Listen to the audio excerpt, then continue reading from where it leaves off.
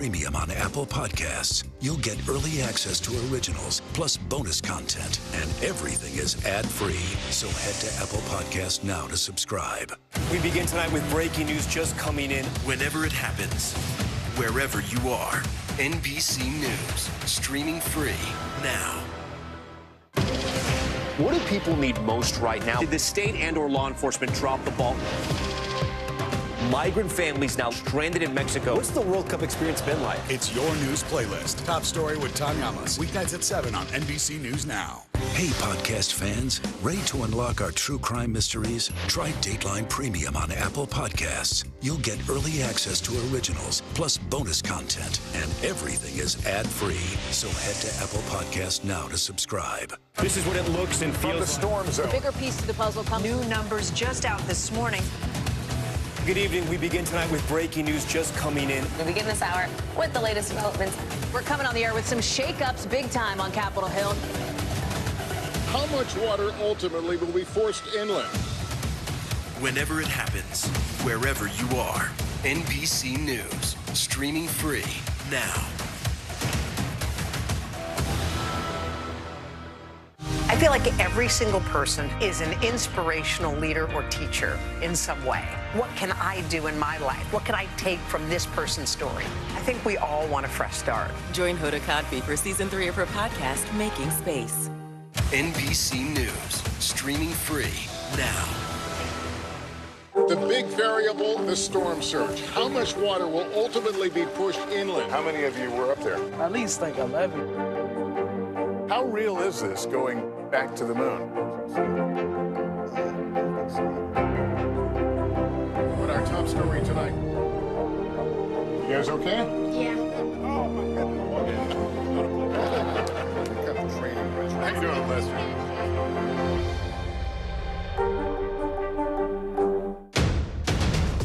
The day's biggest political stories with trusted insight and expert analysis. A daily look at the politics behind the headlines.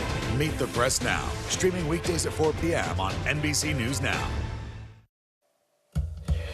Welcome back on this Monday. Another busy week of weather. We're looking at a powerful storm system that's going to impact many of us throughout much of this week. Today, looking at snow in portions of the west, also really windy, winds gusting up to 85 miles per hour. The northern plains, the upper Midwest, the Great Lakes looking at some snow as well. A few showers in portions of the mid-Atlantic, also the northeast with a few showers moving through. But look at Wednesday. This is a really busy day. We're looking at heavy snow in portions of the central plains, the portions of the Four Corners, the upper Midwest, into the northern plains. Snow and ice in between the warm air and the cold air. The warm air, we're looking at severe storms, the chance for severe storms on Wednesday. Back to you guys. All right, Michelle, thank you. Still ahead, swim meets become the hottest ticket in town when you've got a team this special. You're watching Early Today on this Monday, February 20th, 2023. We'll be right back.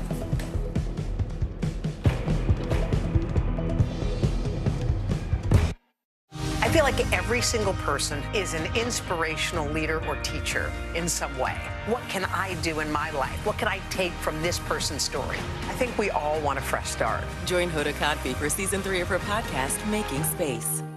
We begin tonight with breaking news just coming in. Whenever it happens, wherever you are, NBC News, streaming free now. Hey, podcast fans, ready to unlock our true crime mysteries? Try Dateline Premium on Apple Podcasts. You'll get early access to originals, plus bonus content, and everything is ad-free. So head to Apple Podcasts now to subscribe. We begin tonight with breaking news just coming in. Whenever it happens, wherever you are, NBC News, streaming free now. We begin top story with that breaking news. This is just in. A lot of stories to get to. What do people need most right now? Did the state and/or law enforcement drop the ball anywhere? Are we headed for a recession or a recovery? Migrant families now stranded in Mexico. What's the World Cup experience been like? The civilian effort is not just about fighting, it's also about helping. Every night, it's your news playlist. Top story with Tom Yamas, streaming weeknights at 7 on NBC News Now. I feel like every single person is an inspirational leader or teacher in some way. What can I do in my life? What can I take from this person's story? I think we all want a fresh start. Join Hoda Kotb for season 3 of her podcast, Making Space. Watch NBC Nightly News with Lester Holt or listen wherever you get your podcasts. I feel like every single person is an inspirational leader or teacher in some way. What can I do in my life? What can I take from this person's story? I think we all want a fresh start. Join Hoda Kotb for season 3 of her podcast, Making Space. NBC News, streaming free now.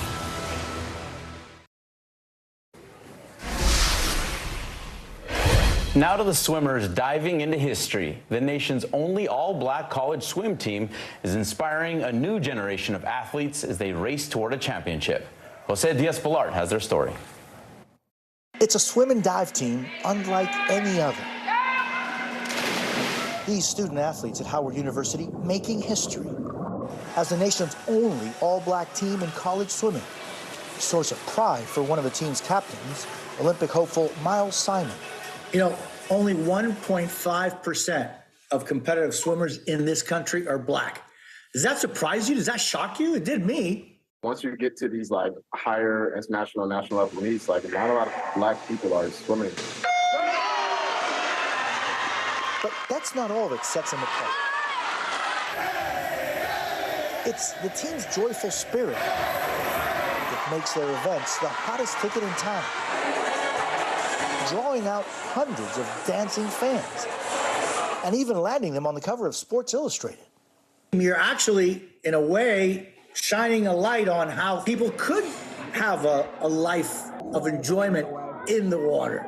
I know it warms my heart to know that Howard Swim Team inspires other young black kids to want to learn how to swim and want to continue competitive swimming. It's all about being confident. Coach Nick Askew is a former Howard swimmer himself and says what you see in the pool is more than just swimming. Oxygen in, deep breath. So that pool behind you has much more significance than it does maybe for others. 100%. It's bigger than just what we do the day to day, but we have to be the representatives. And it's that inspiring attitude that helps these athletes overcome even the toughest challenges. Isabella Fountain was only 17 when she was diagnosed with cancer. I almost didn't swim anymore after I got sick because I didn't know what to do. She is now cancer-free and back in the water as the team looks to make history yet again when they head to the conference championships. What's the message that we should all be listening to? People shouldn't be creating your path. You don't have to follow in the crowd. You can create your own path if you put your mind to it. Wow, thanks to Jose Diaz-Balart for that. How can you not root for the Howard Bison after that? I've never seen also a crowd so hyped to watch people go out there and swim, but I see it. It brings excitement to the whole school. I was thinking the same thing, and it's nice them talking about inspiring the next generation. You saw some of them in the crowd. That's right. You can do that. Get a scholarship and everything for it. Thanks for diving into your week with us. I'm Philip Mena. And I'm Vanita Nair. Have a great Monday. We'll see you right back here tomorrow.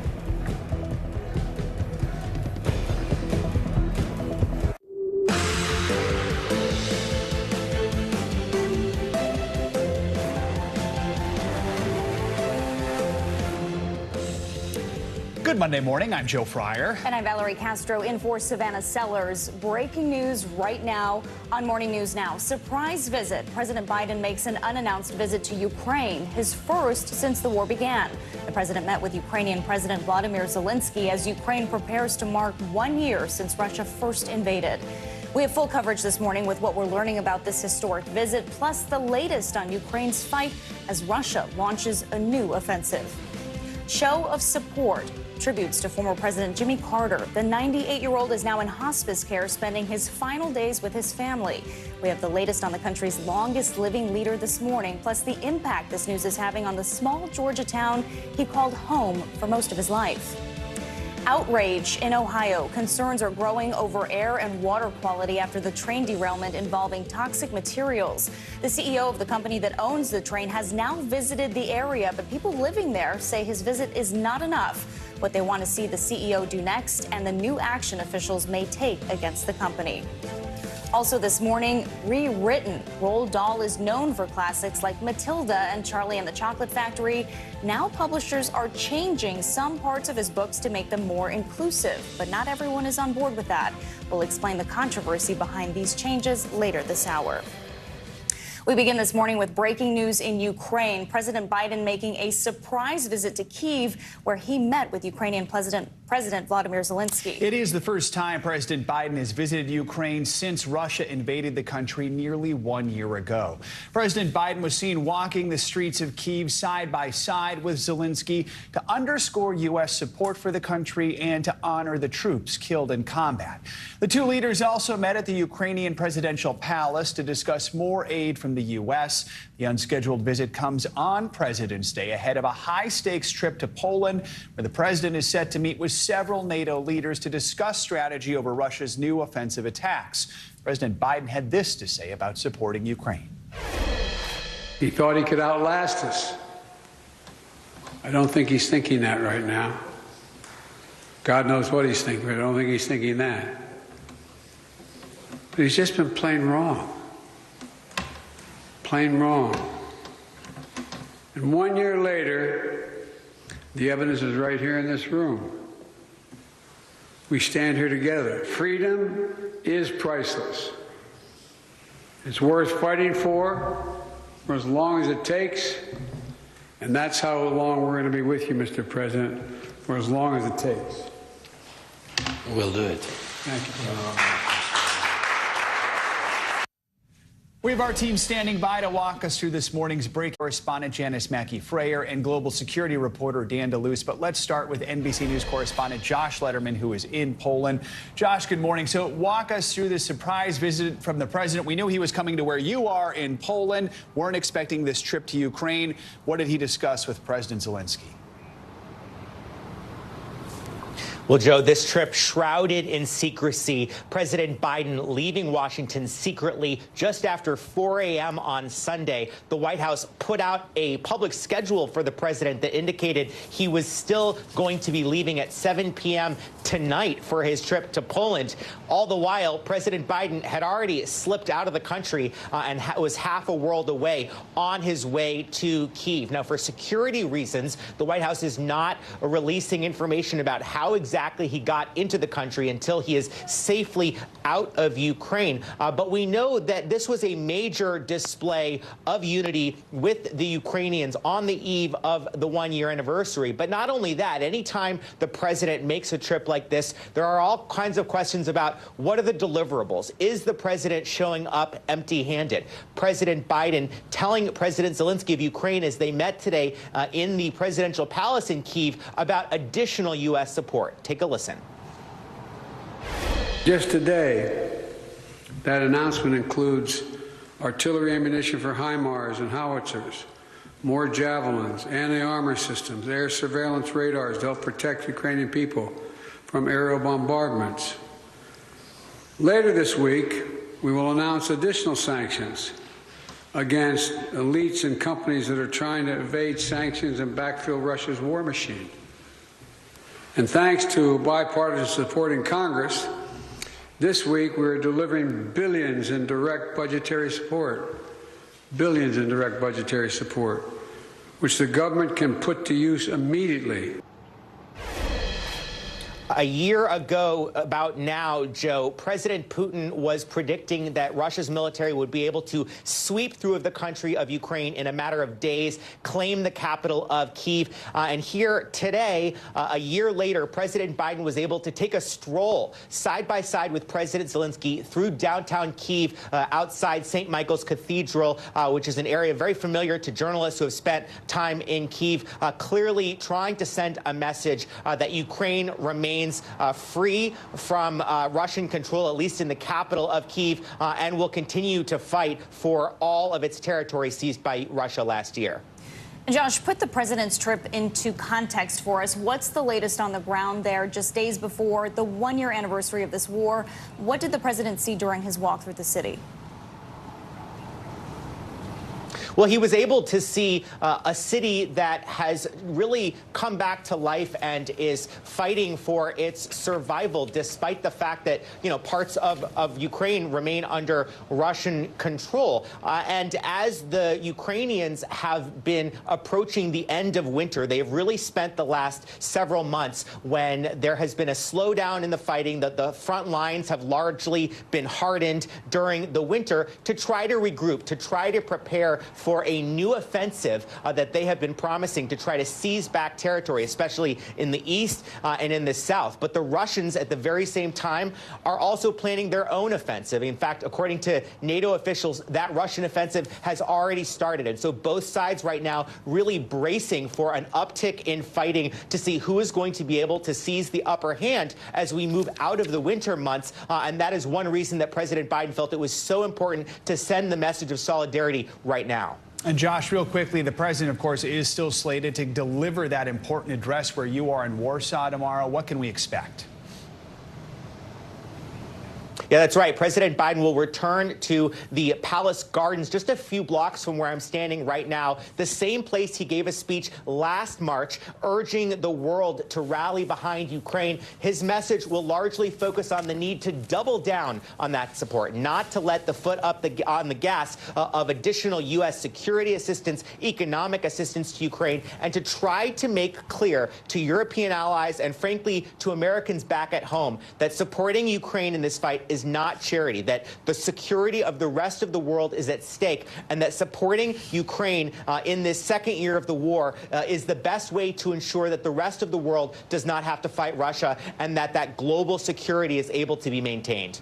Josh Letterman in Poland. Josh, thank you so much.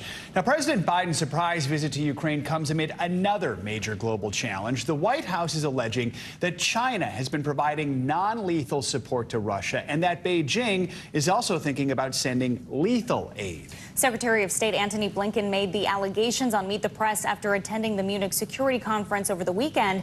Here's what he said. China's trying to have it both ways. Publicly, they present themselves as a country striving for peace in Ukraine. But privately, as I said, we've seen already over these past months the provision of non-lethal assistance that does go directly to aiding and abetting Russia's war effort, and some further information that we are sharing today and that I think will be out there soon that indicates that they are strongly considering providing lethal assistance to Russia. To the best of our knowledge, they haven't crossed that line yet. What form is that? But as we're sharing. Yeah, in what form? Chuck, I don't want to get into the details in this moment, but there are various kinds of lethal assistance that they are at least contemplating providing, to include weapons. I made clear the importance of not crossing that line and the fact that it would have serious consequences in our own relationship. Something that we do not need on top of the balloon incident that China's engaged in. What kind of consequences are you talking about? What did you share with him?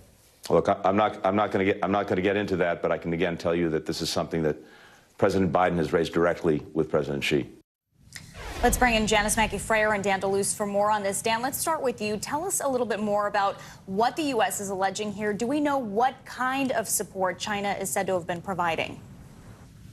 Well, we already know that the U.S. sanctioned a Chinese company that was accused of providing satellite imagery to the Wagner Group mercenaries that fight for Russia and Ukraine.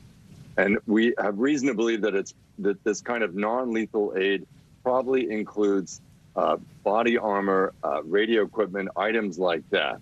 But they have not publicly listed what China has been doing. And now, of course, there's this concern that China is ready to cross that line and provide weapons and ammunition to Russia.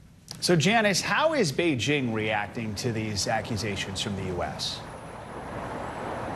Well, Chinese officials are hitting back at these accusations. Today at the Ministry of Foreign Affairs, a spokesperson said, quote, "It is the U.S.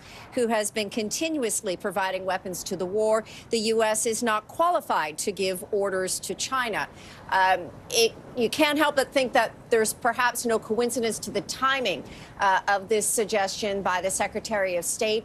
It comes as Wang Yi, China's top diplomat, is expected to arrive in Moscow to, among other things, lay the groundwork for a state visit to Russia by China's President Xi Jinping. Secretary of State also said he has spoken about consequences to the relationship for U.S. and China. The U.S.-China relationship, as we know, is in a very precarious spot. It was fraught even before the balloon incident. Now there's no cooperation on any issue. There are no meetings happening at any level. At the same time, we see the relations between China and Russia growing closer and deeper. And Janice, we understand China is working on its peace plan for the war, which President Xi Jinping is expected to lay out in a speech later this week.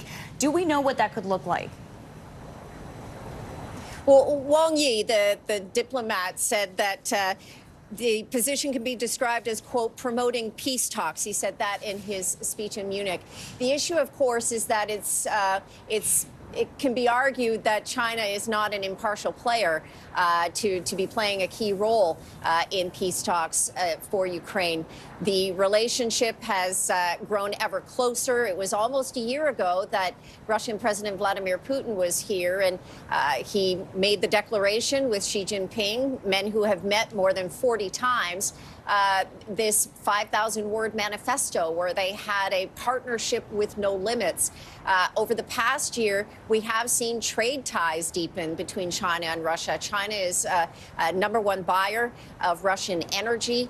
There has been trade in other goods. There have been joint military drills. At the same time, the relationship with the U.S. has deteriorated to the point where, since the balloon incident, defense officials here aren't even picking up the phone line with the U.S.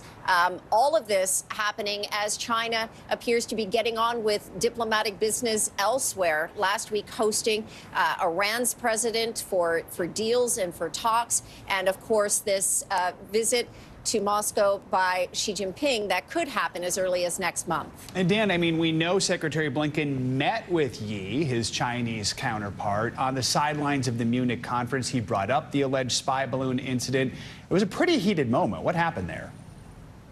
That's right, Joe. A very tense moment, and really a relationship that more and more does resemble the Cold War era, with both sides possibly giving weapons to different sides in a conflict in Ukraine. In that conversation, Secretary Blinken made it clear that this was totally unacceptable to have that spy balloon fly across the continental U.S. and violate U.S. airspace, but he did not hear his Chinese counterpart say sorry. Here's what Secretary Blinken had to say about that meeting. I can tell you, no, there was no apology. But what I can also tell you is this was an opportunity to speak very clearly and very directly about the fact that China sent a surveillance balloon over our territory, violating our sovereignty, violating international law. And I told him quite simply that that was unacceptable and can never happen again. So that is a very tense meeting, clearly, and things are very difficult right now between China and the United States, no question. No doubt. So much happening around the globe right now. Janice and Dan, thank you both for joining us. We appreciate it. The other big story we're following this morning is the latest on the health of former President Jimmy Carter. Carter is at home in Plains, Georgia this morning after a series of hospital stays. Over the weekend, his foundation announced he has decided to forego further medical treatment and has opted for end-of-life hospice care at home instead. 98 years old, Carter is the oldest living former American president. The Georgia Democrat was elected the 39th president back in 1976. After leaving office, Carter continued his work through the Carter Center, promoting democracy and peaceful resolutions to conflict around the globe. NBC News correspondent Priscilla Thompson has more on Carter's condition. Well, this morning, heartfelt messages of love and support for former President Jimmy Carter are continuing to pour in. The Carter Center has created a message board where people from around the country and across the globe are sharing treasured memories with the former president and just speaking about how much they love him and are praying for him and his family during this moment. We also know that President Biden has been in touch with the Carters who are here in Plains, Georgia, and he he tweeted as well, saying, quote, "We admire you for the strength and humility that you have shown during difficult times," adding, "May you continue your journey with grace and dignity, and God grant you peace."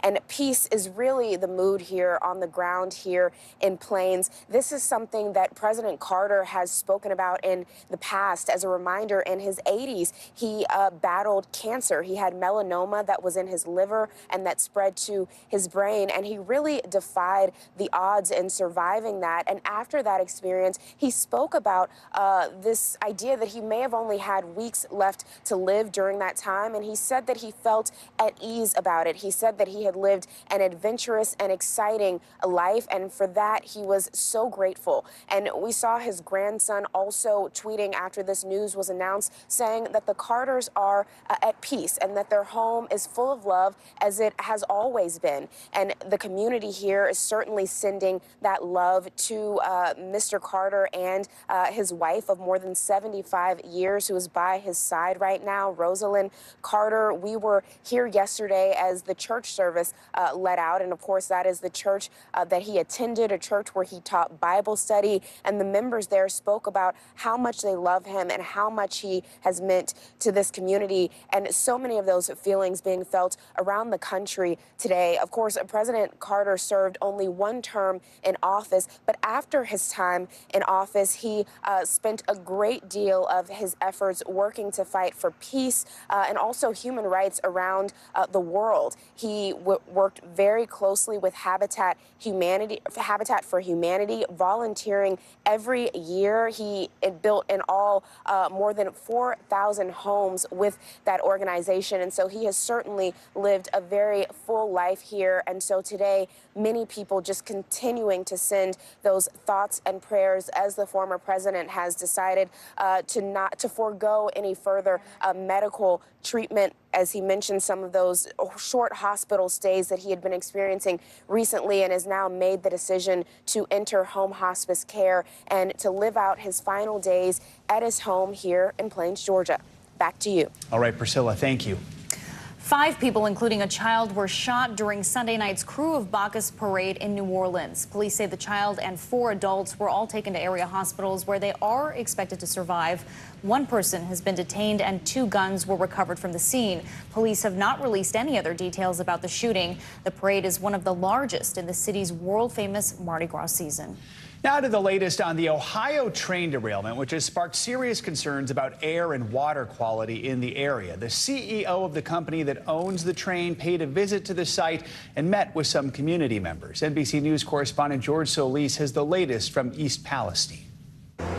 Many residents here in East Palestine say they are outraged they did not have an opportunity to meet with Norfolk Southern CEO Alan Shaw during his unannounced visit on Saturday. Now, we spoke with one business owner who met with the CEO privately, says he believes the CEO could be doing more. Tempers flaring in East Palestine. I'm not happy at all. Outrage brewing following Norfolk Southern CEO Alan Shaw's unannounced visit on Saturday. Residents fuming as more questions linger over the toxic train derailment that's fueled concerns over air and water quality. Why wasn't this voiced openly so that we could all have gone and had a few words with this person? Mike McKim was among a small group of business owners and community members that spoke with the CEO privately. He was apprehensive about coming here with a bunch of angry people. I'm not afraid to say that it wasn't right.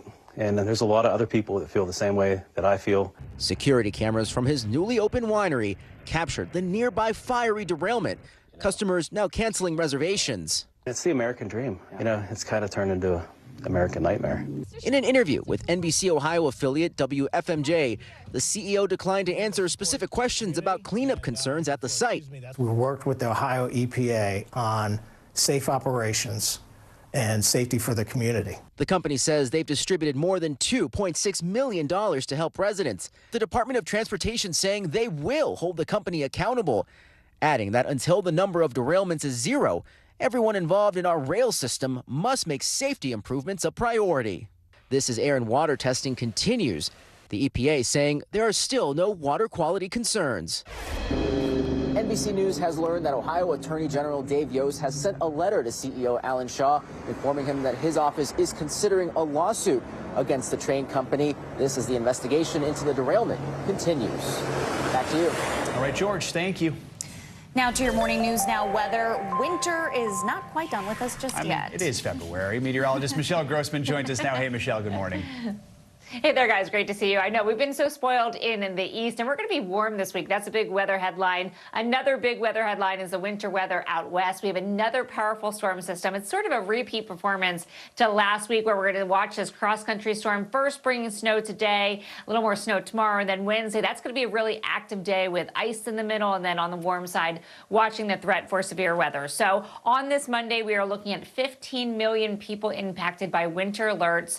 We do have winter storm warnings. That's in the pink, a blizzard warning in the purple. Winter storm watches are in the blue, and winter weather advisories in the white. And this will be over the next few days, not just today, not just tomorrow, but these alerts stay in place through Thursday. And we're going to see some snow in feet and spots. Also really windy, so you combine the snow with the blowing winds. We're going to see some blowing snow. We're also going to see some whiteout conditions over the next couple of days. So 41 million people at risk for really high winds gusting up to 85 miles per hour. And these alerts stay in place through Wednesday as well. You can see those alerts extending from the northwest to the southwest into portions of the Rockies, and then most likely will be extended as we go throughout the next couple of days. So this is the setup for today. We have a couple fronts moving through. First, a clipper system brings some snow to portions of the upper Midwest, the Great Lakes, into interior parts of the Northeast, but it's that big, powerful storm that's getting underway, and that's going to bring heavy snow and rain as it sort of expands as we go throughout the day. Very windy, as I mentioned, winds gusting anywhere from 65 to 85 miles per hour.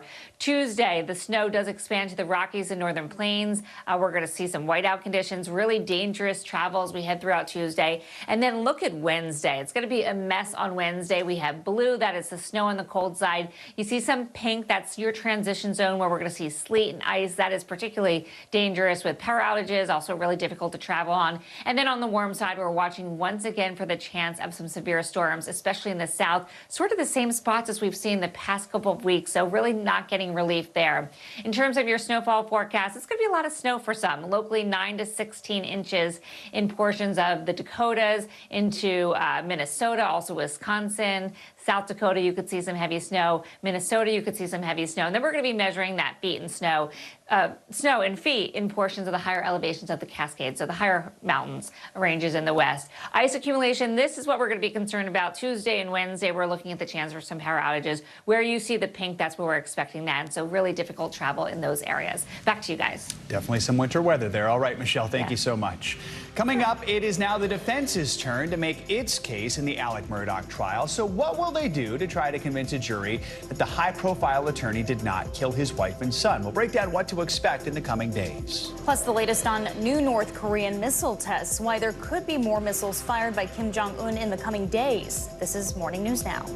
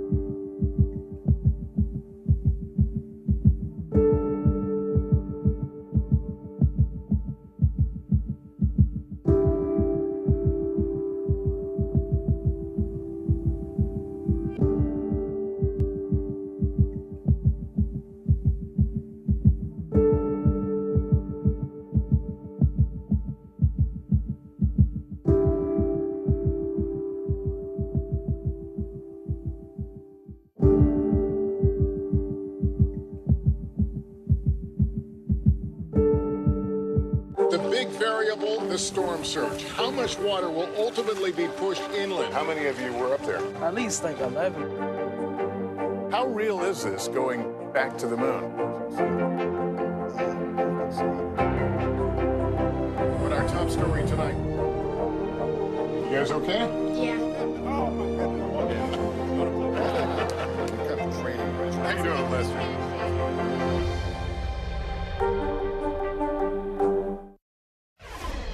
We're back now with the latest on the double murder trial of Alec Murdaugh. South Carolina prosecutors rested their case on Friday after calling dozens of witnesses over the last 4 weeks. Now it's the defense's turn to prove that the 54-year-old did not fatally shoot his wife and son in 2021. For the latest, we are joined by NBC News legal analyst Danny Savalos. Danny, good morning. So court resumes tomorrow after the holiday today. Let's get everyone caught up to speed here, and you've made an honest assessment of the prosecution's case over the last few weeks. Where did they do well? Where were they maybe lacking a little bit? If you'd asked me earlier last week, I would have told you that the prosecution was doing well, but the defense was scoring some points. I think things changed dramatically on Friday when the prosecution introduced this late found evidence of vehicle location, this data that was provided to the prosecution, which really in many ways puts the lie, number one, to Murdaugh's alibi, but also it goes further in not only placing him at the crime scene, but even on a lone country road where apparently his wife's cell phone was found. They tracked it going about 40 miles an hour. Then he speeds up, implying, I think, that he slowed down to toss it out of the car. Again, this is all circumstantial evidence that ultimately really only proves two things, rather. Number one, that Murdaugh was there, and number two, that it's inconsistent with what he told police, which I go back to my common refrain, which is a lot of this case is made out by Murdaugh's own words used against him. And Danny, they have that strong evidence, but where have they not made such a compelling argument? Well, you could say that they don't have any direct evidence. They don't have an eyewitness, but that's a pretty common problem in murder cases because the one eyewitness is no longer with us. So you might make that argument. Look for the defense one way or another when they get back on Tuesday. Are they going to open with a third-party theory? In other words, are they going to point to an empty chair and say, as we say in the business, some other dude did it? SODI is the acronym. But are they going to develop that defense, or are they just going to sit back and say, well, there may be some evidence here, but they haven't proven it beyond a reasonable doubt, the highest standard that we have in the law. If they do that, that typically means you don't have a lot of other options as a defense. SODI. All right, I didn't know that one before. So, I mean, the defense that called its first two witnesses on Friday, including the county coroner. Now we look ahead and see maybe a week of arguments, I think, is what we're thinking. What do you think is the key thing the defense needs to do moving forward? Because really all they need is one juror, right, to say, yeah, I don't believe this. Exactly right. So we already know the state is going to put together a very comprehensive timeline. Expect a lot of demonstrative exhibits in the state's closing, pinpointing where Murdaugh was and where he said he was, and showing the inconsistency. The defense has to go on the aggressive with the problems in the state's investigation, which you commonly do. You chip away at what they could have done, what they should have done. Did they focus in on one suspect early on and ignore all the other suspects? Expect some of that argument. But I'm really looking this week to see one way or another, are they going to point the finger at anyone else? Do they have anyone else to point the finger at? Because so far, the only evidence was the only other person other than the victims at that property at that time apparently was Murdaugh. Of course, the odds of Murdaugh testifying are like... Can you take your finger and make it closer to your thumb? Like they're very small, but there's always a chance because a defendant has the constitutional absolute right to ignore his lawyers, as they often do, and do what they think is best, which is how they got in that chair to begin with. But they have the privilege to take that stand if they want to. Statistically, most don't. All right, Danny, thank you so much. Turning now to a story out of Los Angeles that's left a community shaken. Detectives there investigating the murder of a beloved bishop found shot to death. NBC's Stephen Patterson has more on that faith leader and what police are calling a suspicious death. Unanswered questions after a beloved bishop was found murdered in his own home. Investigators say the circumstances surrounding his death don't add up.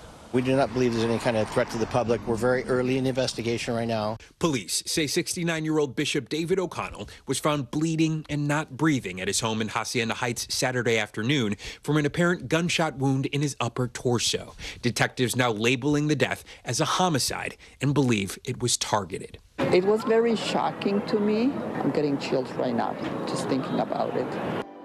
Known as LA's peacemaker, the man affectionately called Bishop Dave spent most of his 4 decades of priesthood ministering to South LA communities afflicted with poverty and gang violence. He spent a lot of time in inner cities. He dealt with a lot of things that people don't deal with on a daily basis. In a statement, the Archdiocese of Los Angeles saying it is deeply disturbed and saddened by this news. His local parish, St. Raymond Catholic Church, adding Bishop Dave would be out on the blacktop playing basketball or telling jokes when visiting classes. I married my wife and I here in this church 40 years ago.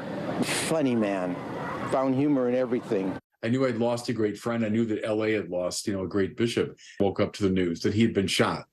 So that just doubled the shock and the surprise. He was elevated to auxiliary bishop by Pope Francis in 2015. Bishop Robert Barron was ordained with him. I can't understand it. And that's part of the trauma of this thing for all of us, is we just find it so hard to understand. Investigators now tasked with answering the only cries maybe louder than prayers, desperate questions about why a man so loved was found murdered. Steve Patterson, NBC News, Los Angeles. Turning to international headlines now, and tensions are rising after North Korea conducted more missile tests. NBC News foreign correspondent Claudio Lavanga joins us now from Rome for this and more. Good morning, Claudio.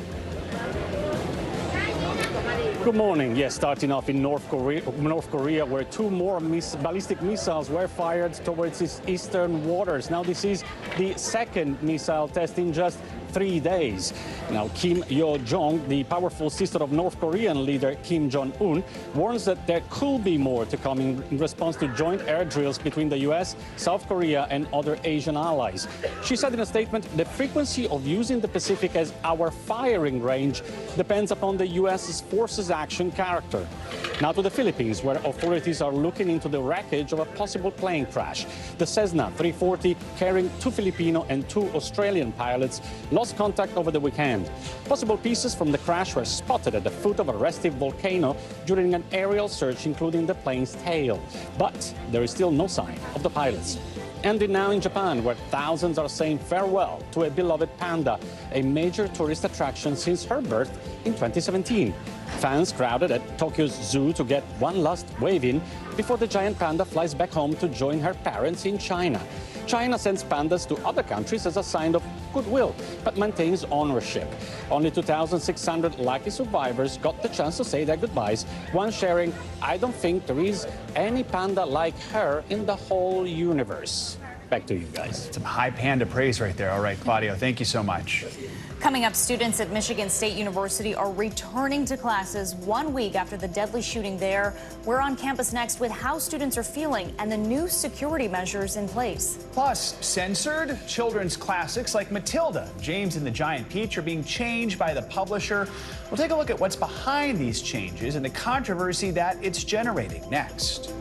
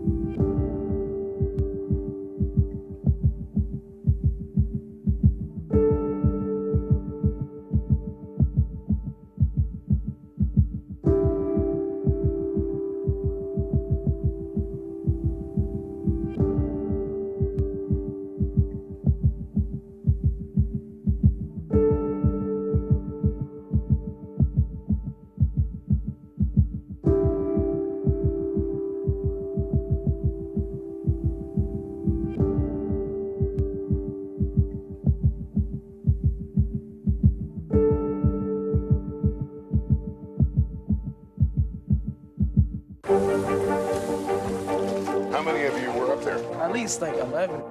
How real is this going back to the moon? right through on Western.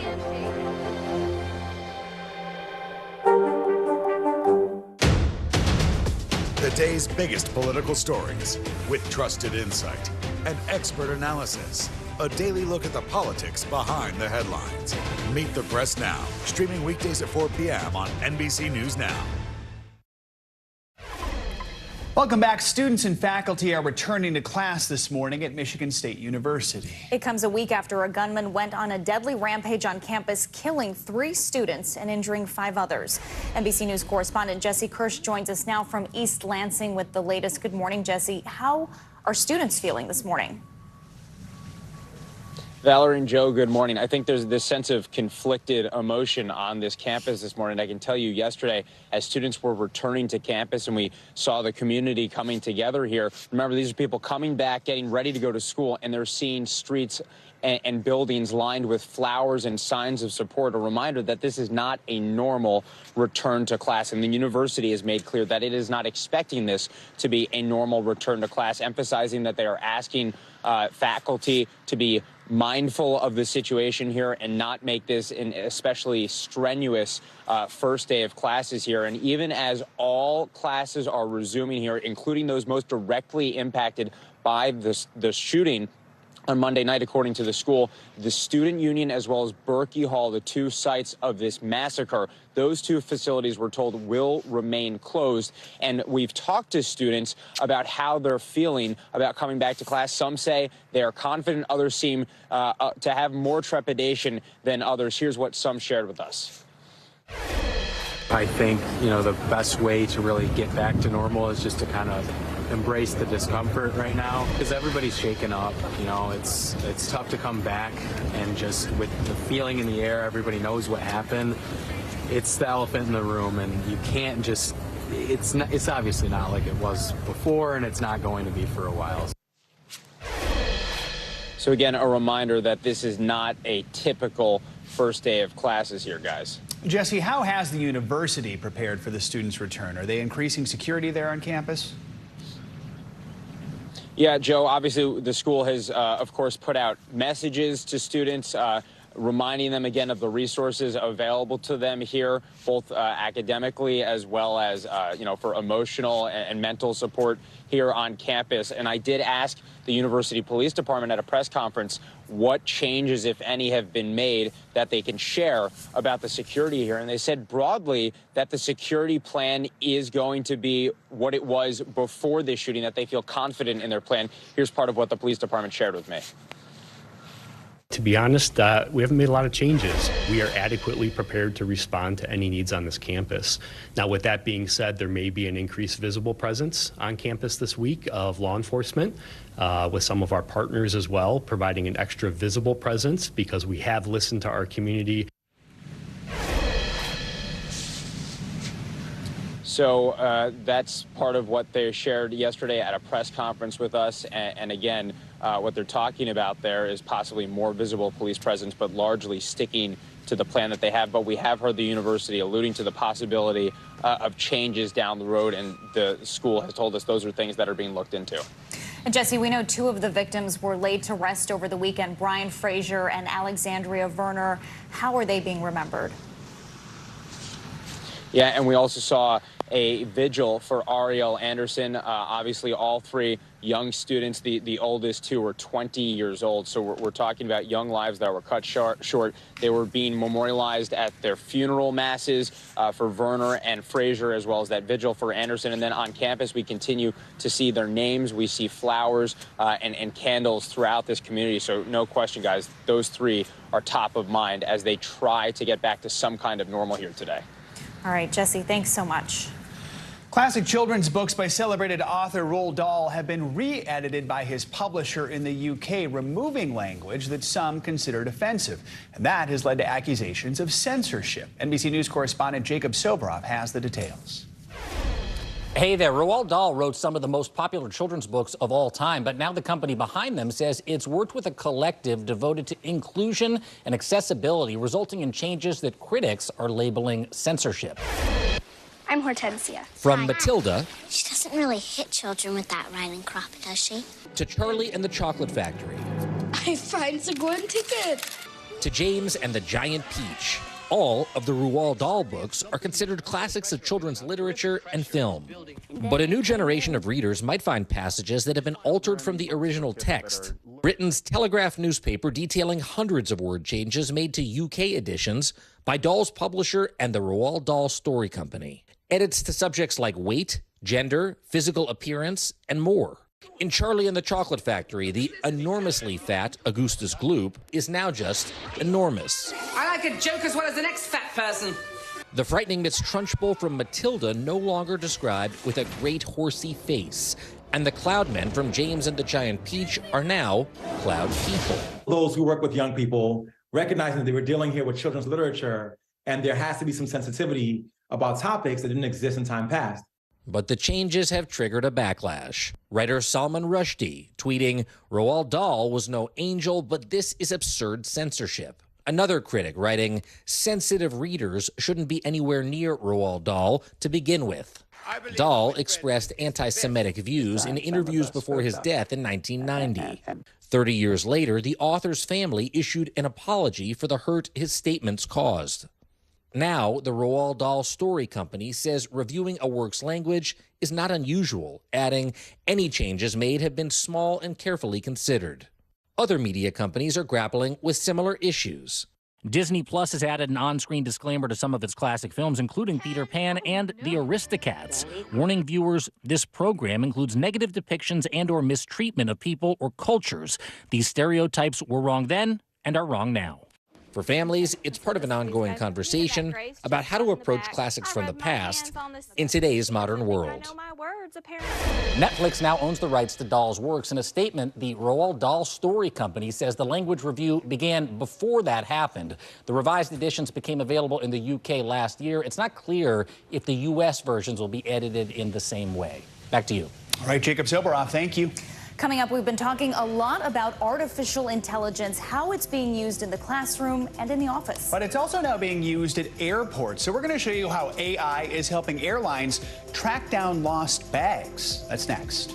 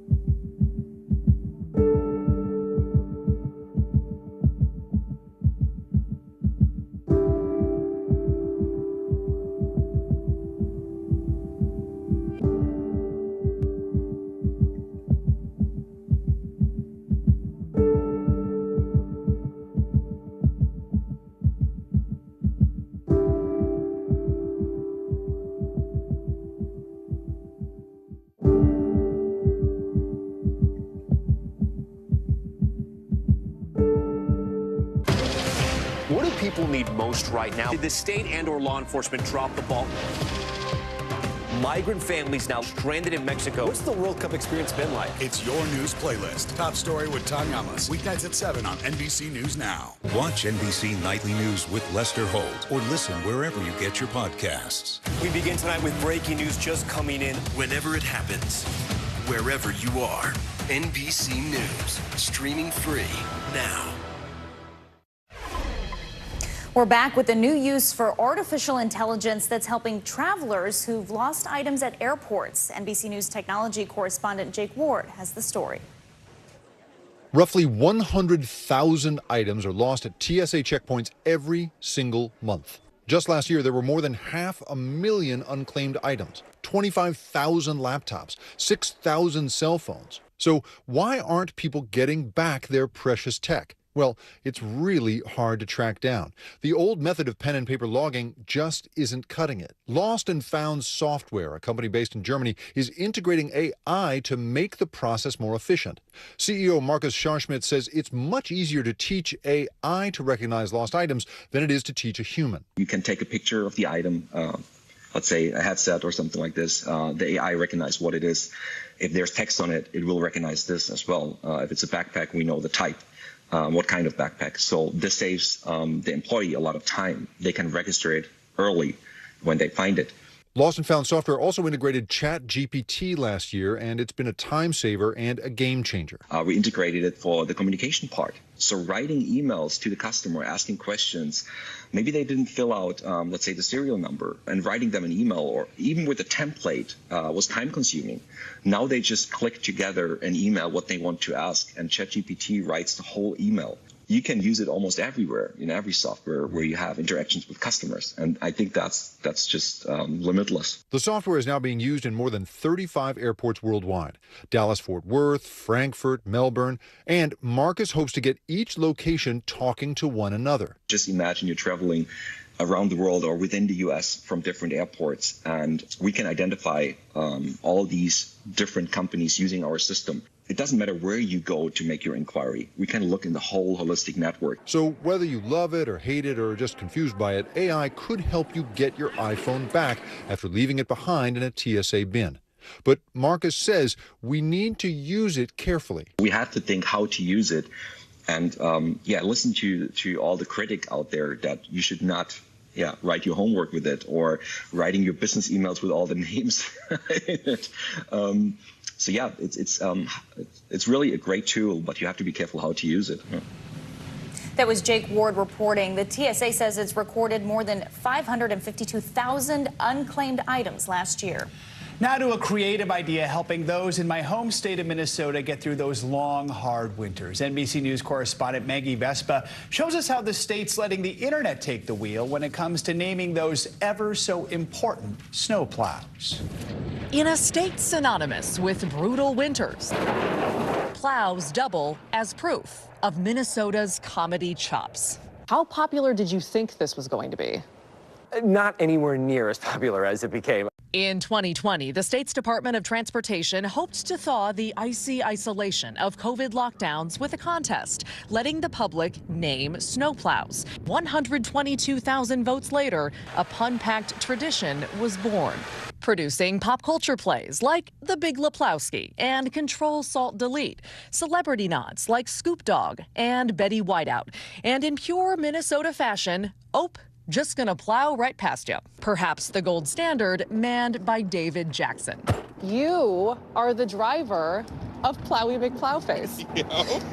Yep. Plowy's namesake, a British vessel online voters famously dubbed Boaty McBoatface in 2016. People see it and they're like, oh, it's Plowy. Jackson sees the silliness as gratitude. I think they get a better appreciation for what we do. This year's winners honoring entertainment royalty with Better Call Saul, You're a Blizzard, Harry. You're a wizard, Harry. And Blizzo. The Grammy winner, Blown Away. To know that there is a snowplow named Blizzo makes my heart melt. A warmth voters deem unavoidable. How can you live in a place so cold and not have a good sense of humor? Maggie Vespa, NBC News, St. Paul, Minnesota. I like Scoop Dog. Yeah, that's a good one. There's also one, Clearopatra is one of my favorites that wasn't mentioned in the story. Lots of creativity. Coming up on Morning News Now, making history in the pool. Up next, we're going to introduce you to the all-black college swimming team breaking barriers in and out of the water. Stay with us.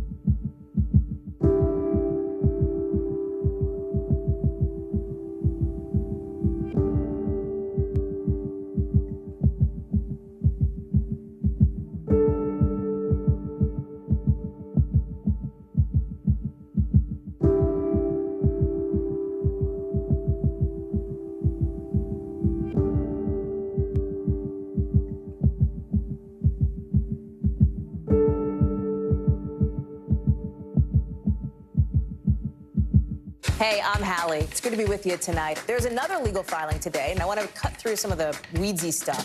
And let's just get to the point. They have started to vote on the PACT Act. If you're like, Hallie, stop speaking Washingtonese. This bill would basically give health care to veterans who have exposed to these toxic chemicals. So, Scott, I'm trying to make this as not DC as possible. The increased sort of anger that we've seen now in politics. I saw you searching for, I think, your microphone, Dan. You are. I was trying to do it on the slide. Live TV, man. It's okay.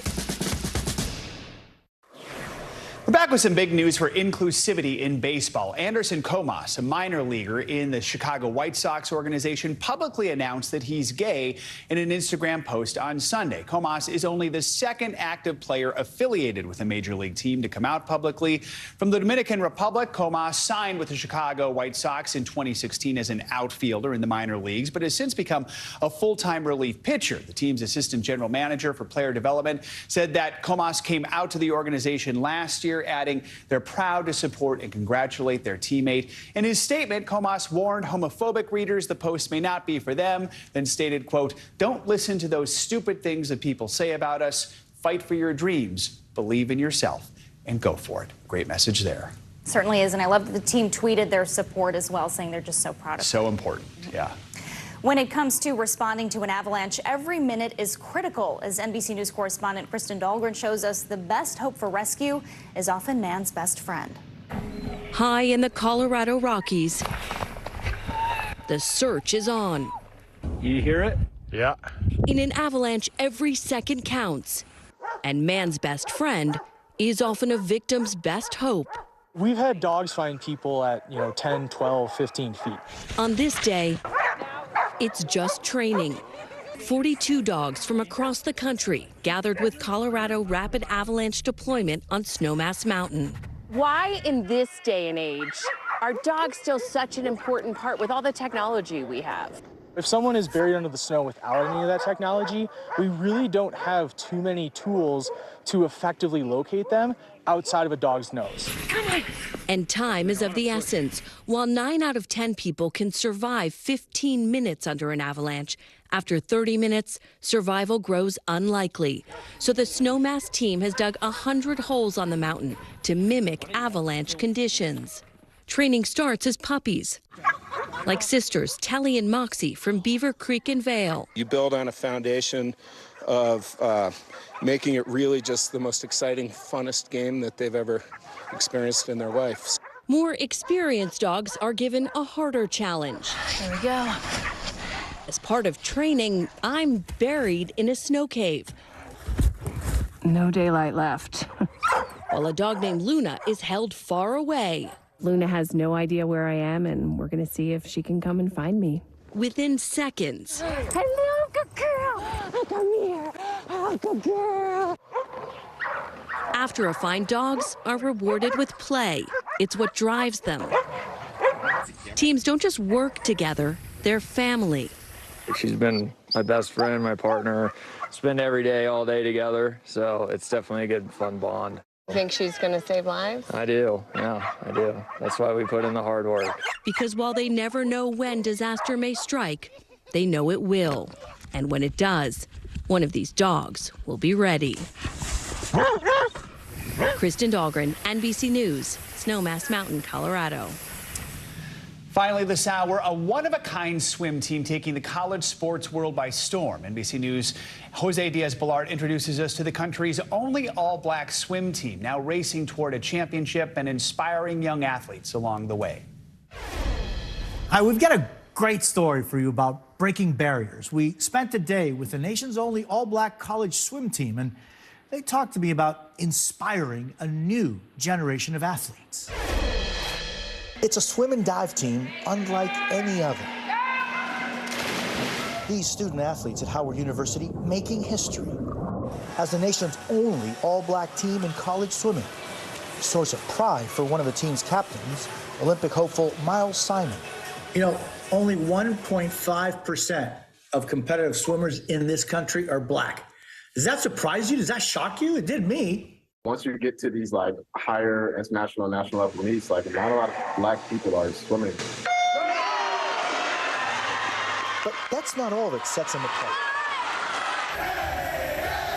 It's the team's joyful spirit that makes their events the hottest ticket in town, drawing out hundreds of dancing fans, and even landing them on the cover of Sports Illustrated.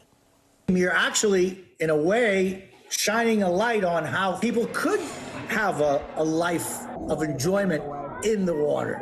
I know it warms my heart to know that Howard Swim Team inspires other young black kids to want to learn how to swim and want to continue competitive swimming. It's all about being confident. Coach Nick Askew is a former Howard swimmer himself and says what you see in the pool is more than just swimming. Oxygen in, deep breath. So that pool behind you has much more significance than it does maybe for others. 100%. It's bigger than just what we do the day to day, but we have to be the representatives. And it's that inspiring attitude that helps these athletes overcome even the toughest challenges. Isabella Fountain was only 17 when she was diagnosed with cancer. I almost didn't swim anymore after I got sick because I didn't know what to do. She is now cancer-free and back in the water. As the team looks to make history yet again, when they head to the conference championships. What's the message that we should all be listening to? People shouldn't be creating your path. You don't have to follow in the crowd. You can create your own path if you put your mind to it. And the team competes this Tuesday for a shot at going to the national championship. It's an incredible group. Most definitely. Jose Diaz-Balart, thank you for that inspiring story. That does it for this hour of Morning News Now. The news continues right now.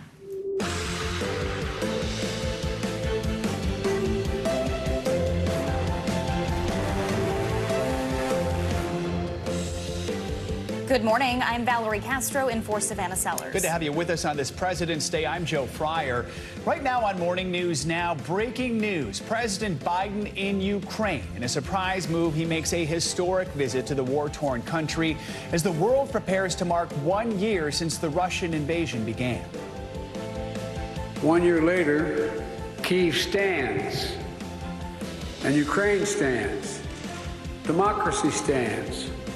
The American stands with you, and the world stands with you. The new information about President Biden's meeting with President Zelensky and the new aid package heading to Ukraine. Growing tribute. This morning, the family of former President Jimmy Carter is gathered around him after the announcement the 98-year-old would spend his final days at home in hospice care.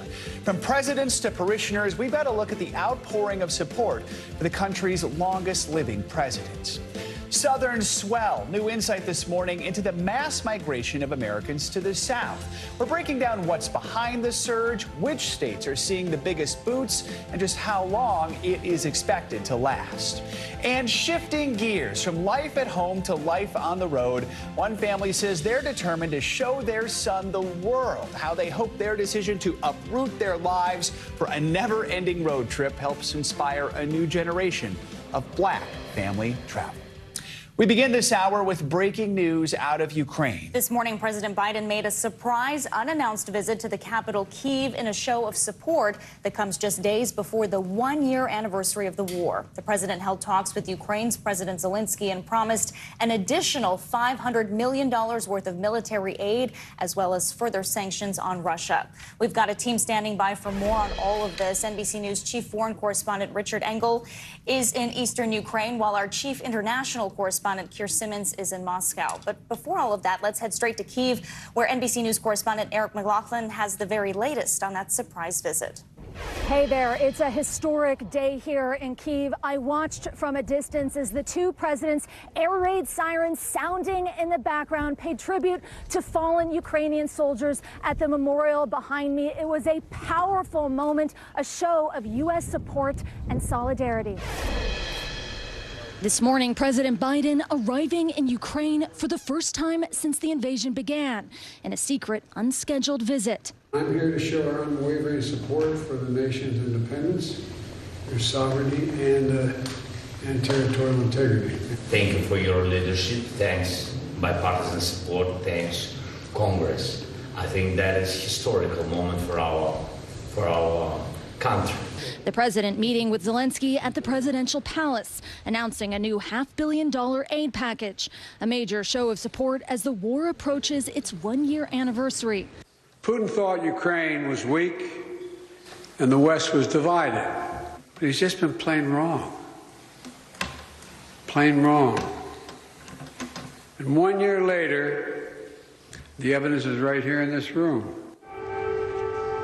Air raid sirens could be heard as both leaders paid tribute to the fallen soldiers of the war, laying a wreath at the Wall of Remembrance.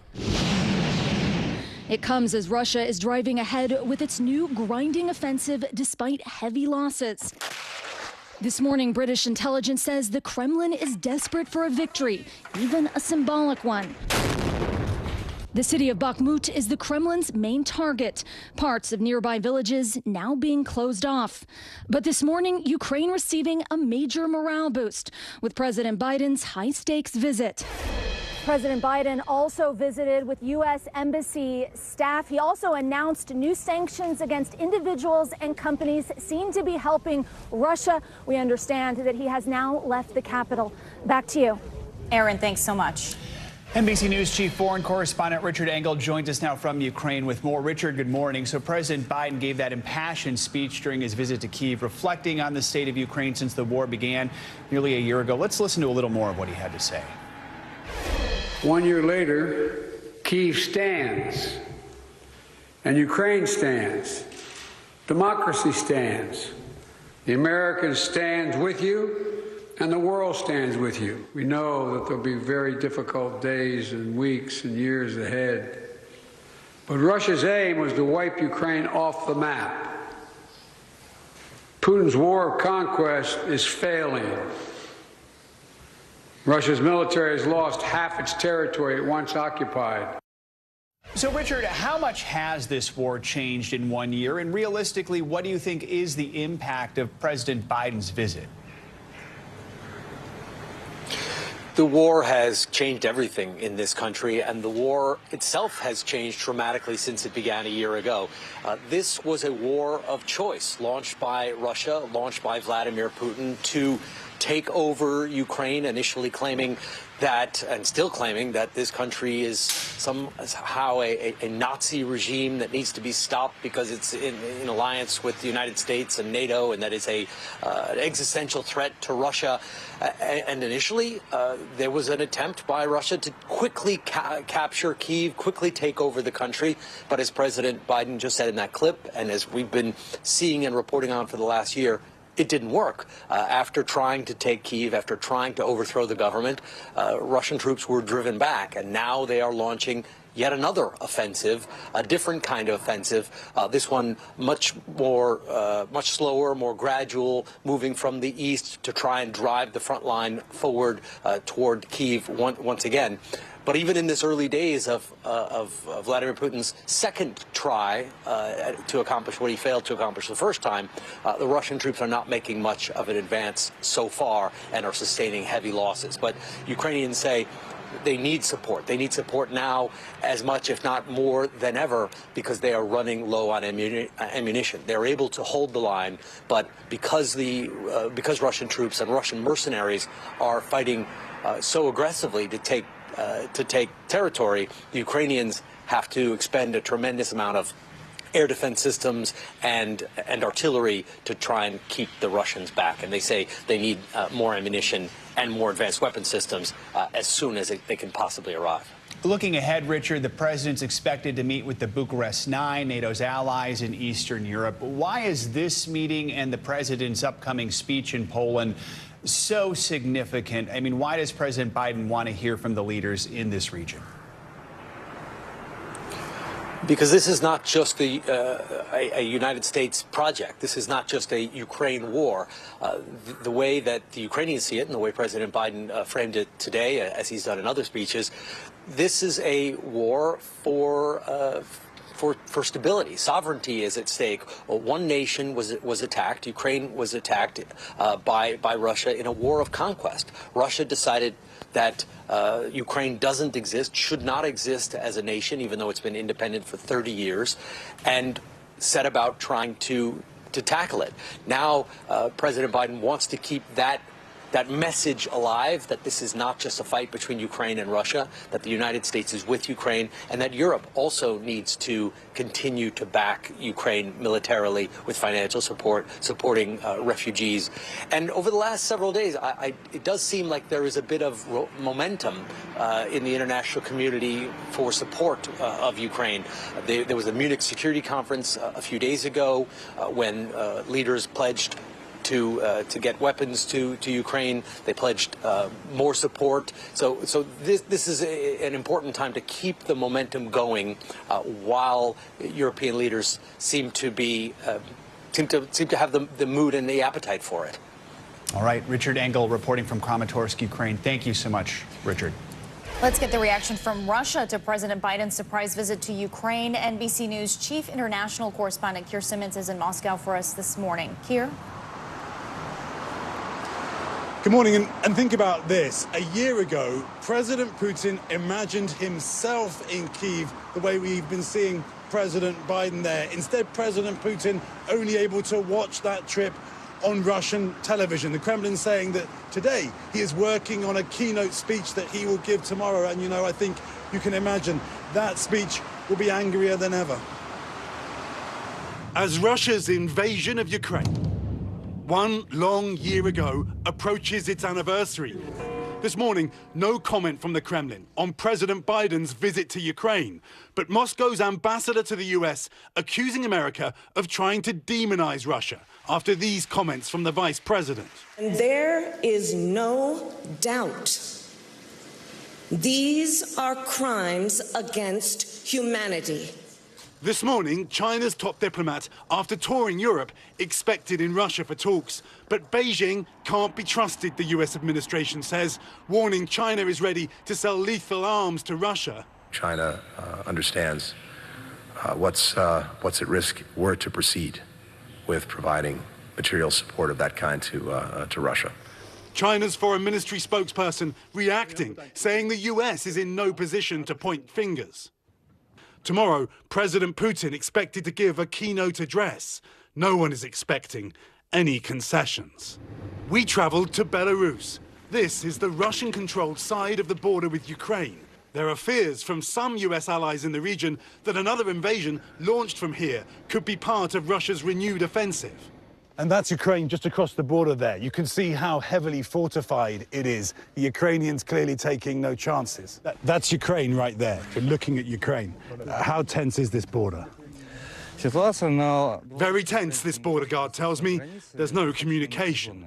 They took us to see their special forces in training and even some Chinese equipment.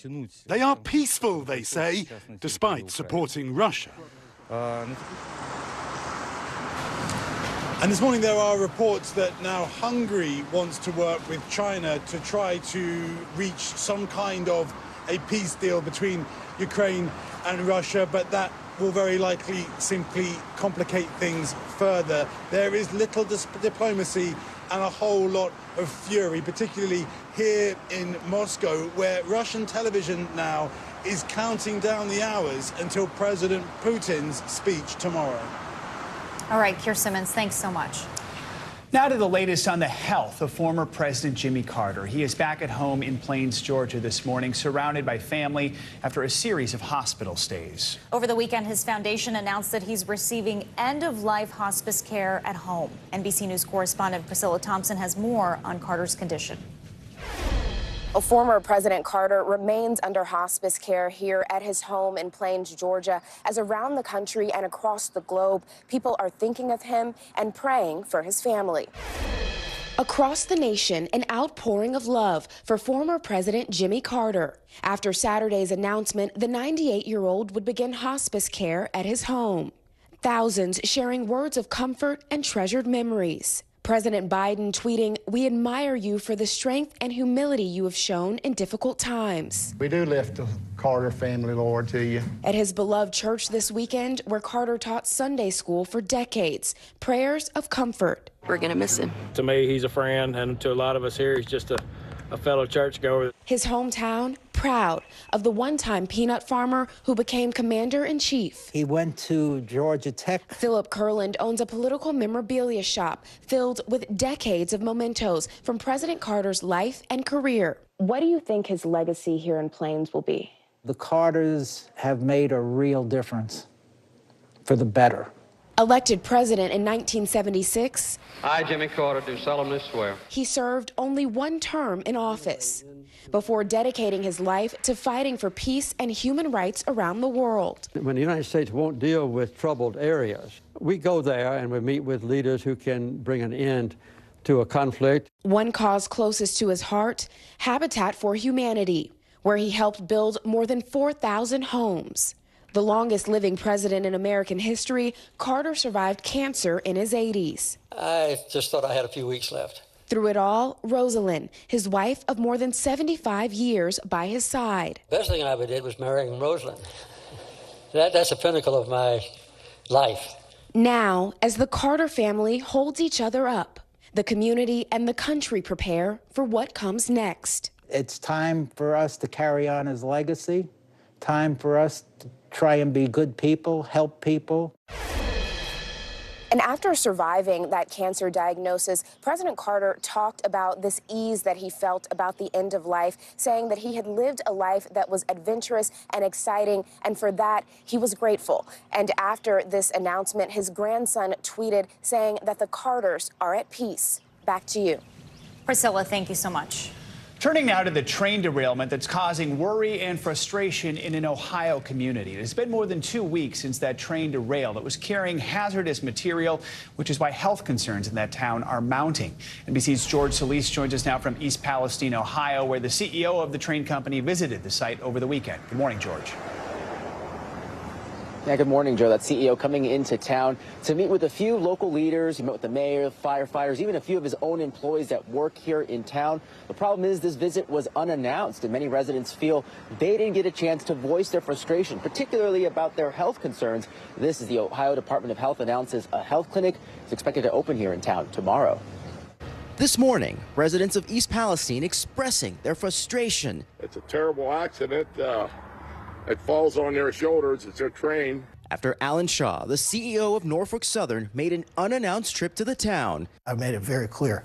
I am terribly sorry for what has happened to this community. This as fears over air, water, and soil quality in this tight-knit town escalate. To walk out this morning, it was like I couldn't breathe. Mike McKim was among a small group of business owners and community members that spoke with the CEO privately. He was apprehensive about coming here with a bunch of angry people. I'm not afraid to say that it wasn't right. Security cameras from McKim's newly opened winery captured the nearby fiery derailment. His business now sits empty as customers cancel reservations over health concerns. In an interview with our NBC affiliate, Shaw declined to answer specific questions about cleanup concerns. We're being completely transparent, completely collaborative with the Ohio EPA on this. In a letter to Shaw, Transportation Secretary Pete Buttigieg called for accountability, writing, "The people cannot be forgotten," adding Norfolk Southern must demonstrate that you will not seek to supercharge profits by resisting higher standards. But it comes after a report saying Norfolk Southern pushed against new safety standards for the rail industry.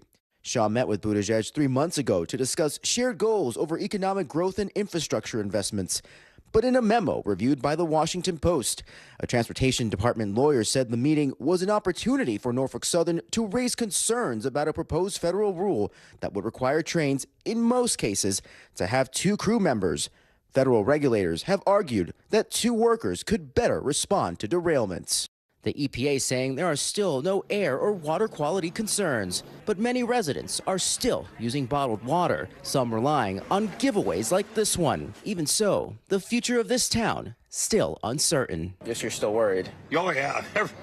How could you not be worried?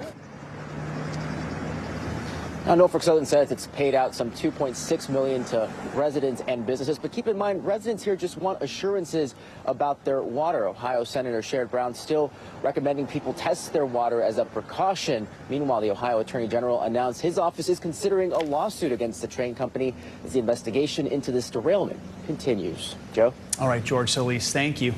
And let's go now to your Morning News Now weather. Meteorologist Michelle Grossman is with us with the wintry forecast. Michelle, good morning.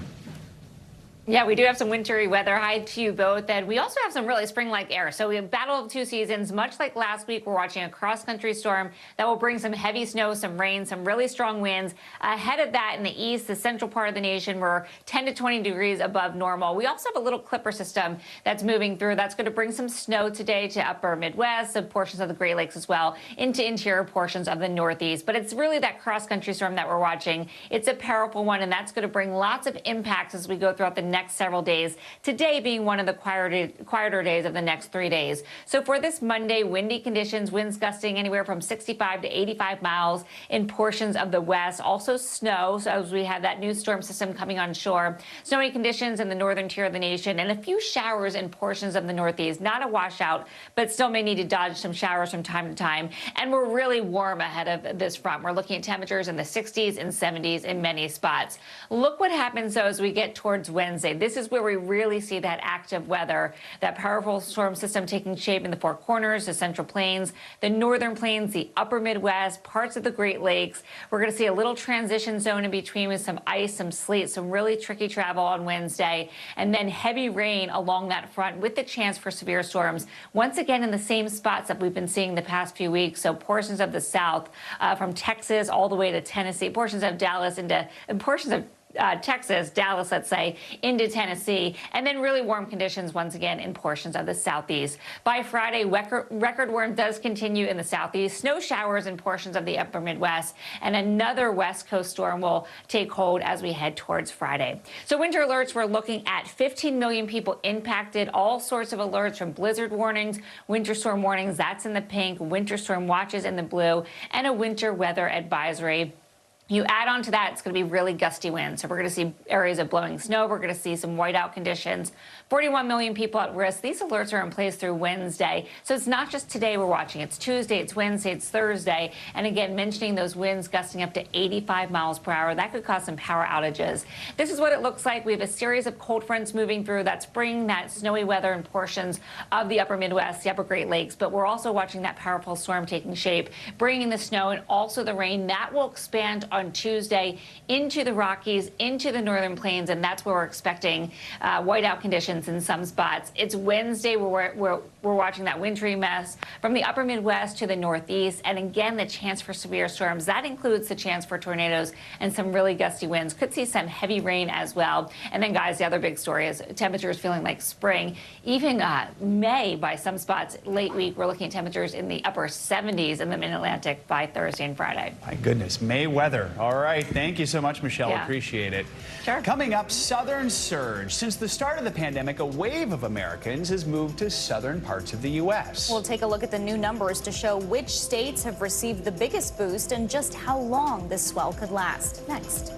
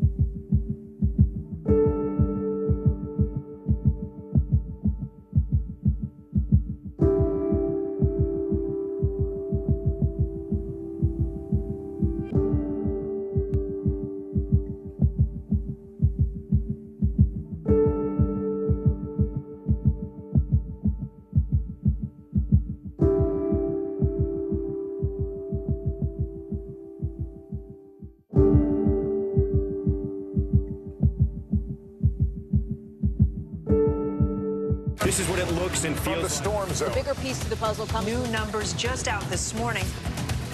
Good evening. We begin tonight with breaking news just coming in. We begin this hour with the latest developments. We're coming on the air with some shakeups big time on Capitol Hill. How much water ultimately will be forced inland? Whenever it happens, wherever you are, NBC News, streaming free now.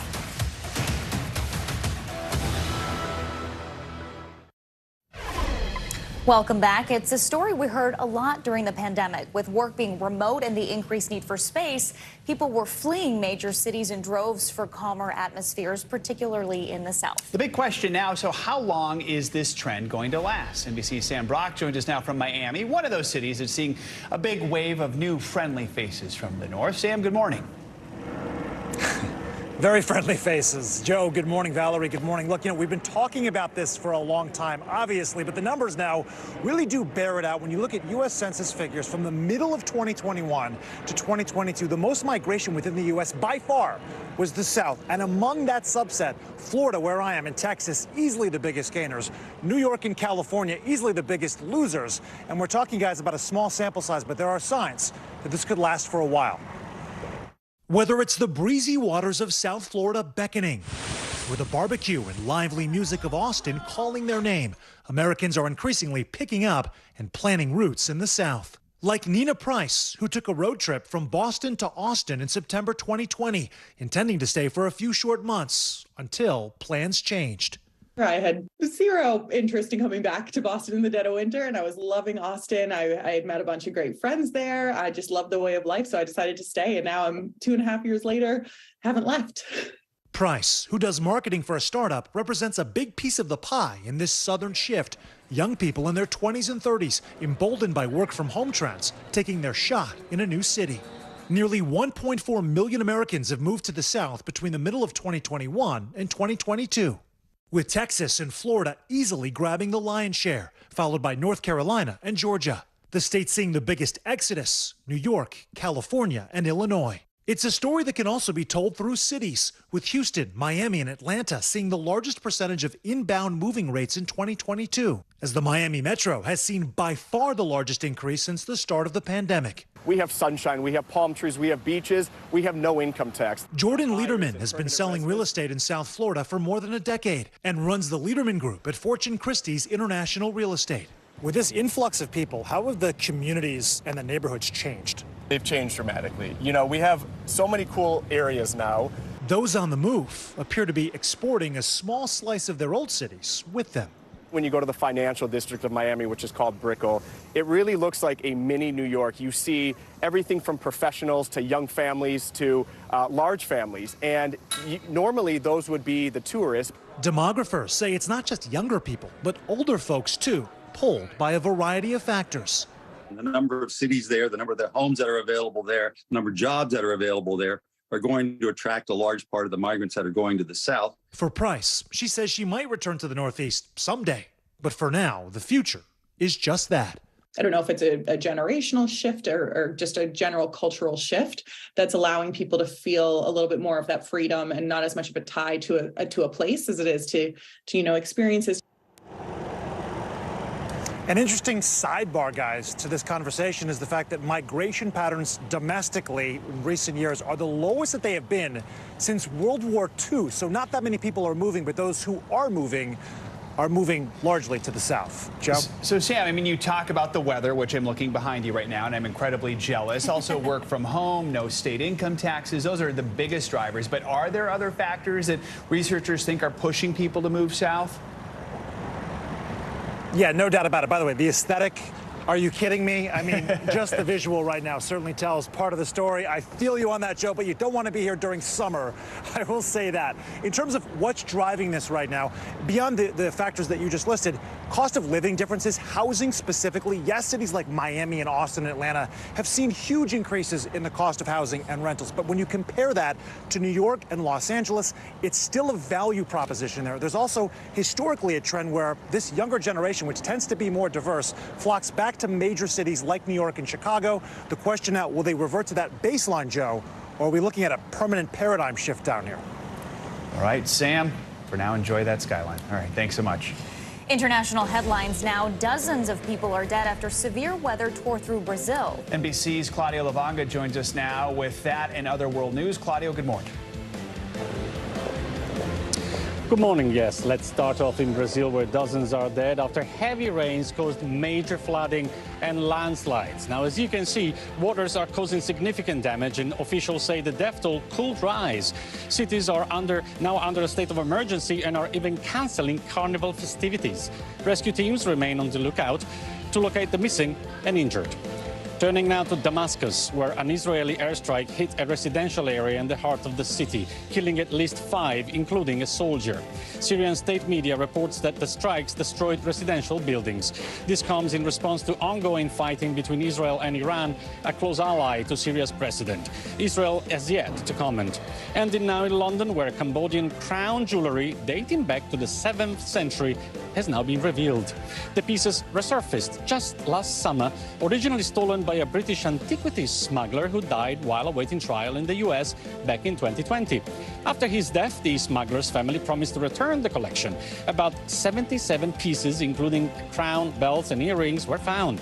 Once returned home, the pieces will go on display in Cambodia's capital. Joe, Valerie? Claudio, thank you so much. Coming up, remembering Richard Belzer. We have a look at the life and legacy of the longtime Law and Order star whose career-defining role made him a familiar face in millions of homes around the world. That's next.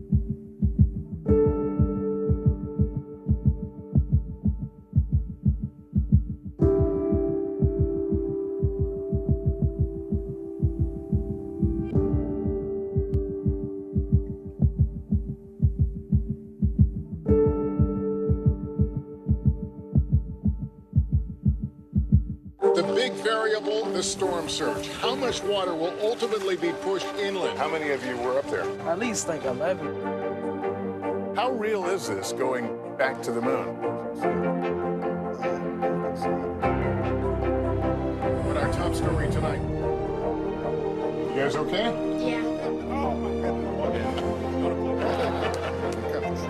How you doing, Lester?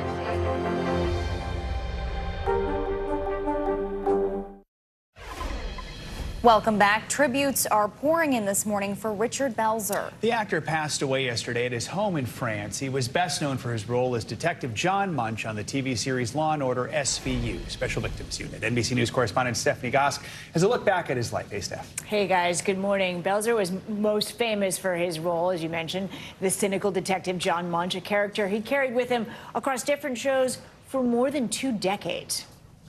You had one hell of a run, Sergeant Munch. Did I? I don't know where it all went. Best known as Detective John Munch on Law & Order SVU. Hello? Richard Belzer brought his trademark humor and intelligence to the role. I remembered very clearly, Counselor. She seemed to be seesawing between anger and humiliation. His career spanned decades, with a character so beloved that it crossed into multiple series, and sometimes even into real life. As Belzer once told Today. A real shoplifter comes running around the corner in the middle of the set, and he sees all these cop cars, and so he dropped the bag, and he held up his hand and surrendered to me. Are you serious? And he said, "Oh, expletive, Munch." Belzer began his career in comedy and landed a gig as the warm-up comic for Saturday Night Live in its early years, occasionally appearing on the show. Good evening, I'm Chevy Chase, and you're not. One for the road, Lieutenant? It was in 1993 as Detective John Munch in Homicide: Life on the Street when Belzer launched into TV history. Belzer played the role of the wisecracking police detective on 10 different series, including Homicide, The Wire, The X-Files, 30 Rock, Sesame Street, and Arrested Development. Law & Order creator Dick Wolf posting, "Richard brought humor and joy into all our lives, was the consummate professional, and we will all miss him very much." Co-star Mariska Hargitay writing, "How lucky the angels are to have you. I can hear them laughing already." And Christopher Maloney posting, "Goodbye, mon ami. I love you." Belzer passed away peacefully at his home in France at the age of 78 of undisclosed health issues, according to his longtime manager. He's survived by his wife and 2 stepdaughters. I love that story about the accidental arrest he made. I know, that was terrific. But that was it. Everyone saw him as that guy. He was law enforcement. That's how iconic he was. Yep. All right, thank you, Stephanie. You're welcome. Stars from around the world dressed to impress as they walk the red carpet for Britain's biggest movie awards ceremony, the BAFTAs. And while the films were the focus of the night, many are talking about the royals, from an appearance by the Prince and Princess of Wales to a touching tribute to the late Queen Elizabeth. NBC News foreign correspondent Molly Hunter joins us now with more. Molly, good morning. Joe, Valerie, good morning to both of you. The BAFTAs are always fun. Really, this country's most glamorous event, showcasing the best of British film and television. But one of the real winners last night was one of the queens of Hollywood, offering a very special tribute to the late Queen Elizabeth. Last night's BAFTA Awards weren't just packed full of A-listers, but for the first time in 2 years, royalty was back. The Prince and Princess of Wales stepping out on the red carpet. Prince William, the president of the British Academy of Film and Television Arts, sporting a black velvet tuxedo, while Kate promoting sustainability, restyling an Alexander McQueen gown she first wore to the BAFTAs back in 2019. It's Britain's most glamorous night, and the highlight was a special tribute to the late Queen Elizabeth, led by Dame Helen Mirren. Cinema, at its best, does what Her Majesty did effortlessly: bring us together and unite us in a story. The Queen herself honored with a BAFTA back in 2013 for her long-standing patronage of the arts. Your Majesty, you were our nation's leading star. The tribute bringing a rare public show of emotion from Prince William. Mirren, who won both a BAFTA and an Oscar for her portrayal of the Queen, shared what the tribute meant to her. You know, I'm Elizabethan. You know, she was there for my whole life, and so her passing was, it was massive, wasn't it? Was massive. As for the awards, a teaser for the possible Oscar favorites. Carrie Condon and Barry Keoghan of Banshees of Inisherin both took supporting actor categories. For the kids that are dreaming to be something from the area that I came from, this is for you. Austin Butler continued his winning streak, adding to his Golden Globe win by taking home Best Leading Actor for Elvis. This is amazing. And the BAFTA goes to Cate Blanchett. Kate Blanchett added a BAFTA Best Actress to her resume for her performance in Tar. All quiet on the Western Front. And in dominating fashion, the German anti-war movie All Quiet on the Western Front led the way with 7 BAFTAs, including Best Director and Best Film. Guys, what a really fun night, and fun to see the royals, of course, back on the red carpet. Looking at the calendar, Joe and Valerie, of course, we are counting down to the next major royal event, the coronation in May. And the palace has released a few new details. They've released a coronation emblem, which celebrates the flora and fauna of the 4 nations of the United Kingdom. Of course, King Charles, a great lover of the natural world. And we're learning about the music that will be played in the coronation, at the coronation, I should say, including a brand new composition by famed composer Andrew Lloyd Webber. Joe, Valerie? Wow. Sure, it'll be quite the event. Molly, thanks so much. Coming up, one family is taking their love of travel on the road full time. How they're hoping they can inspire other black families to broaden their borders. Next.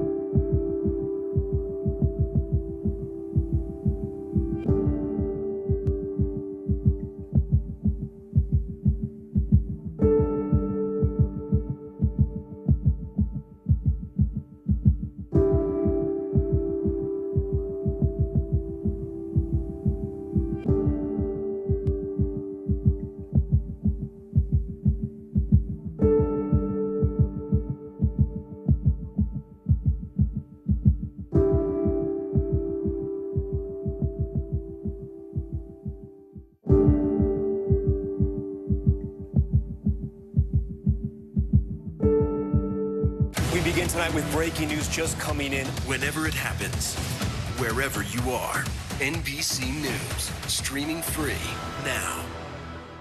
For Dateline Premium, subscribe now on Apple Podcasts. This is what it looks and feels With the latest, the bigger piece to the puzzle. We begin tonight with breaking news. How much water ultimately will be forced inland? Whenever it happens, wherever you are, NBC News, streaming free now. Over the weekend, a Pee-wee hockey team from Ukraine came to North America to take part in a World Championship tournament.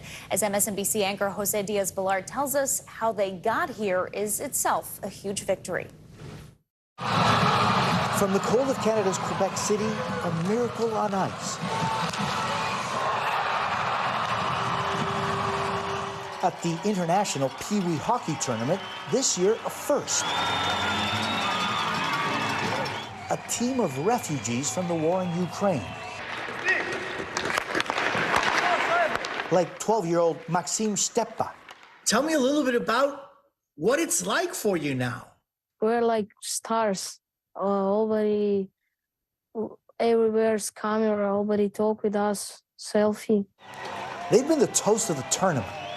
These boys who have been through so much, getting a warm welcome at every game. I'll use a Sharpie here. But getting here hasn't been easy. Some trained back home as bombs fell. At times finding their way with flashlights. And even skating in the dark. The effort to bring them here started last year, organized by former Canadian hockey pro Sean Berube. Sean played hockey in Ukraine when he was a teen. Those kids, like 3 weeks ago, some of them were still trying to run away from rockets. And now for them to be here and to be like rock stars. Team coach Yevgeny Pucharenko says he's overjoyed to see the kids happy again. What's this road been like for you and your team? It's a great experience for them. The kids are smiling, they're happy. It's a huge thing for these kids. Huge because so many of their fathers are fighting in Ukraine. Slava Ukraini! Героям слава!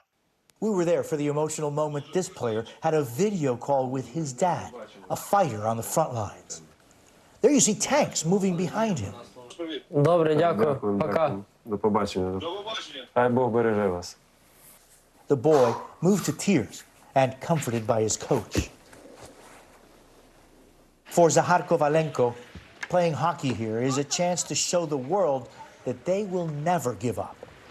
What is it that you love most about being a Ukrainian? Being Ukrainian means that you're strong, you're smart. On their final match, honoring their fallen fathers and those still fighting, showing pride for their nation and hope for a brighter future ahead. Thanks to Jose for that story. Coming up, we are catching up with Touched by an Angel star Roma Downey. From her childhood in a war-torn Ireland to her new best-selling book series, what she says has kept her going through it all. Next.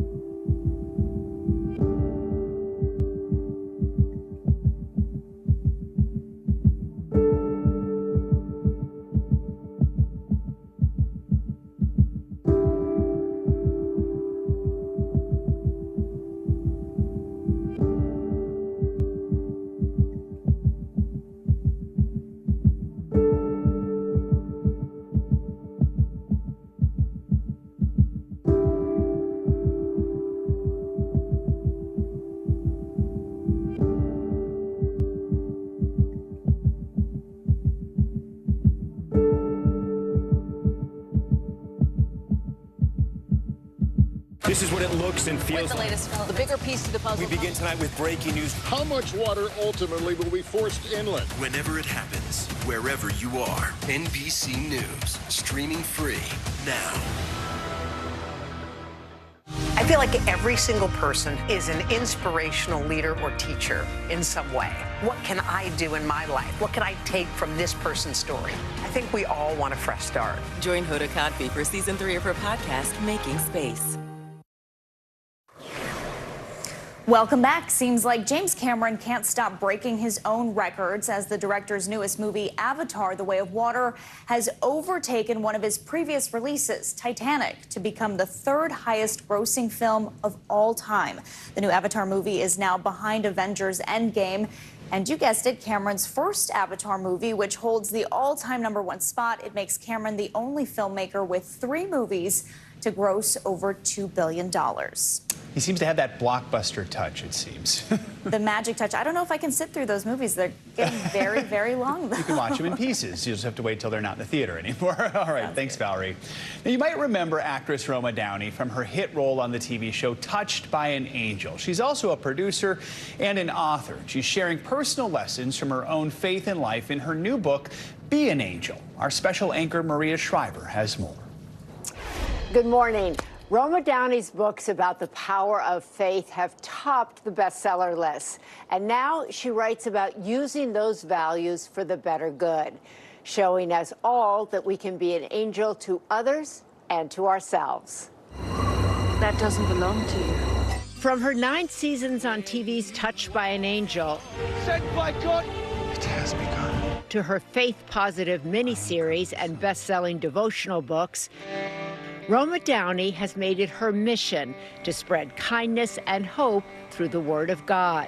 Now in her new book, Be an Angel, she shares how to do just that, using favorite quotes and scriptures along with her own personal stories of discovery and growth. You actually believe that all of us can actually be angels. What do you mean by that?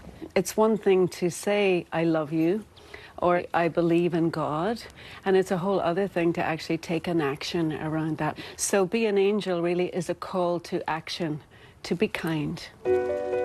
She says this starts with how we begin our day. In the morning, I start my day in gratitude.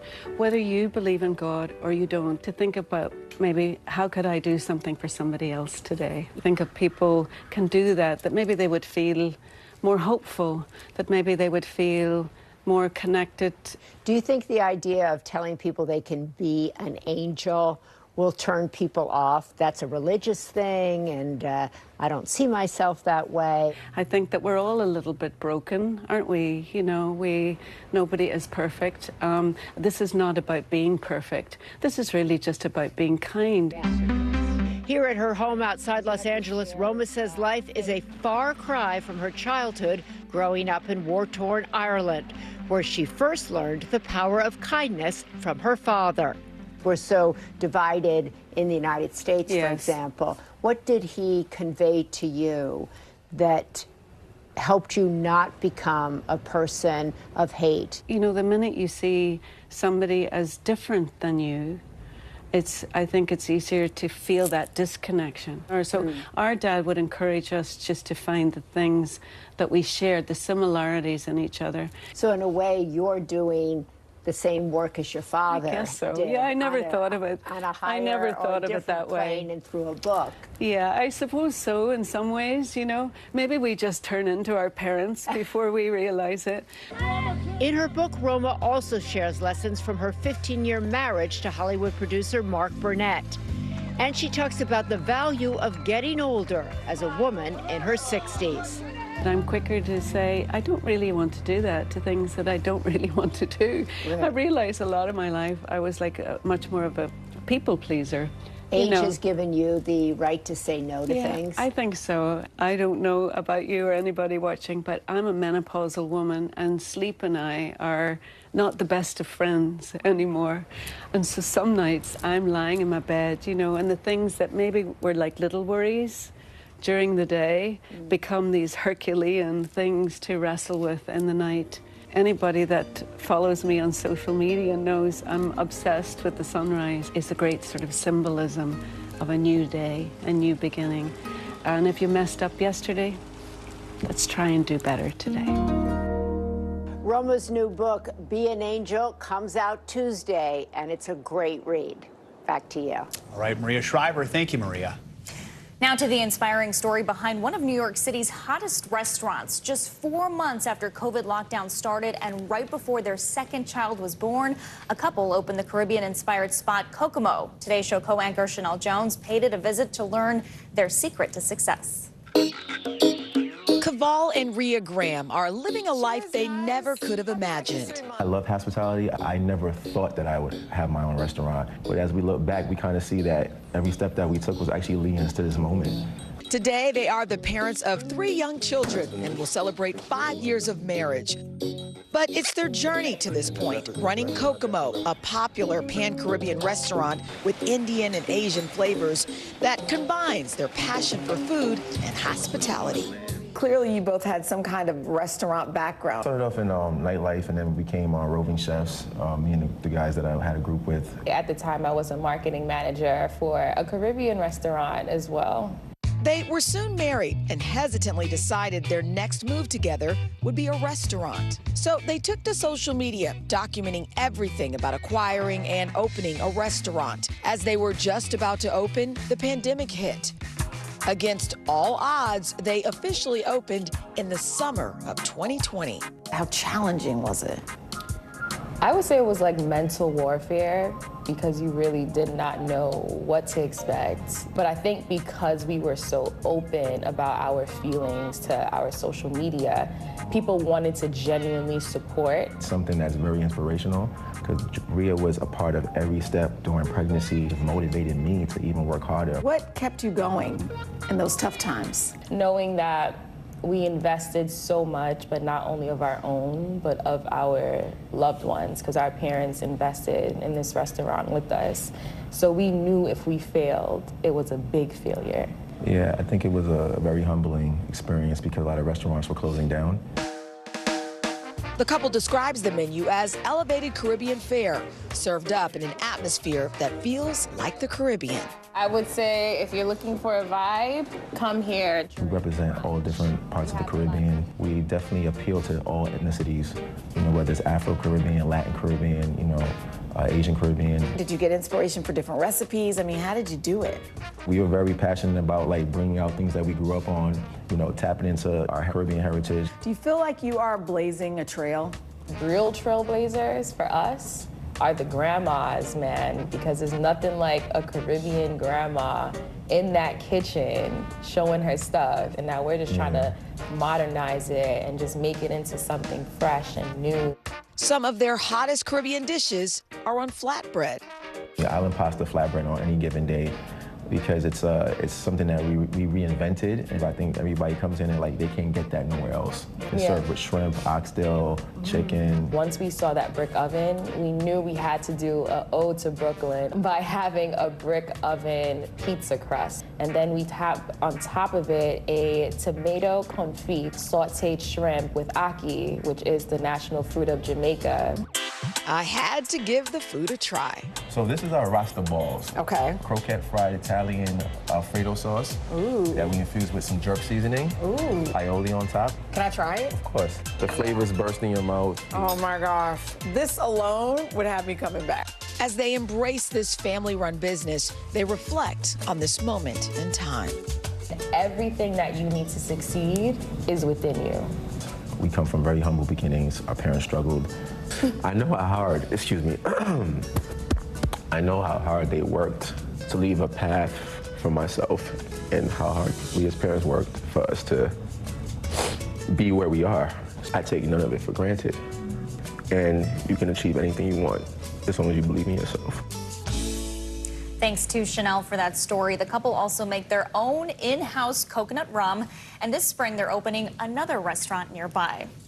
Well, have you ever gone on a vacation that you never want to end? Yes. Well, one woman and her family are making that dream come true. Yeah, Kay Akpan and her husband decided to sell their home and set off on an adventure with their son in an RV 3 years ago. But as a family of color, Kay started to notice a lack of diversity on the road. So she decided to do something to encourage parents with children of color to see the world. Joining us now is Kay Akpan, who is the co-founder of the nonprofit group Black Kids Do Travel. Kay, good morning. We are so glad to have you with us. I mean, let's take a step back and talk about how you decided to pack up, travel the country. I'm sure a lot of people are watching this right now saying, I would love to do this too, but I don't think I could ever make that leap. How did you make that leap?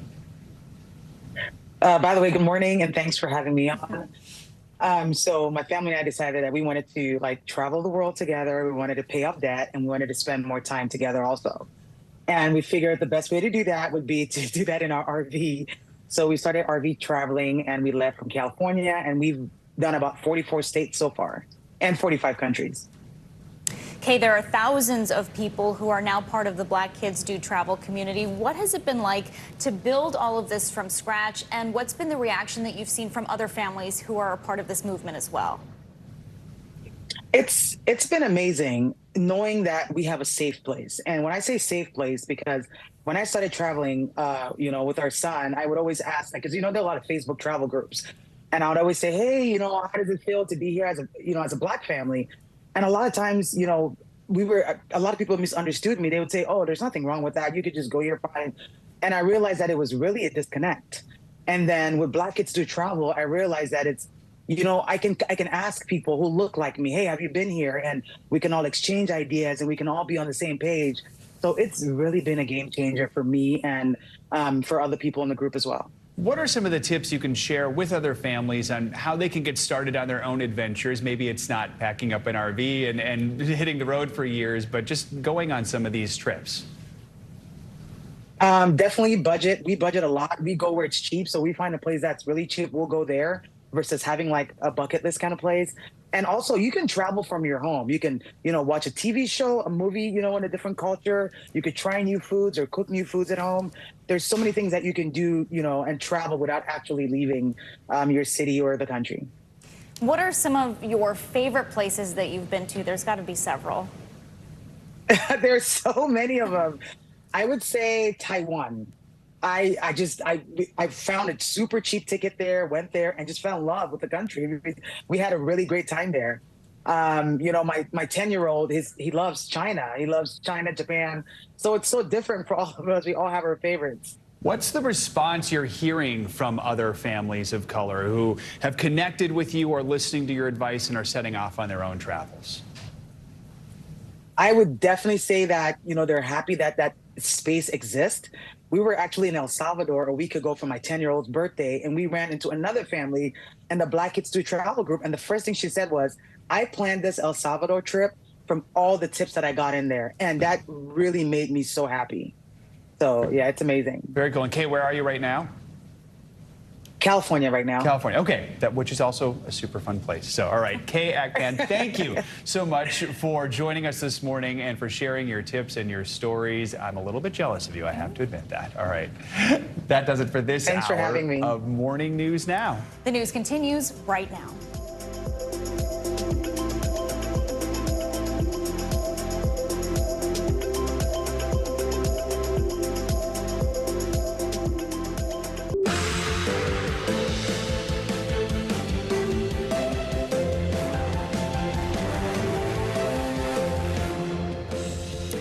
Good Monday morning. I'm Joe Fryer. And I'm Valerie Castro in for Savannah Sellers. Breaking news right now on Morning News Now. Surprise visit. President Biden makes an unannounced visit to Ukraine, his first since the war began.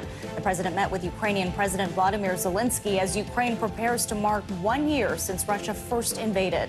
We have full coverage this morning with what we're learning about this historic visit, plus the latest on Ukraine's fight as Russia launches a new offensive. Show of support. Tributes to former President Jimmy Carter. The 98-year-old is now in hospice care, spending his final days with his family. We have the latest on the country's longest living leader this morning, plus the impact this news is having on the small Georgia town he called home for most of his life. Outrage in Ohio. Concerns are growing over air and water quality after the train derailment involving toxic materials. The CEO of the company that owns the train has now visited the area, but people living there say his visit is not enough. what they want to see the CEO do next, and the new action officials may take against the company. Also this morning, rewritten. Roald Dahl is known for classics like Matilda and Charlie and the Chocolate Factory. Now publishers are changing some parts of his books to make them more inclusive, but not everyone is on board with that. We'll explain the controversy behind these changes later this hour. We begin this morning with breaking news in Ukraine. President Biden making a surprise visit to Kyiv, where he met with Ukrainian President Vladimir Zelensky. It is the first time President Biden has visited Ukraine since Russia invaded the country nearly 1 year ago. President Biden was seen walking the streets of Kyiv side by side with Zelensky to underscore U.S. support for the country and to honor the troops killed in combat. The two leaders also met at the Ukrainian presidential palace to discuss more aid from the U.S. The unscheduled visit comes on President's Day ahead of a high-stakes trip to Poland, where the president is set to meet with several NATO leaders to discuss strategy over Russia's new offensive attacks. President Biden had this to say about supporting Ukraine. He thought he could outlast us.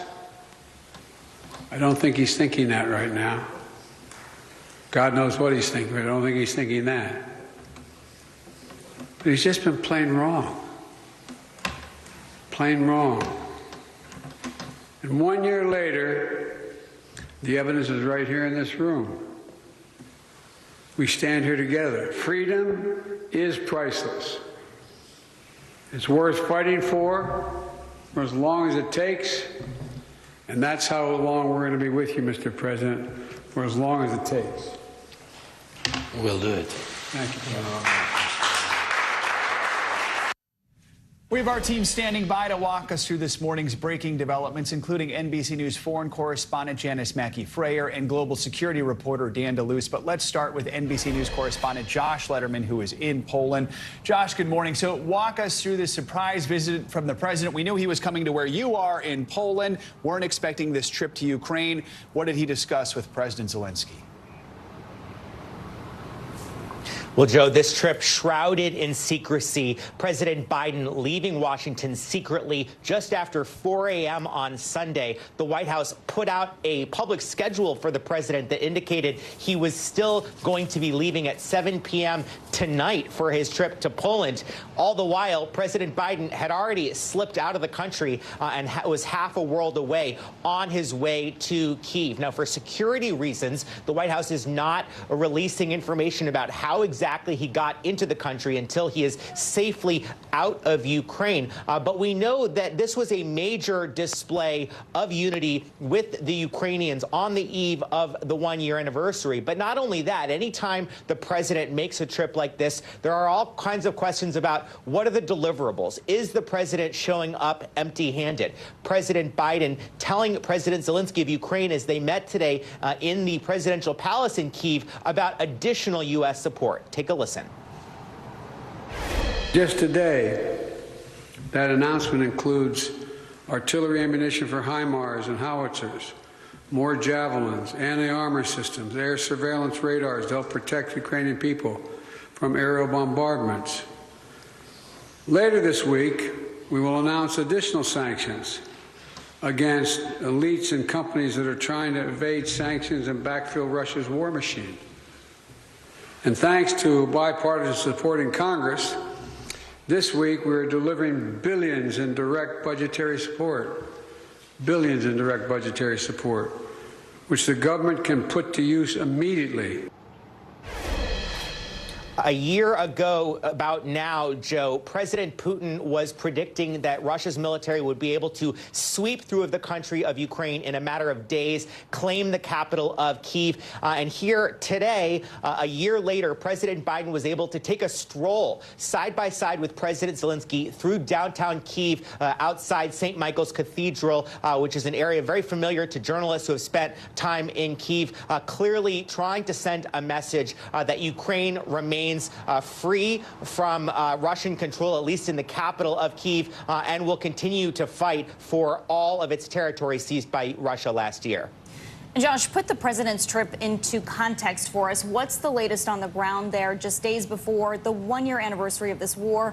What did the president see during his walk through the city?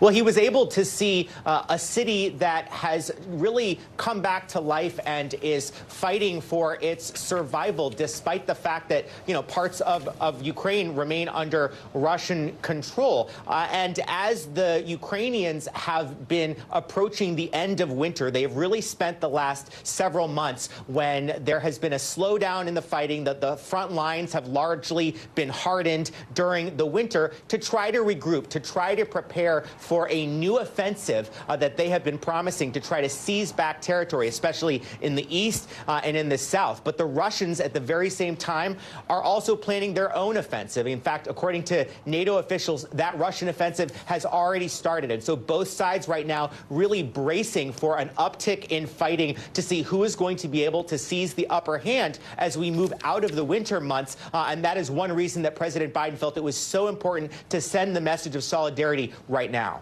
And Josh, real quickly, the president, of course, is still slated to deliver that important address where you are in Warsaw tomorrow. What can we expect? Yeah, that's right. President Biden will return to the Palace Gardens, just a few blocks from where I'm standing right now, the same place he gave a speech last March urging the world to rally behind Ukraine. His message will largely focus on the need to double down on that support, not to let the foot up on the gas of additional U.S. security assistance, economic assistance to Ukraine, and to try to make clear to European allies and, frankly, to Americans back at home that supporting Ukraine in this fight is not charity, that the security of the rest of the world is at stake, and that supporting Ukraine in this second year of the war is the best way to ensure that the rest of the world does not have to fight Russia, and that global security is able to be maintained. Josh Letterman in Poland. Josh, thank you so much. Now, President Biden's surprise visit to Ukraine comes amid another major global challenge. The White House is alleging that China has been providing non-lethal support to Russia and that Beijing is also thinking about sending lethal aid. Secretary of State Antony Blinken made the allegations on Meet the Press after attending the Munich Security Conference over the weekend. Here's what he said. China's trying to have it both ways. Publicly, they present themselves as a country striving for peace in Ukraine. But privately, as I said, we've seen already over these past months the provision of non-lethal assistance that does go directly to aiding and abetting Russia's war effort. And some further information that we are sharing today and that I think will be out there soon that indicates that they are strongly considering providing lethal assistance to Russia. To the best of our knowledge, they haven't crossed that line yet. What form is that? But as we're sharing. Yeah, in what form? Chuck, I don't want to get into the details in this moment, but there are various kinds of lethal assistance that they are at least contemplating providing, to include weapons. I made clear the importance of not crossing that line and the fact that it would have serious consequences in our own relationship. Something that we do not need on top of the balloon incident that China's engaged in. What kind of consequences are you talking about? What did you share with him? Look, I'm not going to get into that, but I can again tell you that this is something that President Biden has raised directly with President Xi. Let's bring in Janice Mackey-Frayer and Dan DeLuce for more on this. Dan, let's start with you. Tell us a little bit more about what the U.S. is alleging here. Do we know what kind of support China is said to have been providing? Well, we already know that the U.S. sanctioned a Chinese company that was accused of providing satellite imagery to the Wagner Group mercenaries that fight for Russia and Ukraine.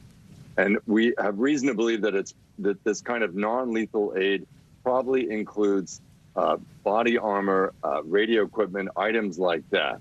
But they have not publicly listed what China has been doing. And now, of course, there's this concern that China is ready to cross that line and provide weapons and ammunition to Russia. So, Janice, how is Beijing reacting to these accusations from the U.S.? Well, Chinese officials are hitting back at these accusations. Today at the Ministry of Foreign Affairs, a spokesperson said, quote, "It is the U.S. who has been continuously providing weapons to the war. The U.S. is not qualified to give orders to China." You can't help but think that there's perhaps no coincidence to the timing of this suggestion by the Secretary of State. It comes as Wang Yi, China's top diplomat, is expected to arrive in Moscow to, among other things, lay the groundwork for a state visit to Russia by China's President Xi Jinping. The Secretary of State also said he has spoken about consequences to the relationship for U.S. and China. The U.S.-China relationship, as we know, is in a very precarious spot. It was fraught even before the balloon incident. Now there's no cooperation on any issue. There are no meetings happening at any level. At the same time, we see the relations between China and Russia growing closer and deeper. And Janice, we understand China is working on its peace plan for the war, which President Xi Jinping is expected to lay out in a speech later this week. Do we know what that could look like? Well, Wang Yi, the diplomat, said that the position can be described as, quote, promoting peace talks. He said that in his speech in Munich. The issue, of course, is that it can be argued that China is not an impartial player to be playing a key role in peace talks for Ukraine. The relationship has grown ever closer. It was almost a year ago that Russian President Vladimir Putin was here, and he made the declaration with Xi Jinping, men who have met more than 40 times, this 5,000-word manifesto where they had a partnership with no limits. Over the past year, we have seen trade ties deepen between China and Russia. China is a #1 buyer of Russian energy. There has been trade in other goods. There have been joint military drills. At the same time, the relationship with the U.S. has deteriorated to the point where, since the balloon incident, defense officials here aren't even picking up the phone line with the U.S. All of this happening as China appears to be getting on with diplomatic business elsewhere. Last week, hosting Iran's president for deals and for talks. And of course, this visit to Moscow by Xi Jinping that could happen as early as next month. And Dan, I mean, we know Secretary Blinken met with Yi, his Chinese counterpart, on the sidelines of the Munich conference. He brought up the alleged spy balloon incident. It was a pretty heated moment. What happened there? That's right, Joe. A very tense moment, and really a relationship that more and more does resemble the Cold War era, with both sides possibly giving weapons to different sides in a conflict in Ukraine. In that conversation, Secretary Blinken made it clear that this was totally unacceptable to have that spy balloon fly across the continental U.S. and violate U.S. airspace, but he did not hear his Chinese counterpart say sorry. Here's what Secretary Blinken had to say about that meeting. I can tell you, no, there was no apology. But what I can also tell you is this was an opportunity to speak very clearly and very directly about the fact that China sent a surveillance balloon over our territory, violating our sovereignty, violating international law. And I told him quite simply that that was unacceptable and can never happen again. So that is a very tense meeting, clearly, and things are very difficult right now between China and the United States, no question. No doubt. So much happening around the globe right now. Janice and Dan, thank you both for joining us. We appreciate it. The other big story we're following this morning is the latest on the health of former President Jimmy Carter. Carter is at home in Plains, Georgia this morning after a series of hospital stays. Over the weekend, his foundation announced he has decided to forego further medical treatment and has opted for end-of-life hospice care at home instead. 98 years old, Carter is the oldest living former American president. The Georgia Democrat was elected the 39th president back in 1976. After leaving office, Carter continued his work through the Carter Center, promoting democracy and peaceful resolutions to conflict around the globe. NBC News correspondent Priscilla Thompson has more on Carter's condition.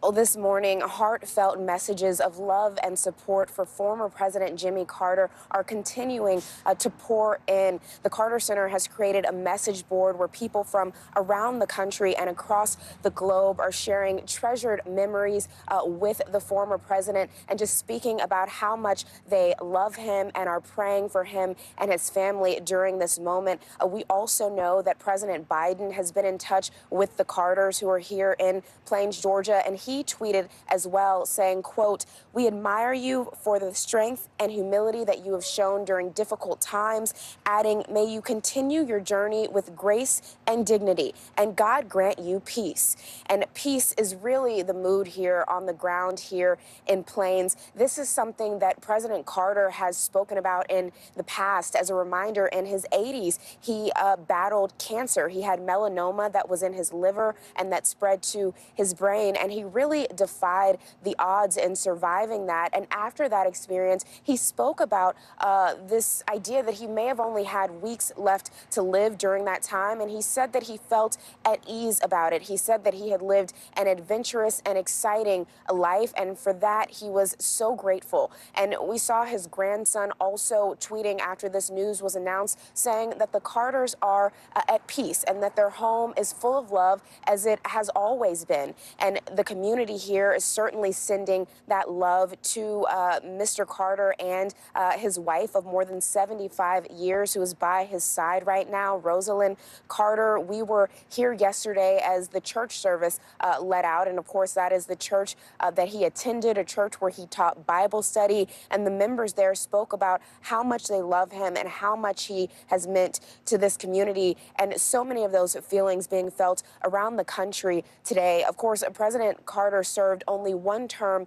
in office, but after his time in office, he spent a great deal of his efforts working to fight for peace and also human rights around the world. He worked very closely with Habitat for Humanity, volunteering every year. He built in all more than 4,000 homes with that organization, and so he has certainly lived a very full life here. And so today, many people just continuing to send those thoughts and prayers as the former president has decided to forego any further medical treatment, as he mentioned some of those short hospital stays that he had been experiencing recently, and has now made the decision to enter home hospice care and to live out his final days at his home here in Plains, Georgia.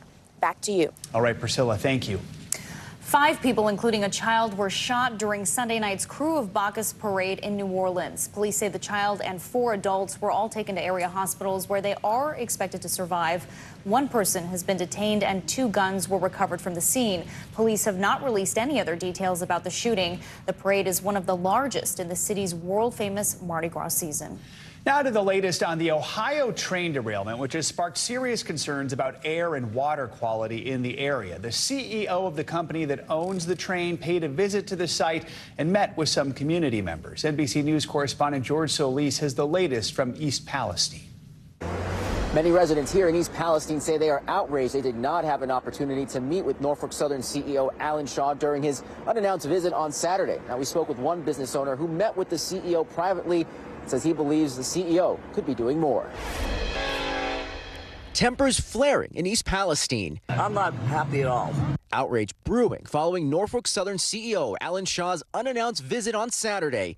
Residents fuming as more questions linger over the toxic train derailment that's fueled concerns over air and water quality. Why wasn't this voiced openly so that we could all have gone and had a few words with this person?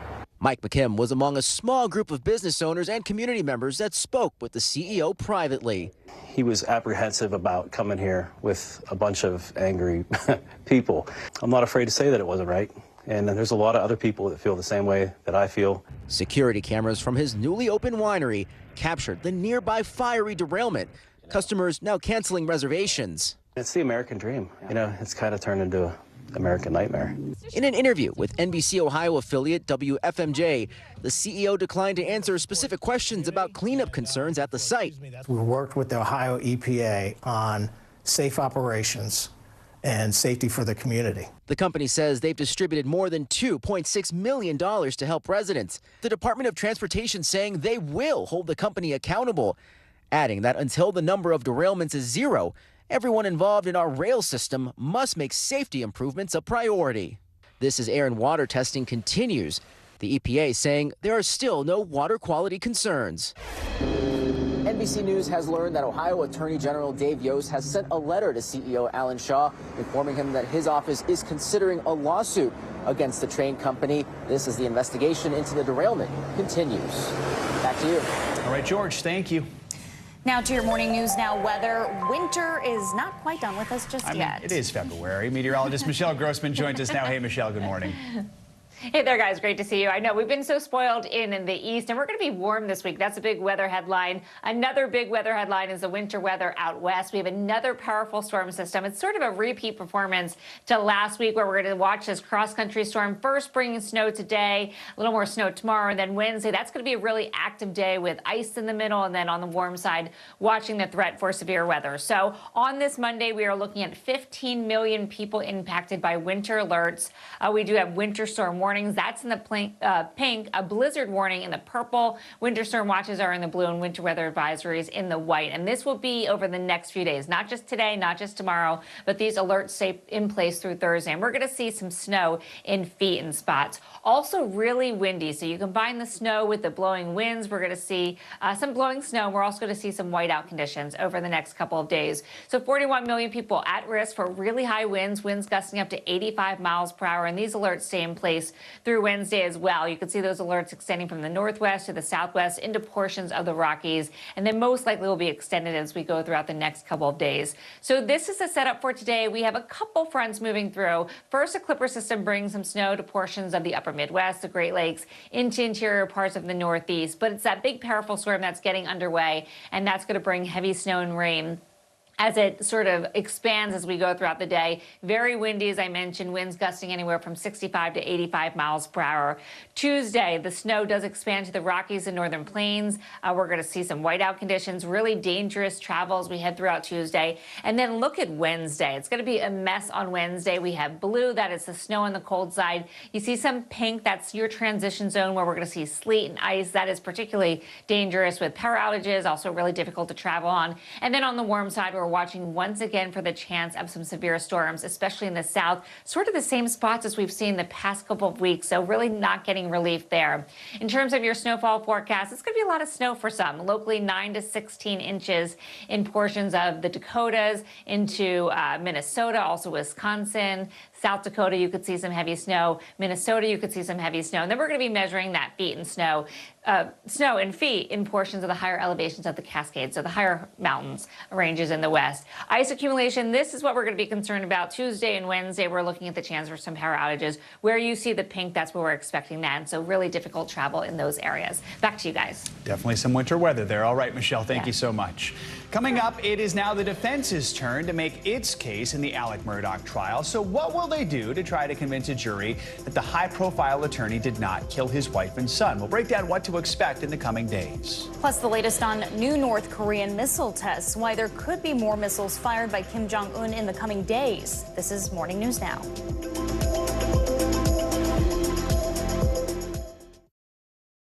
We begin tonight with breaking news just coming in. Whenever it happens, wherever you are, NBC News, streaming free now. The big variable, the storm surge. How much water will ultimately be pushed inland? How many of you were up there? At least like 11. How real is this going back to the moon? What our top story tonight? You guys okay? Yeah. Oh my goodness. How you doing, Lester?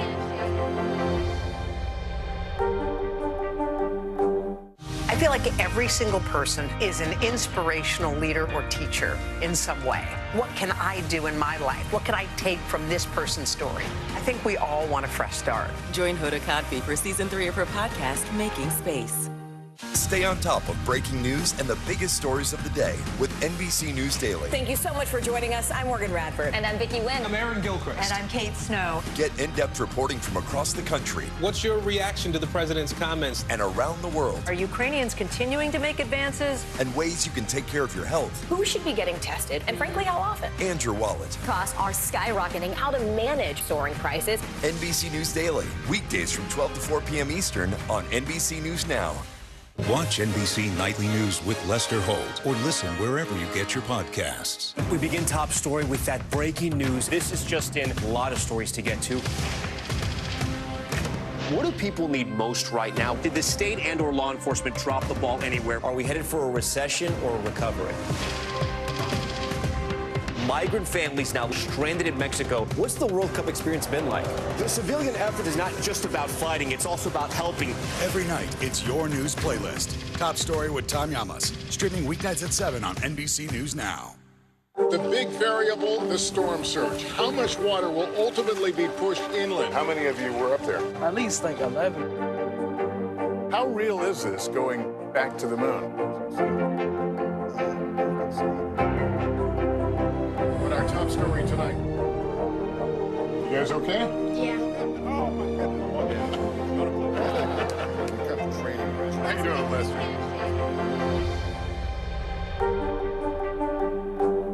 Join Hoda Kotb for season 3 of her podcast, Making Space. Listen now. Hey, podcast fans, ready to unlock our true crime mysteries? Try Dateline Premium on Apple Podcasts. You'll get early access to originals, plus bonus content, and everything is ad-free. So head to Apple Podcasts now to subscribe. Watch NBC Nightly News with Lester Holt or listen wherever you get your podcasts. Join Hoda Kotb for season 3 of her podcast, Making Space. Listen now.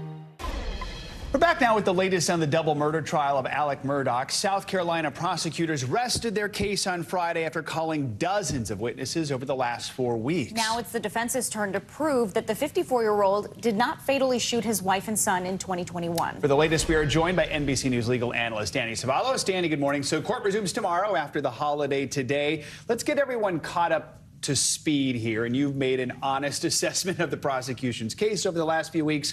Where did they do well? Where were they maybe lacking a little bit?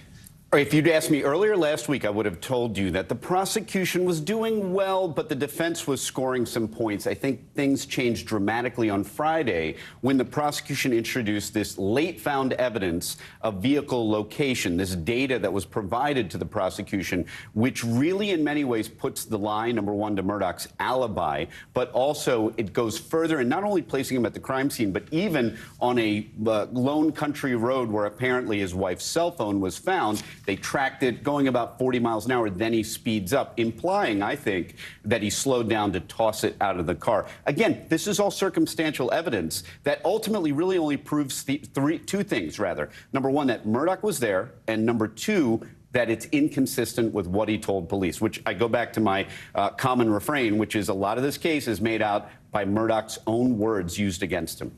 And Danny, they have that strong evidence, but where have they not made such a compelling argument? Well, you could say that they don't have any direct evidence. They don't have an eyewitness, but that's a pretty common problem in murder cases because the one eyewitness is no longer with us. So you might make that argument. Look for the defense one way or another when they get back on Tuesday. Are they going to open with a third-party theory? In other words, are they going to point to an empty chair and say, as we say in the business, some other dude did it? SODI is the acronym. But are they going to develop that defense, or are they just going to sit back and say, well, there may be some evidence here, but they haven't proven it beyond a reasonable doubt, the highest standard that we have in the law. If they do that, that typically means you don't have a lot of other options as a defense. SODI. All right, I didn't know that one before. So, I mean, the defense that called its first two witnesses on Friday, including the county coroner. Now we look ahead and see maybe a week of arguments, I think, is what we're thinking. What do you think is the key thing the defense needs to do moving forward? Because really all they need is one juror, right, to say, yeah, I don't believe this. Exactly right. So we already know the state is going to put together a very comprehensive timeline. Expect a lot of demonstrative exhibits in the state's closing,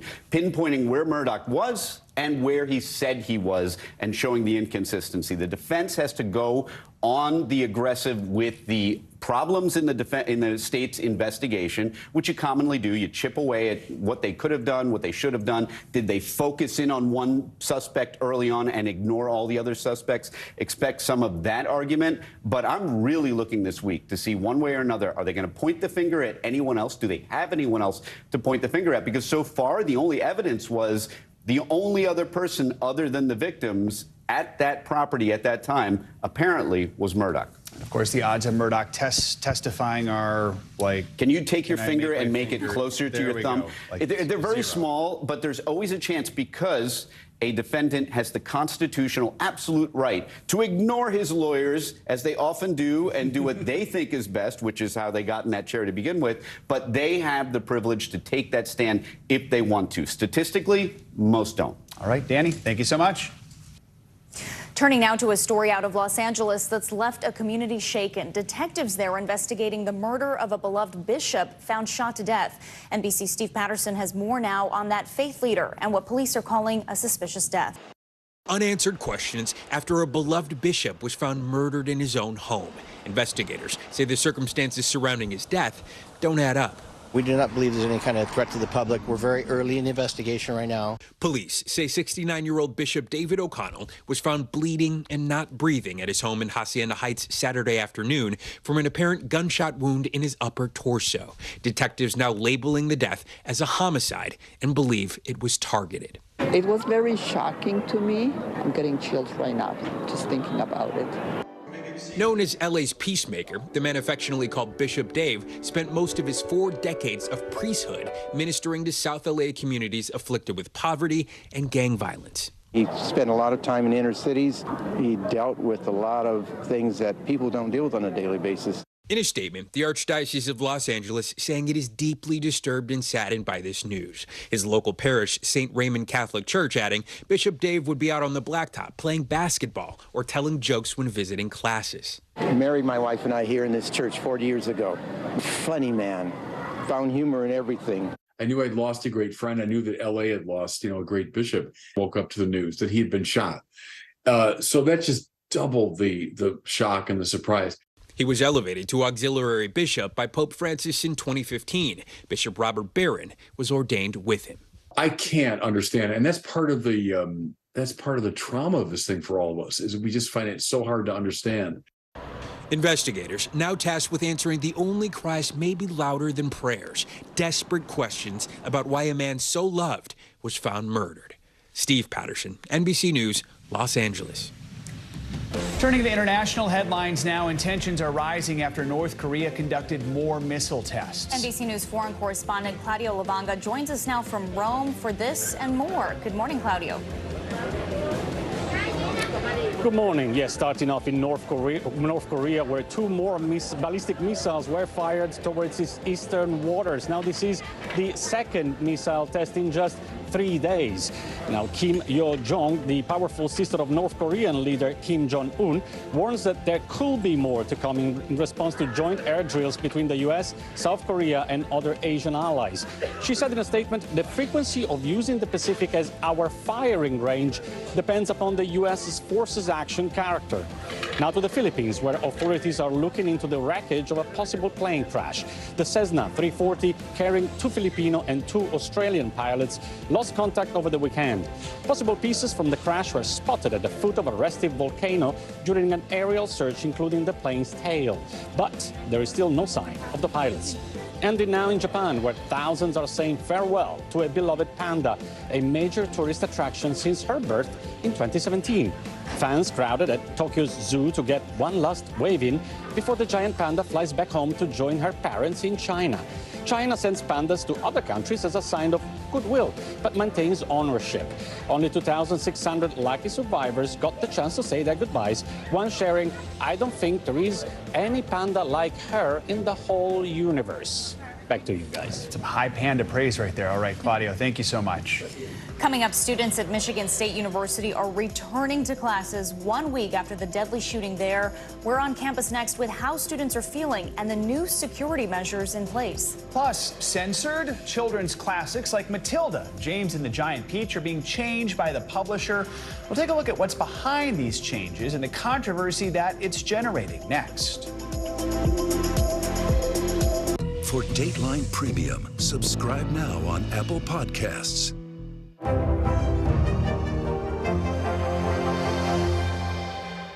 This is what it looks and feels From the storm like. zone. A bigger piece to the puzzle. New numbers just out this morning. We begin with breaking news just coming in. Russia has launched another round of attacks. What was it like when you came back and saw your neighborhood like this? They say that in modern war, there aren't any front lines anymore. Here, There certainly are. And we begin with the breaking news. Hurricane Ian gaining in strength. We've had some of the strongest winds here. How many of you were up there? At least like 11. Now to the economy as Americans face the highest inflation rate in decades. How does this all impact your wallet? More fallout from Elon Musk's Twitter takeover. An urgent warning this hour about the flu. How does RSV specifically hit some kids so hard, and then it seems like it almost doesn't affect others? Can voters trust that you will be able to do this job? Why should voters believe you? This special election night. We love it. We live for this. We have a substantial team of NBC News correspondents fanned out. This is the first time we've not been able to call control of the House on election night.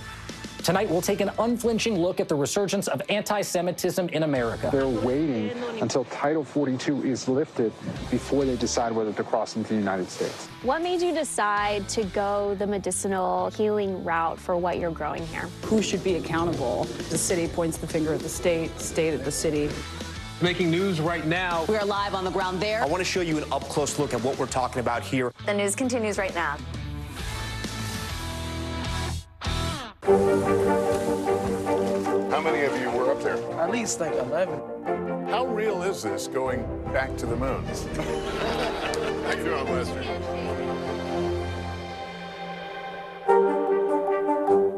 Join Hoda Kotb for season 3 of her podcast, Making Space. Listen now. Welcome back. Students and faculty are returning to class this morning at Michigan State University. It comes a week after a gunman went on a deadly rampage on campus, killing 3 students and injuring 5 others. NBC News correspondent Jesse Kirsch joins us now from East Lansing with the latest. Good morning, Jesse. How are students feeling this morning? Valerie and Joe, good morning. I think there's this sense of conflicted emotion on this campus this morning. I can tell you yesterday, as students were returning to campus and we saw the community coming together here, remember, these are people coming back, getting ready to go to school, and they're seeing streets and buildings lined with flowers and signs of support. A reminder that this is not a normal return to class, and the university has made clear that it is not expecting this to be a normal return to class, emphasizing that they are asking faculty to be mindful of the situation here and not make this an especially strenuous first day of classes here. And even as all classes are resuming here, including those most directly impacted by the shooting on Monday night, according to the school, the student union as well as Berkey Hall, the 2 sites of this massacre, those 2 facilities, we're told, will remain closed. And we've talked to students about how they're feeling about coming back to class. Some say they are confident. Others seem to have more trepidation than others. Here's what some shared with us. I think, the best way to really get back to normal is just to kind of embrace the discomfort right now, because everybody's shaken up. It's tough to come back, and just with the feeling in the air, everybody knows what happened. It's the elephant in the room, and you can't just, it's obviously not like it was before, and it's not going to be for a while. So again, a reminder that this is not a typical first day of classes here, guys. Jesse, how has the university prepared for the students' return? Are they increasing security there on campus? Yeah, Joe, obviously the school has, of course, put out messages to students, reminding them again of the resources available to them here, both academically as well as, for emotional and mental support here on campus. And I did ask the University Police Department at a press conference what changes, if any, have been made that they can share about the security here. And they said broadly that the security plan is going to be what it was before this shooting, that they feel confident in their plan. Here's part of what the police department shared with me. To be honest, we haven't made a lot of changes. We are adequately prepared to respond to any needs on this campus. Now, with that being said, there may be an increased visible presence on campus this week of law enforcement, with some of our partners as well, providing an extra visible presence because we have listened to our community. So that's part of what they shared yesterday at a press conference with us. And again, what they're talking about there is possibly more visible police presence, but largely sticking to the plan that they have. But we have heard the university alluding to the possibility of changes down the road, and the school has told us those are things that are being looked into. And Jesse, we know 2 of the victims were laid to rest over the weekend, Brian Frazier and Alexandria Verner. How are they being remembered? Yeah, and we also saw a vigil for Ariel Anderson. Obviously, all three young students, the oldest two were 20 years old. So we're talking about young lives that were cut short. They were being memorialized at their funeral masses for Werner and Frazier, as well as that vigil for Anderson. And then on campus, we continue to see their names. We see flowers and candles throughout this community. So no question, guys, those three are top of mind as they try to get back to some kind of normal here today. All right, Jesse, thanks so much. Classic children's books by celebrated author Roald Dahl have been re-edited by his publisher in the UK, removing language that some considered offensive. And that has led to accusations of censorship. NBC News correspondent Jacob Soboroff has the details. Hey there, Roald Dahl wrote some of the most popular children's books of all time, but now the company behind them says it's worked with a collective devoted to inclusion and accessibility, resulting in changes that critics are labeling censorship. I'm Hortensia. From Matilda. She doesn't really hit children with that riding crop, does she? To Charlie and the Chocolate Factory. I find a good ticket. To James and the Giant Peach. All of the Roald Dahl books are considered classics of children's literature and film.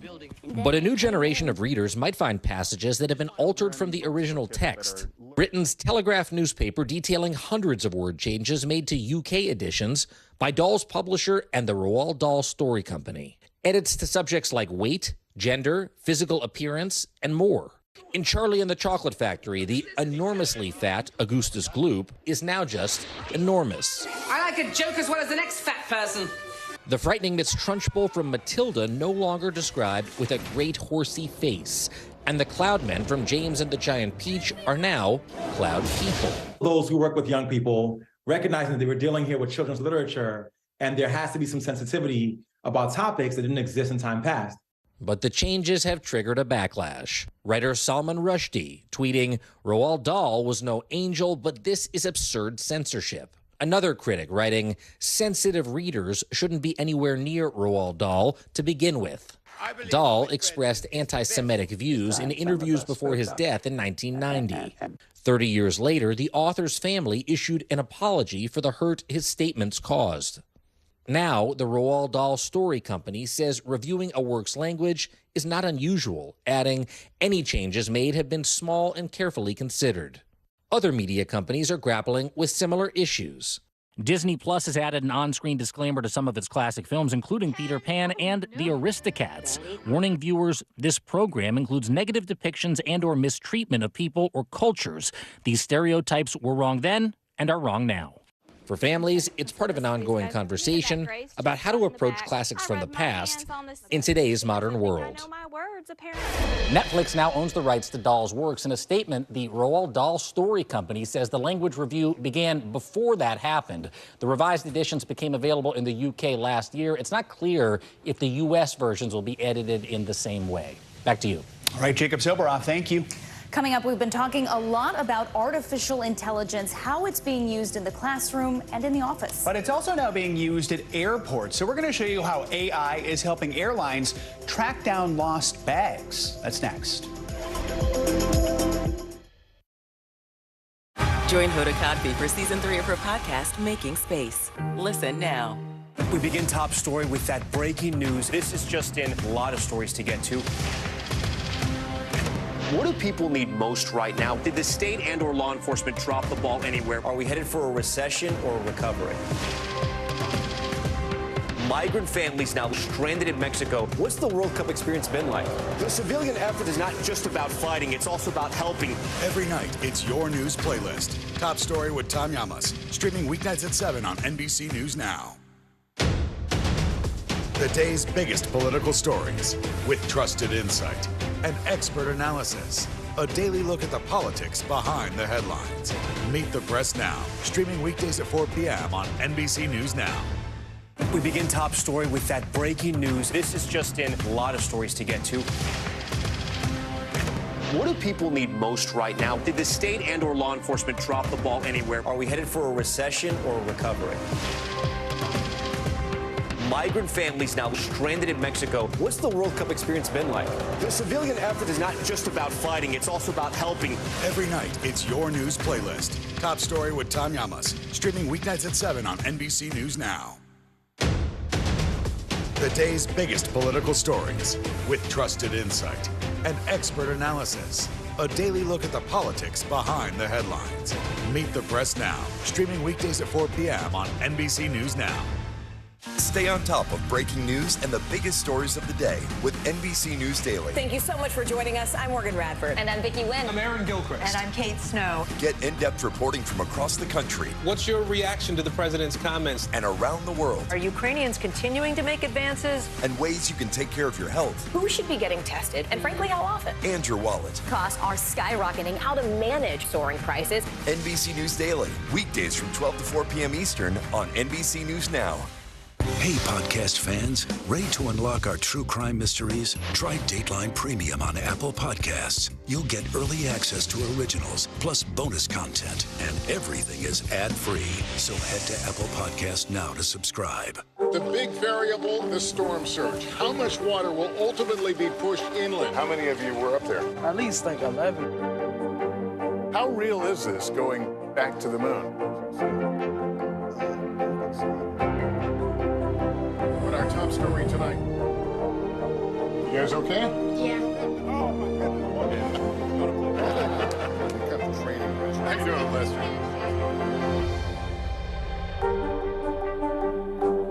Join Hoda Kotb for season 3 of her podcast, Making Space. Listen now.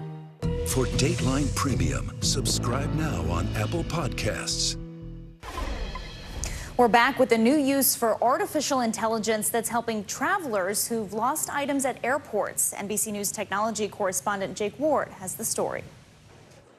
Roughly 100,000 items are lost at TSA checkpoints every single month. Just last year, there were more than 500,000 unclaimed items, 25,000 laptops, 6,000 cell phones. So why aren't people getting back their precious tech? Well, it's really hard to track down.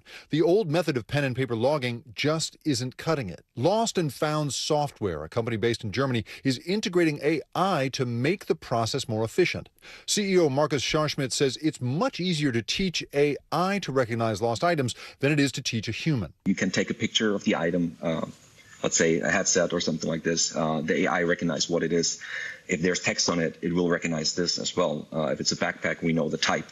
What kind of backpack. So this saves the employee a lot of time. They can register it early when they find it.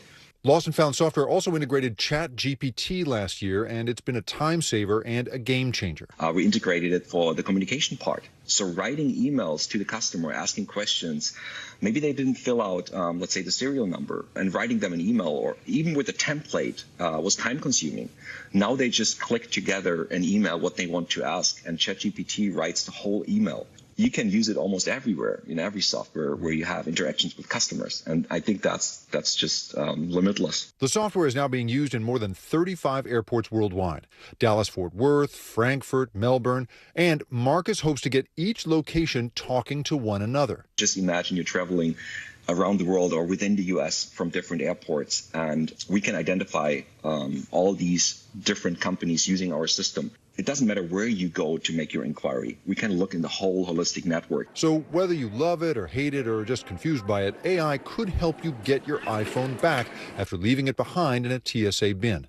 But Marcus says we need to use it carefully. We have to think how to use it and listen to all the critic out there that you should not write your homework with it or writing your business emails with all the names in it.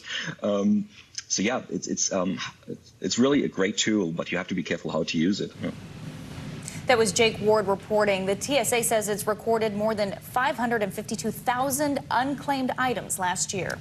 Now to a creative idea helping those in my home state of Minnesota get through those long, hard winters. NBC News correspondent Maggie Vespa shows us how the state's letting the internet take the wheel when it comes to naming those ever so important snowplows. In a state synonymous with brutal winters, plows double as proof of Minnesota's comedy chops. How popular did you think this was going to be?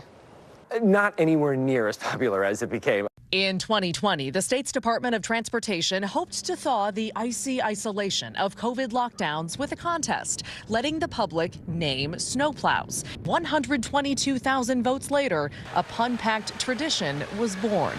Producing pop culture plays like The Big Lebowski and Control-Alt-Delete, celebrity nods like Scoop Dog and Betty Whiteout, and in pure Minnesota fashion, just gonna plow right past you. Perhaps the gold standard manned by David Jackson. You are the driver of Plowy McPlowface. Yep. Plowy's namesake, a British vessel online voters famously dubbed Boaty McBoatface in 2016. People see it and they're like, oh, it's Plowy. Jackson sees the silliness as gratitude.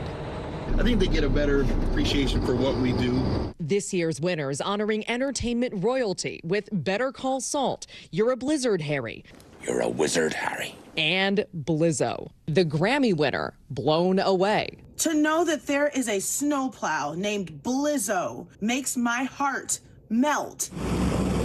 A warmth voters deem unavoidable. How can you live in a place so cold and not have a good sense of humor?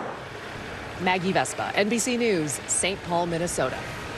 I like Scoop Dog. Yeah, that's a good one. There's also one, Cleopatra is one of my favorites that wasn't mentioned in the story. Lots of creativity. Coming up on Morning News Now, making history in the pool. Up next, we're going to introduce you to the all-black college swimming team breaking barriers in and out of the water. Stay with us.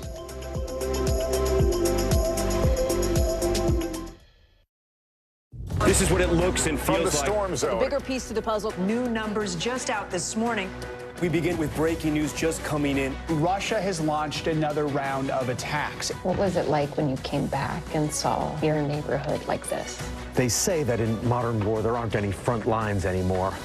Here, there certainly are. And we begin with the breaking news. Hurricane Ian gaining in strength. We've had some of the strongest winds here. How many of you were up there? At least like 11. Now to the economy as Americans face the highest inflation rate in decades. How does this all impact your wallet?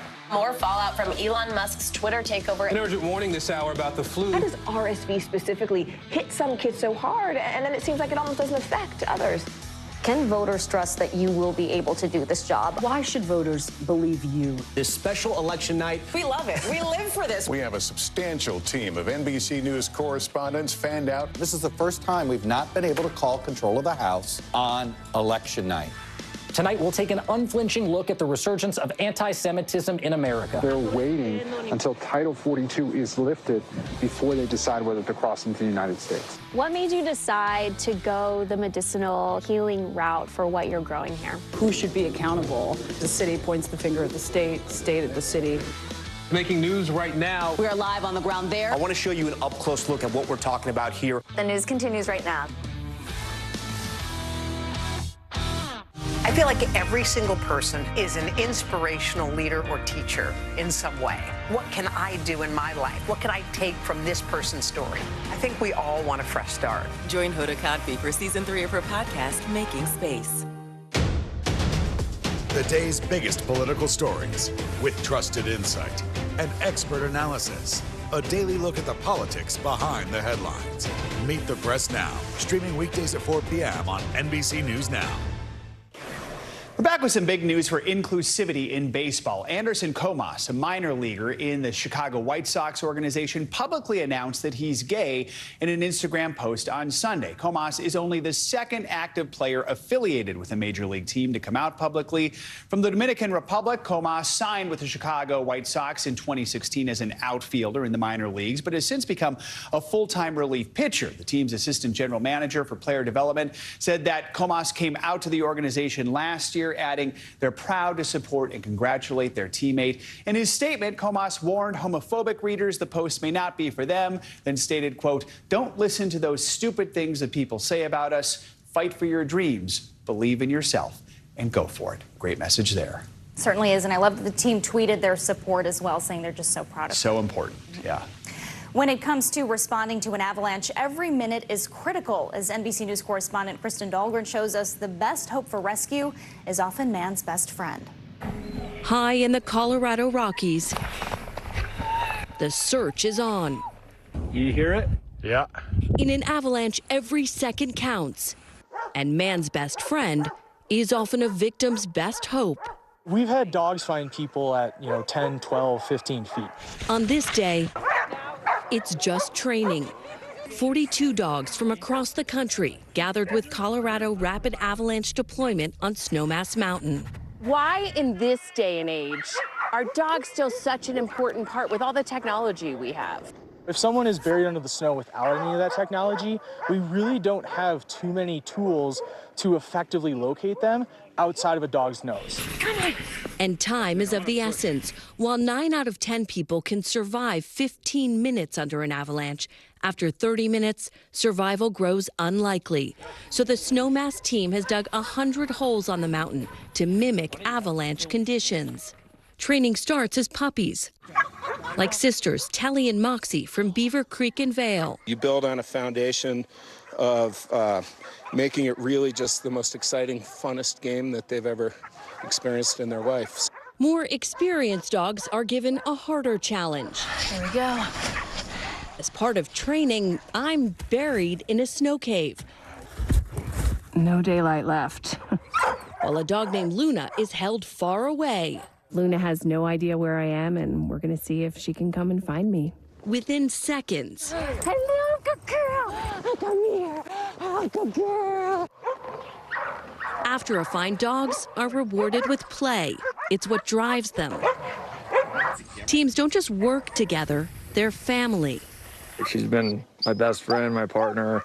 Spend every day, all day together, so it's definitely a good, fun bond. You think she's going to save lives? I do, yeah, I do. That's why we put in the hard work. Because while they never know when disaster may strike, they know it will. And when it does, one of these dogs will be ready.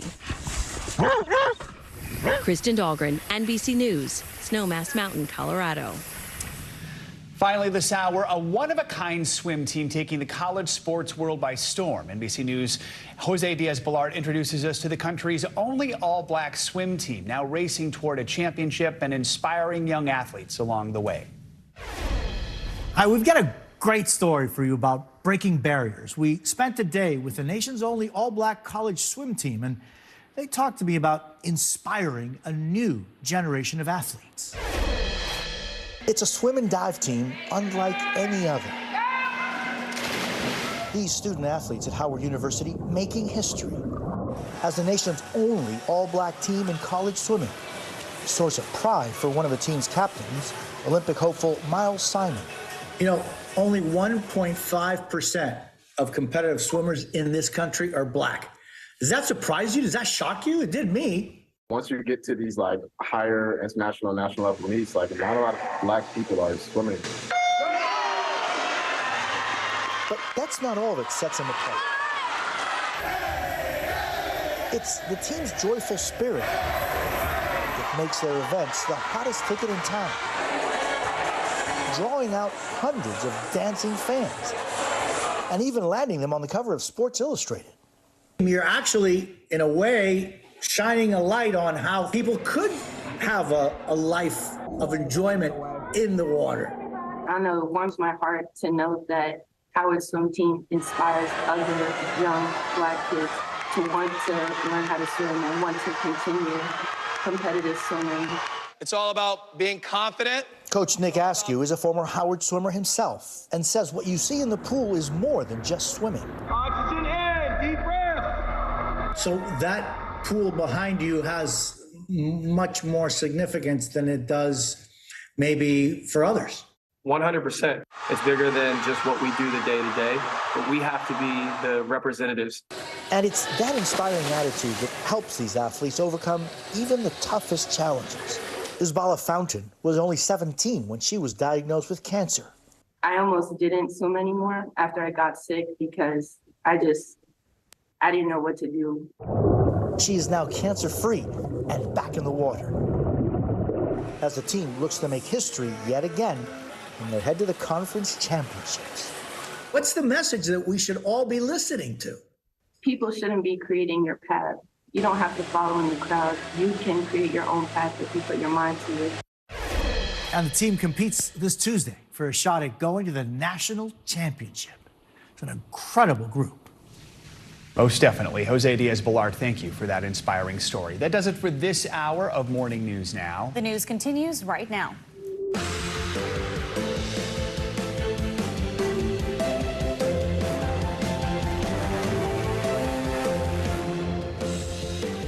Good morning. I'm Valerie Castro in for Savannah Sellers. Good to have you with us on this President's Day. I'm Joe Fryer.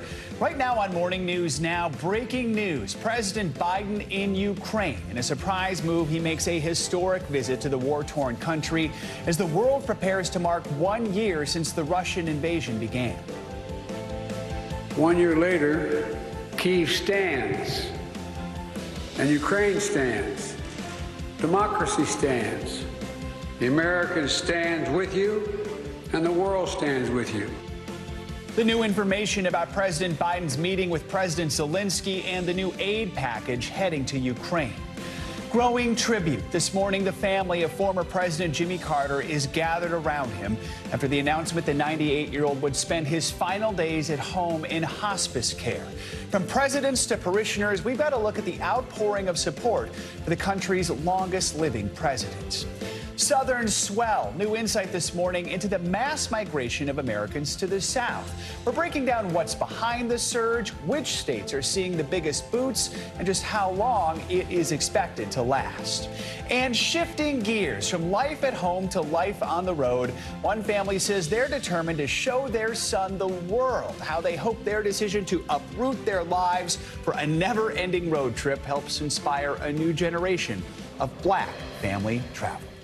We begin this hour with breaking news out of Ukraine. This morning, President Biden made a surprise, unannounced visit to the capital, Kyiv, in a show of support that comes just days before the 1-year anniversary of the war. The president held talks with Ukraine's President Zelensky and promised an additional $500 million worth of military aid, as well as further sanctions on Russia. We've got a team standing by for more on all of this. NBC News chief foreign correspondent Richard Engel is in eastern Ukraine, while our chief international correspondent Keir Simmons is in Moscow. But before all of that, let's head straight to Kyiv, where NBC News correspondent Eric McLaughlin has the very latest on that surprise visit.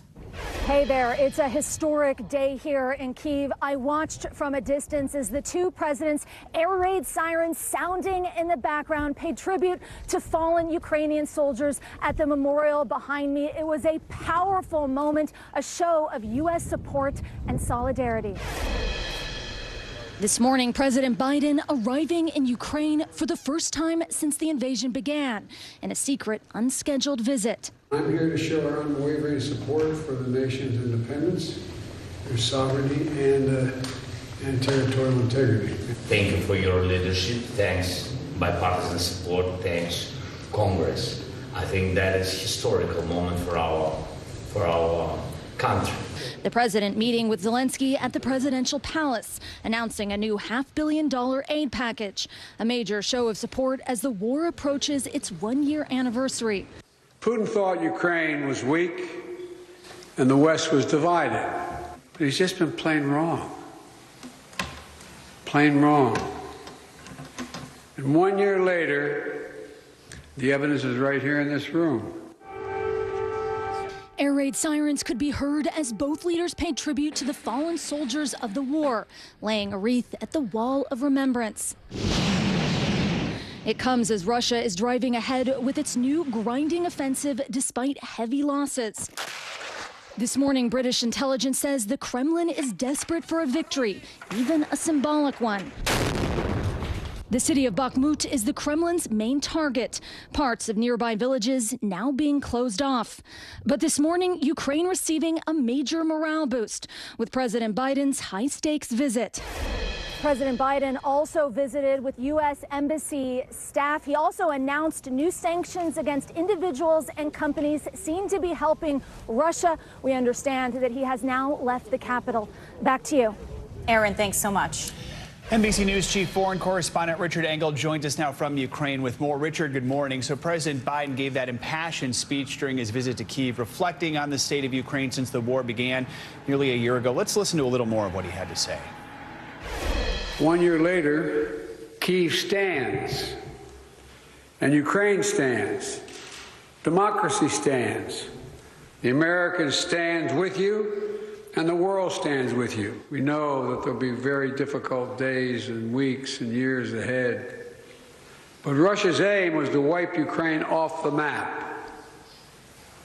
Putin's war of conquest is failing. Russia's military has lost half its territory it once occupied. So, Richard, how much has this war changed in 1 year? And realistically, what do you think is the impact of President Biden's visit?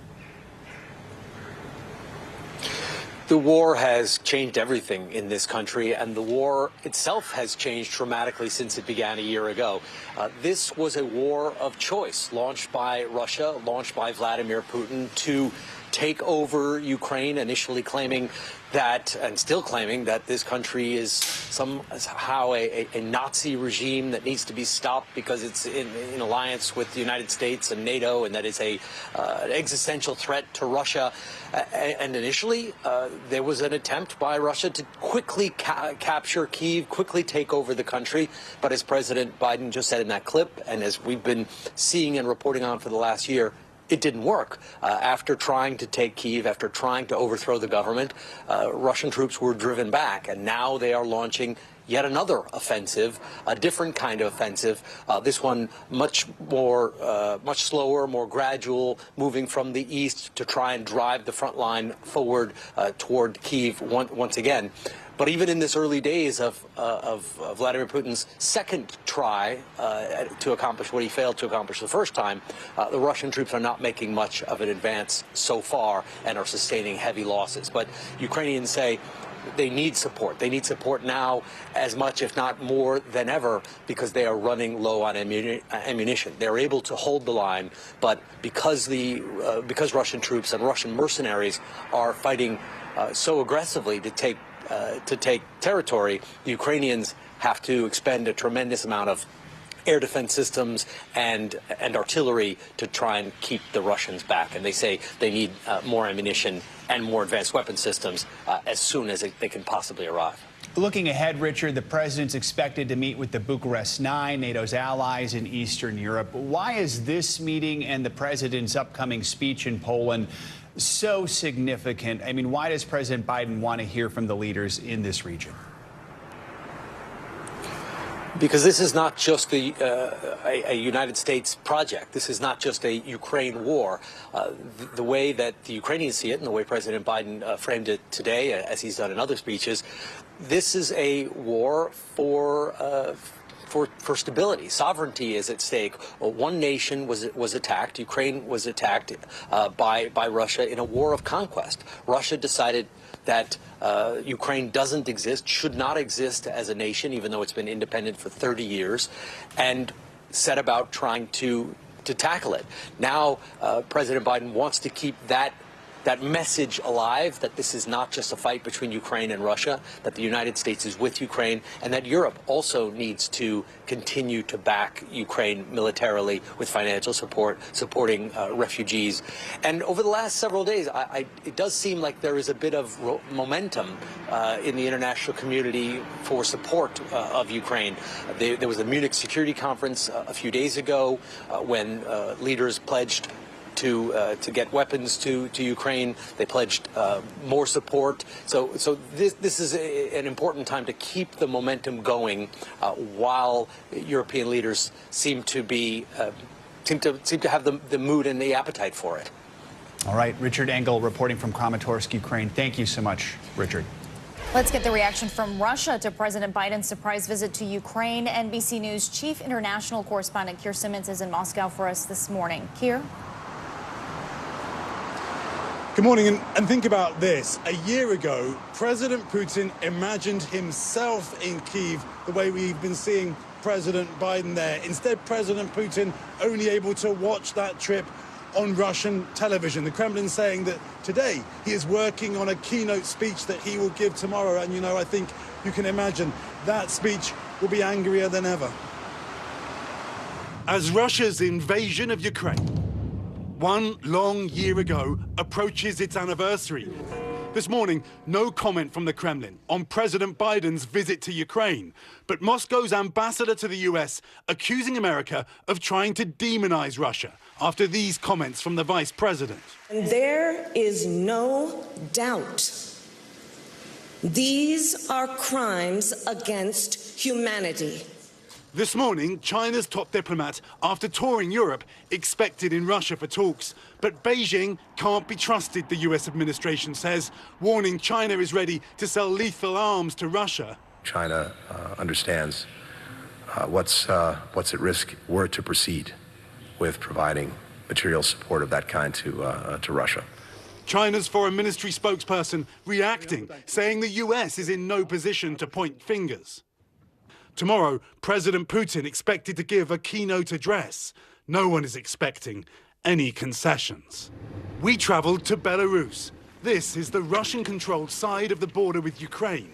There are fears from some US allies in the region that another invasion launched from here could be part of Russia's renewed offensive. And that's Ukraine just across the border there. You can see how heavily fortified it is. The Ukrainians clearly taking no chances. That's Ukraine right there. We're looking at Ukraine. How tense is this border? Very tense, this border guard tells me. There's no communication. They took us to see their special forces in training and even some Chinese equipment. They are peaceful, they say, despite supporting Russia. And this morning there are reports that now Hungary wants to work with China to try to reach some kind of a peace deal between Ukraine and Russia, but that will very likely simply complicate things further. There is little diplomacy and a whole lot of fury, particularly here in Moscow, where Russian television now is counting down the hours until President Putin's speech tomorrow. All right, Keir Simmons, thanks so much. Now to the latest on the health of former President Jimmy Carter. He is back at home in Plains, Georgia this morning, surrounded by family after a series of hospital stays. Over the weekend, his foundation announced that he's receiving end-of-life hospice care at home. NBC News correspondent Priscilla Thompson has more on Carter's condition. Former President Carter remains under hospice care here at his home in Plains, Georgia, as around the country and across the globe, people are thinking of him and praying for his family. Across the nation, an outpouring of love for former President Jimmy Carter. After Saturday's announcement, the 98-year-old would begin hospice care at his home.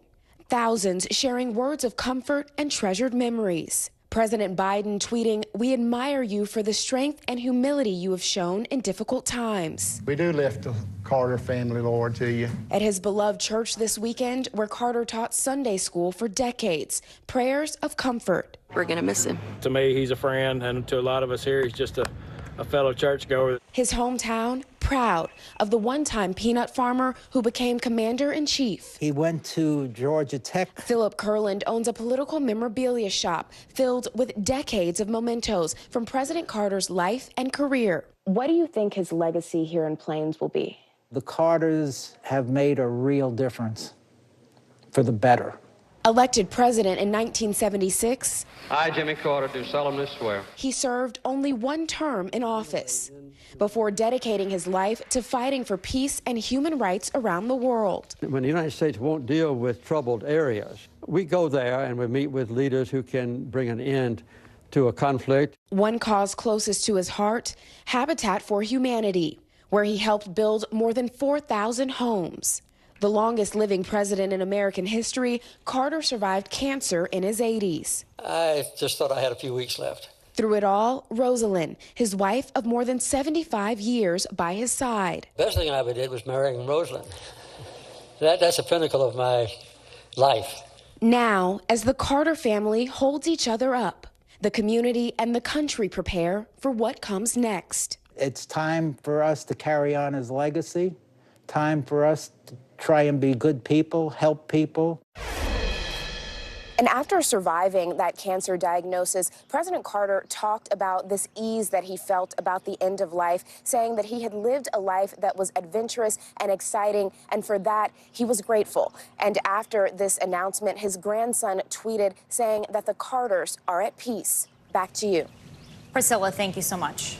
Turning now to the train derailment that's causing worry and frustration in an Ohio community. It has been more than 2 weeks since that train derailed. It was carrying hazardous material, which is why health concerns in that town are mounting. NBC's George Solis joins us now from East Palestine, Ohio, where the CEO of the train company visited the site over the weekend. Good morning, George. Yeah, good morning, Joe. That CEO coming into town to meet with a few local leaders. He met with the mayor, firefighters, even a few of his own employees that work here in town. The problem is this visit was unannounced, and many residents feel they didn't get a chance to voice their frustration, particularly about their health concerns. This is the Ohio Department of Health announces a health clinic is expected to open here in town tomorrow. This morning, residents of East Palestine expressing their frustration. It's a terrible accident. It falls on their shoulders. It's their train. After Alan Shaw, the CEO of Norfolk Southern, made an unannounced trip to the town. I've made it very clear. I am terribly sorry for what has happened to this community. This as fears over air, water, and soil quality in this tight-knit town escalate. To walk out this morning, it was like I couldn't breathe. Mike McKim was among a small group of business owners and community members that spoke with the CEO privately. He was apprehensive about coming here with a bunch of angry people. I'm not afraid to say that it wasn't right. Security cameras from McKim's newly opened winery captured the nearby fiery derailment. His business now sits empty as customers cancel reservations over health concerns. In an interview with our NBC affiliate, Shaw declined to answer specific questions about cleanup concerns. We're being completely transparent, completely collaborative with the Ohio EPA on this. In a letter to Shaw, Transportation Secretary Pete Buttigieg called for accountability, writing, "The people cannot be forgotten," adding Norfolk Southern must demonstrate that you will not seek to supercharge profits by resisting higher standards. But it comes after a report saying Norfolk Southern pushed against new safety standards for the rail industry. Shaw met with Buttigieg 3 months ago to discuss shared goals over economic growth and infrastructure investments. But in a memo reviewed by the Washington Post, a Transportation Department lawyer said the meeting was an opportunity for Norfolk Southern to raise concerns about a proposed federal rule that would require trains, in most cases, to have 2 crew members. Federal regulators have argued that 2 workers could better respond to derailments. The EPA saying there are still no air or water quality concerns, but many residents are still using bottled water, some relying on giveaways like this one. Even so, the future of this town still uncertain. Just you're still worried. Oh, yeah. How could you not be worried?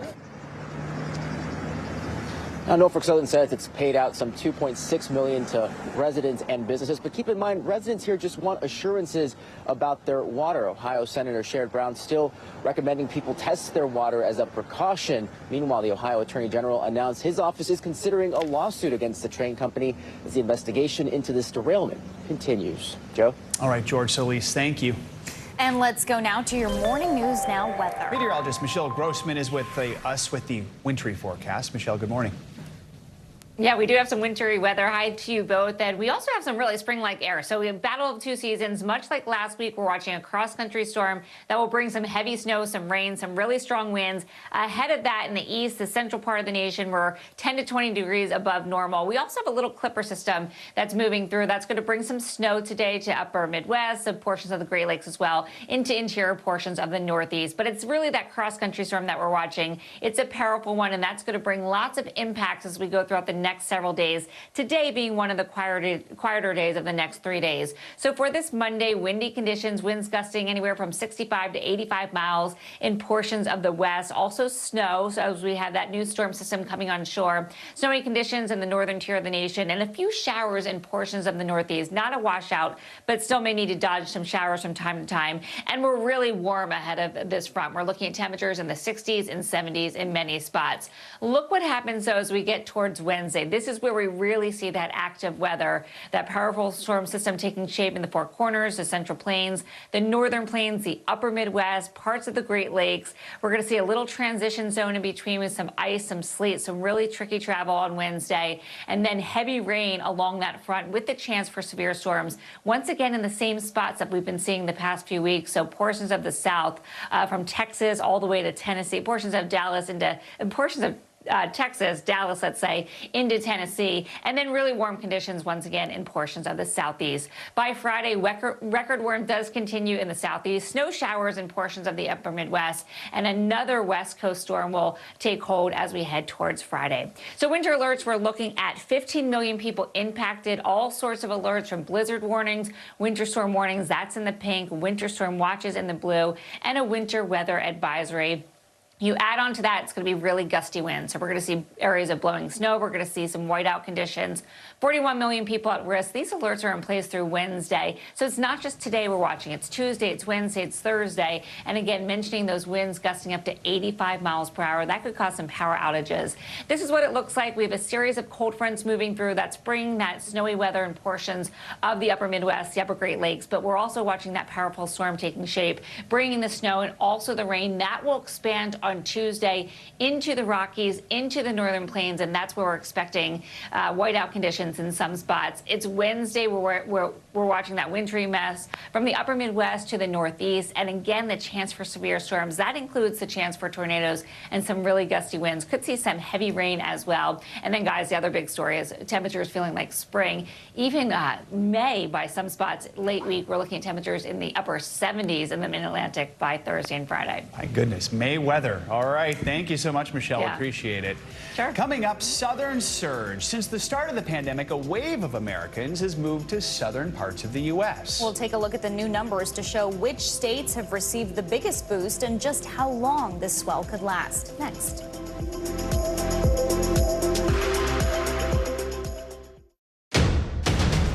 The day's biggest political stories with trusted insight and expert analysis. A daily look at the politics behind the headlines.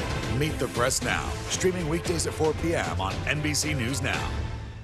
I feel like every single person is an inspirational leader or teacher in some way. What can I do in my life? What can I take from this person's story? I think we all want a fresh start. Join Hoda Kotb for season 3 of her podcast, Making Space.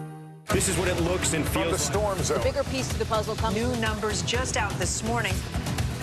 Good evening. We begin tonight with breaking news just coming in. We begin this hour with the latest developments. We're coming on the air with some shakeups big time on Capitol Hill. How much water ultimately will be forced inland? Whenever it happens, wherever you are, NBC News, streaming free now. For Dateline Premium, subscribe now on Apple Podcasts. What do people need most right now? Did the state and/or law enforcement drop the ball?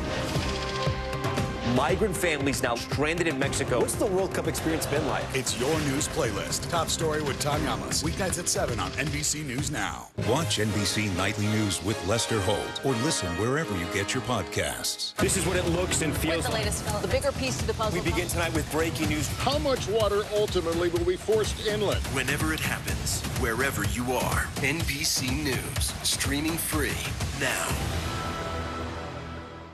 The big variable, the storm surge. How much water will ultimately be pushed inland? How many of you were up there? At least like 11. How real is this going back to the moon?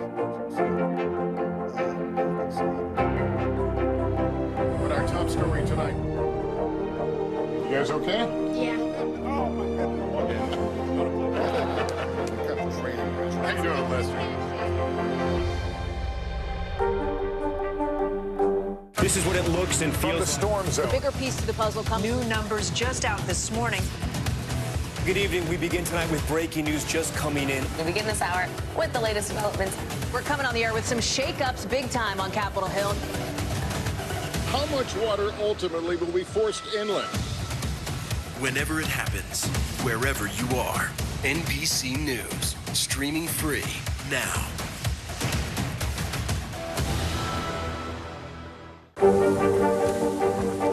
How many of you were up there? At least like 11. How real is this going back to the moon? How you doing, Lester?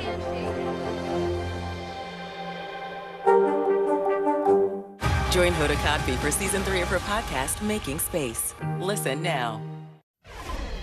Welcome back. It's a story we heard a lot during the pandemic. With work being remote and the increased need for space, people were fleeing major cities in droves for calmer atmospheres, particularly in the South. The big question now, so how long is this trend going to last? NBC's Sam Brock joins us now from Miami, one of those cities that's seeing a big wave of new friendly faces from the north. Sam, good morning.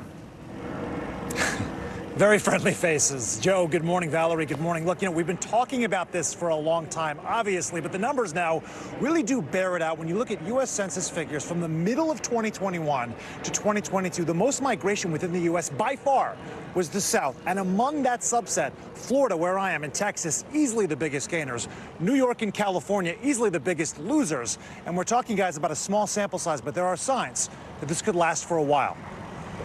Whether it's the breezy waters of South Florida beckoning, or the barbecue and lively music of Austin calling their name, Americans are increasingly picking up and planning routes in the South. Like Nina Price, who took a road trip from Boston to Austin in September 2020, intending to stay for a few short months until plans changed.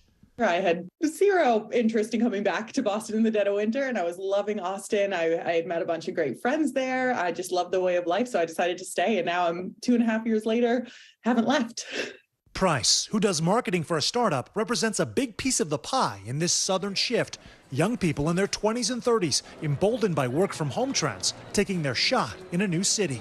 Nearly 1.4 million Americans have moved to the South between the middle of 2021 and 2022. With Texas and Florida easily grabbing the lion's share, followed by North Carolina and Georgia. The states seeing the biggest exodus, New York, California, and Illinois. It's a story that can also be told through cities, with Houston, Miami, and Atlanta seeing the largest percentage of inbound moving rates in 2022, as the Miami Metro has seen by far the largest increase since the start of the pandemic. We have sunshine, we have palm trees, we have beaches, we have no income tax. Jordan Lederman has been selling real estate in South Florida for more than a decade and runs the Lederman Group at Fortune Christie's International Real Estate. With this influx of people, how have the communities and the neighborhoods changed? They've changed dramatically. We have so many cool areas now. Those on the move appear to be exporting a small slice of their old cities with them. When you go to the financial district of Miami, which is called Brickell, it really looks like a mini New York. You see everything from professionals to young families to large families. And normally those would be the tourists. Demographers say it's not just younger people, but older folks too, pulled by a variety of factors. The number of cities there, the number of the homes that are available there, the number of jobs that are available there are going to attract a large part of the migrants that are going to the South. For Price, she says she might return to the Northeast someday, but for now, the future is just that. I don't know if it's a generational shift or just a general cultural shift that's allowing people to feel a little bit more of that freedom and not as much of a tie to a place as it is to experiences. An interesting sidebar, guys, to this conversation is the fact that migration patterns domestically in recent years are the lowest that they have been since World War II. So not that many people are moving, but those who are moving largely to the South. Joe? So, Sam, you talk about the weather, which I'm looking behind you right now, and I'm incredibly jealous. Also, work from home, no state income taxes. Those are the biggest drivers. But are there other factors that researchers think are pushing people to move south? Yeah, no doubt about it. By the way, the aesthetic, are you kidding me? Just the visual right now certainly tells part of the story. I feel you on that, Joe, but you don't want to be here during summer. I will say that. In terms of what's driving this right now, beyond the factors that you just listed, cost of living differences, housing specifically. Yes, cities like Miami and Austin and Atlanta have seen huge increases in the cost of housing and rentals. But when you compare that to New York and Los Angeles, it's still a value proposition there. There's also historically a trend where this younger generation, which tends to be more diverse, flocks back to major cities like New York and Chicago. The question now, will they revert to that baseline, Joe, or are we looking at a permanent paradigm shift down here? All right, Sam, for now, enjoy that skyline. All right, thanks so much. International headlines now. Dozens of people are dead after severe weather tore through Brazil. NBC's Claudio Lavanga joins us now with that and other world news. Claudio, good morning. Good morning. Yes, let's start off in Brazil, where dozens are dead after heavy rains caused major flooding and landslides. Now, as you can see, waters are causing significant damage, and officials say the death toll could rise. Cities are now under a state of emergency and are even canceling carnival festivities. Rescue teams remain on the lookout to locate the missing and injured. Turning now to Damascus, where an Israeli airstrike hit a residential area in the heart of the city, killing at least 5, including a soldier. Syrian state media reports that the strikes destroyed residential buildings. This comes in response to ongoing fighting between Israel and Iran, a close ally to Syria's president. Israel has yet to comment. And now in London, where Cambodian crown jewelry dating back to the 7th century has now been revealed. The pieces resurfaced just last summer, originally stolen by a British antiquities smuggler who died while awaiting trial in the US back in 2020. After his death, the smuggler's family promised to return the collection. About 77 pieces, including crown, belts, and earrings, were found. Once returned home, the pieces will go on display in Cambodia's capital. Joe, Valerie? Claudio, thank you so much. Coming up, remembering Richard Belzer. We have a look at the life and legacy of the longtime Law & Order star whose career-defining role made him a familiar face in millions of homes around the world. That's next.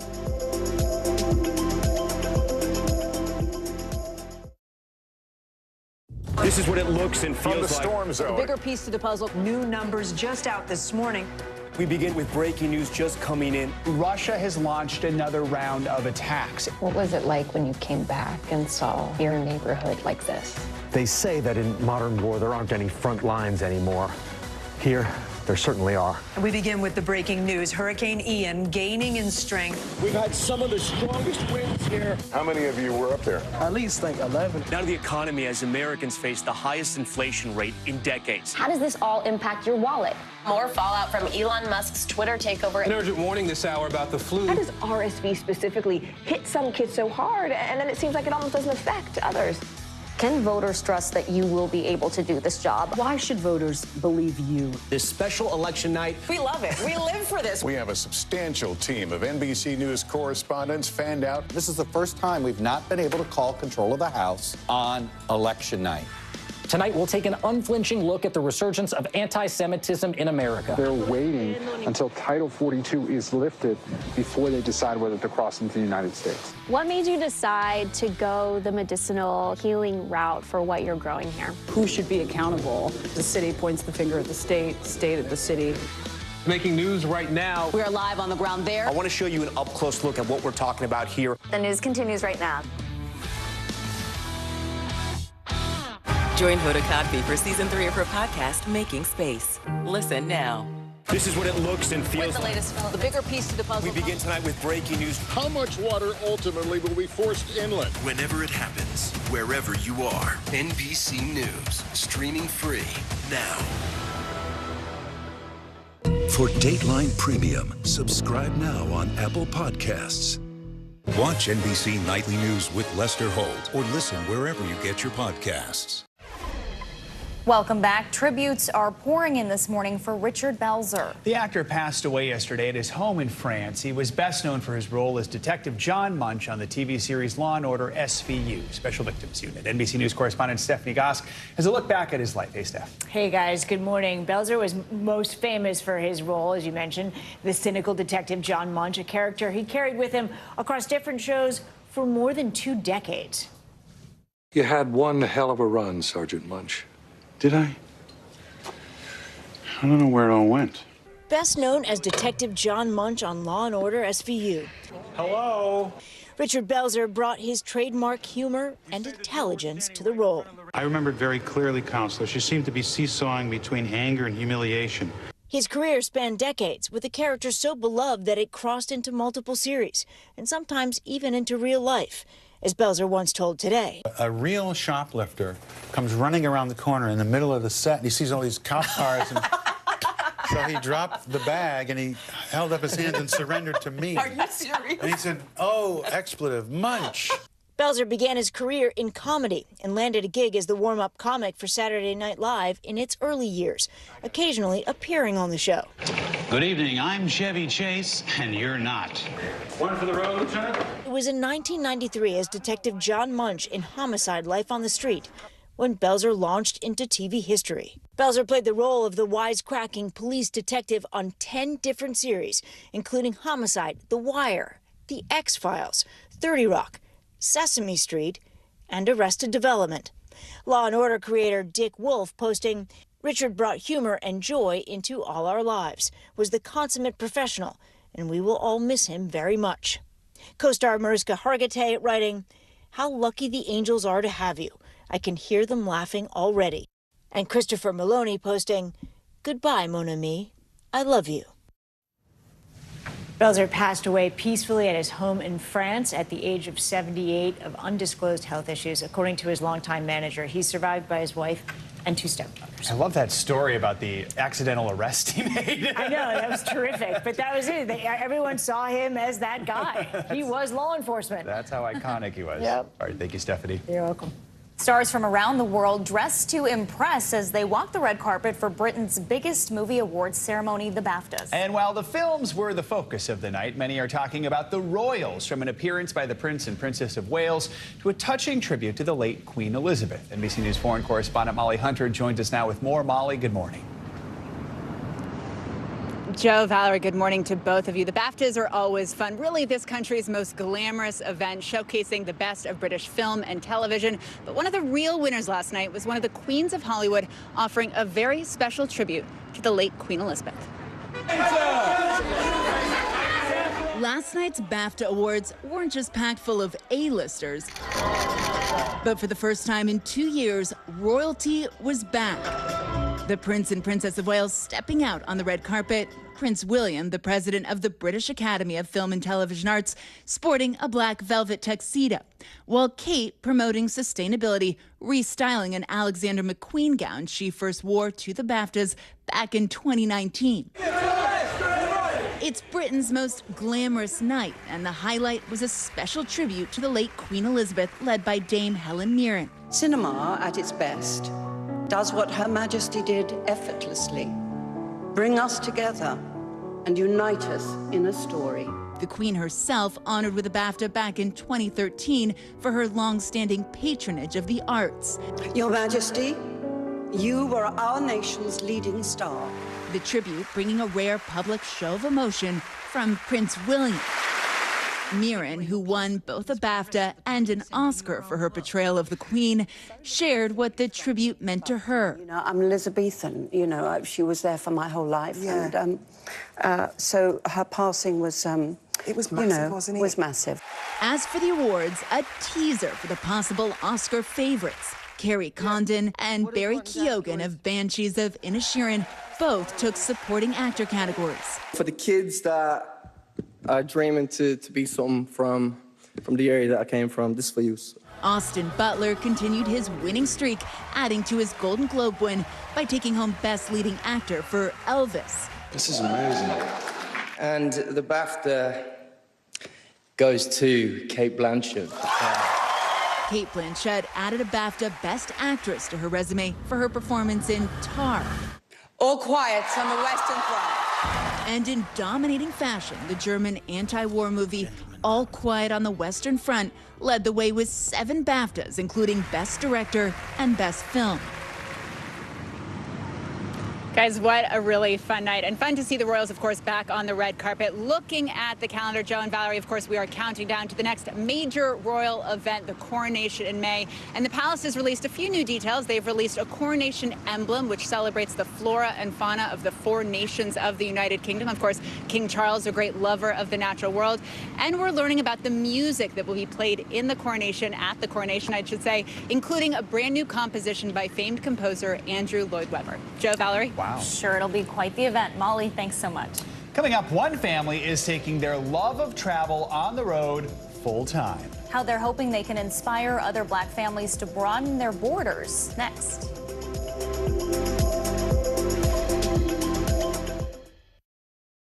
NBC News, streaming free now. Watch NBC Nightly News with Lester Holt or listen wherever you get your podcasts. This is what it looks and feels With the latest film, the bigger piece of the puzzle. We begin tonight with breaking news. How much water ultimately will be forced inland? Whenever it happens, wherever you are, NBC News, streaming free now. I feel like every single person is an inspirational leader or teacher in some way. What can I do in my life? What can I take from this person's story? I think we all want a fresh start. Join Hoda Kotb for season 3 of her podcast, Making Space.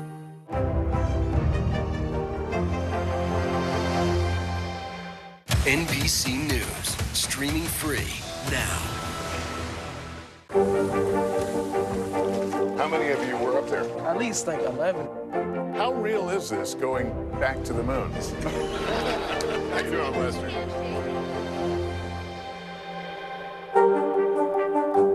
For Dateline Premium, subscribe now on Apple Podcasts.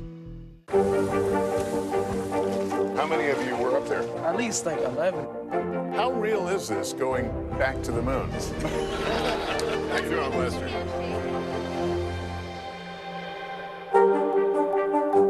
We begin tonight with breaking news just coming in. Whenever it happens, wherever you are, NBC News, streaming free now. Join Hoda Kotb for season 3 of her podcast, Making Space. Listen now. This is what it looks and feels What's the latest, Phil? The bigger piece to the puzzle. We begin tonight with breaking news. How much water ultimately will be forced inland? Whenever it happens, wherever you are, NBC News, streaming free now. The big variable, the storm surge. How much water will ultimately be pushed inland? How many of you were up there? At least like 11. How real is this going back to the moon? What our top story tonight? You guys okay? Yeah. Oh, my God. How you doing, Lester? Stay on top of breaking news and the biggest stories of the day with NBC News Daily. Thank you so much for joining us. I'm Morgan Radford. And I'm Vicki Wynn. I'm Aaron Gilchrist. And I'm Kate Snow. Get in-depth reporting from across the country. What's your reaction to the president's comments? And around the world. Are Ukrainians continuing to make advances? And ways you can take care of your health. Who should be getting tested? And frankly, how often? And your wallet. Costs are skyrocketing. How to manage soaring prices. NBC News Daily. Weekdays from 12 to 4 p.m. Eastern on NBC News Now.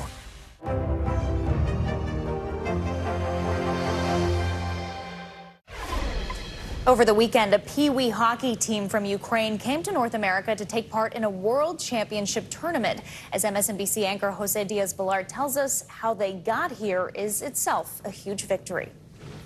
From the cold of Canada's Quebec City, a miracle on ice. At the International Pee-wee Hockey Tournament, this year a first. A team of refugees from the war in Ukraine. Like 12-year-old Maxim Stepa. Tell me a little bit about what it's like for you now. We're like stars. Everybody, everywhere's camera, everybody talk with us, selfie. They've been the toast of the tournament. These boys who have been through so much, getting a warm welcome at every game. I'll use a Sharpie here. But getting here hasn't been easy. Some trained back home as bombs fell. At times finding their way with flashlights. And even skating in the dark. The effort to bring them here started last year, organized by former Canadian hockey pro Sean Berube. Sean played hockey in Ukraine when he was a teen. Those kids, like 3 weeks ago, some of them were still trying to run away from rockets. And now for them to be here and to be like rock stars. Team coach Yevgeny Pucharenko says he's overjoyed to see the kids happy again. What's this road been like for you and your team? It's a great experience for them. The kids are smiling, they're happy. It's a huge thing for these kids. Huge because so many of their fathers are fighting in Ukraine. Slava Ukraini! Героям слава! We were there for the emotional moment this player had a video call with his dad, a fighter on the front lines. There you see tanks moving behind him.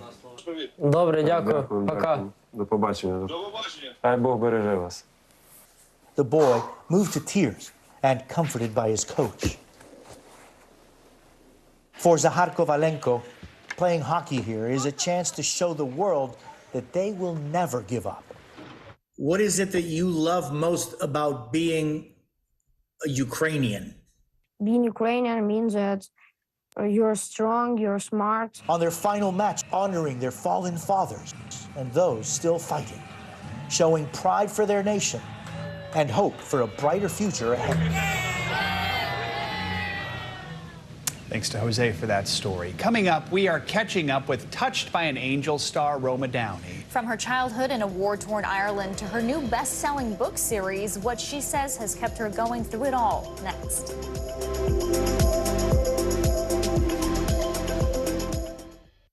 I feel like every single person is an inspirational leader or teacher in some way. What can I do in my life? What can I take from this person's story? I think we all want a fresh start. Join Hoda Kotb for season 3 of her podcast, Making Space. For Dateline Premium, subscribe now on Apple Podcasts. This is what it looks and feels like. storm zone. The bigger piece to the puzzle. New numbers just out this morning.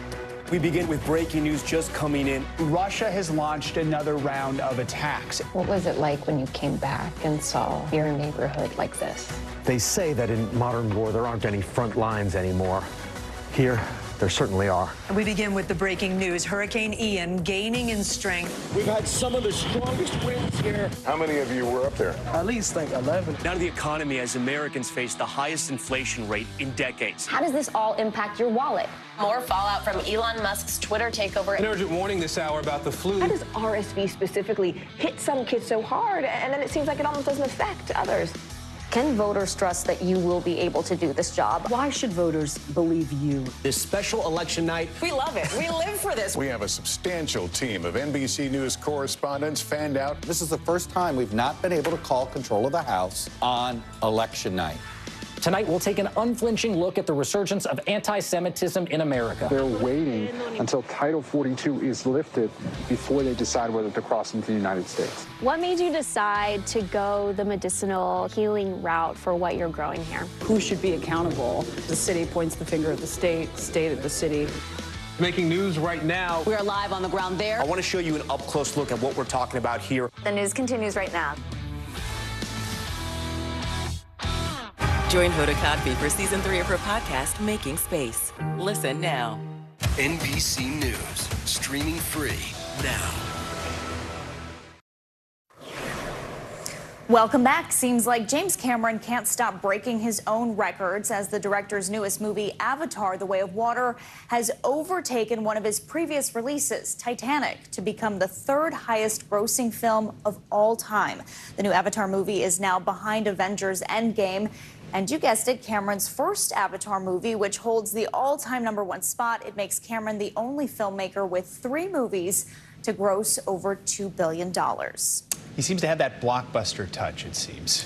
The magic touch. I don't know if I can sit through those movies. They're getting very, very long, though. You can watch them in pieces. You just have to wait till they're not in the theater anymore. All right, thanks, Valerie. Now, you might remember actress Roma Downey from her hit role on the TV show Touched by an Angel. She's also a producer and an author. She's sharing personal lessons from her own faith and life in her new book, Be an Angel. Our special anchor, Maria Shriver, has more. Good morning. Roma Downey's books about the power of faith have topped the bestseller lists. And now she writes about using those values for the better good, showing us all that we can be an angel to others and to ourselves. That doesn't belong to you. From her 9 seasons on TV's Touched by an Angel, Sent by God, it has begun. to her faith-positive miniseries and best-selling devotional books, Roma Downey has made it her mission to spread kindness and hope through the Word of God. Now in her new book, Be an Angel, she shares how to do just that, using favorite quotes and scriptures along with her own personal stories of discovery and growth. You actually believe that all of us can actually be angels. What do you mean by that?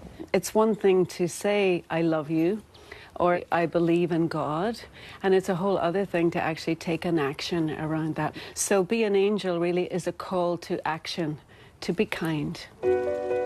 She says this starts with how we begin our day. In the morning, I start my day in gratitude, whether you believe in God or you don't, to think about maybe how could I do something for somebody else today. Think if people can do that, that maybe they would feel more hopeful, that maybe they would feel more connected. Do you think the idea of telling people they can be an angel will turn people off. That's a religious thing, and I don't see myself that way. I think that we're all a little bit broken, aren't we? You know, nobody is perfect. This is not about being perfect. This is really just about being kind. Here at her home outside Los Angeles, Roma says life is a far cry from her childhood growing up in war-torn Ireland, where she first learned the power of kindness from her father. We're so divided in the United States, for example. What did he convey to you that helped you not become a person of hate? You know, the minute you see somebody as different than you, I think it's easier to feel that disconnection. Our dad would encourage us just to find the things that we shared, the similarities in each other. So in a way, you're doing the same work as your father. I guess so. Did, yeah, I never thought of it. On a higher I never thought of it that way. And through a book. Yeah, I suppose so in some ways, you know. Maybe we just turn into our parents before we realize it. In her book, Roma also shares lessons from her 15-year marriage to Hollywood producer Mark Burnett. And she talks about the value of getting older as a woman in her 60s. I'm quicker to say, I don't really want to do that, to things that I don't really want to do. Right. I realized a lot of my life I was like much more of a people pleaser. Age has given you the right to say no to things? I think so. I don't know about you or anybody watching, but I'm a menopausal woman, and sleep and I are not the best of friends anymore. And so some nights I'm lying in my bed, you know, and the things that maybe were like little worries during the day become these Herculean things to wrestle with in the night. Anybody that follows me on social media knows I'm obsessed with the sunrise. It's a great sort of symbolism of a new day, a new beginning. And if you messed up yesterday, let's try and do better today. Roma's new book, Be an Angel, comes out Tuesday, and it's a great read. Back to you. All right, Maria Shriver. Thank you, Maria. Now to the inspiring story behind one of New York City's hottest restaurants. Just 4 months after COVID lockdown started and right before their second child was born, a couple opened the Caribbean-inspired spot Kokomo. Today's show co-anchor Chanel Jones paid it a visit to learn their secret to success. Caval and Rhea Graham are living a life they never could have imagined. I love hospitality. I never thought that I would have my own restaurant. But as we look back, we kind of see that every step that we took was actually leading us to this moment. Today, they are the parents of 3 young children and will celebrate 5 years of marriage. But it's their journey to this point, running Kokomo, a popular pan-Caribbean restaurant with Indian and Asian flavors that combines their passion for food and hospitality. Clearly, you both had some kind of restaurant background. Started off in nightlife, and then we became roving chefs, me and the guys that I had a group with. At the time, I was a marketing manager for a Caribbean restaurant as well. They were soon married and hesitantly decided their next move together would be a restaurant. So they took to social media, documenting everything about acquiring and opening a restaurant. As they were just about to open, the pandemic hit. Against all odds, they officially opened in the summer of 2020. How challenging was it? I would say it was like mental warfare because you really did not know what to expect. But I think because we were so open about our feelings to our social media, people wanted to genuinely support. Something that's very inspirational, because Rhea was a part of every step during pregnancy, motivated me to even work harder. What kept you going in those tough times? Knowing that we invested so much, but not only of our own, but of our loved ones, because our parents invested in this restaurant with us. So we knew if we failed, it was a big failure. Yeah, I think it was a very humbling experience because a lot of restaurants were closing down. The couple describes the menu as elevated Caribbean fare, served up in an atmosphere that feels like the Caribbean. I would say if you're looking for a vibe, come here. We represent all different parts of the Caribbean. We definitely appeal to all ethnicities, you know, whether it's Afro-Caribbean, Latin Caribbean, you know, Asian Caribbean. Did you get inspiration for different recipes? I mean, how did you do it? We were very passionate about like bringing out things that we grew up on, you know, tapping into our Caribbean heritage. Do you feel like you are blazing a trail? Real trailblazers for us are the grandmas, man, because there's nothing like a Caribbean grandma in that kitchen showing her stuff. And now we're just trying to modernize it and just make it into something fresh and new. Some of their hottest Caribbean dishes are on flatbread. Island pasta flatbread on any given day, because it's something that we reinvented, and I think everybody comes in and like they can't get that nowhere else. It's served with shrimp, oxtail, chicken. Once we saw that brick oven, we knew we had to do an ode to Brooklyn by having a brick oven pizza crust. And then we tap on top of it a tomato confit sauteed shrimp with ackee, which is the national fruit of Jamaica. I had to give the food a try. So this is our rasta balls. Okay. Croquette fried Italian Alfredo sauce. Ooh. That we infuse with some jerk seasoning. Ooh. Aioli on top. Can I try it? Of course. The flavors burst in your mouth. Oh my gosh. This alone would have me coming back. As they embrace this family-run business, they reflect on this moment in time. Everything that you need to succeed is within you. We come from very humble beginnings. Our parents struggled. I know how hard, I know how hard they worked to leave a path for myself, and how hard we as parents worked for us to be where we are. I take none of it for granted. And you can achieve anything you want as long as you believe in yourself. Thanks to Chanel for that story. The couple also make their own in-house coconut rum, and this spring they're opening another restaurant nearby. Well, have you ever gone on a vacation that you never want to end? Yes. Well, one woman and her family are making that dream come true. Yeah, Kay Akpan and her husband decided to sell their home and set off on an adventure with their son in an RV 3 years ago. But as a family of color, Kay started to notice a lack of diversity on the road, so she decided to do something to encourage parents with children of color to see the world. Joining us now is Kay Akpan, who is the co-founder of the nonprofit group Black Kids Do Travel. Kay, good morning. We are so glad to have you with us. I mean, let's take a step back and talk about how you decided to pack up, travel the country. I'm sure a lot of people are watching this right now saying, I would love to do this too, but I don't think I could ever make that leap. How did you make that leap? By the way, good morning, and thanks for having me on. So my family and I decided that we wanted to travel the world together. We wanted to pay off debt, and we wanted to spend more time together also. And we figured the best way to do that would be to do that in our RV. So we started RV traveling, and we left from California, and we've done about 44 states so far and 45 countries. Kay, there are thousands of people who are now part of the Black Kids Do Travel community. What has it been like to build all of this from scratch, and what's been the reaction that you've seen from other families who are a part of this movement as well? It's been amazing knowing that we have a safe place. And when I say safe place, because when I started traveling, with our son, I would always ask, because, there are a lot of Facebook travel groups. And I would always say, hey, how does it feel to be here as a Black family? And a lot of times, a lot of people misunderstood me. They would say, oh, there's nothing wrong with that. You could just go here fine. And I realized that it was really a disconnect. And then with Black Kids Do Travel, I realized that it's, I can ask people who look like me, hey, have you been here? And we can all exchange ideas, and we can all be on the same page.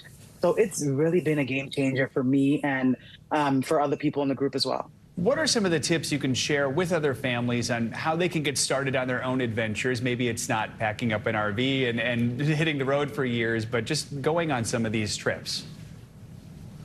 Definitely budget. We budget a lot. We go where it's cheap. So we find a place that's really cheap. We'll go there versus having a bucket list kind of place. And also you can travel from your home. You can, watch a TV show, a movie, in a different culture. You could try new foods or cook new foods at home. There's so many things that you can do, and travel without actually leaving your city or the country. What are some of your favorite places that you've been to? There's got to be several. There's so many of them. I would say Taiwan. I found a super cheap ticket there, went there, and just fell in love with the country. We had a really great time there. My 10-year-old, he loves China. He loves China, Japan. So it's so different for all of us. We all have our favorites. What's the response you're hearing from other families of color who have connected with you or listening to your advice and are setting off on their own travels? I would definitely say that, they're happy that that space exists. We were actually in El Salvador a week ago for my 10-year-old's birthday, and we ran into another family in the Black Kids Do Travel group. And the first thing she said was, I planned this El Salvador trip from all the tips that I got in there. And that really made me so happy. So, yeah, it's amazing. Very cool. And Kay, where are you right now? California right now. California, okay, which is also a super fun place. So, all right, Kay Akman, thank you so much for joining us this morning and for sharing your tips and your stories. I'm a little bit jealous of you, I have to admit that. All right, that does it for this Thanks hour for having me. of Morning News Now. The news continues right now.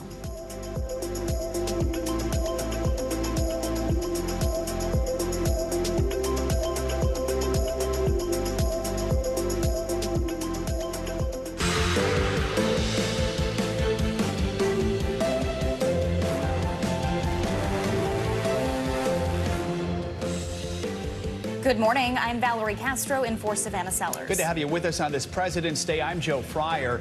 Right now on Morning News Now, breaking news. President Biden in Ukraine. In a surprise move, he makes a historic visit to the war-torn country as the world prepares to mark 1 year since the Russian invasion began. 1 year later, Kyiv stands, and Ukraine stands. Democracy stands. The Americans stand with you, and the world stands with you. The new information about President Biden's meeting with President Zelensky and the new aid package heading to Ukraine. Growing tribute. This morning, the family of former President Jimmy Carter is gathered around him after the announcement the 98-year-old would spend his final days at home in hospice care.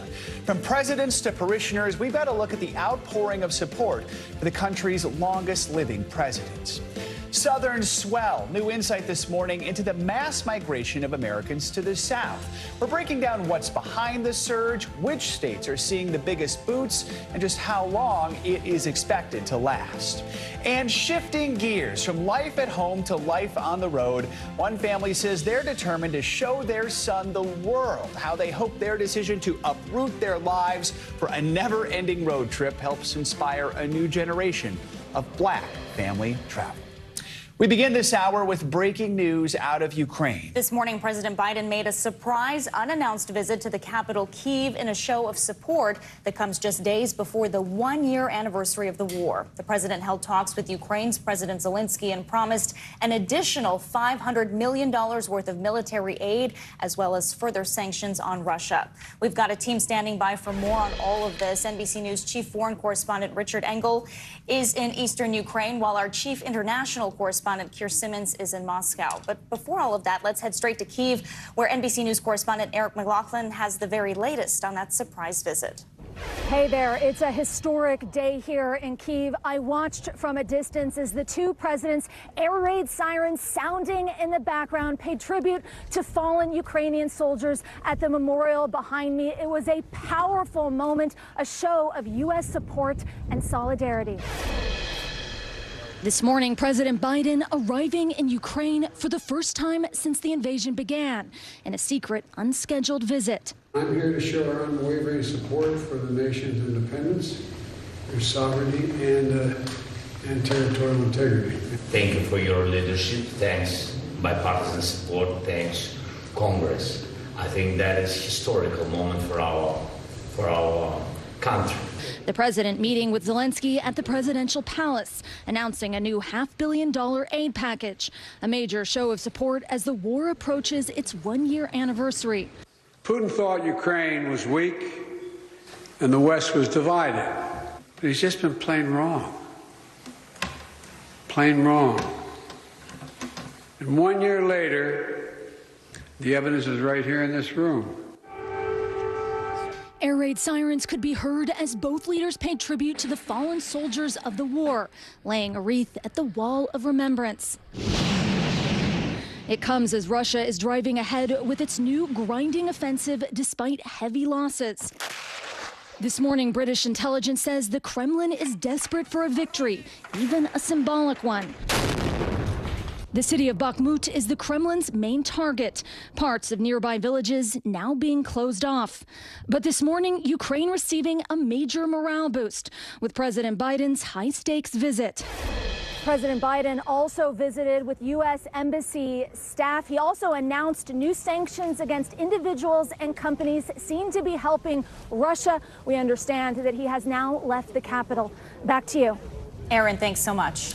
NBC News chief foreign correspondent Richard Engel joins us now from Ukraine with more. Richard, good morning. So President Biden gave that impassioned speech during his visit to Kyiv, reflecting on the state of Ukraine since the war began nearly a year ago. Let's listen to a little more of what he had to say.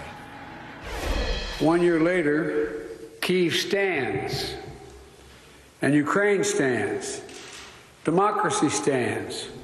The Americans stand with you, and the world stands with you. We know that there'll be very difficult days and weeks and years ahead. But Russia's aim was to wipe Ukraine off the map. Putin's war of conquest is failing. Russia's military has lost half its territory it once occupied. So, Richard, how much has this war changed in 1 year? And realistically, what do you think is the impact of President Biden's visit? The war has changed everything in this country, and the war itself has changed dramatically since it began a year ago. This was a war of choice launched by Russia, launched by Vladimir Putin to take over Ukraine, initially claiming that, and still claiming, that this country is somehow a Nazi regime that needs to be stopped because it's in alliance with the United States and NATO, and that is an existential threat to Russia. And initially, there was an attempt by Russia to quickly capture Kyiv, quickly take over the country. But as President Biden just said in that clip, and as we've been seeing and reporting on for the last year, it didn't work. After trying to take Kyiv, after trying to overthrow the government, Russian troops were driven back, and now they are launching yet another offensive, a different kind of offensive. This one much slower, more gradual, moving from the east to try and drive the front line forward toward Kyiv once again. But even in this early days of Vladimir Putin's second try to accomplish what he failed to accomplish the first time, the Russian troops are not making much of an advance so far and are sustaining heavy losses. But Ukrainians say they need support. They need support now as much, if not more than ever, because they are running low on ammunition. They're able to hold the line, but because Russian troops and Russian mercenaries are fighting so aggressively to take territory, the Ukrainians have to expend a tremendous amount of air defense systems and artillery to try and keep the Russians back. And they say they need more ammunition and more advanced weapon systems as soon as they can possibly arrive. Looking ahead, Richard, the president's expected to meet with the Bucharest Nine, NATO's allies in Eastern Europe. Why is this meeting and the president's upcoming speech in Poland so significant? I mean, why does President Biden want to hear from the leaders in this region? Because this is not just a United States project. This is not just a Ukraine war.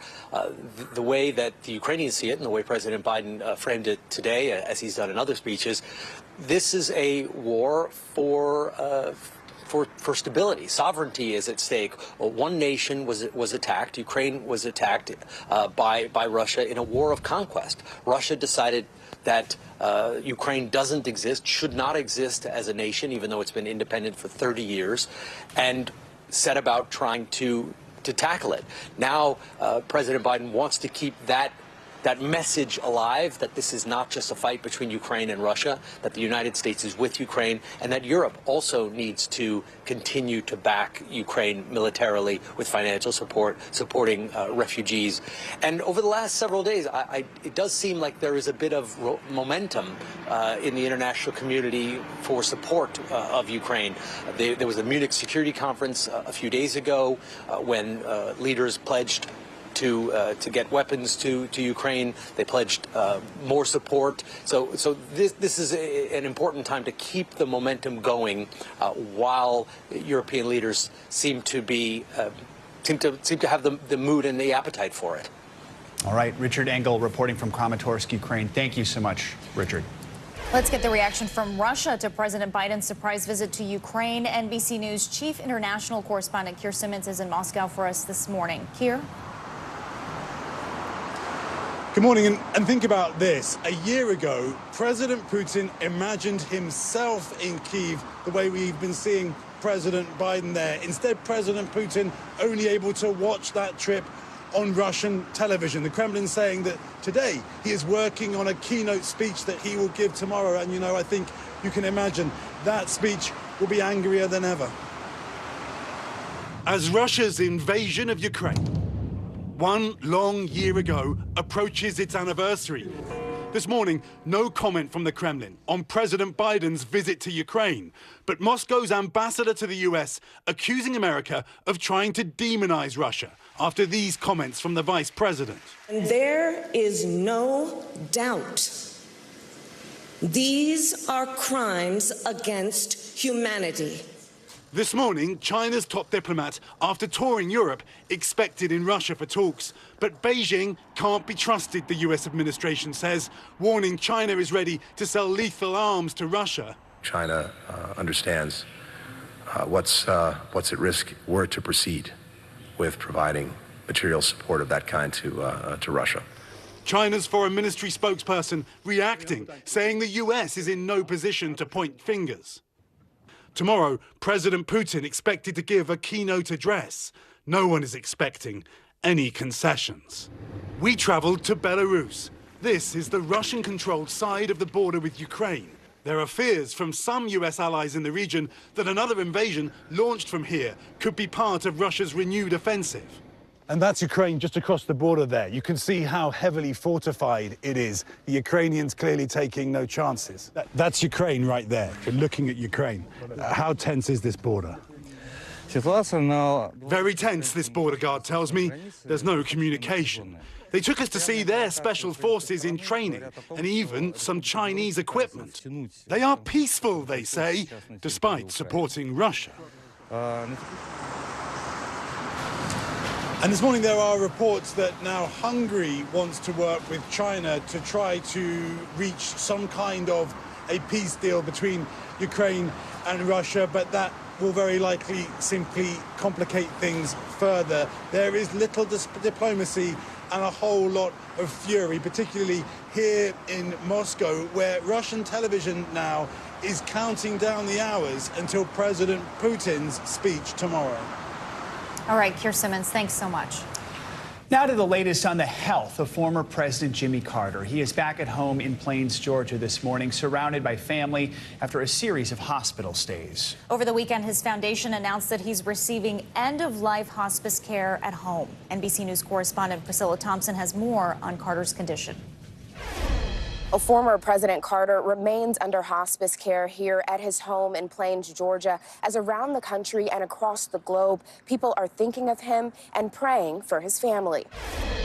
Across the nation, an outpouring of love for former President Jimmy Carter. After Saturday's announcement, the 98-year-old would begin hospice care at his home.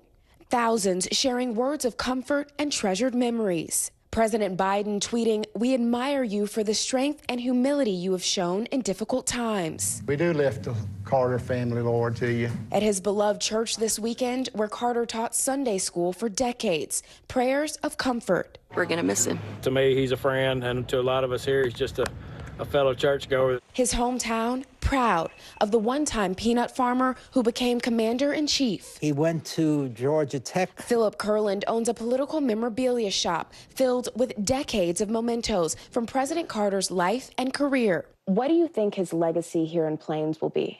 The Carters have made a real difference for the better. Elected president in 1976, I, Jimmy Carter, do solemnly swear. He served only one term in office before dedicating his life to fighting for peace and human rights around the world. When the United States won't deal with troubled areas, we go there and we meet with leaders who can bring an end to a conflict. One cause closest to his heart, Habitat for Humanity, where he helped build more than 4,000 homes.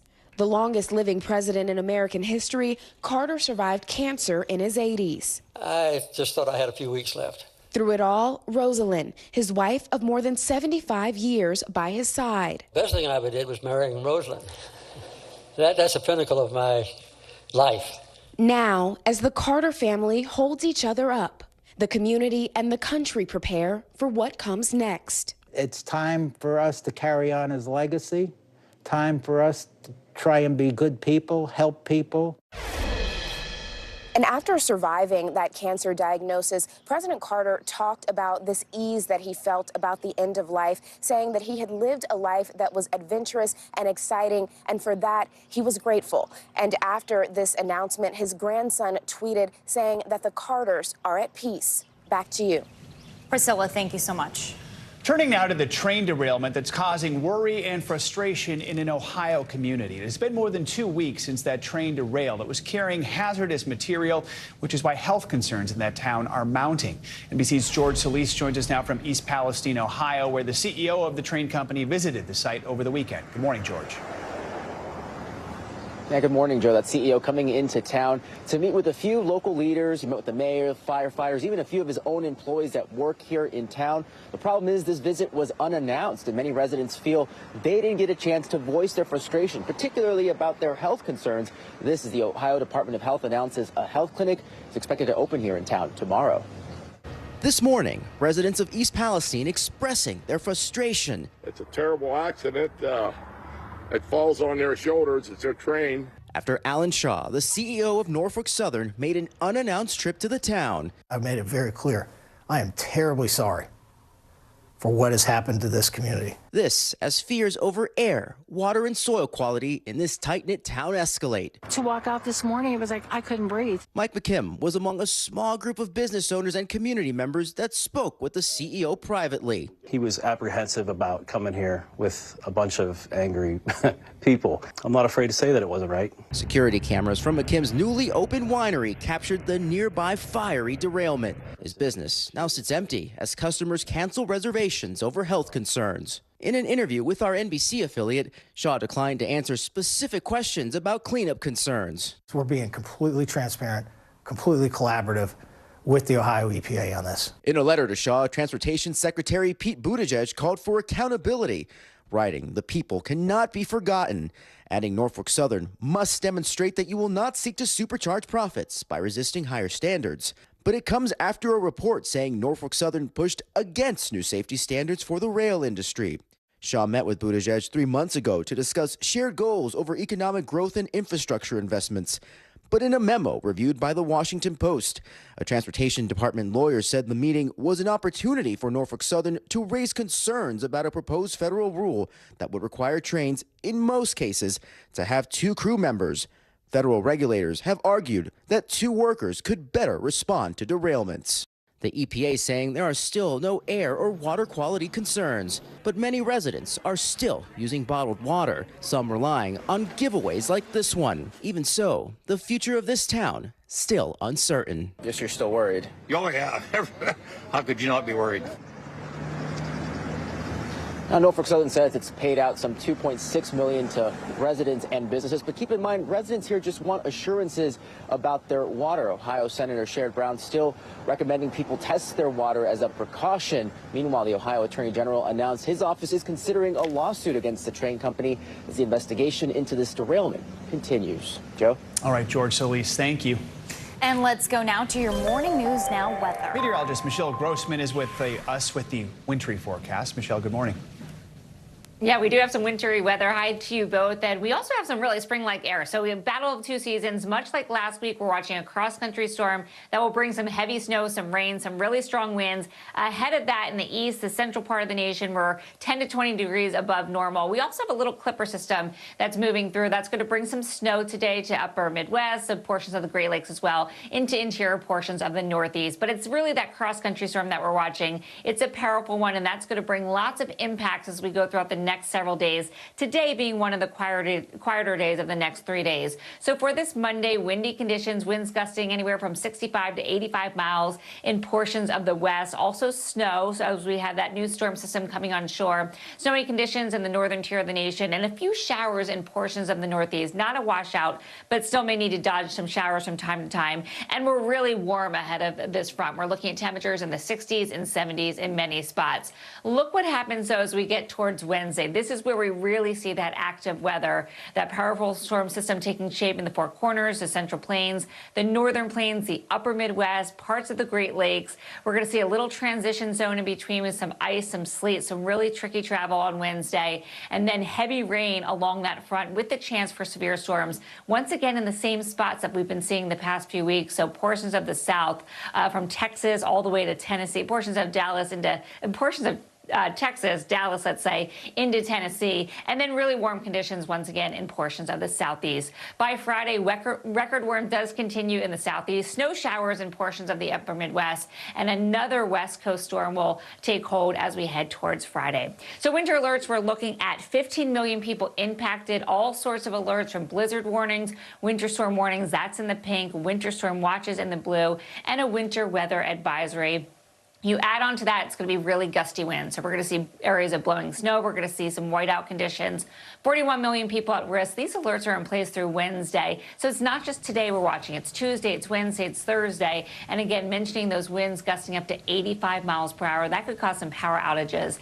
This is what it looks like. We have a series of cold fronts moving through that's bringing that snowy weather in portions of the Upper Midwest, the Upper Great Lakes. But we're also watching that powerful storm taking shape, bringing the snow and also the rain. That will expand on Tuesday into the Rockies, into the Northern Plains, and that's where we're expecting whiteout conditions in some spots. It's Wednesday where we're watching that wintry mess from the Upper Midwest to the Northeast, and again, the chance for severe storms. That includes the chance for tornadoes and some really gusty winds. Could see some heavy rain as well. And then, guys, the other big story is temperatures feeling like spring. Even May by some spots late week. We're looking at temperatures in the upper 70s in the Mid-Atlantic by Thursday and Friday. My goodness, May weather. All right, thank you so much, Michelle. Yeah. Appreciate it. Sure. Coming up, southern surge. Since the start of the pandemic, a wave of Americans has moved to southern parts of the U.S. We'll take a look at the new numbers to show which states have received the biggest boost and just how long this swell could last. Next.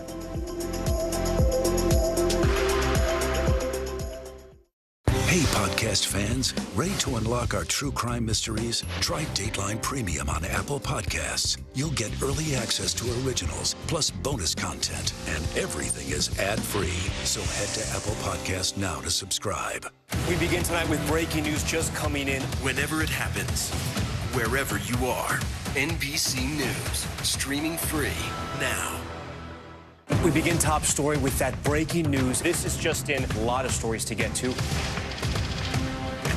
What do people need most right now? Did the state and or law enforcement drop the ball anywhere? Are we headed for a recession or a recovery? Migrant families now stranded in Mexico. What's the World Cup experience been like? The civilian effort is not just about fighting, it's also about helping. Every night, it's your news playlist. Top story with Tom Llamas. Streaming weeknights at 7 on NBC News Now. Watch NBC Nightly News with Lester Holt or listen wherever you get your podcasts. Join Hoda Kotb for season 3 of her podcast, Making Space. Listen now. What do people need most right now? Did the state and or law enforcement drop the ball? Migrant families now stranded in Mexico. What's the World Cup experience been like? It's your news playlist. Top story with Tom Llamas. Weeknights at 7 on NBC News Now. The big variable, the storm surge. How much water will ultimately be pushed inland? How many of you were up there? At least like 11. How real is this going back to the moon? What our top story tonight? You guys okay? Yeah. Oh my goodness. How you doing, Lester? We begin top story with that breaking news. This is just in, a lot of stories to get to. What do people need most right now? Did the state and or law enforcement drop the ball anywhere? Are we headed for a recession or a recovery? Migrant families now stranded in Mexico. What's the World Cup experience been like? The civilian effort is not just about fighting, it's also about helping. Every night, it's your news playlist. Top story with Tom Llamas. Streaming weeknights at 7 on NBC News Now. This is what it looks and feels. What's the latest film? The bigger piece to the puzzle. We begin tonight with breaking news. How much water ultimately will be forced inland? Whenever it happens, wherever you are, NBC News, streaming free now. Join Hoda Kotb for season 3 of her podcast, Making Space. Listen now. The day's biggest political stories with trusted insight and expert analysis. A daily look at the politics behind the headlines. Meet the Press Now, streaming weekdays at 4 p.m. on NBC News Now. Join Hoda Kotb for season 3 of her podcast, Making Space. Listen now. Welcome back. It's a story we heard a lot during the pandemic. With work being remote and the increased need for space, people were fleeing major cities in droves for calmer atmospheres, particularly in the South. The big question now, so how long is this trend going to last? NBC's Sam Brock joins us now from Miami, one of those cities that's seeing a big wave of new friendly faces from the north. Sam, good morning.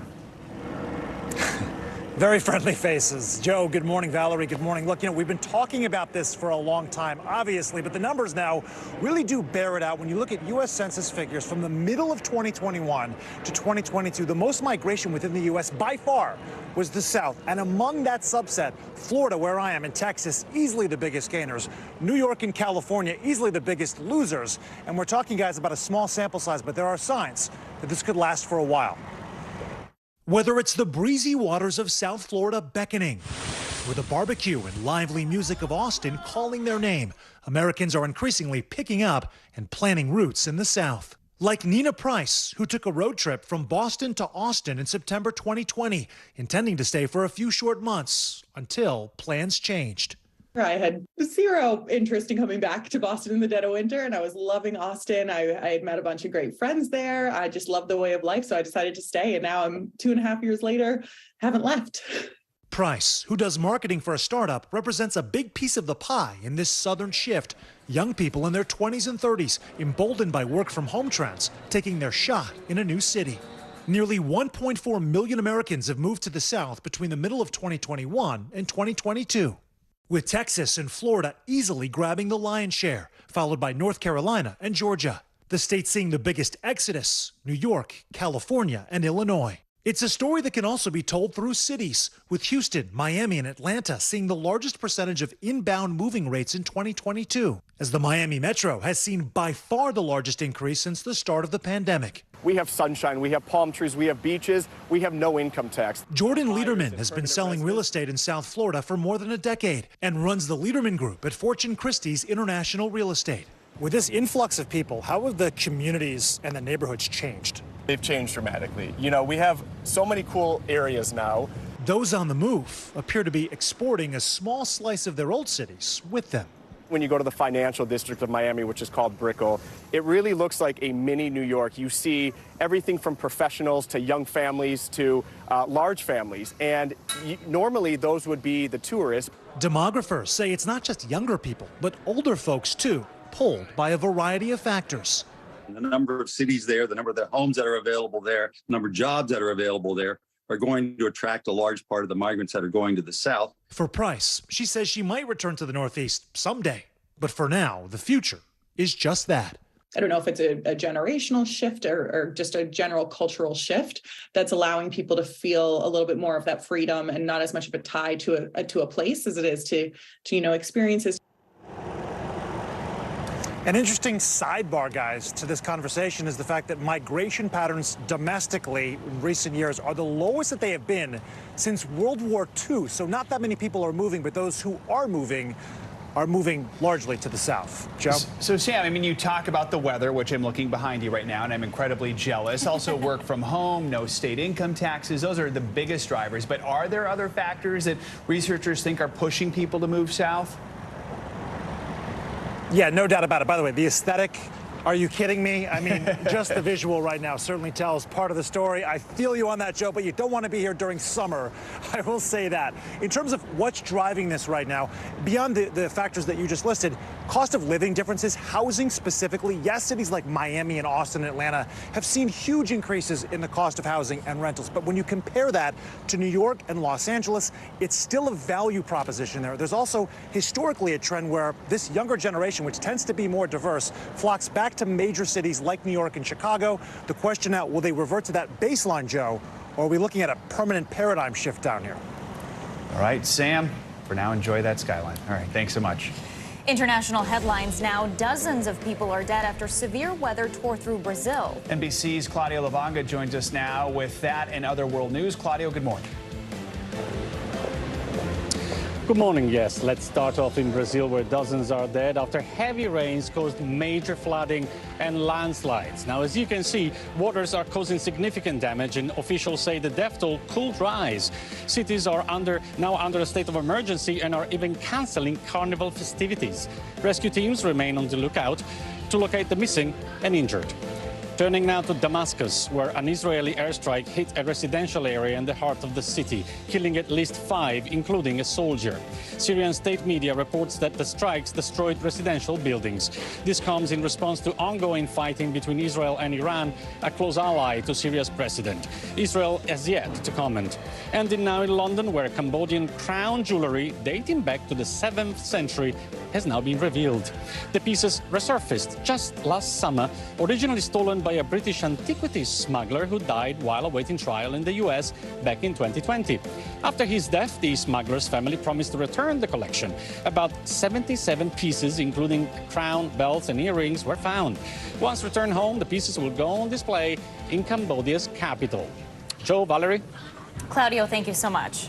Coming up, remembering Richard Belzer. We have a look at the life and legacy of the longtime Law & Order star whose career-defining role made him a familiar face in millions of homes around the world. That's next.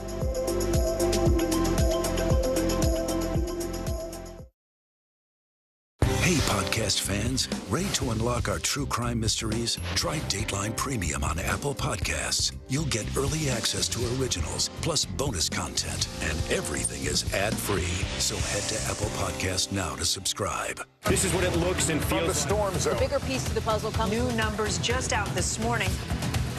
Good evening. We begin tonight with breaking news just coming in. We begin this hour with the latest developments. We're coming on the air with some shakeups big time on Capitol Hill. How much water ultimately will be forced inland? Whenever it happens, wherever you are, NBC News, streaming free now. Stay on top of breaking news and the biggest stories of the day with NBC News Daily. Thank you so much for joining us. I'm Morgan Radford. And I'm Vicki Wynn. I'm Aaron Gilchrist. And I'm Kate Snow. Get in-depth reporting from across the country. What's your reaction to the president's comments? And around the world. Are Ukrainians continuing to make advances? And ways you can take care of your health. Who should be getting tested? And frankly, how often? And your wallet. Costs are skyrocketing. How to manage soaring prices. NBC News Daily. Weekdays from 12 to 4 p.m. Eastern on NBC News Now. The big variable, the storm surge. How much water will ultimately be pushed inland? How many of you were up there? At least like 11. How real is this going back to the moon? What our top story tonight? You guys okay? Yeah. Oh, my goodness. How you doing, Lester? Join Hoda Kotb for season 3 of her podcast, Making Space. Listen now. Watch NBC Nightly News with Lester Holt or listen wherever you get your podcasts. Join Hoda Kotb for season 3 of her podcast, Making Space. Listen now. This is what it looks and feels. From the storm zone. The bigger piece to the puzzle comes. New numbers just out this morning.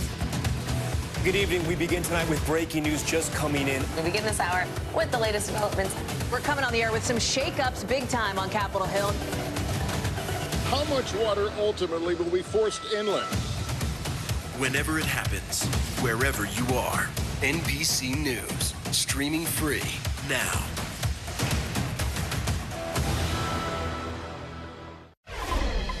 Welcome back. Tributes are pouring in this morning for Richard Belzer. The actor passed away yesterday at his home in France. He was best known for his role as Detective John Munch on the TV series Law & Order SVU, Special Victims Unit. NBC News correspondent Stephanie Gosk has a look back at his life. Hey, Steph. Hey, guys. Good morning. Belzer was most famous for his role, as you mentioned, the cynical detective John Munch, a character he carried with him across different shows for more than 2 decades. You had one hell of a run, Sergeant Munch. Did I? I don't know where it all went. Best known as Detective John Munch on Law & Order SVU. Hello? Richard Belzer brought his trademark humor and intelligence to the role. I remembered very clearly, Counselor. She seemed to be seesawing between anger and humiliation. His career spanned decades, with a character so beloved that it crossed into multiple series, and sometimes even into real life. as Belzer once told Today. A real shoplifter comes running around the corner in the middle of the set, and he sees all these cop cars, and so he dropped the bag, and he held up his hands and surrendered to me. Are you serious? And he said, "Oh, expletive, munch." Belzer began his career in comedy and landed a gig as the warm-up comic for Saturday Night Live in its early years, occasionally appearing on the show. Good evening, I'm Chevy Chase, and you're not. One for the road, Lieutenant? It was in 1993 as Detective John Munch in Homicide: Life on the Street when Belzer launched into TV history. Belzer played the role of the wisecracking police detective on 10 different series, including Homicide, The Wire, The X-Files, 30 Rock, Sesame Street, and Arrested Development. Law & Order creator Dick Wolf posting, "Richard brought humor and joy into all our lives, was the consummate professional, and we will all miss him very much." Co-star Mariska Hargitay writing, "How lucky the angels are to have you. I can hear them laughing already." And Christopher Maloney posting, "Goodbye, mon ami. I love you." Belzer passed away peacefully at his home in France at the age of 78 of undisclosed health issues, according to his longtime manager. He's survived by his wife and 2 stepdaughters. I love that story about the accidental arrest he made. I know, that was terrific. But that was it. Everyone saw him as that guy. He was law enforcement. That's how iconic he was. Yep. All right, thank you, Stephanie. You're welcome. Stars from around the world dressed to impress as they walk the red carpet for Britain's biggest movie awards ceremony, the BAFTAs. And while the films were the focus of the night, many are talking about the royals, from an appearance by the Prince and Princess of Wales to a touching tribute to the late Queen Elizabeth. NBC News foreign correspondent Molly Hunter joins us now with more. Molly, good morning. Joe, Valerie, good morning to both of you. The BAFTAs are always fun. Really, this country's most glamorous event, showcasing the best of British film and television. But one of the real winners last night was one of the queens of Hollywood, offering a very special tribute to the late Queen Elizabeth. Last night's BAFTA Awards weren't just packed full of A-listers, but for the first time in 2 years, royalty was back. The Prince and Princess of Wales stepping out on the red carpet. Prince William, the president of the British Academy of Film and Television Arts, sporting a black velvet tuxedo, while Kate promoting sustainability, restyling an Alexander McQueen gown she first wore to the BAFTAs back in 2019. It's Britain's most glamorous night, and the highlight was a special tribute to the late Queen Elizabeth, led by Dame Helen Mirren. Cinema, at its best, does what Her Majesty did effortlessly: bring us together and unite us in a story. The Queen herself honored with a BAFTA back in 2013 for her long-standing patronage of the arts. Your Majesty, you were our nation's leading star. The tribute bringing a rare public show of emotion from Prince William. Mirren, who won both a BAFTA and an Oscar for her portrayal of the Queen, shared what the tribute meant to her. You know, I'm Elizabethan. You know, she was there for my whole life, and so her passing was, it was massive, wasn't it? Was massive. As for the awards, a teaser for the possible Oscar favorites. Carrie Condon and Barry Keoghan of Banshees of Inisherin both took supporting actor categories. For the kids that are dreaming to be something from the area that I came from, this is for you. Austin Butler continued his winning streak, adding to his Golden Globe win by taking home Best Leading Actor for Elvis. This is amazing. And the BAFTA goes to Cate Blanchett. Kate Blanchett added a BAFTA Best Actress to her resume for her performance in Tar. All quiet on the Western Front.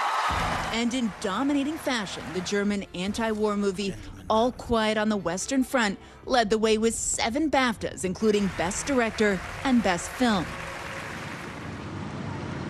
Guys, what a really fun night, and fun to see the royals, of course, back on the red carpet. Looking at the calendar, Joe and Valerie, of course, we are counting down to the next major royal event, the coronation in May. And the palace has released a few new details. They've released a coronation emblem, which celebrates the flora and fauna of the 4 nations of the United Kingdom. Of course, King Charles, a great lover of the natural world. And we're learning about the music that will be played in the coronation, at the coronation, I should say, including a brand new composition by famed composer Andrew Lloyd Webber. Joe, Valerie? Wow. Sure, it'll be quite the event. Molly, thanks so much. Coming up, one family is taking their love of travel on the road full-time. How they're hoping they can inspire other Black families to broaden their borders. Next.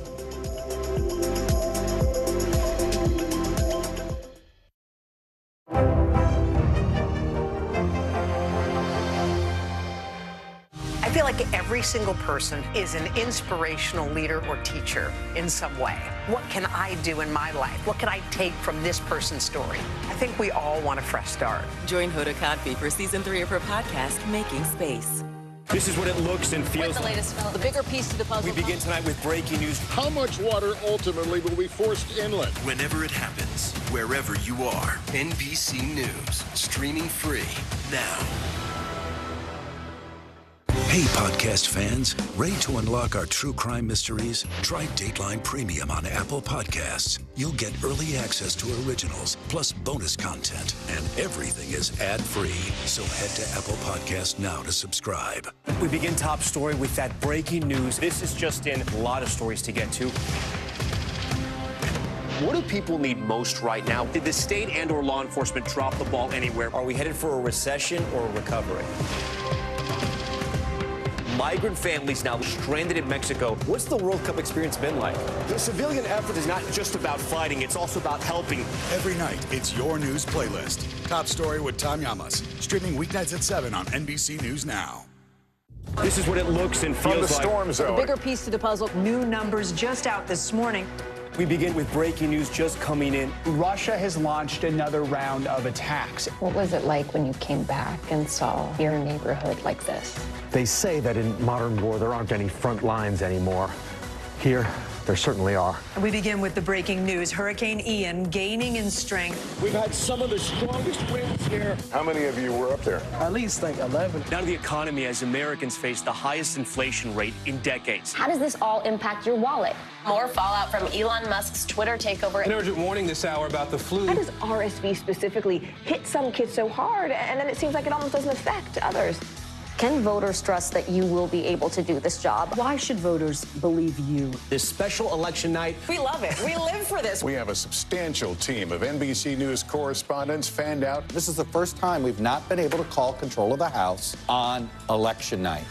Tonight, we'll take an unflinching look at the resurgence of anti-Semitism in America. They're waiting until Title 42 is lifted before they decide whether to cross into the United States. What made you decide to go the medicinal healing route for what you're growing here? Who should be accountable? The city points the finger at the state at the city.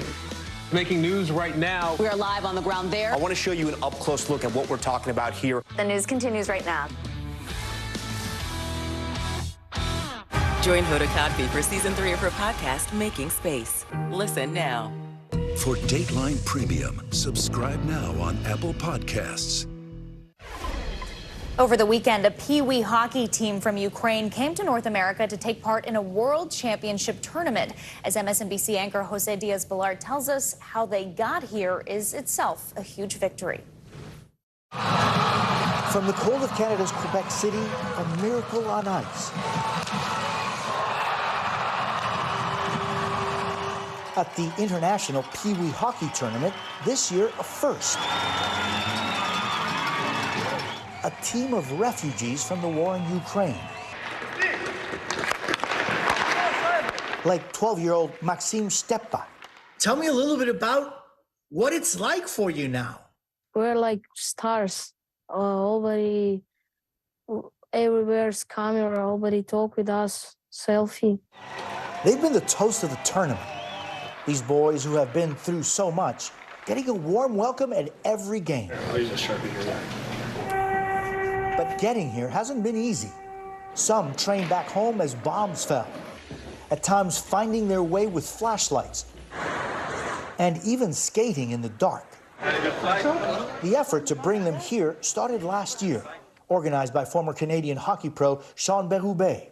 Sean played hockey in Ukraine when he was a teen. Those kids, like 3 weeks ago, some of them were still trying to run away from rockets. And now for them to be here and to be like rock stars. Team coach Yevgeny Pucharenko says he's overjoyed to see the kids happy again. What's this road been like for you and your team?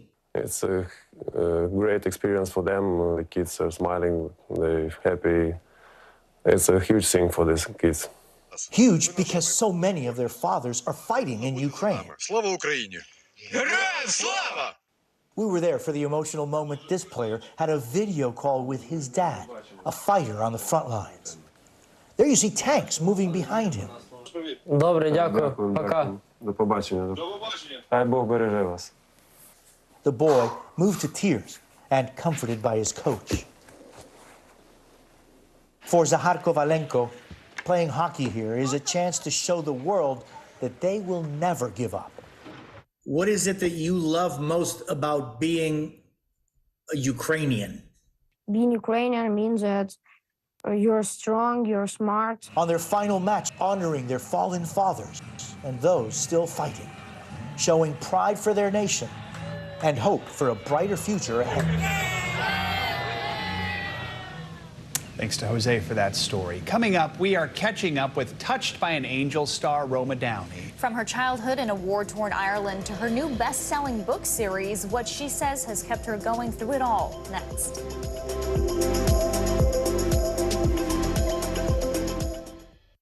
Join Hoda Kotb for season 3 of her podcast, Making Space. Listen now. This is what it looks and feels. With the latest, the bigger piece to the puzzle. We begin tonight with breaking news. How much water ultimately will be forced inland? Whenever it happens, wherever you are, NBC News, streaming free now. The day's biggest political stories with trusted insight and expert analysis. A daily look at the politics behind the headlines. Meet the Press Now, streaming weekdays at 4 p.m. on NBC News Now. NBC News, streaming free now. We begin top story with that breaking news. This is just in, a lot of stories to get to. What do people need most right now? Did the state and or law enforcement drop the ball anywhere? Are we headed for a recession or a recovery? Migrant families now stranded in Mexico. What's the World Cup experience been like? The civilian effort is not just about fighting, it's also about helping. Every night, it's your news playlist. Top Story with Tom Llamas, streaming weeknights at 7 on NBC News Now. This is what it looks and feels. From the storm zone. The bigger piece to the puzzle comes. New numbers just out this morning. Good evening. We begin tonight with breaking news just coming in. We begin this hour with the latest developments. We're coming on the air with some shakeups big time on Capitol Hill. How much water ultimately will be forced inland? Whenever it happens, wherever you are, NBC News, streaming free now. Watch NBC Nightly News with Lester Holt or listen wherever you get your podcasts. NBC News, streaming free now. For Dateline Premium, subscribe now on Apple Podcasts. Watch NBC Nightly News with Lester Holt or listen wherever you get your podcasts. Join Hoda Kotb for season 3 of her podcast, Making Space. Listen now. Welcome back. Seems like James Cameron can't stop breaking his own records as the director's newest movie, Avatar: The Way of Water, has overtaken one of his previous releases, Titanic, to become the third highest grossing film of all time. The new Avatar movie is now behind Avengers Endgame. And you guessed it, Cameron's first Avatar movie, which holds the all-time #1 spot. It makes Cameron the only filmmaker with 3 movies to gross over $2 billion. He seems to have that blockbuster touch, it seems. The magic touch. I don't know if I can sit through those movies. They're getting very, very long, though. You can watch them in pieces. You just have to wait till they're not in the theater anymore. All right, thanks, Valerie. Now, you might remember actress Roma Downey from her hit role on the TV show Touched by an Angel. She's also a producer and an author. She's sharing personal lessons from her own faith and life in her new book, Be an Angel. Our special anchor, Maria Shriver, has more. Good morning. Roma Downey's books about the power of faith have topped the bestseller list. And now she writes about using those values for the better good, showing us all that we can be an angel to others and to ourselves. That doesn't belong to you. From her 9 seasons on TV's Touched by an Angel, Sent by God, it has begun. to her faith-positive miniseries and best-selling devotional books, Roma Downey has made it her mission to spread kindness and hope through the Word of God. Now in her new book, Be an Angel, she shares how to do just that, using favorite quotes and scriptures along with her own personal stories of discovery and growth. You actually believe that all of us can actually be angels. What do you mean by that? It's one thing to say, I love you, or I believe in God, and it's a whole other thing to actually take an action around that. So Be an Angel really is a call to action, to be kind. She says this starts with how we begin our day. In the morning, I start my day in gratitude. Whether you believe in God or you don't, to think about maybe how could I do something for somebody else today? Think of people can do that maybe they would feel more hopeful, that maybe they would feel more connected. Do you think the idea of telling people they can be an angel will turn people off? That's a religious thing, and I don't see myself that way. I think that we're all a little bit broken, aren't we? You know, nobody is perfect. This is not about being perfect. This is really just about being kind. Here at her home outside Los Angeles, Roma says life is a far cry from her childhood growing up in war-torn Ireland, where she first learned the power of kindness from her father. We're so divided in the United States, for example. What did he convey to you that helped you not become a person of hate? You know, the minute you see somebody as different than you, I think it's easier to feel that disconnection. Our dad would encourage us just to find the things that we shared, the similarities in each other. So in a way, you're doing the same work as your father. I guess so. Did Yeah, I never thought of it. On a higher I never thought or of it that way. plane and through a book. Yeah, I suppose so in some ways, you know. Maybe we just turn into our parents before we realize it. In her book, Roma also shares lessons from her 15-year marriage to Hollywood producer Mark Burnett. And she talks about the value of getting older as a woman in her 60s. I'm quicker to say, I don't really want to do that, to things that I don't really want to do. Right. I realized a lot of my life I was like much more of a people pleaser. Age has given you the right to say no to things? I think so. I don't know about you or anybody watching, but I'm a menopausal woman, and sleep and I are not the best of friends anymore. And so some nights I'm lying in my bed, you know, and the things that maybe were like little worries during the day become these Herculean things to wrestle with in the night. Anybody that follows me on social media knows I'm obsessed with the sunrise. It's a great sort of symbolism of a new day, a new beginning. And if you messed up yesterday, let's try and do better today. Roma's new book, Be an Angel, comes out Tuesday, and it's a great read. Back to you. All right, Maria Shriver. Thank you, Maria.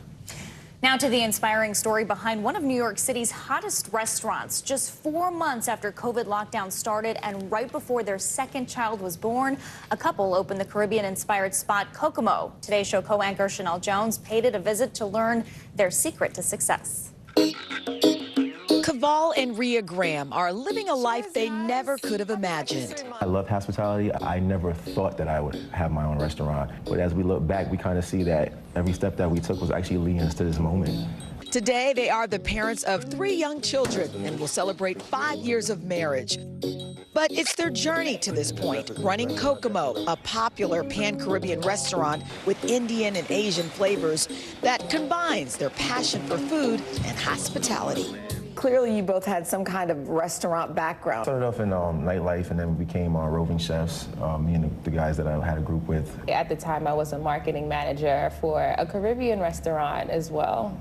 They were soon married and hesitantly decided their next move together would be a restaurant. So they took to social media, documenting everything about acquiring and opening a restaurant. As they were just about to open, the pandemic hit. Against all odds, they officially opened in the summer of 2020. How challenging was it?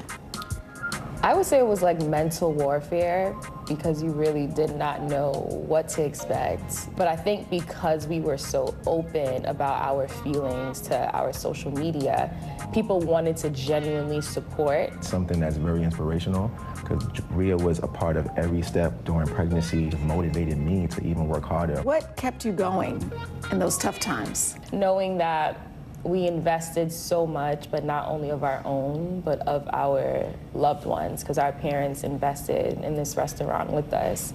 So we knew if we failed, it was a big failure. Yeah, I think it was a very humbling experience because a lot of restaurants were closing down. The couple describes the menu as elevated Caribbean fare, served up in an atmosphere that feels like the Caribbean.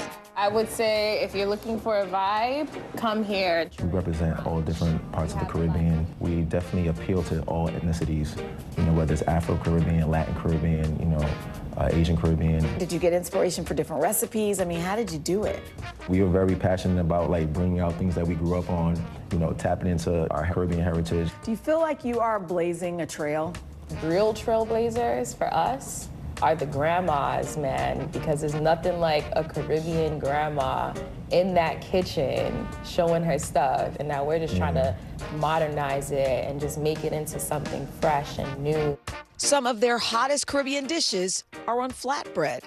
Island pasta flatbread on any given day, because it's something that we reinvented, and I think everybody comes in and they can't get that nowhere else. It's served with shrimp, oxtail, chicken. Once we saw that brick oven, we knew we had to do an ode to Brooklyn by having a brick oven pizza crust. And then we tap on top of it a tomato confit sauteed shrimp with ackee, which is the national fruit of Jamaica. I had to give the food a try. So this is our Rasta balls. Okay. Croquette fried Italian Alfredo sauce. Ooh. That we infuse with some jerk seasoning. Ooh. Aioli on top. Can I try it? Of course. The flavors burst in your mouth. Oh my gosh. This alone would have me coming back. As they embrace this family-run business, they reflect on this moment in time. Everything that you need to succeed is within you. We come from very humble beginnings. Our parents struggled. I know how hard, I know how hard they worked to leave a path for myself, and how hard we as parents worked for us to be where we are. I take none of it for granted. And you can achieve anything you want as long as you believe in yourself. Thanks to Chanel for that story. The couple also make their own in-house coconut rum, and this spring they're opening another restaurant nearby. Well, have you ever gone on a vacation that you never want to end? Yes. Well, one woman and her family are making that dream come true. Yeah, Kay Akpan and her husband decided to sell their home and set off on an adventure with their son in an RV 3 years ago. But as a family of color, Kay started to notice a lack of diversity on the road, so she decided to do something to encourage parents with children of color to see the world. Joining us now is Kay Akpan, who is the co-founder of the nonprofit group Black Kids Do Travel. Kay, good morning. We are so glad to have you with us. I mean, let's take a step back and talk about how you decided to pack up, travel the country. I'm sure a lot of people are watching this right now saying, I would love to do this too, but I don't think I could ever make that leap. How did you make that leap? By the way, good morning, and thanks for having me on. So my family and I decided that we wanted to travel the world together. We wanted to pay off debt, and we wanted to spend more time together also. And we figured the best way to do that would be to do that in our RV. So we started RV traveling, and we left from California, and we've done about 44 states so far and 45 countries. Kay, there are thousands of people who are now part of the Black Kids Do Travel community. What has it been like to build all of this from scratch, and what's been the reaction that you've seen from other families who are a part of this movement as well? It's been amazing knowing that we have a safe place. And when I say safe place, because when I started traveling, with our son, I would always ask, because, there are a lot of Facebook travel groups. And I would always say, hey, how does it feel to be here as a Black family? And a lot of times, a lot of people misunderstood me. They would say, oh, there's nothing wrong with that. You could just go here fine. And I realized that it was really a disconnect. And then with Black Kids Do Travel, I realized that it's, I can ask people who look like me, hey, have you been here? And we can all exchange ideas, and we can all be on the same page. So it's really been a game changer for me and for other people in the group as well. What are some of the tips you can share with other families on how they can get started on their own adventures? Maybe it's not packing up an RV and hitting the road for years, but just going on some of these trips. Definitely budget. We budget a lot. We go where it's cheap. So we find a place that's really cheap. We'll go there versus having a bucket list kind of place. And also, you can travel from your home. You can, watch a TV show, a movie, in a different culture. You could try new foods or cook new foods at home. There's so many things that you can do, and travel without actually leaving your city or the country. What are some of your favorite places that you've been to? There's got to be several. There's so many of them. I would say Taiwan. I found a super cheap ticket there, went there, and just fell in love with the country. We had a really great time there. My 10-year-old, he loves China. He loves China, Japan. So it's so different for all of us. We all have our favorites. What's the response you're hearing from other families of color who have connected with you or listening to your advice and are setting off on their own travels? I would definitely say that, they're happy that that space exists. We were actually in El Salvador a week ago for my 10-year-old's birthday, and we ran into another family in the Black Kids Do Travel group. And the first thing she said was, I planned this El Salvador trip from all the tips that I got in there. And that really made me so happy. So, yeah, it's amazing. Very cool. And Kate, where are you right now? California right now. California, okay, which is also a super fun place. So, all right, Kay Akpan, thank you so much for joining us this morning and for sharing your tips and your stories. I'm a little bit jealous of you, I have to admit that. All right, that does it for this Thanks for hour having me. of Morning News Now. The news continues right now.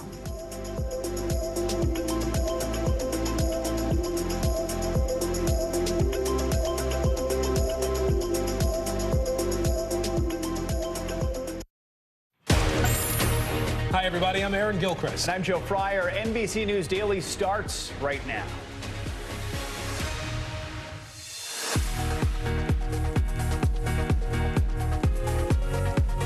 Today is Monday, February 20th. Surprise visit. President Biden making an unannounced stop in Ukraine today. A show of unity ahead of the one-year anniversary of Russia's invasion. How the White House pulled off that risky trip. Tensions escalate. North Korea launches 2 more missiles toward Japan this morning. The emergency meeting of the United Nations Security Council as U.S.-led military training exercises continue in the region ahead. Prosecution rests. It is now up to the defense to make the case that disgraced South Carolina lawyer Alec Murdaugh is innocent of murdering his wife and son. Inside their possible strategy coming up. And getting jazzy, New Orleans is prepared to go full throttle with its Mardi Gras celebrations this year. We'll talk about time-honored traditions behind the beads, the parades, and yes, that scrumptious king cake. Welcome to NBC News Daily. We begin with President Biden's historic and surprise visit to Ukraine. Early this morning, he touched down in war-torn Kyiv to meet with President Volodymyr Zelensky in a defiant show of solidarity.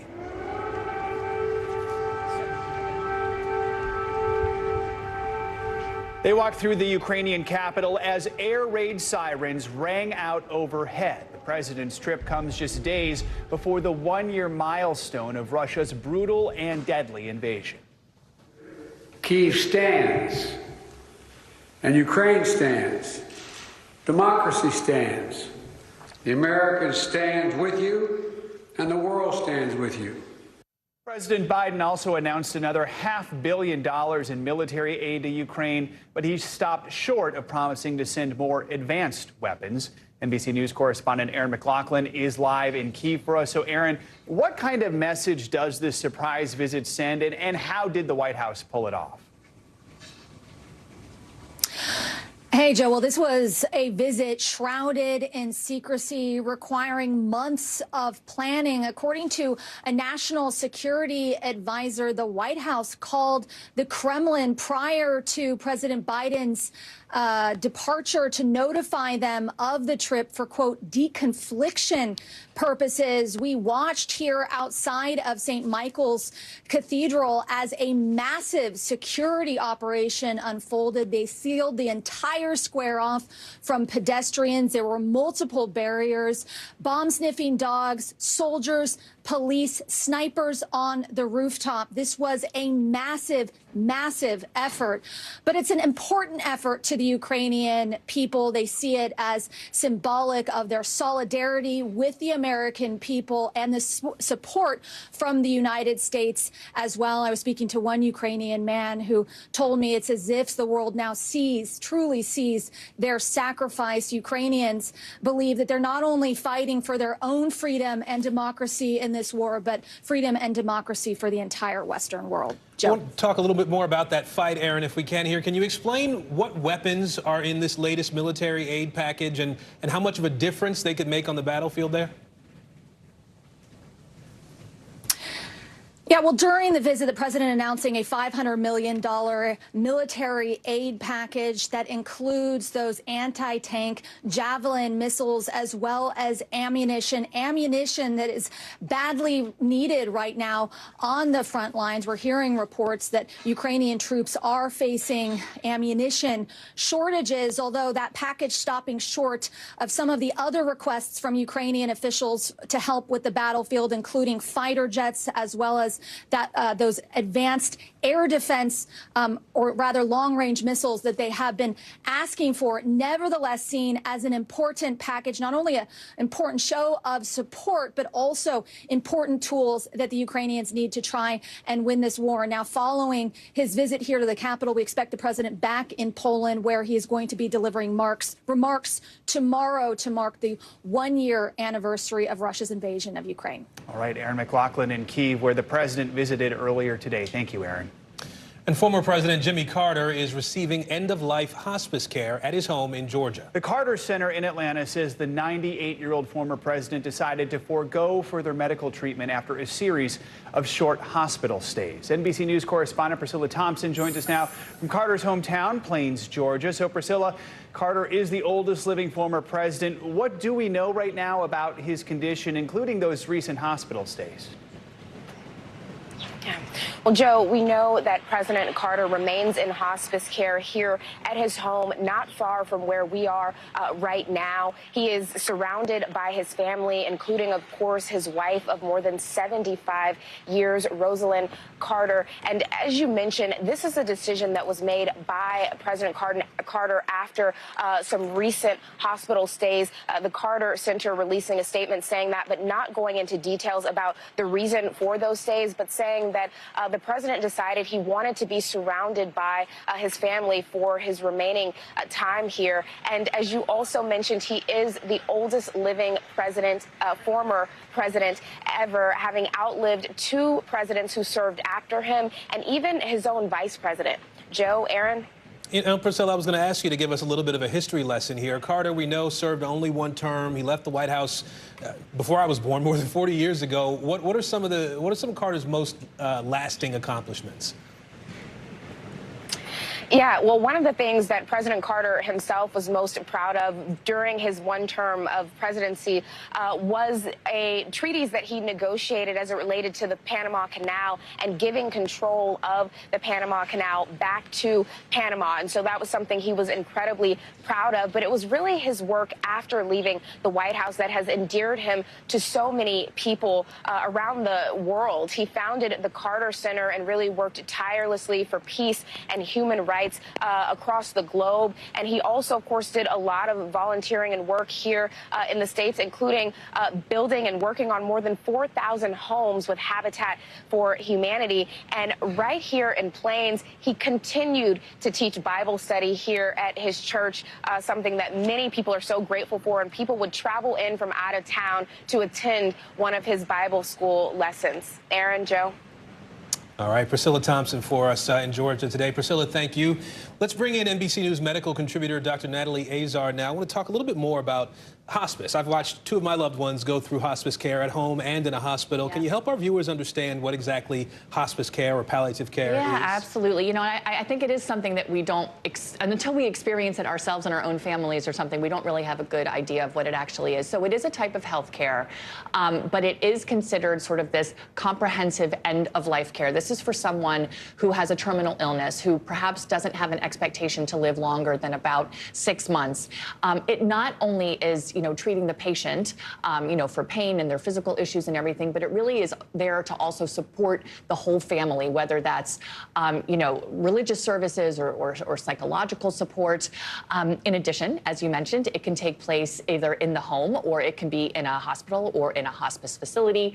And Medicare typically covers it, and commercial insurances, you know, depending on the plan, can also cover much of this as well. This number might surprise some folks, but one industry trade group says in 2020, 1.7 million Medicare patients chose hospice Yeah. care. How is the decision made to enter hospice care? Well, you know, Joe, it's a good question, and it's a really difficult decision, right? Because especially as the family member, you sort of feel this responsibility that once you've allowed this to happen, that you've kind of, you know, given up, if you will. I mean, the whole point here is that this is someone where medications and treatment, there's no more curative intent. The person has come clearly to the end of their lives. What's difficult to predict, though, you guys, is how long somebody may actually live, right? I mean, a lot of times the expectation is that it's 6 months or less, but some patients get to 6 months and they're still living, and it can be extended. But in terms of the decision making, it's you know, a shared decision making, and it's all about allowing the last months of someone's life, or weeks for that matter, to be the most comfortable possible for the patient as well as the family and caregivers. And it's for whatever period of time that may be, whether it's days or weeks or months. It's a matter of sort of minimal treatment to make sure that this person can be comfortable, as comfortable as possible. Yeah, and I think sometimes a misconception is that you're no longer treating anything. You know, you can still treat high blood pressure, you can still treat other things, but you're not treating to cure anything. And just a little nuance, the difference between hospice and palliative care. Palliative care does a lot of what hospice does, but it's not someone who's considered to have a terminal condition. All right, thanks for answering our questions. We really appreciate it, Dr. Azar. Well, tension is growing in the Pacific after North Korea launched 2 ballistic missiles toward Japan earlier today. This is the second launch in 3 days as the U.S. conducts military drills with South Korea. Here's NBC News foreign correspondent Janice Mackey-Frere with the latest. North Korea fired more missiles today, 2 according to officials in Japan. And the warning from Pyongyang was that they could turn the Pacific into a firing range. But the warnings aren't coming from Kim Jong-un. They're coming from his powerful sister, Kim Yo-jong, saying that the U.S. needs to halt all military drills with South Korea, saying it all depends on the behavior of U.S. forces.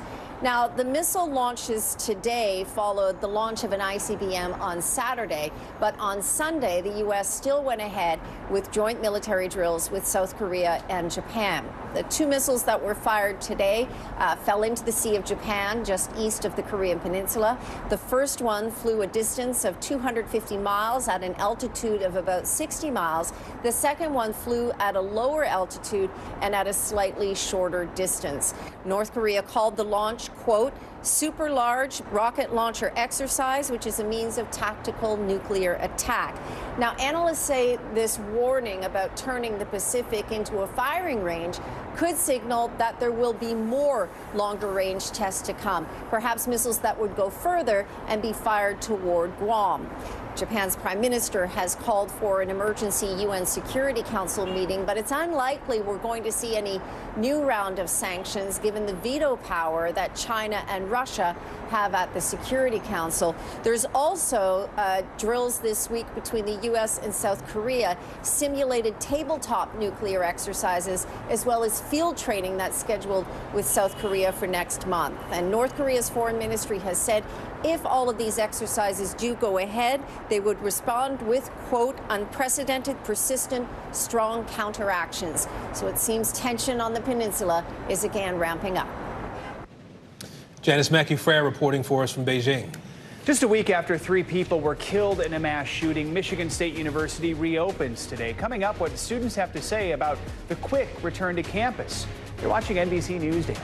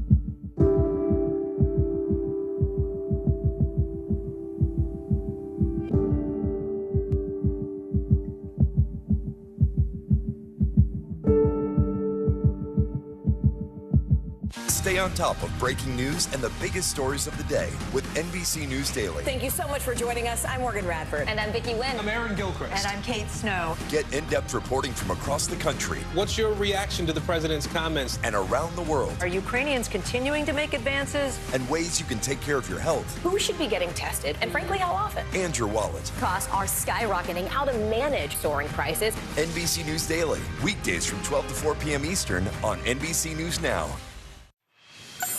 Thousands of students at Michigan State University are back on campus today. Classes there are resuming for the first time since a gunman went on a shooting rampage last week. 3 students were killed, 5 others were seriously hurt. School officials say the reopening marks the start of the community's healing process. NBC News correspondent Jesse Kirsch is live in East Lansing, Michigan. So Jesse, understandably, some students say they are afraid to return to the classroom. Describe the atmosphere on campus there today.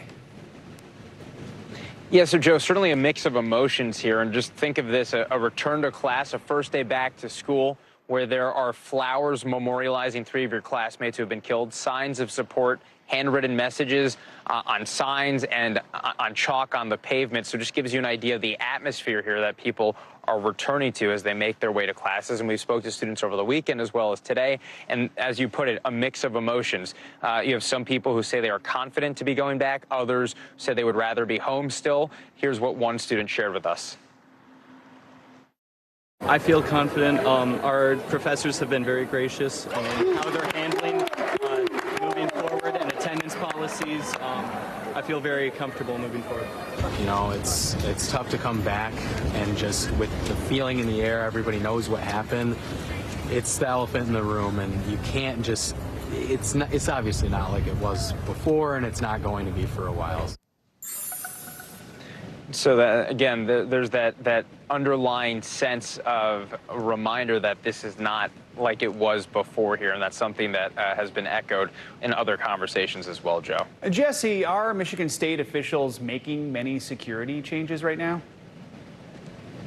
Yeah, we asked the university about this yesterday. They said at this point there are no substantial, sizable changes to security. They're confident in their plans as they stand. However, the university police department did say that students may see a more highly visible police presence on campus today, Joe. All right, NBC's Jesse Kirsch. Jesse, thank you.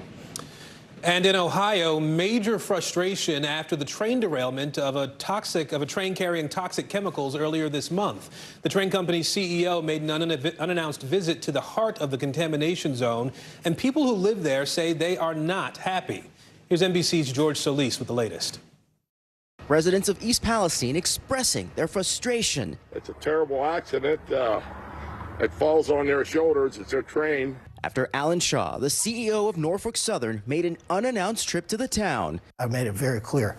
I am terribly sorry for what has happened to this community. This as fears over air, water, and soil quality in this tight-knit town escalate. To walk out this morning, it was like I couldn't breathe. Mike McKim was among a small group of business owners and community members that spoke with the CEO privately. He was apprehensive about coming here with a bunch of angry people. I'm not afraid to say that it wasn't right. Security cameras from McKim's newly opened winery captured the nearby fiery derailment. His business now sits empty as customers cancel reservations over health concerns. In an interview with our NBC affiliate, Shaw declined to answer specific questions about cleanup concerns. We're being completely transparent, completely collaborative with the Ohio EPA on this. In a letter to Shaw, Transportation Secretary Pete Buttigieg called for accountability, writing, "The people cannot be forgotten," adding Norfolk Southern must demonstrate that you will not seek to supercharge profits by resisting higher standards. But it comes after a report saying Norfolk Southern pushed against new safety standards for the rail industry.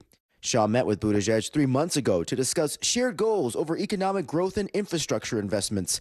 But in a memo reviewed by the Washington Post, a transportation department lawyer said the meeting was an opportunity for Norfolk Southern to raise concerns about a proposed federal rule that would require trains, in most cases, to have 2 crew members. Federal regulators have argued that 2 workers could better respond to derailments. The EPA saying there are still no air or water quality concerns, but many residents are still using bottled water, some relying on giveaways like this one. Even so, the future of this town still uncertain. Guess you're still worried. Oh, yeah. How could you not be worried? George Solis, NBC News. This week marks 1 year since Russia's unprovoked invasion of Ukraine. A little later, how President Biden's surprise visit to the war-torn country could impact the conflict. You're watching NBC News Daily.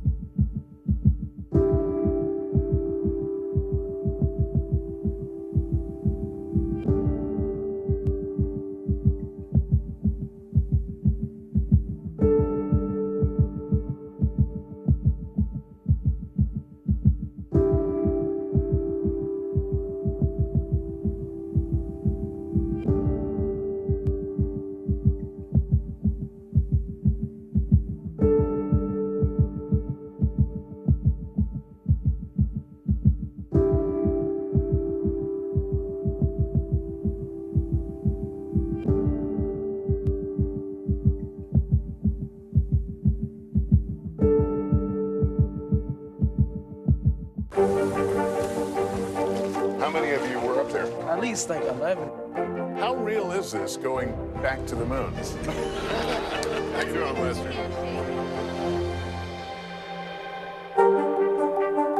This is what it looks and feels the latest film, the bigger piece to the puzzle. We begin tonight with breaking news. How much water ultimately will be forced inland? Whenever it happens, wherever you are, NBC News, streaming free now. This is what it looks and feels the latest film, the bigger piece to the puzzle. We begin tonight with breaking news. How much water ultimately will be forced inland? Whenever it happens, wherever you are, NBC News, streaming free now. Police in Los Angeles are investigating the murder of a beloved Catholic bishop. He was found shot to death in his home over the weekend in what officials are calling a targeted homicide. NBC News correspondent Steve Patterson has the latest on the search for answers. Unanswered questions after a beloved bishop was found murdered in his own home. Investigators say the circumstances surrounding his death don't add up. We do not believe there's any kind of threat to the public. We're very early in the investigation right now. Police say 69-year-old Bishop David O'Connell was found bleeding and not breathing at his home in Hacienda Heights Saturday afternoon from an apparent gunshot wound in his upper torso. Detectives now labeling the death as a homicide and believe it was targeted. It was very shocking to me. I'm getting chills right now just thinking about it. Known as LA's peacemaker, the man affectionately called Bishop Dave spent most of his 4 decades of priesthood ministering to South LA communities afflicted with poverty and gang violence. He spent a lot of time in inner cities. He dealt with a lot of things that people don't deal with on a daily basis. In a statement, the Archdiocese of Los Angeles saying it is deeply disturbed and saddened by this news. His local parish, St. Raymond Catholic Church, adding Bishop Dave would be out on the blacktop playing basketball or telling jokes when visiting classes. I married my wife and I here in this church 40 years ago. Funny man, found humor in everything. I knew I'd lost a great friend. I knew that LA had lost, a great bishop. Then this morning I woke up to the news that he had been shot.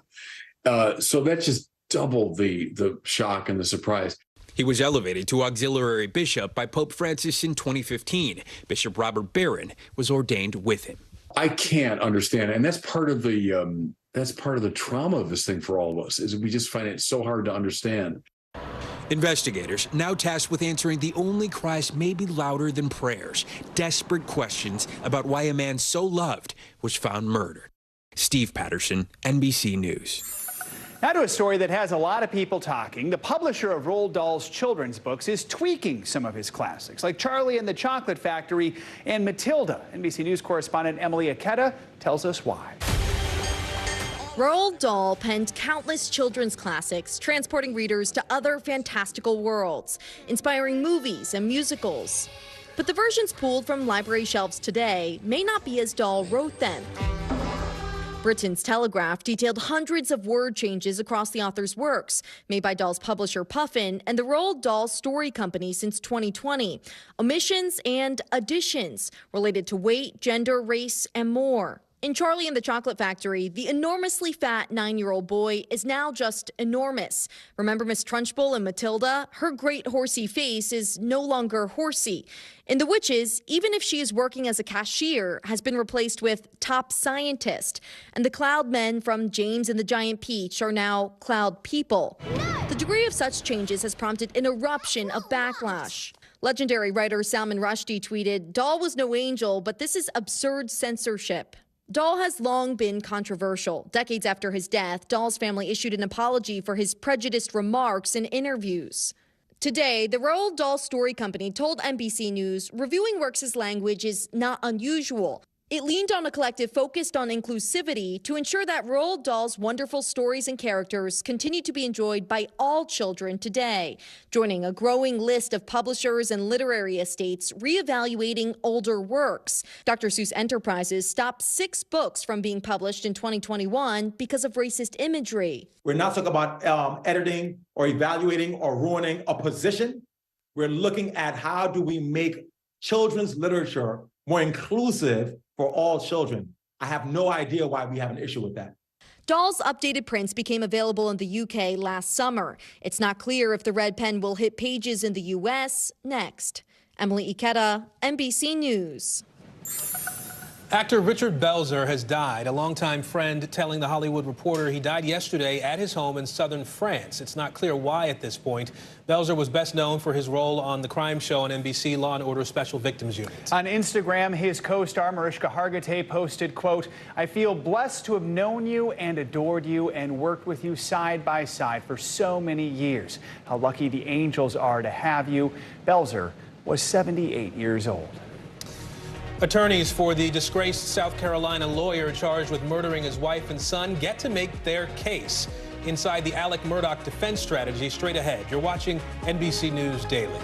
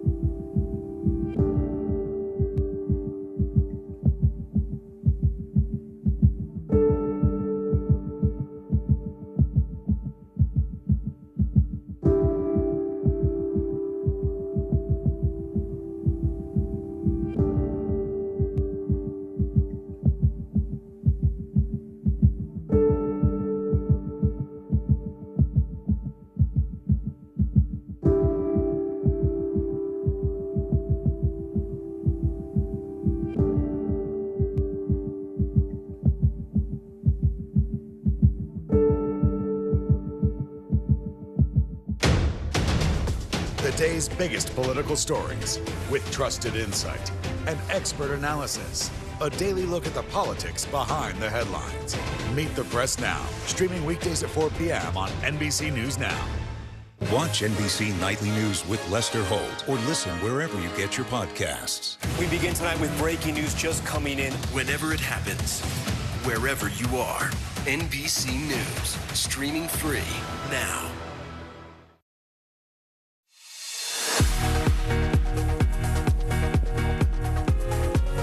Welcome back to NBC News Daily. I'm Aaron Gilchrist. And I'm Joe Fryer. Making news right now, the U.S. ambassador to the UN warns China will be crossing a red line if it sends lethal aid to Russia.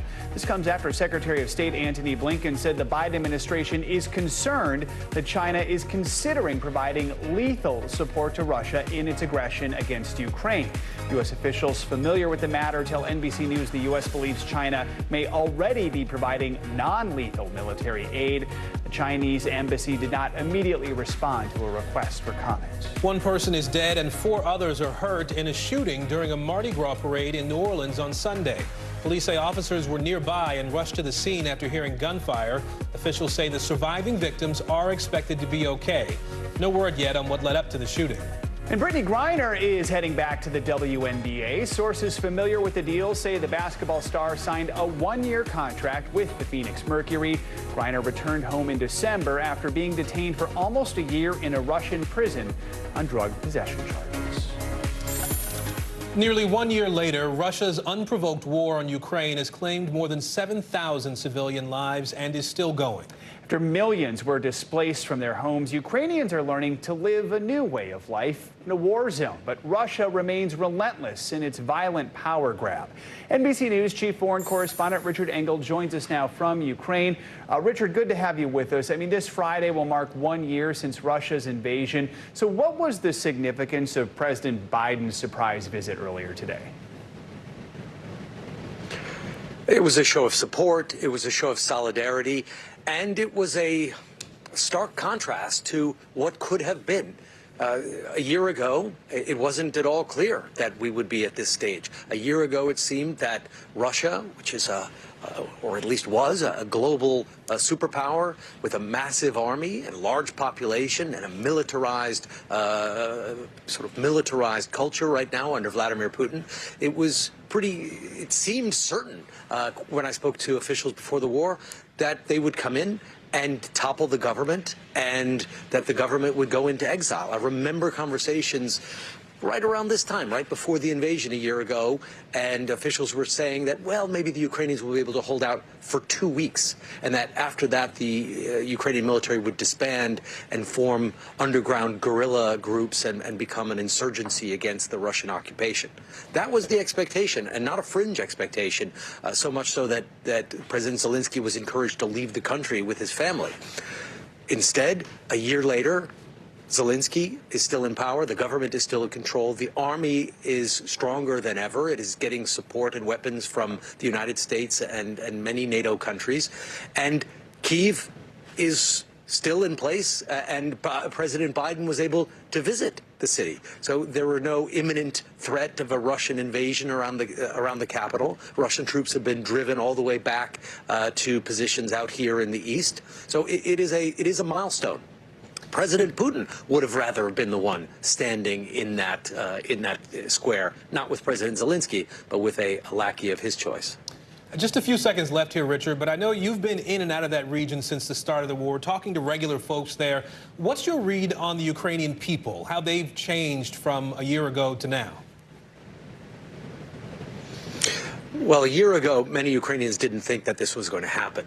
They had, particularly out here in the east, many had sympathetic feelings toward Russia. They thought that Russia would never invade them. They would never come and cross the border. People out here in the east speak Russian. They have many relatives inside Russia. But once the war happened, attitudes changed. The propaganda machine that is in overdrive in Russia has turned families against families. People in Russia no longer believe that they were the aggressors. They believe that Ukraine was the aggressor.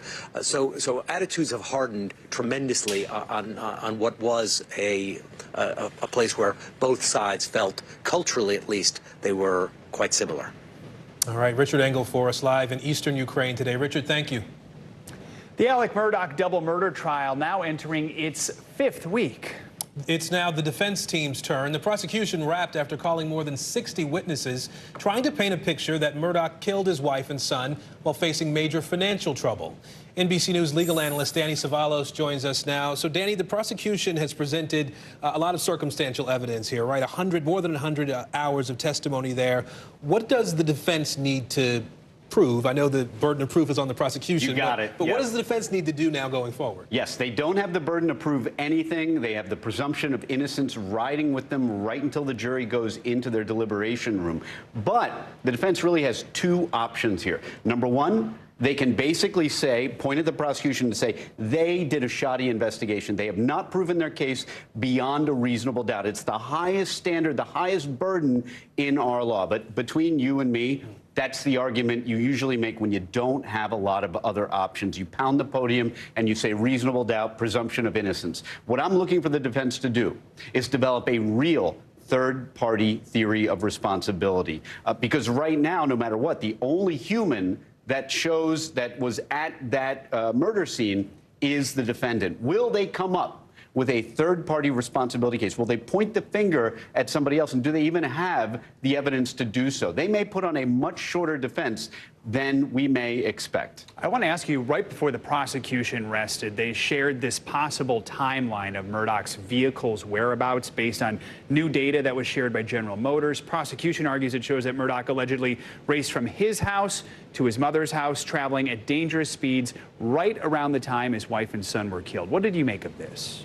This is the kind of circumstantial evidence that is compelling, but it's also extra compelling because it seems to put the lie to Murdaugh's alibi, to his explanation that he gave, whether it was in his interview with police or on body cam video. And it goes to show that defendants who think they're too clever may find themselves in an even bigger trap, because the jury will be in that deliberation room and they may conclude, well, you know, this was circumstantial evidence, but what really pushed it over the edge is that it's so contradictory to what the defendant said when he was trying to exonerate himself. That becomes a real problem for the defense. And it all comes from the fact that the defendant, on several occasions, said things to police, which is why we tell clients never, ever, ever do that. But they don't listen.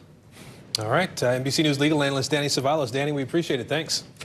Some are calling it the Great Migration. The latest census figures from the summer of 2021 to the summer of 22 show that by far the most migration within the U.S. has been to the south. Florida and Texas have seen the biggest gains. NBC News correspondent Sam Brock shows us what's behind this southern shift.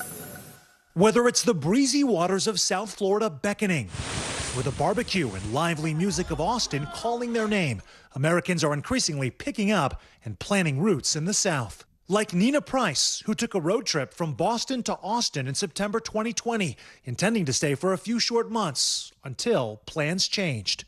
I had zero interest in coming back to Boston in the dead of winter, and I was loving Austin. I had met a bunch of great friends there. I just loved the way of life, so I decided to stay, and now I'm 2.5 years later, haven't left.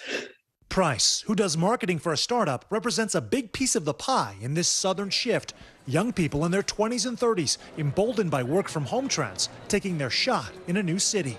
Nearly 1.4 million Americans have moved to the South between the middle of 2021 and 2022, with Texas and Florida easily grabbing the lion's share, followed by North Carolina and Georgia. The states seeing the biggest exodus: New York, California, and Illinois. It's a story that can also be told through cities, with Houston, Miami, and Atlanta seeing the largest percentage of inbound moving rates in 2022, as the Miami Metro has seen by far the largest increase since the start of the pandemic. We have sunshine, we have palm trees, we have beaches, we have no income tax. Jordan Lederman has been selling real estate in South Florida for more than a decade and runs the Lederman Group at Fortune Christie's International Real Estate.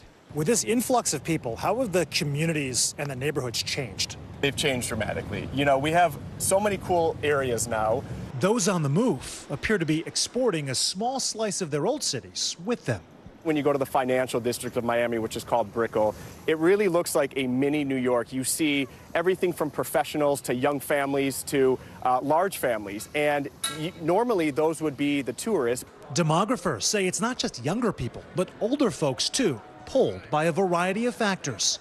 The number of cities there, the number of the homes that are available there, the number of jobs that are available there are going to attract a large part of the migrants that are going to the south. For Price, she says she might return to the Northeast someday, but for now, the future is just that. I don't know if it's a generational shift or just a general cultural shift that's allowing people to feel a little bit more of that freedom and not as much of a tie to a place as it is to experiences. Sam Brock, NBC News. A holiday sale is a big deal to the 63% of Americans who are living paycheck to paycheck. And that's because right now, even staple household items are pinching people's wallets. Disposable income is dwindling in a lot of places. So we did a little roundup of some of the best deals to check out on this President's Day. Whether it's time for a new winter coat or some new furniture, some major retailers are offering discounts you probably won't see again until back to school season.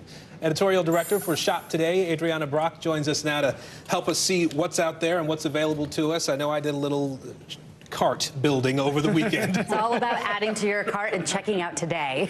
So, a lot of people think that Black Friday is the best time really to get a big deal out there on home goods, electronics, things like that. Are there any discounts that are just as good that are happening today? Yeah, so Black Friday, Cyber Monday, great time to buy during the holidays. But right now, President's Day, we're seeing a ton of deals around home and tech. And this is really going to be one of the last deal days you're going to see up until Prime Day and back to school, which is summer. So, like you said, add to your cart and check out now. Right now, Bed Bath & Beyond, 50% off clearance, great for storage and organizing. Think about spring cleaning. Home Depot, huge sale, up to 40% off. Bath renovations, which is one of their biggest deals of the year. In the tech space, which I know a lot of people are thinking about right now, always go to Best Buy. It's great for TV deals. Today, we saw a bunch of TV deals starting at $79.99. Amazon, all their devices are on sale per usual, but we saw AirPods Pro, a bunch of TVs also on sale. Target, surprisingly, has a lot of Apple devices on sale as well. Yeah. We were just looking at furniture on Wayfair yesterday. So yes. we'll see what Wayfair. happens. Here we go. We're just going to fill this studio with lots of furniture here. So when it comes to clothes and accessories, it's really about the seasons. I mean, are there any big sales to be looking at today? Yeah, so a lot of fashion retailers are marking down all of their merchandise right now. You're gonna see new apparel on sale, but what you want to get the deepest discount on today is really the winter clothes, because that is what they want to get out of the way to make room for spring and summer clothing. So today, Nordstrom, 50% off, up to 50% off men's, women's, beauty with their winter sale. You're gonna see a ton on Old Navy. We saw 30% off site-wide, including clearance, which is great. 50% off denim for the whole family. J. Crew, which rarely does a lot of sales, up to 40% off full price styles. And another really great one is Macy's to call out. They do up to 60% off all departments. Some departments to look into: luggage, beauty, and accessories. So shoes, bags, you name it. One of the big things on President's Day is mattresses, right? I feel like there are always mattress sales for President's Day. Yes, I know. And it's one of those things, rarely goes on sale. They're big ticket items, but there's so many to choose from. We have a ton of guides on today.com/shop to get you through these sales. Some that I just want to call out, if you're looking for a budget deal, Lowell is a great brand to look into, up to $700 off. Their mattresses today start at $399. Wow. Other really good ones, personal favorite of mine, Casper, 20% off, Allswell, 20% off. And another one, Sleep Number, if you're looking for a luxury customized feel, up to 50% off today. Wow. All right, some good stuff for sure. A lot of great stuff. Take a nap Shop now. Today, editorial director Adriana Brock. Thank you. All right, stay with us. We got more NBC News Daily right after this, including coverage of Mardi Gras Eve. More NBC News Daily right after this.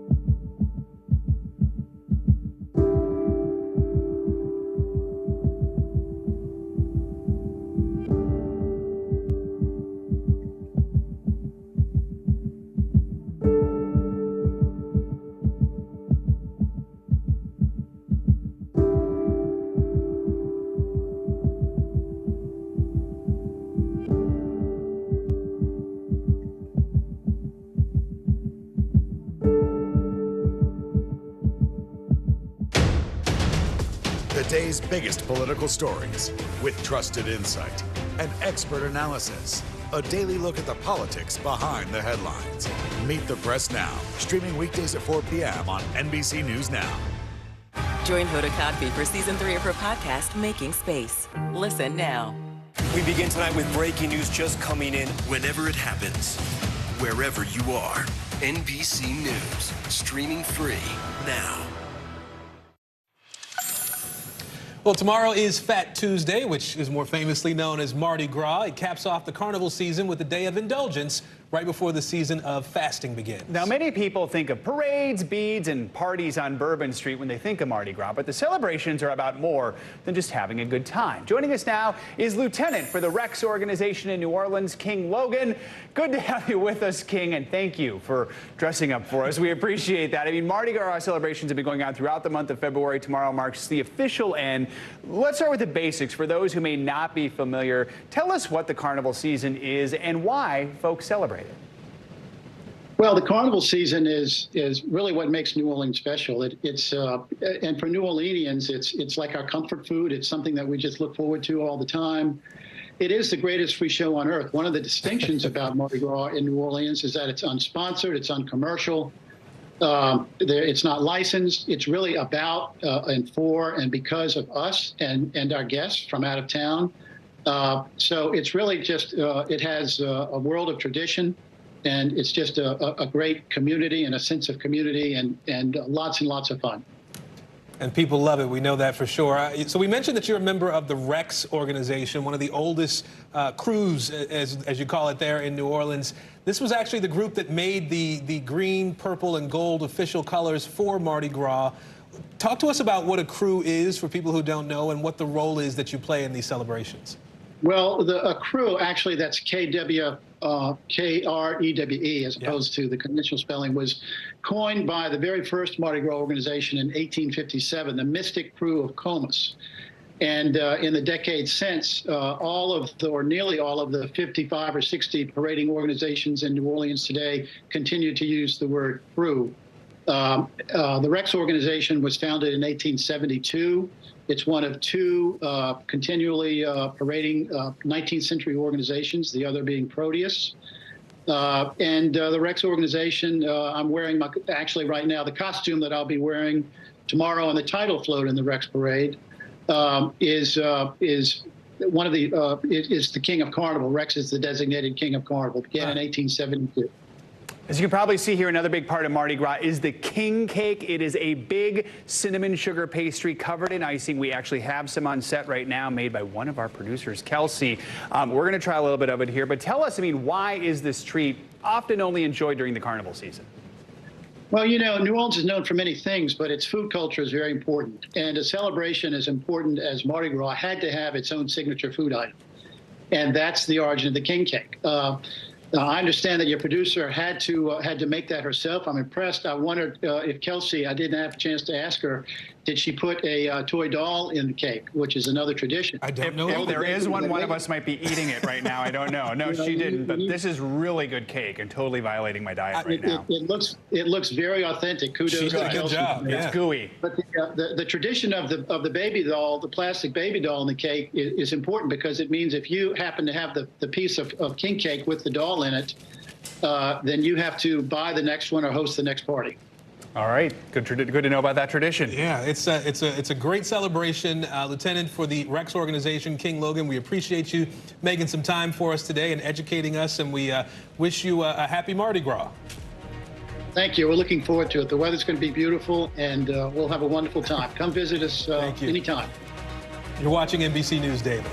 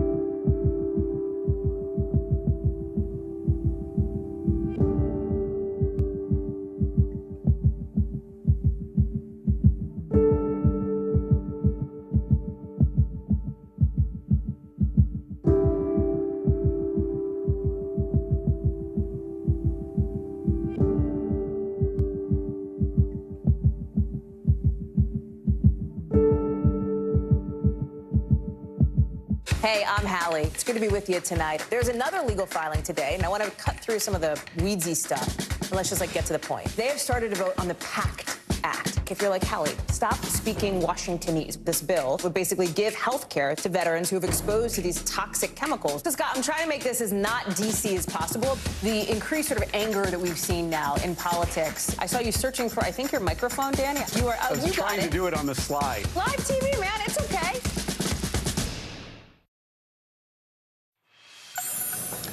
NBC News Studios is launching its first original podcast series today. It's called Letters from Sing Sing. The 7-part series chronicles an extensive investigation into a man who spent more than 20 years behind bars for a murder that he insists he did not commit.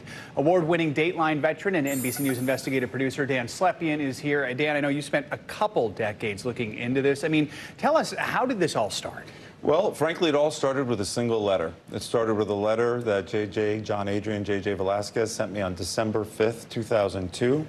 And that turned into a stack of letters within the next 20 years and a 20-year odyssey for me that, frankly, changed my life and so many others. It took me into a very dark abyss, into what the criminal justice system, many people say the criminal legal system now, treats people with post-conviction claims of innocence, and really poked a hole in the center of Pandora's box. And it was very, very troubling what I saw inside, because it's much bigger than just JJ. And I know by 2014, you had been investigating JJ's case, but more than a decade at that point. You were still in regular contact with him, and that December, he sent you a letter right after he found out that his appeal had been denied, right? We want to play a little clip from of JJ actually reading that letter in your podcast. We'll play that and then talk about it. It is with great regret that I must sit here at this lonely hour and inform you that justice has no place in my life. And that hope is just a cruel joke. The craziest part of it all is that I may have to die before anyone really cares about what's actually happening. Do I have to jump off a prison tier with a noose around my neck to get people to realize that wrongful convictions are a slow death? Tell me, Dan, what's it gonna take?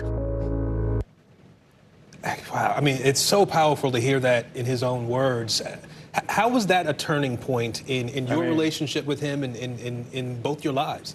After so many years? That was a moment where, I mean, you can just hear it for yourself, that there's a difference between being a journalist and being a human being. And when I got that letter, my relationship with him fundamentally changed, and you're going to have to, this is why the podcast is 7 episodes, because you're going to have to listen to it to understand why. But JJ is what he did is he became a hero. He led me to other people. He became my one-man innocence project inside of Sing Sing, leading me to people like Eric Glisson, who we did stories about, who were all innocent. And he was the last one to get out of that group. And he is out now. What has JJ been doing since getting out of prison? JJ is a superstar, phenomenal, exceptional human being that's changing the world and will continue to change the world. 2 months ago, the President of the United States publicly apologized to him on behalf of society, yet he is still on parole and remains a convicted killer here in New York City. So the push for him right now is exoneration. He's working for the Frederick Douglass Project for Justice. He is going back into prisons to take people from the outside world, the free world, to teach them with proximity so they can understand the humanity inside of prisons, and that's his mission in life. And sometimes that's the only way to really understand it is when you go inside. Absolutely. Yeah. Story is unfinished in so many ways. Absolutely. Right? Dan Slepian, we appreciate it. Thank you so for much. having me on. And we want to let folks know again, you can listen to the series Letters from Sing Sing wherever you get your podcasts. Here's what's trending now. The World War I epic All Quiet on the Western Front dominated this year's BAFTA Awards. The Netflix movie won a record-breaking 7 awards, including Best Film, Best Director, and Best Film Not in an English Language. The top acting awards of the night went to Cate Blanchett for Tar and Austin Butler for Elvis. And Adele and Ed Sheeran saying thanks but no thanks to invitations to perform at the coronation of King Charles. An organizer of the event says the king requested the two singers as must-haves. Sharon will be performing the day before the coronation in Texas. Adele, though, turned down the invite without an explanation. Although the concert performances remain unconfirmed, Lionel Richie, the Spice Girls, and possibly Harry Styles may all be taking the stage there. What happens when you say no to the king? You only do that once. you get one no, Adele and Ed, and then I don't know what Never happens. again. Let's just say it that way. All right. I'm Joe Fryer. And I'm Aaron Gilchrist. You're watching NBC News Daily. You can watch us for free 24/7 on our streaming network, NBC News Now, wherever you stream. The news continues right after this.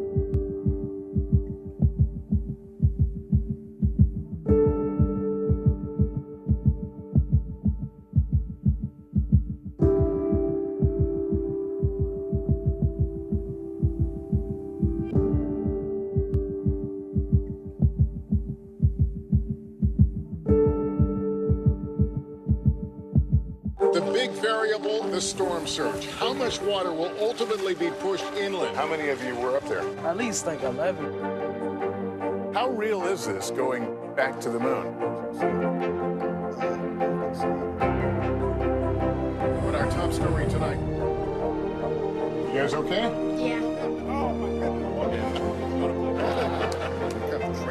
How you doing, Lester?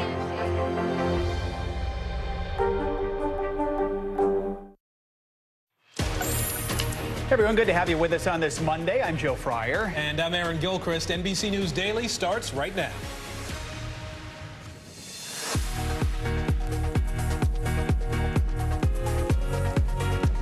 Today is Monday, February 20th, President's Day.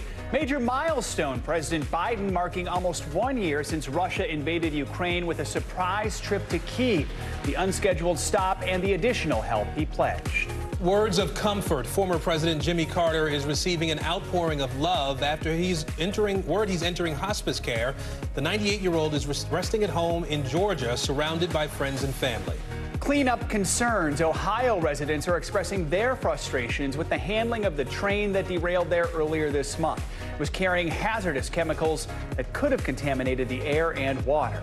And dramatic escape. Shocking surveillance footage shows a woman breaking free from her alleged captor at a gas station in New Jersey. How she finally got away after being held for an entire year. Welcome to NBC News Daily. We begin with President Biden's historic and surprise visit to Ukraine. He arrived in Kyiv early this morning to meet with President Volodymyr Zelensky in a defiant show of support.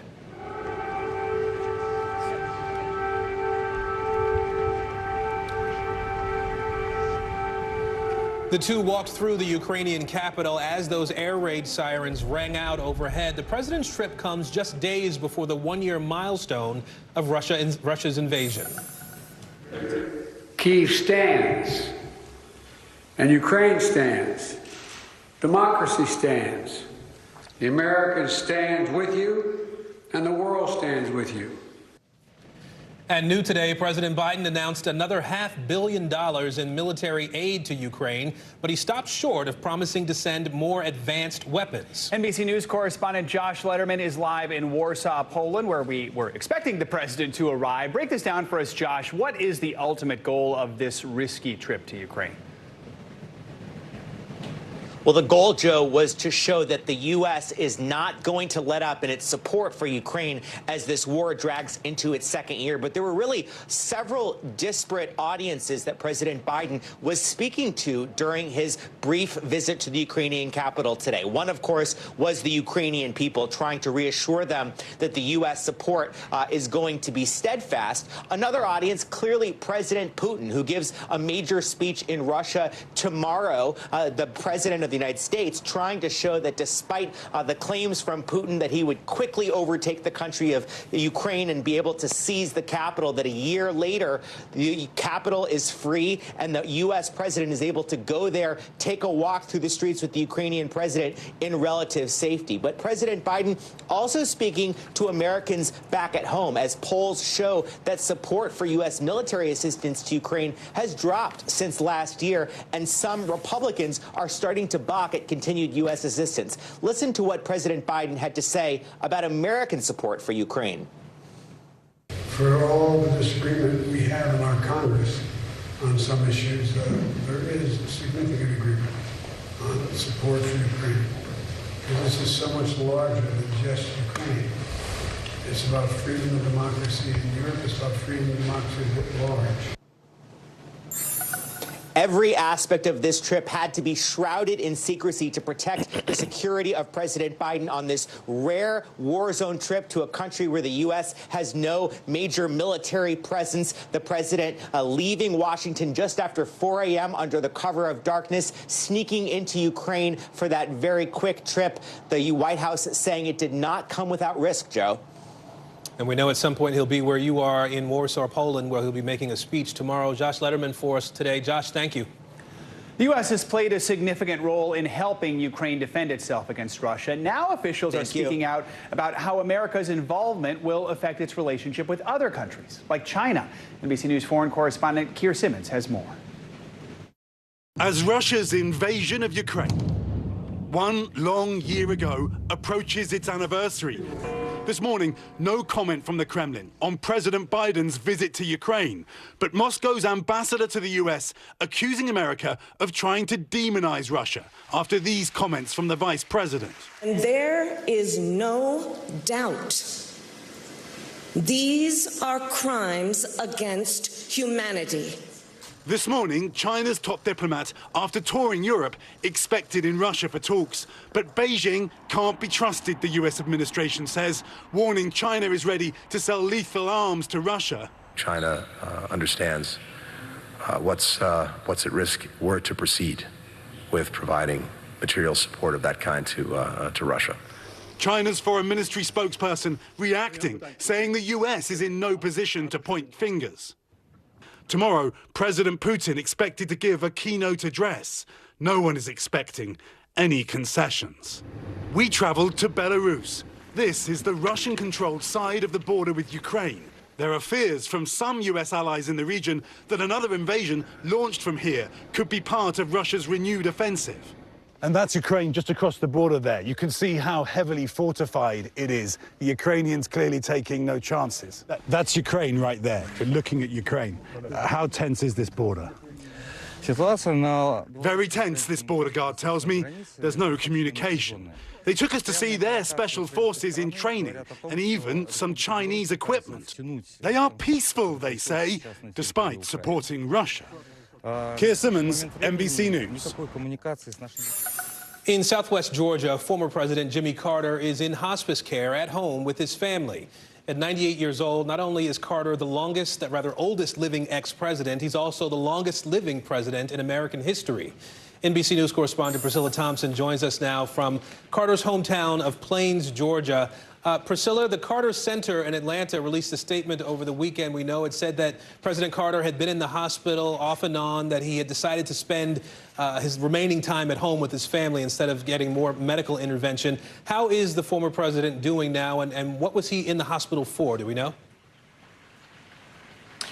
Right, Aaron. So they did not go into details about why he had been in the hospital over those several different series of hospital stays that they mentioned. But they did say that he had made the decision to forego any additional medical intervention and instead wanted to go home and be surrounded by his family in his final days. And that is what we understand he is doing today. His grandson tweeted after that announcement was made, saying that he had visited with his grandparents just a short while before that, and that they were at peace about this decision, and that their home was filled with so much love as it always has been.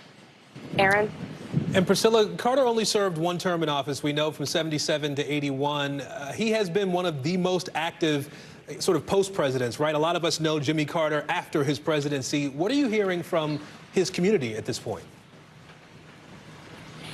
Absolutely. After he left the White House, he did a lot of human rights work. He fought for peace. He also did a lot of work with Habitat for Humanity, of course, and he still made time to come back to his church here and to be here to teach Bible study. And I had or Sunday school, excuse me. And I had an opportunity to speak to some of the church members at his church yesterday as they were leaving service, and I talked to them about what President Carter means to them and what this moment feels like for them. I want to play some of those conversations. I'm happy for him because he's going to, be out of pain and going to see his maker, but we're going to miss him. A lot of people understand, he's a president, but to me, he's a friend, and to a lot of us here, he's just a fellow churchgoer. And the church said a special prayer for the family of President Carter and for President Carter yesterday. I'm sure there are lots of prayers coming in and thoughts coming in from around the country during this time. Aaron? And around the world for so much work and good he's done. Priscilla Thompson for us in Plains, Georgia today. Thank you.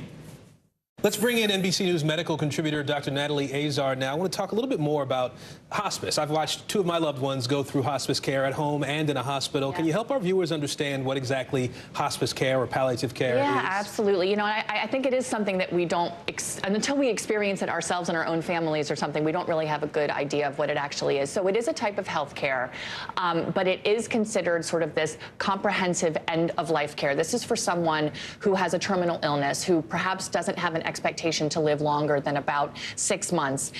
It not only is, treating the patient, for pain and their physical issues and everything, but it really is there to also support the whole family, whether that's, religious services or psychological support. In addition, as you mentioned, it can take place either in the home or it can be in a hospital or in a hospice facility.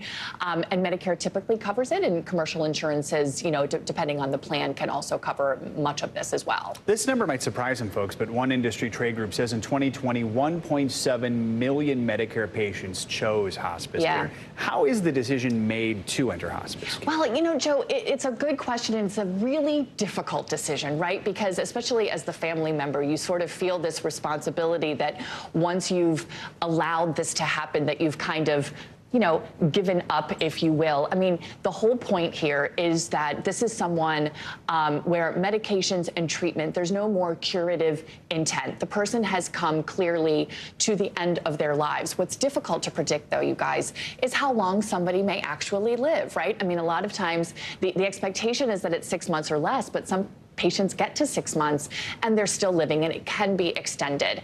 But in terms of the decision making, it's a shared decision making, and it's all about allowing the last months of someone's life, or weeks for that matter, to be the most comfortable possible for the patient as well as the family and caregivers. And it's for whatever period of time that may be, whether it's days or weeks or months. It's a matter of sort of minimal treatment to make sure that this person can be comfortable, as comfortable as possible. Yeah, and I think sometimes a misconception is that you're no longer treating anything. You can still treat high blood pressure, you can still treat other things, but you're not treating to cure anything. And just a little nuance, the difference between hospice and palliative care. Palliative care does a lot of what hospice does, but it's not someone who's considered to have a terminal condition. All right, thanks for answering our questions. We really appreciate it, Dr. Azar.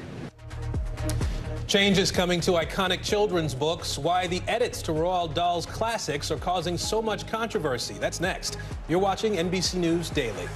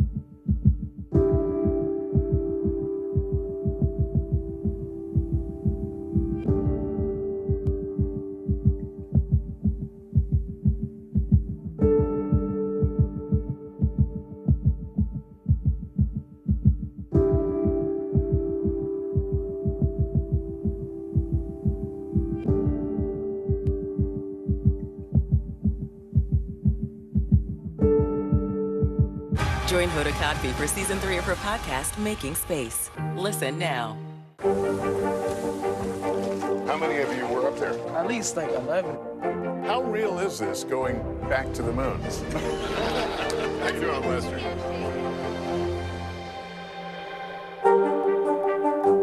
We begin tonight with breaking news just coming in. Whenever it happens, wherever you are, NBC News, streaming free now.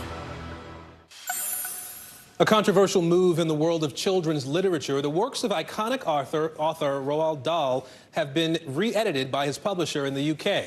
NBC News correspondent Jacob Soboroff explains why the company changed the language in some popular children's books.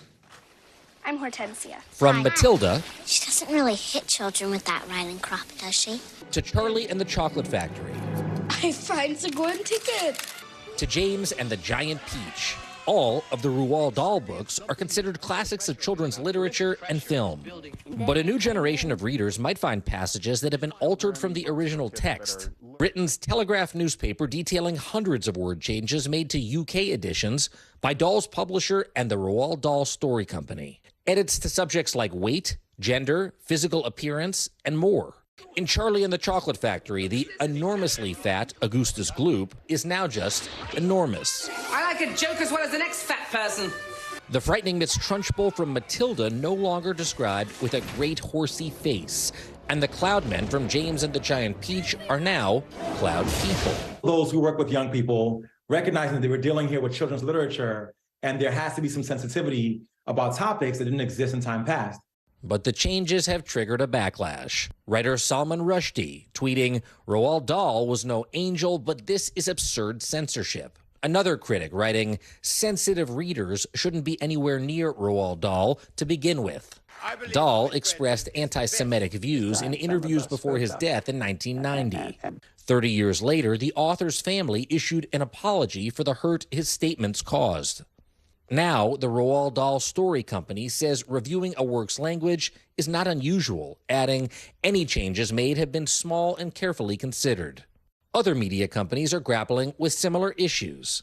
Disney Plus has added an on-screen disclaimer to some of its classic films, including Peter Pan and The Aristocrats, warning viewers this program includes negative depictions and/or mistreatment of people or cultures. These stereotypes were wrong then and are wrong now. For families, it's part of an ongoing conversation about how to approach classics from the past in today's modern world. That was NBC's Jacob Soboroff reporting. It has been 81 years since an executive order led to the incarceration of tens of thousands of Japanese Americans during World War II. NBC News correspondent Emily Aketa shows us the powerful new tribute honoring their names. It's a moment Reiko Iwanaga traveled hundreds of miles for. A chance to see. This is the Ireicho. A book without a prologue, chapters, not even a single sentence. Grace Fumi Akahoshi. Yes, my mother. 1,000 pages of simply names. Mutsumi Iwanaga. Each representing the countless, often suppressed stories of Japanese Americans forced into what are widely known as internment camps during World War II. Their crime, looking like the enemy. We're sitting in barracks right now. When you're exposed to this sort of thing, did the memories start to come back? Most definitely, and more than anything, I realized as an adult how difficult it was to live 5 in a room with a baby and a grandfather in the conditions that we were in. 125,284 people of Japanese ancestry, and for the first time, it's an acknowledgement of what happened. Their names have been compiled in one place for visitors like Reiko and her daughter Maya to see and stamp. Why was it important for you to be with her? It's a tangible representation of what her generation and the generation before went through. It was super emotional turning that corner. Getting emotional right now. It's the culmination of a 3-year painstaking process led by USC professor Duncan Yukon Williams. This is a community that's been kind of disappeared and kind of written out of the American story. The very block where thousands boarded buses for camps 81 years ago is now home to the Sacred Book of Names, on display here at the Japanese American National Museum until October. My own family was incarcerated in 1942. My grandfather, Albert Bunji Ikeda, a mere 7 years old at the time. He's since passed. That's my grandfather. I'm going to get him. So I had the chance to stamp his name for him. I just know this would be really meaningful for him. A moment mirrored by so many visitors. Oh, so significant. Making sure history doesn't repeat itself one stamp at a time. Emily Ikeda, NBC News, Los Angeles. The head of the rail company at the center of the Ohio train derailment visits the contamination zone. What he's telling people who are concerned for their own safety. That's coming up. You're watching NBC News Daily.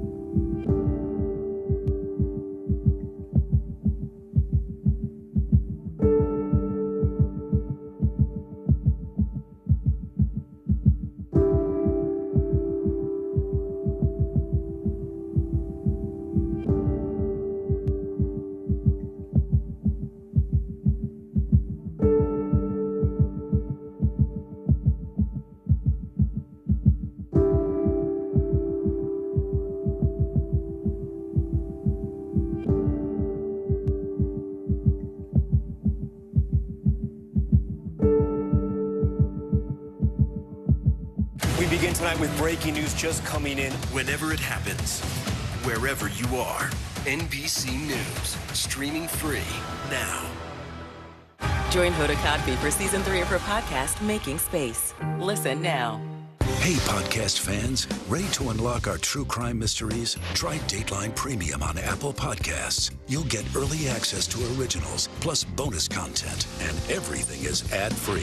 So head to Apple Podcasts now to subscribe. This is what it looks and feels The latest, the bigger piece to the puzzle. We begin tonight with breaking news. How much water ultimately will be forced inland? Whenever it happens, wherever you are, NBC News, streaming free now. A young black married couple is making waves in the New York City restaurant industry. They opened their Caribbean-inspired eatery back in 2020 during the heart of the pandemic. It's now one of the hottest food spots in Brooklyn. Today, co-host Chanel Jones stopped by to learn the secret to their success. Kaval and Rhea Graham are living a life they never could have imagined. I love hospitality. I never thought that I would have my own restaurant. But as we look back, we kind of see that every step that we took was actually leading us to this moment. Today, they are the parents of 3 young children and will celebrate 5 years of marriage. But it's their journey to this point, running Kokomo, a popular pan-Caribbean restaurant with Indian and Asian flavors that combines their passion for food and hospitality. Clearly, you both had some kind of restaurant background. Started off in nightlife and then we became roving chefs, me and the guys that I had a group with. At the time, I was a marketing manager for a Caribbean restaurant as well. They were soon married and hesitantly decided their next move together would be a restaurant. So they took to social media, documenting everything about acquiring and opening a restaurant. As they were just about to open, the pandemic hit. Against all odds, they officially opened in the summer of 2020. How challenging was it? I would say it was like mental warfare because you really did not know what to expect. But I think because we were so open about our feelings to our social media, people wanted to genuinely support. Something that's very inspirational, because Rhea was a part of every step during pregnancy, motivated me to even work harder. The couple describes the menu as elevated Caribbean fare, served up in an atmosphere that feels like the Caribbean. I would say if you're looking for a vibe, come here. We represent all different parts of the Caribbean. We definitely appeal to all ethnicities, you know, whether it's Afro-Caribbean, Latin Caribbean, you know, Asian Caribbean. Did you get inspiration for different recipes? I mean, how did you do it? We were very passionate about like bringing out things that we grew up on, you know, tapping into our Caribbean heritage. Do you feel like you are blazing a trail? Real trailblazers for us are the grandmas, man, because there's nothing like a Caribbean grandma in that kitchen showing her stuff. And now we're just trying to modernize it and just make it into something fresh and new. Some of their hottest Caribbean dishes are on flatbread.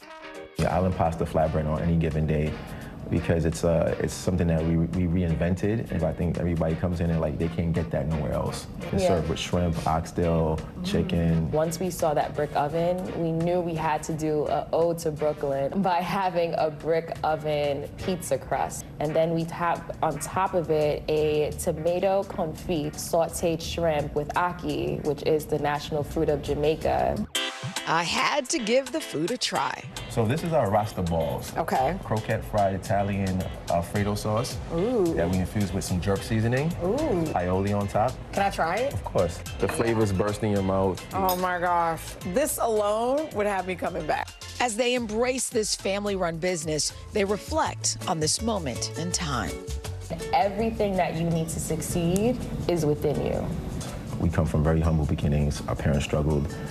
I know how hard, excuse me, I know how hard they worked to leave a path for myself, and how hard we as parents worked for us to be where we are. I take none of it for granted. And you can achieve anything you want as long as you believe in yourself. Chanel Jones, NBC News. They hit on a couple of things that are so important there, right? You've got this story, obviously, that people are drawn to, and the vibe, and then good food on top of that. Right. I think I literally want every single thing that was in the video there. Let's have to see if we can get a reservation. Right, exactly, especially after we just put that story out there. Let's turn now to Hollywood. Actor and comedian Richard Belzer has died, we've learned. A longtime friend telling The Hollywood Reporter he died yesterday at his home in southern France, though it's not clear why. Belzer was best known for his role on the crime show Law & Order Special Victims Unit, a role that he actually played in numerous TV shows. On Instagram, his co-star Mariska Hargitay posted, quote, "I feel blessed to have known you and adored you and worked with you side by side for so many years. How lucky the angels are to have you." Belzer was 78 years old. A terrifying escape caught on camera, a woman telling police that she was kidnapped and held for a year. How she was finally able to get away when we come back. You are watching NBC News Daily.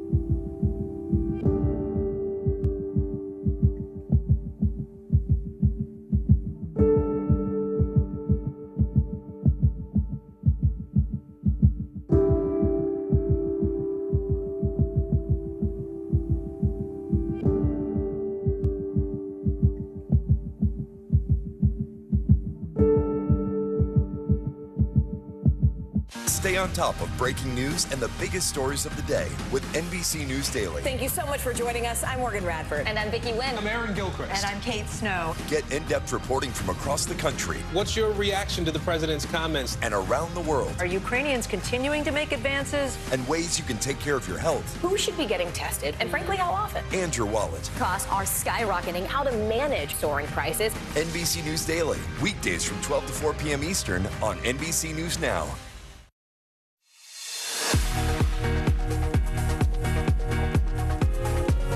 Welcome back. I'm Joe Fryer. And I'm Aaron Gilchrist. Making news right now. We're just learning about another major earthquake at the Turkey-Syria border. The 6.4 magnitude quake hit near Antakya, Turkey, just a short time ago. Now, this is the same area where back-to-back earthquakes struck on February 6th. 43,000 people have now died from those earthquakes. We are now getting reports of damage to buildings following today's quake. At least 36 people are dead after a weekend downpour led to heavy flooding and mudslides in southeast Brazil. Authorities say hundreds of rescuers are still searching for survivors. Officials there say at least 50 homes have collapsed. A state of emergency has been declared in the hardest hit areas. A new report from the TSA shows that more than 6,000 guns were intercepted at airport checkpoints nationwide last year.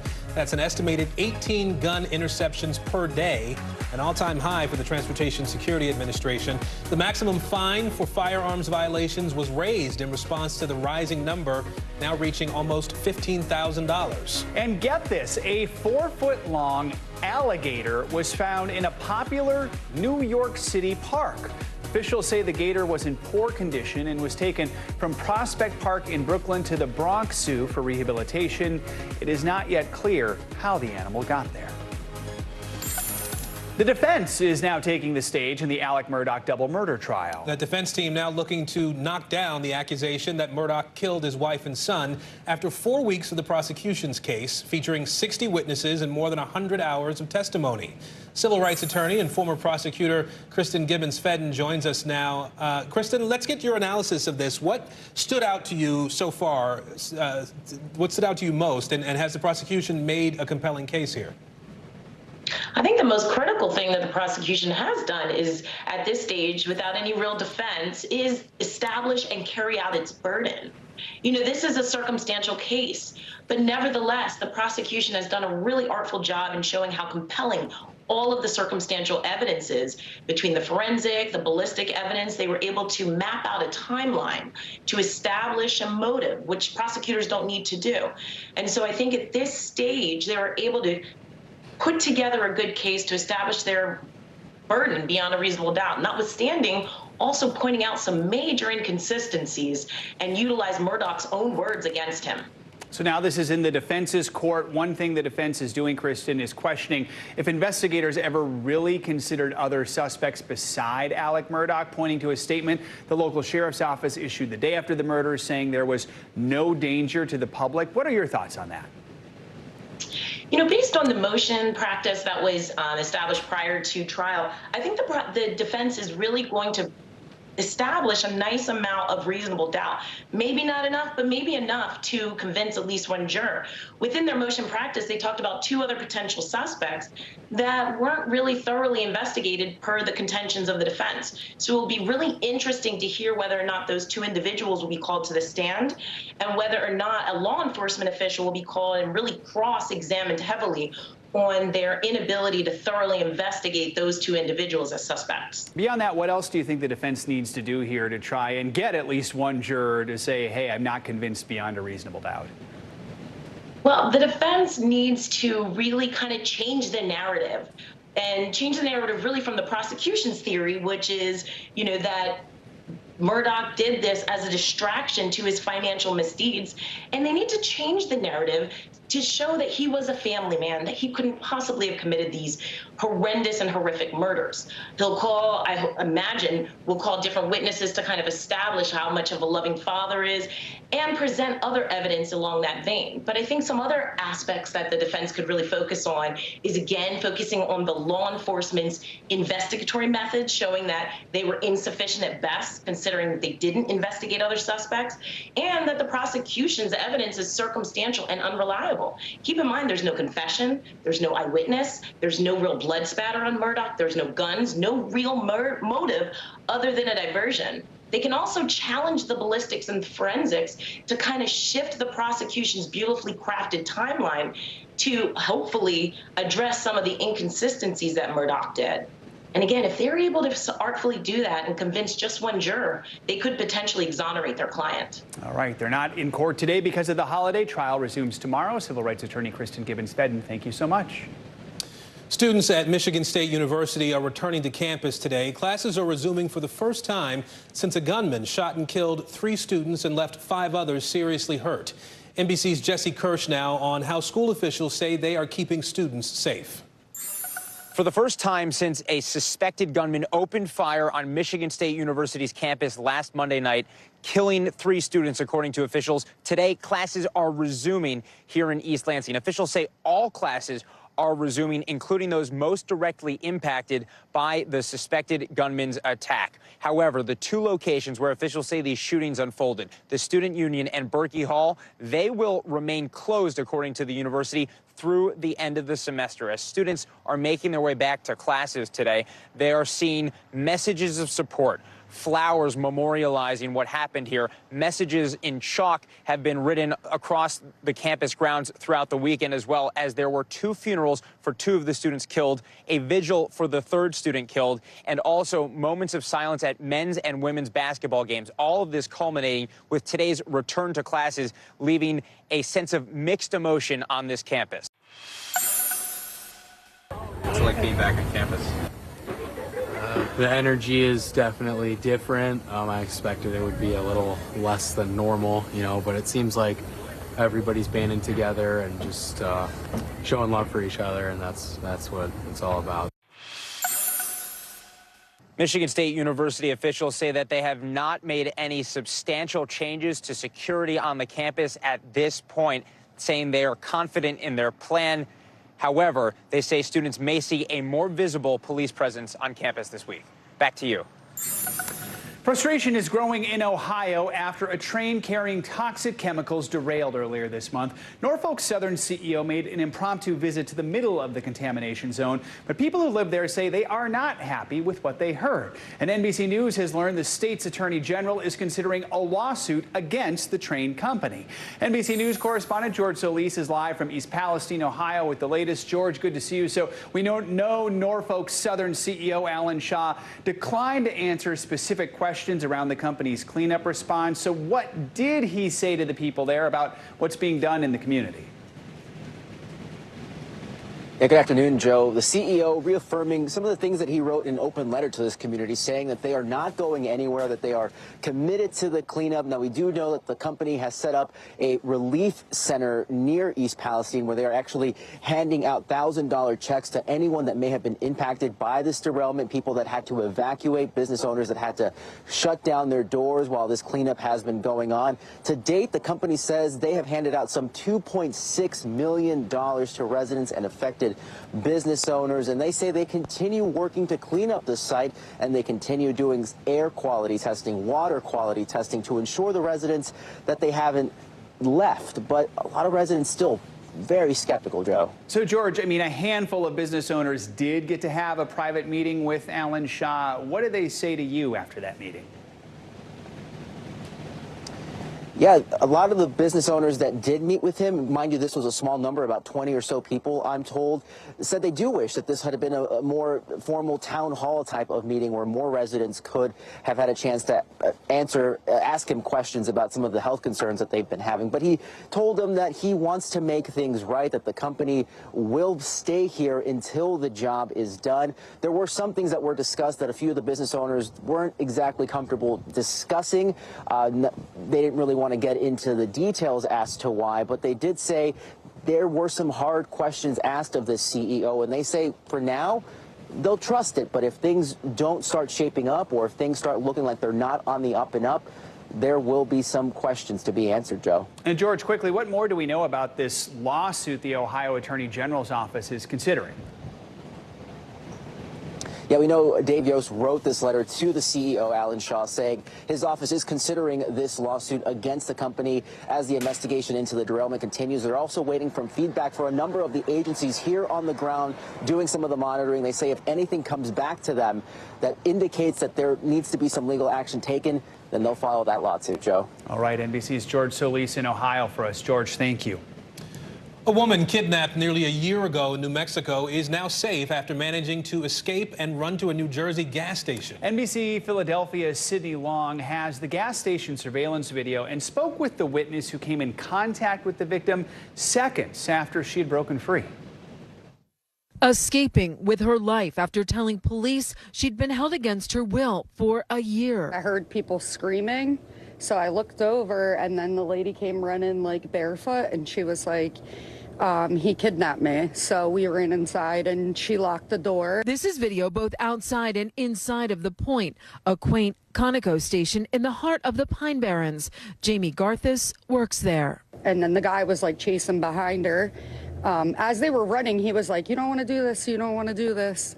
And then she came in and slammed the door. Jamie said it all happened so fast. The woman explained her captor was a man who went by Brett Parker. They'd met at a Pilot gas station in New Mexico in February of 2022. He asked her for a ride to Arizona, and the two willingly spent a month together before she says he first tried to choke her. That was in California, and she says it happened on multiple occasions during a trip from the West Coast to New Jersey. According to this criminal complaint and affidavit, the man's real name is James Perillo. He did try to like come in the door, but not really like aggressively. I think he knew like his gig was up, you know.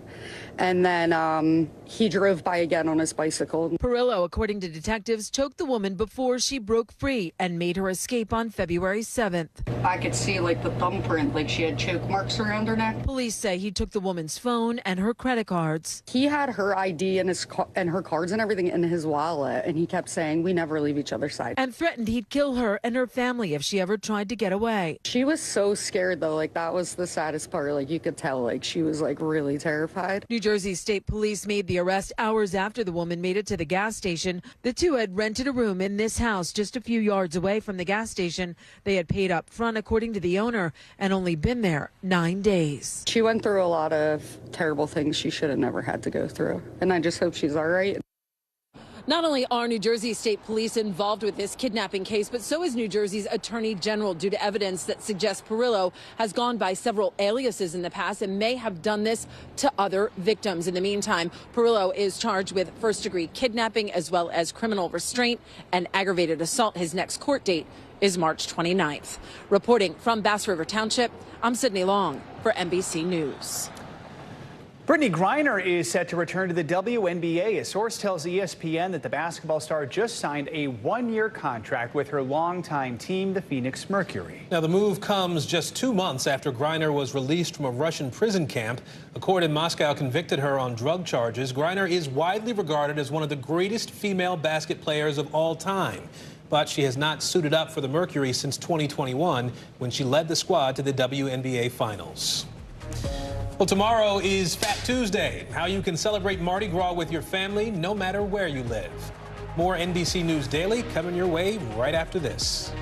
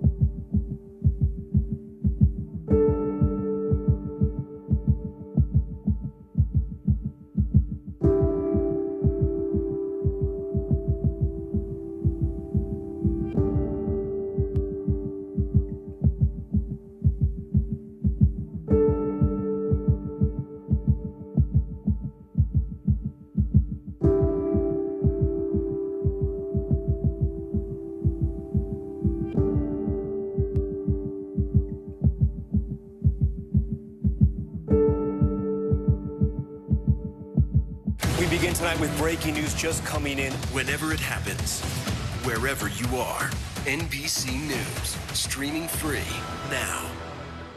Watch NBC Nightly News with Lester Holt or listen wherever you get your podcasts. The day's biggest political stories with trusted insight and expert analysis. A daily look at the politics behind the headlines. Meet the Press Now, streaming weekdays at 4 p.m. on NBC News Now.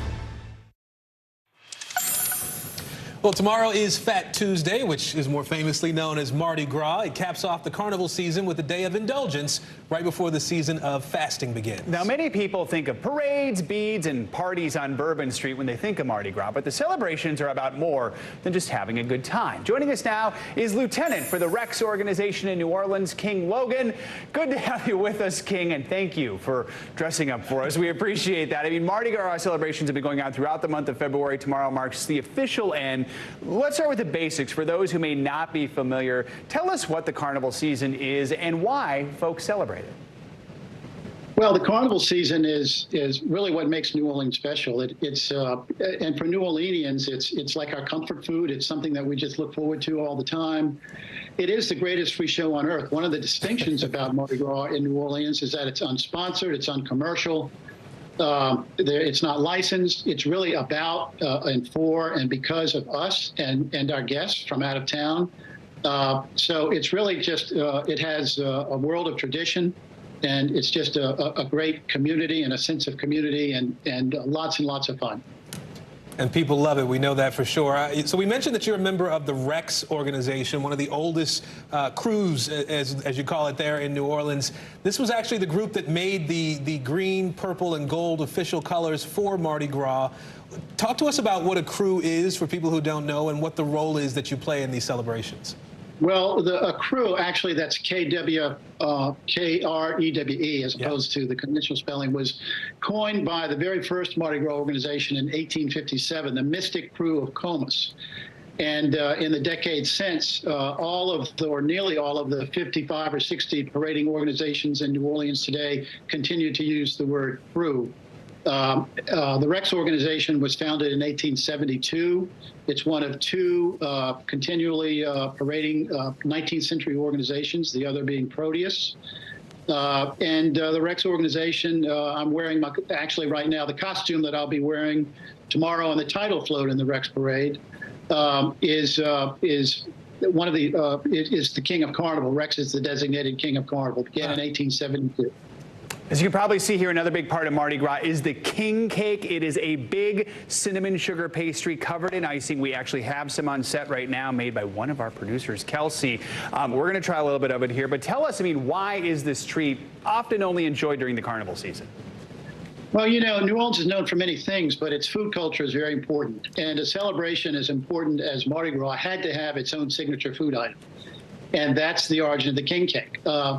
I understand that your producer had to make that herself. I'm impressed. I wondered if Kelsey, I didn't have a chance to ask her, did she put a toy doll in the cake, which is another tradition? I don't know. If there is one of us might be eating it right now. I don't know. No, she didn't. But this is really good cake and totally violating my diet right now. It looks very authentic. Kudos to Kelsey. Good job. Yeah. It's gooey. But the tradition of the baby doll, the plastic baby doll in the cake, is important because it means if you happen to have the piece of king cake with the doll in it, then you have to buy the next one or host the next party. All right, good to know about that tradition. Yeah, it's a great celebration. Lieutenant for the Rex organization, King Logan, we appreciate you making some time for us today and educating us, and we wish you a happy Mardi Gras. Thank you. We're looking forward to it. The weather's going to be beautiful, and we'll have a wonderful time. Come visit us anytime. You're watching NBC News Daily.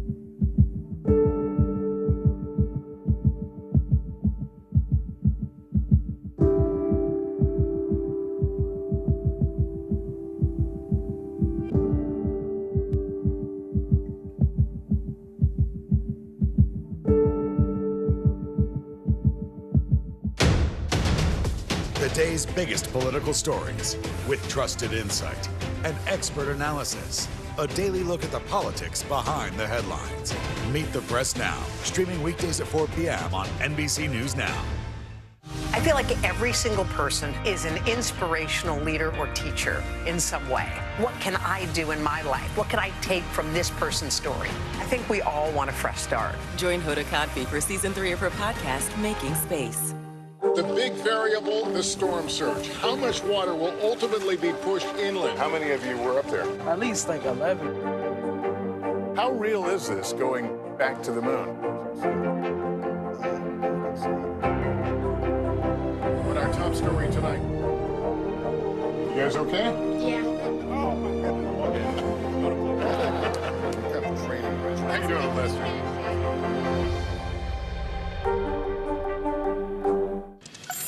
ChatGPT is an AI-powered text generator that some schools report is being used by students to cheat. But the tech is not all bad. NBC News technology correspondent Jake Ward shows us how it's being used to help travelers track down lost belongings. Roughly 100,000 items are lost at TSA checkpoints every single month. Just last year, there were more than 500,000 unclaimed items, 25,000 laptops, 6,000 cell phones. So why aren't people getting back their precious tech? Well, it's really hard to track down. The old method of pen and paper logging just isn't cutting it. Lost and Found Software, a company based in Germany, is integrating AI to make the process more efficient. CEO Markus Scharschmidt says it's much easier to teach AI to recognize lost items than it is to teach a human. You can take a picture of the item, let's say a headset or something like this. The AI recognizes what it is. If there's text on it, it will recognize this as well. If it's a backpack, we know the type, what kind of backpack. So this saves the employee a lot of time. They can register it early when they find it. Lost and Found Software also integrated ChatGPT last year, and it's been a time saver and a game changer. We integrated it for the communication part. So writing emails to the customer, asking questions, maybe they didn't fill out, let's say, the serial number, and writing them an email or even with a template was time consuming. Now they just click together an email, what they want to ask, and ChatGPT writes the whole email. You can use it almost everywhere, in every software where you have interactions with customers. And I think that's just limitless. The software is now being used in more than 35 airports worldwide. Dallas, Fort Worth, Frankfurt, Melbourne, and Marcus hopes to get each location talking to one another. Just imagine you're traveling around the world or within the U.S. from different airports, and we can identify all these different companies using our system. It doesn't matter where you go to make your inquiry. We can look in the whole holistic network. So whether you love it or hate it or are just confused by it, AI could help you get your iPhone back after leaving it behind in a TSA bin. But Marcus says we need to use it carefully. We have to think how to use it and listen to all the critic out there that you should not write your homework with it or writing your business emails with all the names in it. So yeah, it's really a great tool, but you have to be careful how to use it. Jake Ward, NBC News. A Texas man known for his dance moves has become a bit of a local celebrity in the city of Arlington. Noel Walker from our Dallas station shows us how his community is thanking him with the gift of music. Traffic doesn't usually spark joy. But at the corner of Cooper and Pleasant Ridge, outside the Parks Mall at Arlington, there is someone who is determined to make people stop. You're an inspiration. Oh, yeah. I love you, man. And smile. It feels good every day because I'm doing something positive. Jalen Ford is a combination of constant motion and perpetual joy, dancing to music only he can hear. I listen to Taylor Swift. Scurrying from one traffic median stage to another as if he's on roller skates. I like this. This is fun. And fun is contagious. They're like, why is he so happy? Why is he dancing? Why is he so happy? Happiness is contagious too. Just ask one of those drivers who passes by. I don't know where he gets the energy, but he loves getting up in the morning and making people smile. So what did you decide to do for him to try to make him happy? He had expressed to me that he's a big Swiftie. He loves Taylor Swift. Taylor Swift, I just like all her songs. You know, I can't name one song that I don't like. He told me she was coming to concert here soon in Arlington and that he'd love to be there. And so I decided to see what I can do. Those commuters donated enough money so Jalen can hear Taylor sing. And not just in his earbuds. I'm showing people how to be happy, you know, and how I appreciate that, you know, everything that's coming around. I know, man, I'm supposed to be honky. Because no man is an island when he's dancing on one. I love you, man. For NBC News Daily, I'm Noelle Walker. I hope Taylor's paying attention. I know, right? When he shows up at that concert. He might outdance her. They could do a little duet or something. All right, I'm Joe Fryer. And I'm Aaron Gilchrist. You're watching NBC News Daily. You can watch us for free 24/7 on our streaming network, NBC News Now.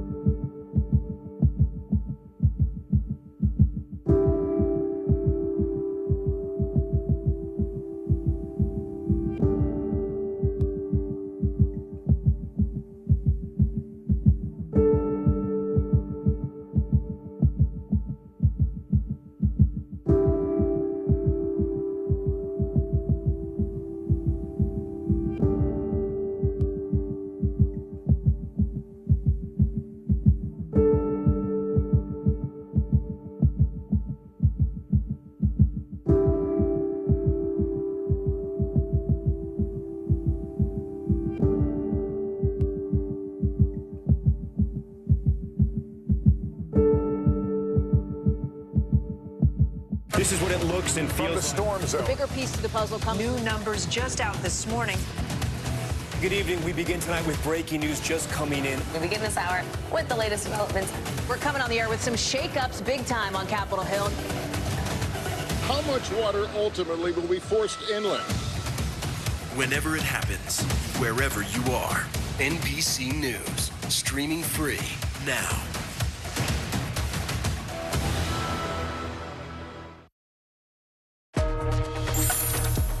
Hi, everybody. I'm Aaron Gilchrist. And I'm Ellison Barber in for Kate Snow. NBC News Daily starts right now.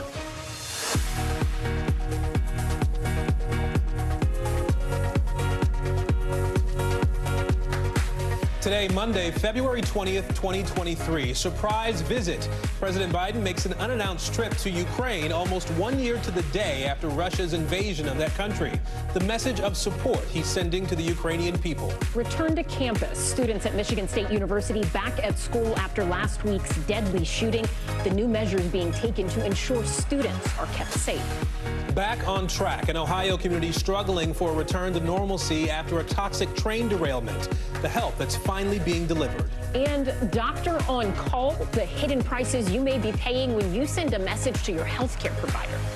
It is 11 a.m. in Washington, California, and 1 p.m. in Lincoln, Nebraska, 2 p.m. in New York City on this President's Day. We begin this hour with President Biden and his surprise trip to Ukraine. The show of support comes just days before the one-year anniversary of Russia's invasion. 1 year later, Kyiv stands, and Ukraine stands. Democracy stands. The Americans stand with you, and the world stands with you. During his 5 hours on the ground, President Biden met with Ukraine's President Volodymyr Zelensky to discuss the next stages of the war. He also honored Ukraine's fallen soldiers and held meetings with U.S. embassy staff. At one point during the visit, air sirens blared, reflecting the conditions Ukrainians have lived under for the last year.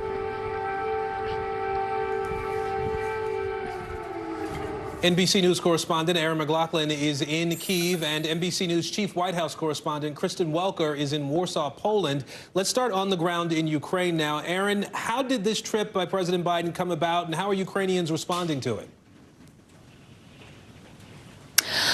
Well, Aaron, the president's trip was the culmination of months of meticulous planning by a handful of Biden administration officials in the hours prior to the president's departure, according to a national security advisor. The White House called the Kremlin for, quote, deconfliction purposes. Now, we understand from a source with knowledge of the matter that the president made his way into Ukraine from the Polish border on board a train. It was a 10-hour train journey, the same journey that a number of world leaders have taken before him. It's simply too dangerous to travel via the sky. What we witnessed here outside of St. Michael's Cathedral was an absolutely massive security operation. They cleared the entire square of pedestrians and parked cars. There were snipers on the rooftop, multiple barriers, bomb-sniffing dogs, military and police presence. This was an incredibly big deal for the Ukrainian people. They see this as an important show of American support and solidarity. Guys. And Kristen, this all comes ahead of President Biden's meeting with the Eastern Flank leaders. What message does the White House hope this trip sends to other world leaders? Ellison, and the president is hoping that this visit sends the message that the world needs to stand united with Ukraine and against Vladimir Putin, that they need to increasingly isolate him, and they've done that through a series of measures, obviously sanctions, the president announcing new sanctions on this trip, as well as $500 million in military aid. But it's really the challenge for this president moving forward. How does he keep that support going, particularly when you have so many countries who are dealing with their own economic downturns, particularly when there are so many challenges on the global stage? Now, in addition to this, new concerns about China. Of course, you have the thought that they have been providing non-lethal aid to Russia. And then over the weekend, the Secretary of State saying that now they think China is considering lethal aid to Russia. The Secretary of State warning that that move would be met by serious consequences. So today, a show of force, a show of unity, a show of defiance against Vladimir Putin, Ellison. All right, Kristen Welker and Aaron McLaughlin for us today. Thank you both. Thank you. Former President Jimmy Carter is receiving an outpouring of love after announcing he would be receiving at-home hospice care. This is coming from his presidential peers to his fellow parishioners. A lot of people understand, he's a president, but to me, he's a friend, and to a lot of us here, he's just a fellow churchgoer that sits on the same pews. Former President Bill Clinton shared this photo saying he's marking this President's Day by thinking of President Carter. NBC News senior White House correspondent Kelly O'Donnell is in Plains, Georgia today. Kelly, what do we know now? What's the latest on President Carter's condition? Well, Aaron, we don't expect to get incremental updates on the medical condition of President Carter. Now that the Carter Center has told us that he has had some recent hospitalizations and has made this decision to not have additional medical intervention, but to spend his time at home. And home is here in Plains, Georgia, where he and Rosalind Carter have had their house, their home for more than 60 years, not far from where we are. This is the center of town here in Plains and was a place where he launched his presidential campaign really a generation or two ago. And this is a place that is home, comfort, neighbors for President Jimmy Carter. So this is a place where he wanted to spend this time. So we don't anticipate getting updates about his medical condition. What we do know is that by sharing this decision publicly, the former president has given his community and the world a chance to reflect about his life of service and to think about him, to offer prayers prayers and good wishes to him, to Rosalynn and the family, and that's what we have seen play out so far in the local community here, where someone who was at one point the most famous man in the world as the President of the United States and has remained a significant figure of humanitarian and global activism in all the decades since he served in office, is here a neighborhood friend, a churchgoer, a role model, and so forth. And so that's what's playing out here, as we don't know what the future holds, but President Jimmy Carter has spoken of his own health and his own condition at times when he would deliver sermons at his church here, and was very much at peace about his own future. And we can only presume that is where he is at this point in terms of his own decisions and his own mindset at this point. So this is a community that is thankful for him, thinking about him, and wishing him and the Carter family well. Aaron? Okay, Kelly O'Donnell in Plains, Georgia, our thanks. Students at Michigan State University are returning to class today, a week after 8 people were killed or injured in a mass shooting. 3 people died there. Community members came together on Sunday to welcome back students and to remember the lives lost. This weekend, 2 funerals and a vigil were held for those victims. NBC's Jesse Kirsch is in East Lansing.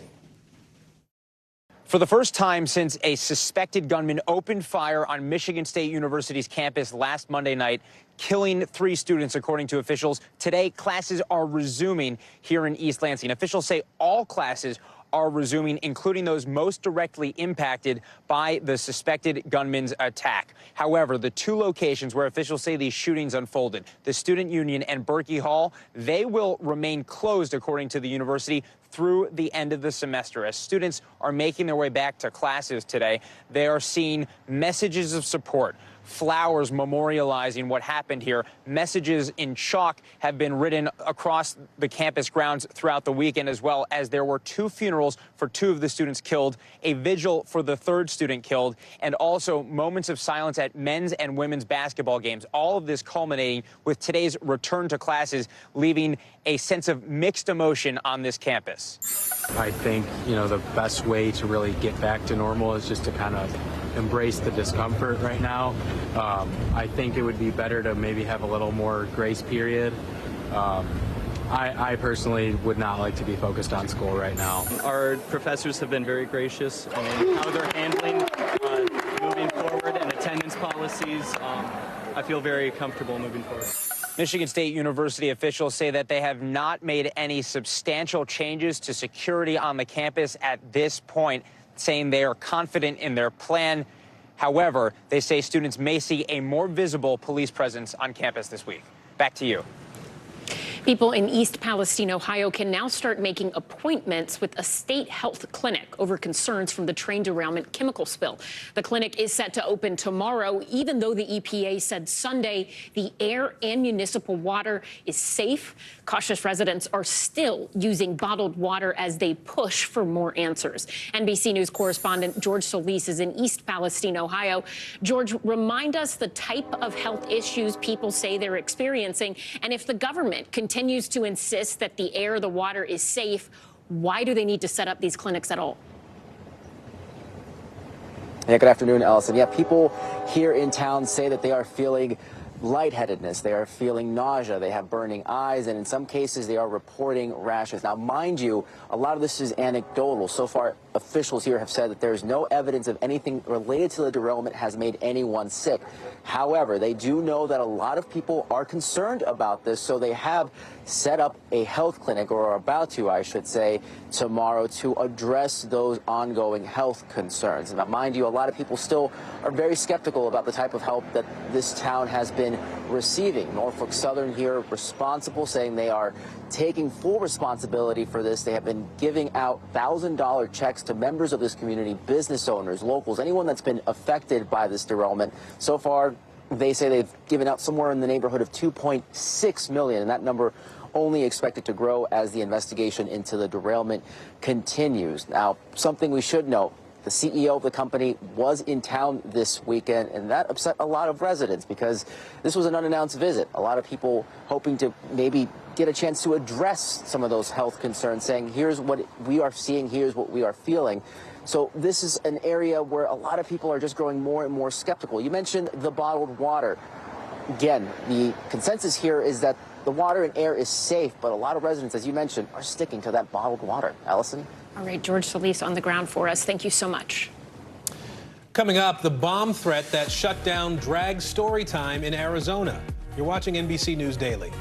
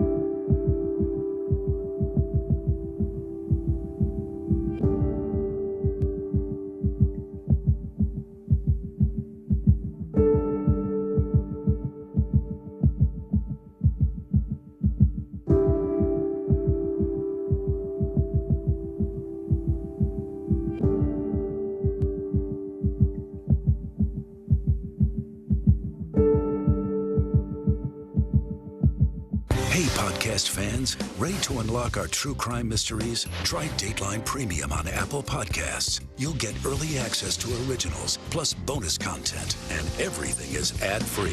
So head to Apple Podcasts now to subscribe. The day's biggest political stories with trusted insight and expert analysis. A daily look at the politics behind the headlines. Meet the Press Now, streaming weekdays at 4 p.m. on NBC News Now.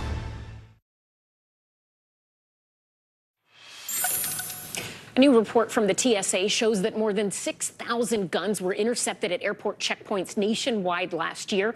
That's an estimated 18 gun interceptions per day, an all-time high for the Transportation Security Administration. The maximum fine for firearms violations was raised in response to the rising numbers, now reaching almost $15,000.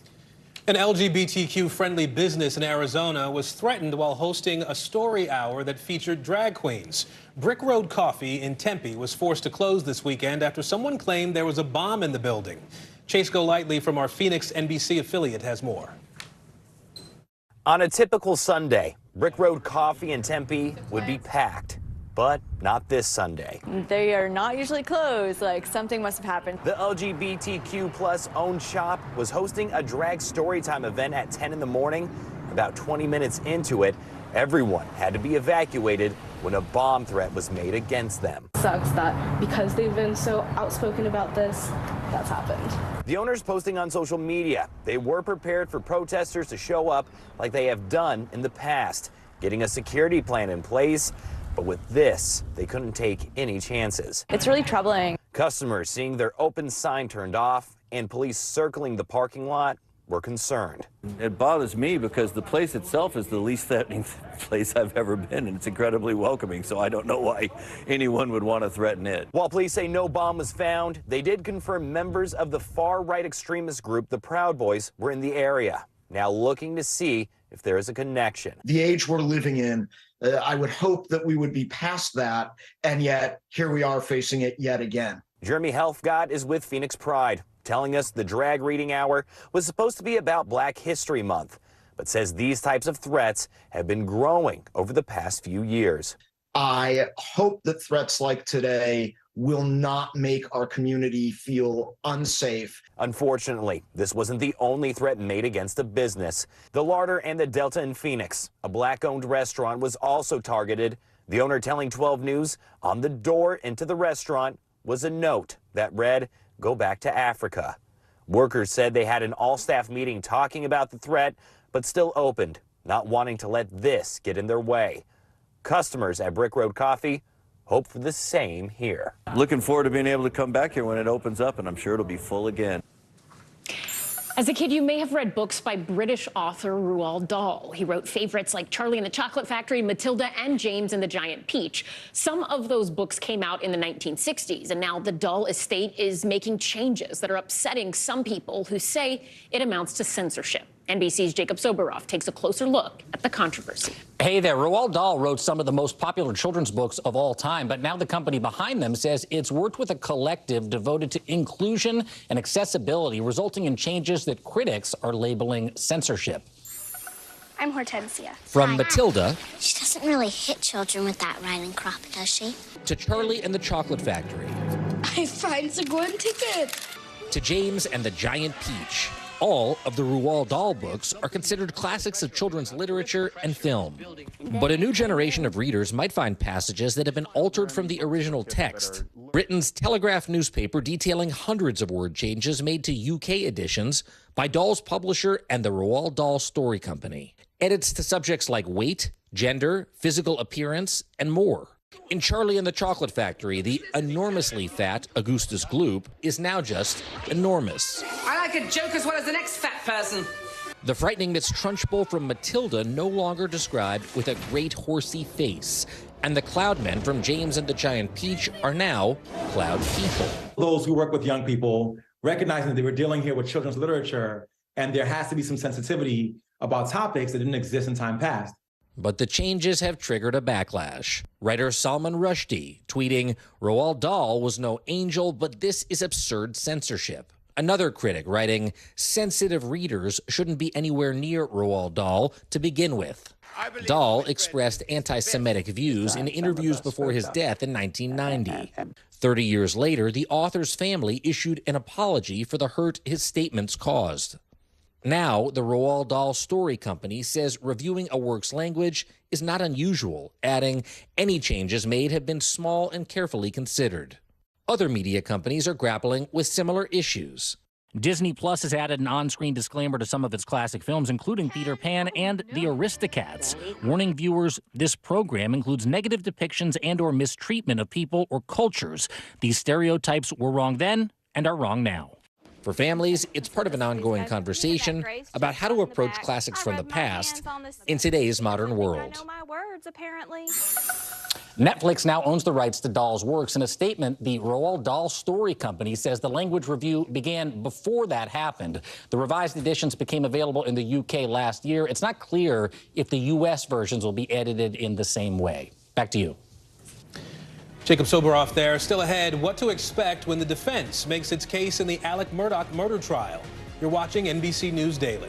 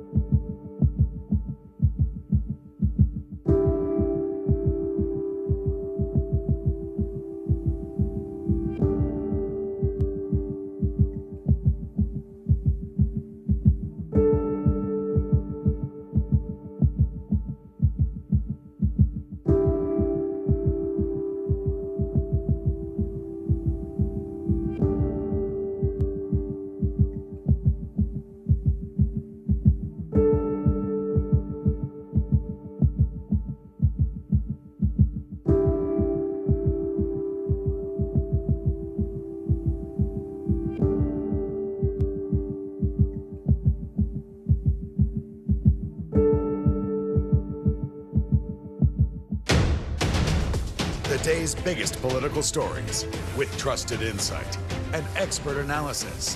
A daily look at the politics behind the headlines. Meet the Press Now, streaming weekdays at 4 p.m. on NBC News Now. For Dateline Premium, subscribe now on Apple Podcasts. We begin tonight with breaking news just coming in whenever it happens, wherever you are. NBC News, streaming free now.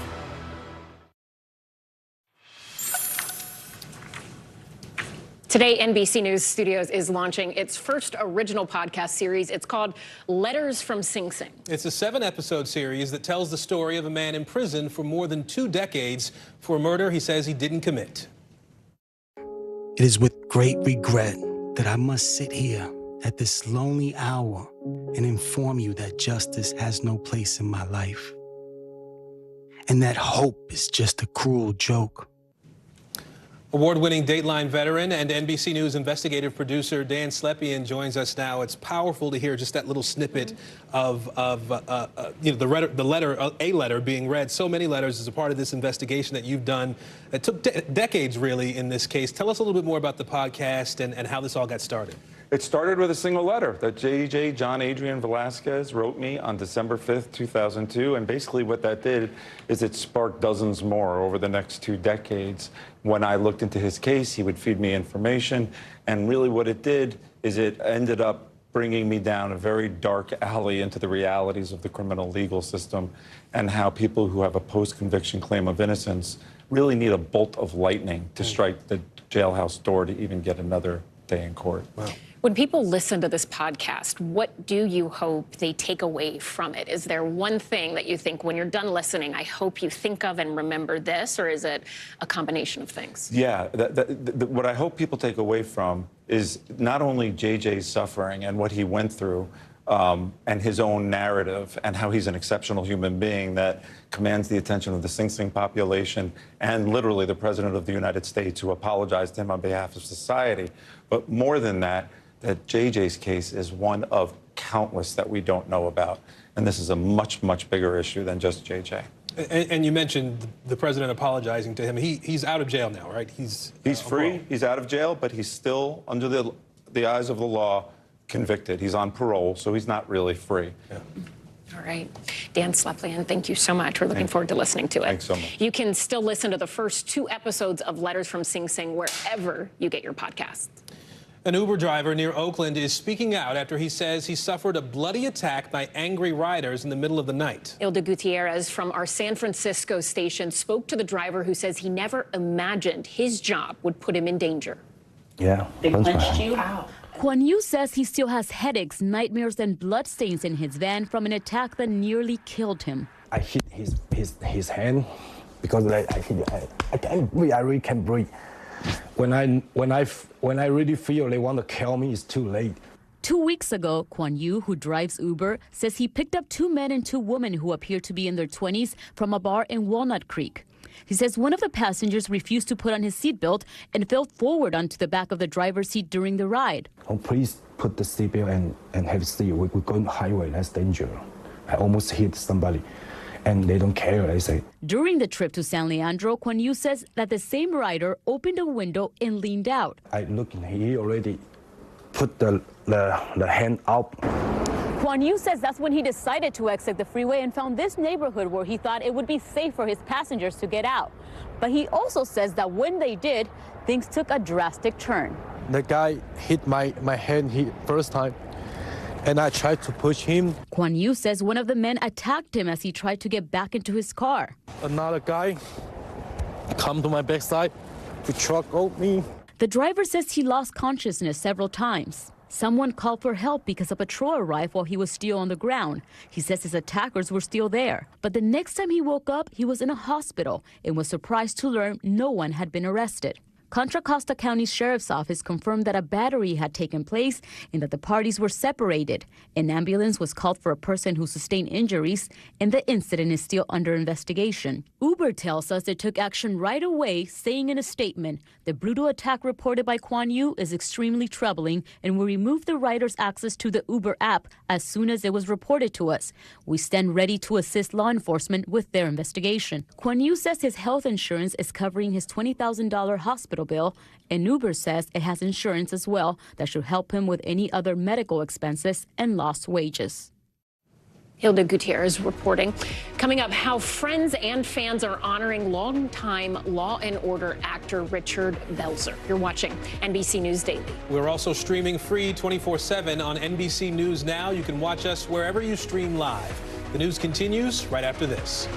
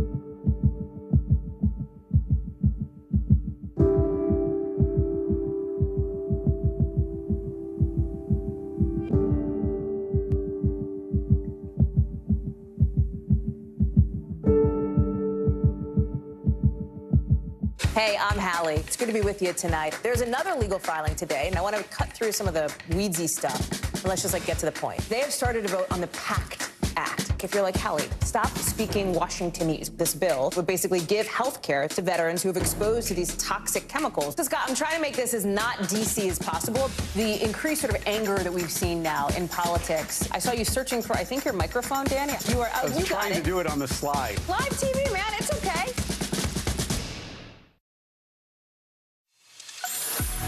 Bottom of the hour now. Here are some of the stories making headlines on NBC News Daily. We are following breaking news out of Turkey right now. Another earthquake has hit the country. This time it is a 6.3 magnitude quake in a province near the Turkey-Syria border. That's right in the region where a pair of earthquakes killed more than 40,000 people earlier this month. No word yet on if there are any new injuries or damage. 4 people were hurt at a water park in New Jersey after a decorative helicopter fell from the ceiling into the pool below. This happened Sunday at the American Dream Mall. 1 person was taken to the hospital while the other 3 were treated for minor injuries at the scene. The incident is under investigation. Actor Tom Sizemore, known for his role in Saving Private Ryan, is in the hospital after suffering from a brain aneurysm on Saturday. He's currently listed in critical condition. Sizemore, who is 61 years old, rose to fame in the 90s after starring in several blockbusters, including Black Hawk Down and Heat. Defense attorneys in the Alec Murdaugh double murder trial will now have their chance to make their case. On Friday, prosecutors rested their case after calling more than 60 witnesses over 4 weeks. The testimony sought to leave no doubt that Murdaugh killed his wife and son. Now the onus falls on the defense to sow enough reasonable doubt in the jurors' minds. NBC News legal analyst Camille Vasquez joins us now. So, Camille, prosecutors ultimately called 61 witnesses to the stand before they rested. What's your assessment of the case presented by prosecutors so far? Well, I think they did a tremendous job. However, their case is really circumstantial, and that doesn't mean that it's impossible to secure a conviction, but it does make the case more difficult, right? At some point, if the prosecutors have enough evidence to tell a story and convince the jury of motive and of opportunity, it certainly does rise to the level to get that conviction. So you mentioned the fact that there's no direct evidence. There's quite a bit of circumstantial evidence in this case. How does that challenge or not challenge the defense when it starts to present its side of the arguments? Well, the defense has to prove their case, right, by establishing reasonable doubt. And if they can establish reasonable doubt, then the jury cannot bring forth a conviction. So I think it makes the defense's case a little easier to prove. Camille, while we have you, I want to ask you also about some late-breaking news involving the Alec Baldwin manslaughter case in Arizona. The DA there is dropping the gun enhancement charges against Baldwin and Russ Armorer. What could that potentially mean for this case? Well, it's a significant development, actually, and what it means, I think, for the case is even if he's convicted of the involuntary manslaughter charge, it may mean he will not spend any time behind bars. So it's a huge win for Alec Baldwin. Significant indeed. Camille Vasquez, we appreciate your analysis today. Thank you. Thank you. The FBI is now investigating the death of a man who died after he was in custody in an Alabama jail. He was apparently left on a cold concrete floor for multiple days. Now his family and friends want answers. NBC News correspondent Morgan Chesky is following this story for us.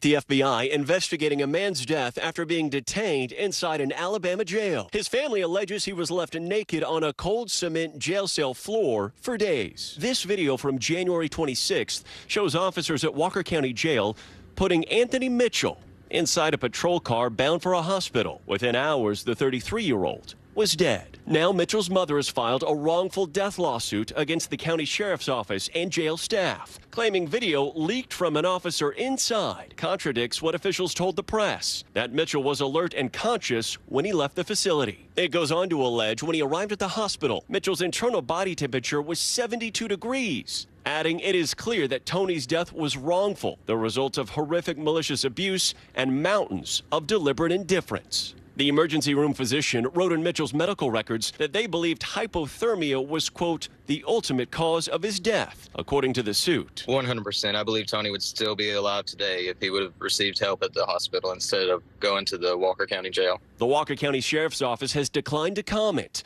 but the suit accuses jail staff of looking on and chatting by Mitchell's open cell door, entertained as he languished naked and dying. It also includes screenshots alleging staff dragged him from a shower to the booking area. The Alabama Attorney General's office has confirmed it's aware of the case and the FBI's involvement, stating once the investigation is completed, the Attorney General will ensure that any appropriate action is taken. The FBI has not responded to our request for comment. A Facebook post from the sheriff's office around the time of his arrest said Mitchell was first admitted to jail on January 12th as a pretrial detainee in custody for attempted murder. The post said he fired at least one shot at deputies after a family member asked officials to perform a wellness check, noting he might be a danger to himself or others. He had his faults at the end, and yes, he was battling his demons, but even then he deserved humanity and respect. And Morgan joins us now. Morgan, have there been any repercussions at this point in time for the officers allegedly involved in Mitchell's death? Yeah, Ellison, very good question. We have asked multiple agencies involved. They are remaining tight-lipped, only saying this is an ongoing investigation. However, we do know the FBI is now involved. There is one officer, however, who says that they were fired from their job as a result of leaking some of that video inside the jail to members of Anthony Mitchell's family. They have since filed a wrongful termination lawsuit against the jail and the county sheriff. And that lawsuit is currently in motion in addition to the family's lawsuit against the jail for that wrongful death. Allison. All right, Morgan Chesky, an important report. Thank you so much. We're also following breaking news out of California. Multiple law enforcement sources tell NBC News an arrest has been made in the shooting death of Catholic Bishop David O'Connell. He was killed yesterday in his home in Los Angeles. O'Connell was appointed as the auxiliary bishop of the Archdiocese of Los Angeles back in 2015. No word yet on what exactly led up to the shooting or the identity of the suspect. China is hitting back today against claims it may be providing non-lethal support to Russia as the war in Ukraine nears the one-year mark. China now telling Washington to stay out of its relationship with the Kremlin. NBC News Chief Foreign Affairs Correspondent Andrea Mitchell is joining us now from D.C. Andrea, we appreciate you being here. The U.S. says that there's also some information that suggests China is considering sending weapons to Russia as well. You actually had the chance to talk with the Vice President about that. What can you tell us? Well, the U.S. is very, very clear about this, that they have intelligence that China is now considering doing something that was really, off the books. It was something that President Biden personally told President Xi last March, about a couple of weeks, 2 weeks into the war, that they should not even consider sending weapons to Russia, that it would affect the relationship between the U.S. and China in a profound way. And what has happened is that recently they are seeing intelligence that they are considering it. They're obviously picking up intelligence. We've pressed them on what this intelligence is. They're not going to share that. But they did in Munich, where I was this weekend with the Vice President, when she said this in her speech to the entire gathering of world leaders. They began sharing this with our closest allies. This is obviously with Germany, with France, with the UK, the lead contributors, of course, to the NATO coalition supporting Ukraine. And that this would be a game changer for the U.S. and for the other allies. And this is part of my conversation. I then had a conversation after her big speech with the Vice President about this very thing. You also warned China against providing any lethal weapons to Russia for Ukraine. So what I said and what concerns us is that we are seeing and are concerned about a deepening relationship between Beijing and Moscow. And that speaks for itself, and we want to be clear that that is what we are concerned about, and that is why I talked about that. And we have talked about it with our allies and with our partners. Is that a red line? No, that's not a red line. It may not be a red line, but others say that it actually will be a red line, and this is something that the Secretary of State forcefully said to his counterpart, Wang Yi, in Munich this weekend, Saturday night. All right. Aaron? Andrea Mitchell with us from Washington today. Andrea, thank you. Florida Governor Ron DeSantis is on the road today as he weighs a 2024 presidential run. Before his trip to Chicago, he made a stop in Staten Island to meet with members of law enforcement and talk about law and order. So let's get communities all across this country to recognize the vital role that the people that wear the uniform play. Let's put this defund the police movement on the ash heap of history. NBC News correspondent Shaquille Brewster is in Chicago with more. Shaq, Governor DeSantis is expected to make a similar speech where you are in just a few hours. His visit is sparking quite a big reaction from the governor of the state. What is he saying? Yeah, you're seeing a lot of reaction, and part of that is because of that message that you just played. I'm told by Governor DeSantis' team that the message we'll hear later this afternoon in Chicago will essentially mirror what we heard in New York and what we heard in Pennsylvania, which is essentially your cities to these officers. He's saying your cities do not value you. You should come down to Florida where we do it better, where we do it right, in his words. So you have Governor Pritzker, the governor of Illinois, firing back, and I want you to pull up the tweet that we have from the governor governor right now on your screen. He essentially says Ron DeSantis' dangerous and hateful agenda has no place in Illinois. Banning books, playing politics with people's lives, and censoring history are antithetical to who we are. Every candidate hoping to hold public office in the land of Lincoln should condemn this event. It was a similar tone that you heard from the New York Mayor, Eric Adams, New York City Mayor Eric Adams, as Governor DeSantis continues to make his rounds across the country. Shaq, whenever we see a potential 2024 contender out on the road, it's easy to look and just talk about things at a national level. But DeSantis' visit could actually have an impact on upcoming local elections. What's going on there? That's right. This mayoral race here in Chicago that is set for next Tuesday, it's already chaotic, and this added a new element to it. It's a 9-way open race, and the frontrunner, Paul Vallas, he's been endorsed by the same group that Governor DeSantis will be addressing later today, the Fraternal Order of Police. Although Vallas has pushed back and tried to create some distance from DeSantis, saying that he's disappointed the FOP invited DeSantis, you see it as an opening for other candidates, like existing Mayor Lori Lightfoot, who's gone in and attacked him for making this connection. All right, Shaquille Brewster, thank you so much. We appreciate it. Stay with us. Spring break without breaking the bank. Up next, how you can combat soaring hotel and flight costs. More NBC News Daily right after this.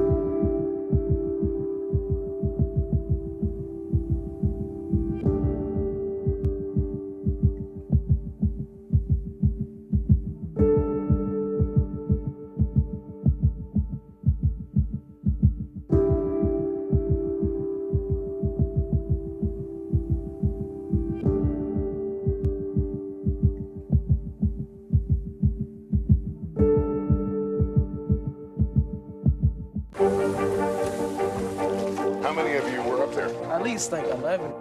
How real is this going back to the moon? How you doing, Lester?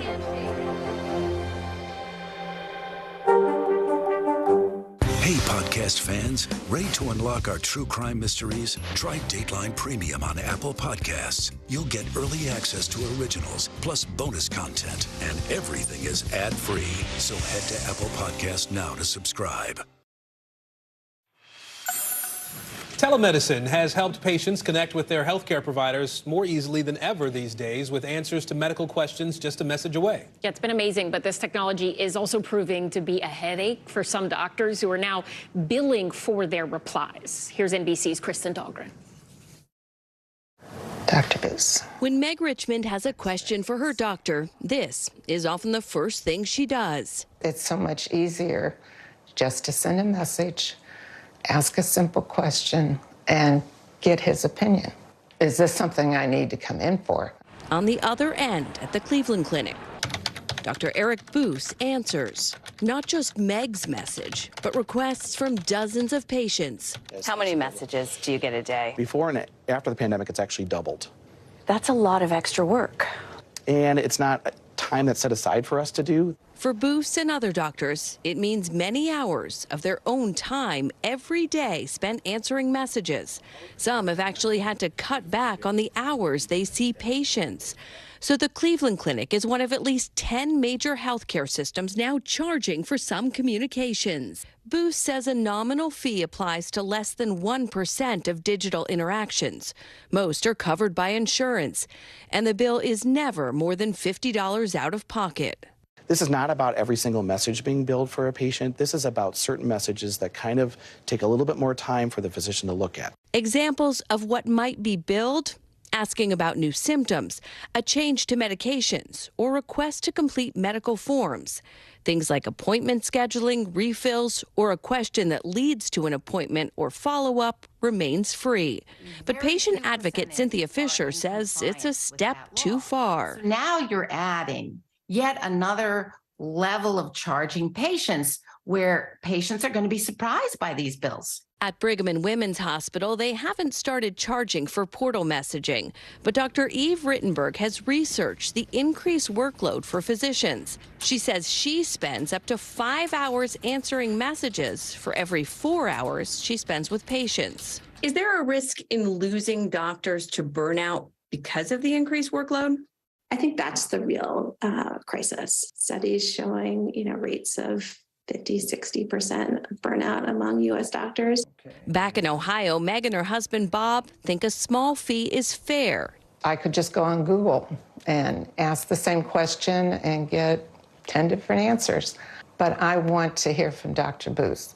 With doctors now at our fingertips, one more question you may want to ask: is that message costing you? All right, NBC's Kristen Dahlgren, thank you. It can be really confusing. Yeah, but Allison, you have to ask your own doctor what their policy is. This is a huge shift in how our medical system works, and so we need to ask our own doctors, and everybody's sort of figuring it out as we go here. Kristen Dahlgren live, a pleasant surprise. Thank you for that. Well, if you are planning to take a trip for spring break this year and you haven't looked at prices yet, you might want to brace yourself. Costs for flights and hotels in the coming months are already high, even before we hit March. NBC's Tom Costello covers aviation, and he joins us now. Tom, why are prices so high already? Demand, demand, demand. Same thing with real estate, right? It's all about demand. Listen, people want to get out. They want to travel. They're tired of the winter in some states, and they're ready to fly, and they're ready to pay up to do it. Take a look at these numbers here. They're rather interesting. First of all, we found that 60% of travelers say that they expect to pay $500 or more, underscore or more, for spring break. And in fact, 30% plan to spend $1,000 or more for spring break. And then separately, we looked at the average domestic airfare. According to Hopper, $264 is the average domestic airfare for March and April. I got to say that's a little low. I mean, if the truth of the matter is, if you take the hottest destinations, right? If you want to go to Orlando or Denver to ski, or San Diego or to L.A., chances are you're going to pay a heck of a lot more. And, of course, the spring break weeks are going to be even more. So, for example, in New York City, if you're going from New York to Miami right now, you can go for under $200. Once New York hits spring break, the price goes through the roof, you guys. We've been warned. All right. Yeah. Tom Costello with us today. Tom, thank you. And, of course, you can see more of Tom's report on this tonight on NBC Nightly News with Lester Holt. There is more news ahead. You're watching NBC News Daily.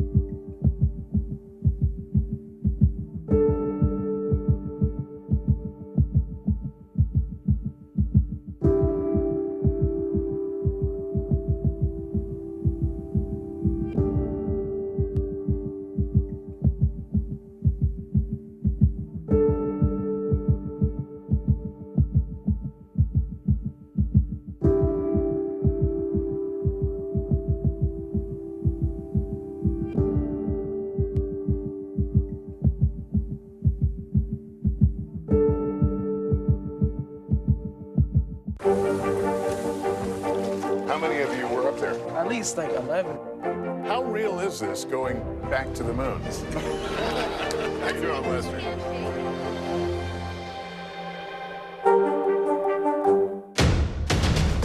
The day's biggest political stories with trusted insight and expert analysis. A daily look at the politics behind the headlines. Meet the Press Now, streaming weekdays at 4 p.m. on NBC News Now.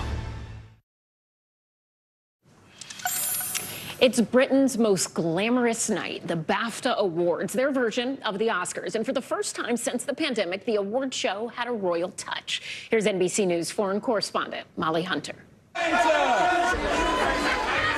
Last night's BAFTA Awards weren't just packed full of A-listers, but for the first time in 2 years, royalty was back. The Prince and Princess of Wales stepping out on the red carpet. Prince William, the president of the British Academy of Film and Television Arts, sporting a black velvet tuxedo, while Kate promoting sustainability, restyling an Alexander McQueen gown she first wore to the BAFTAs back in 2019. It's Britain's most glamorous night, and the highlight was a special tribute to the late Queen Elizabeth, led by Dame Helen Mirren. Cinema, at its best, does what Her Majesty did effortlessly: bring us together and unite us in a story. The Queen herself honored with a BAFTA back in 2013 for her long-standing patronage of the arts. Your Majesty, you were our nation's leading star. The tribute bringing a rare public show of emotion from Prince William. Mirren, who won both a BAFTA and an Oscar for her portrayal of the Queen, shared what the tribute meant to her. You know, I'm Elizabethan. You know, she was there for my whole life. Yeah. And so her passing was, it was massive, wasn't it? Was massive. As for the awards, a teaser for the possible Oscar favorites. Carrie Condon and Barry Keoghan of Banshees of Inisherin both took supporting actor categories. For the kids that are dreaming to be something from the area that I came from, this is for you. Austin Butler continued his winning streak, adding to his Golden Globe win by taking home Best Leading Actor for Elvis. This is amazing. And the BAFTA goes to Cate Blanchett. Cate Blanchett added a BAFTA Best Actress to her resume for her performance in Tar. All quiet on the Western Front. And in dominating fashion, the German anti-war movie All Quiet on the Western Front led the way with 7 BAFTAs, including Best Director and Best Film. And such a fun night. Now, looking at the calendar, looking ahead to the next big royal event, of course, it's the coronation in May, and the palace is releasing a few new details. They released King Charles's coronation emblem, and it celebrates the king's love for the natural world, highlighting the flora and fauna of the United Kingdom's 4 nations. Also finding out a little bit more about the music that will be played at the coronation, including a composition by famed composer Andrew Lloyd Webber. I'll send it back to you. Tributes are pouring in for actor Richard Belzer, who died over the weekend at the age of 78. He was a longtime staple on the Law & Order franchise, playing a cynical detective. Here's NBC's Stephanie Gosk. You had one hell of a run, Sergeant Munch. Did I? I don't know where it all went. Best known as Detective John Munch on Law & Order SVU. Hello? Richard Belzer brought his trademark humor and intelligence to the role. I remembered very clearly, Counselor. She seemed to be seesawing between anger and humiliation. His career spanned decades, with a character so beloved that it crossed into multiple series, and sometimes even into real life, as Belzer once told Today. A real shoplifter comes running around the corner in the middle of the set, and he sees all these cop cars, and so he dropped the bag, and he held up his hands and surrendered to me. Are you serious? And he said, "Oh, expletive, Munch." Belzer began his career in comedy and landed a gig as the warm-up comic for Saturday Night Live in its early years, occasionally appearing on the show. Good evening, I'm Chevy Chase, and you're not. One for the road, Lieutenant? It was in 1993 as Detective John Munch in Homicide: Life on the Street when Belzer launched into TV history. Belzer played the role of the wisecracking police detective on 10 different series, including Homicide, The Wire, The X-Files, 30 Rock, Sesame Street, and Arrested Development. Law & Order creator Dick Wolf posting, "Richard brought humor and joy into all our lives, was the consummate professional, and we will all miss him very much." Co-star Mariska Hargitay writing, "How lucky the angels are to have you. I can hear them laughing already." And Christopher Maloney posting, "Goodbye, mon ami. I love you." Belzer passed away peacefully at his home in France of undisclosed health issues, according to his longtime manager. He's survived by his wife and 2 stepdaughters. Back to you. You're watching NBC News Daily.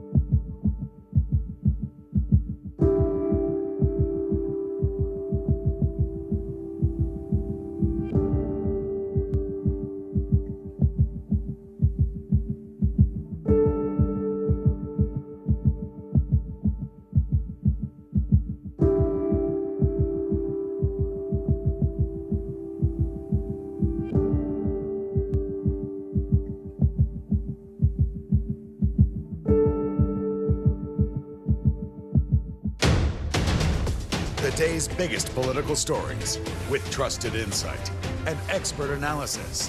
A daily look at the politics behind the headlines. Meet the Press Now, streaming weekdays at 4 p.m. on NBC News Now. Join Hoda Kotb for season 3 of her podcast, Making Space. Listen now. We begin tonight with breaking news just coming in whenever it happens, wherever you are. NBC News, streaming free now. Hi, everybody. I'm Aaron Gilchrist. And I'm Ellison Barber in for Kate Snow. NBC News Daily starts right now.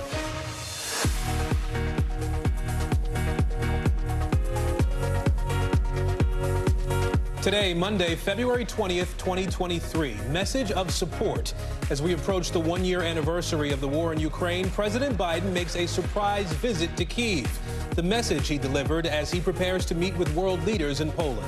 Returning and grieving. Michigan State University reopens 1 week after the mass shooting that killed 3 students and hurt 5 others. How the campus is paying tribute to the lives lost.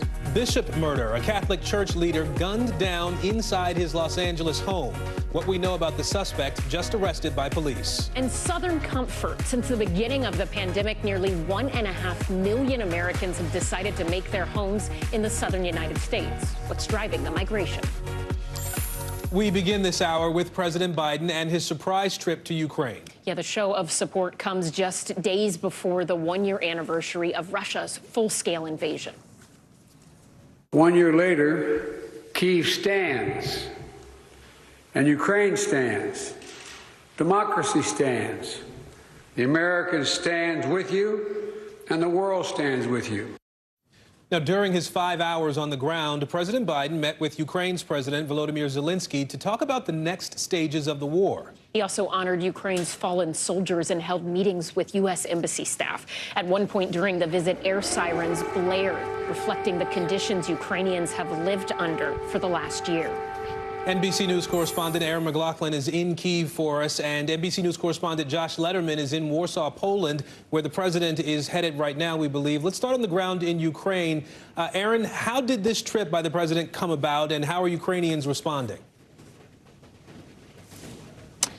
Hey, Aaron. Well, we're told that this trip was the culmination of months of meticulous planning by a handful of Biden administration officials. That planning actually accelerated following Ukrainian President Volodymyr Zelensky's own trip to Washington, D.C. Now, the hours prior to the president's departure, we understand from a national security advisor that the White House called the Kremlin for, quote, deconfliction purposes. The president traveled from the Polish border into Ukraine by train, a similar journey taken by any number of world leaders before him. Traveling via the skies is seen as simply too dangerous. There was a massive security operation here in the Capitol.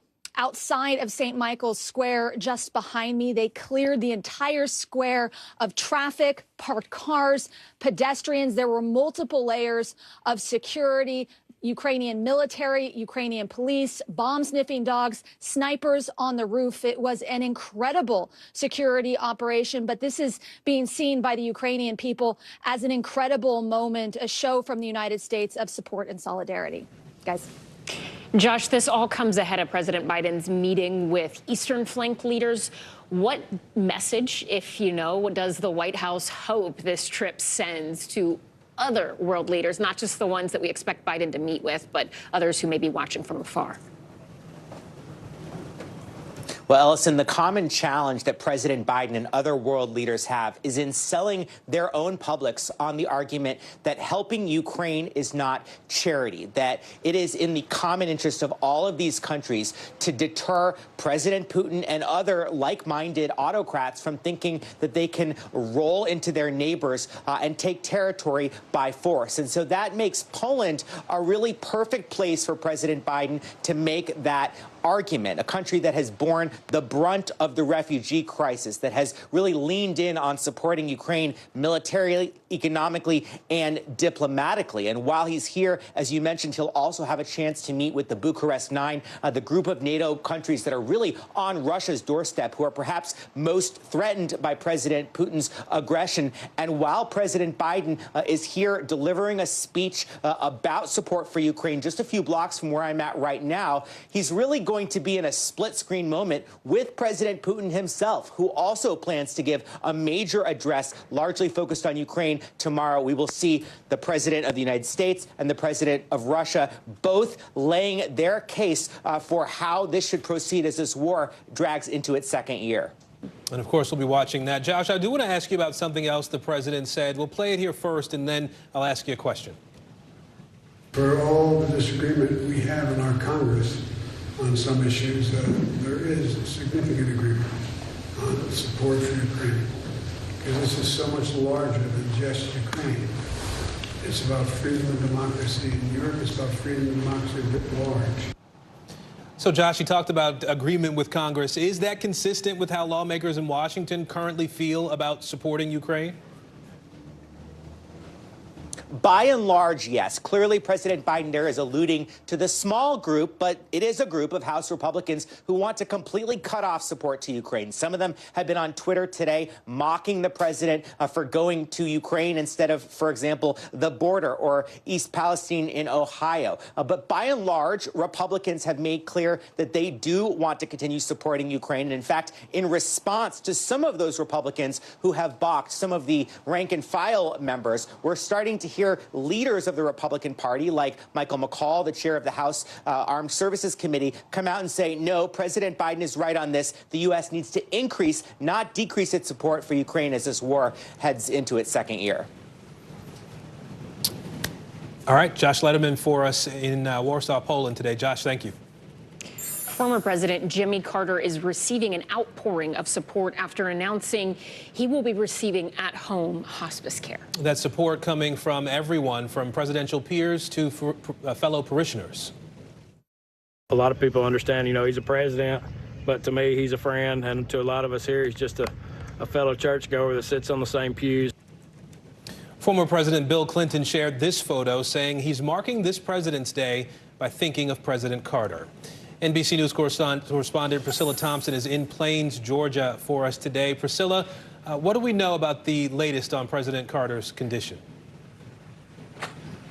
Well, Aaron, former President Carter remains under hospice care here at his home, not far from where we are. We know that he is surrounded by his family, including his wife, Rosalind Carter, who has been by his side for many, many decades now. And that is what former President Carter wanted in this moment. And we also heard from his grandson, who visited with his grandparents just a few days ago, and said that their home is full of love right now and that they are at peace with this. Aaron? And Priscilla, President Carter was born and raised where you are in Plains, the peanut farmer that went to the White House. You can see a little from the sign behind you. Plains is very proud of Jimmy Carter. Have you had a chance to talk to people there about what President Carter means to them?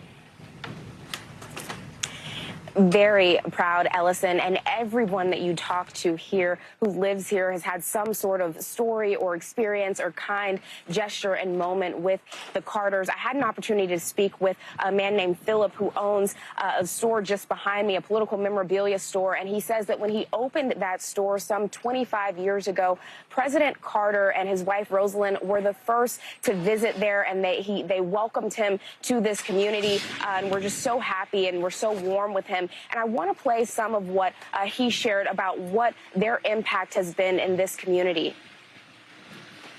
He's involved in every little thing that goes on here. He's an active member.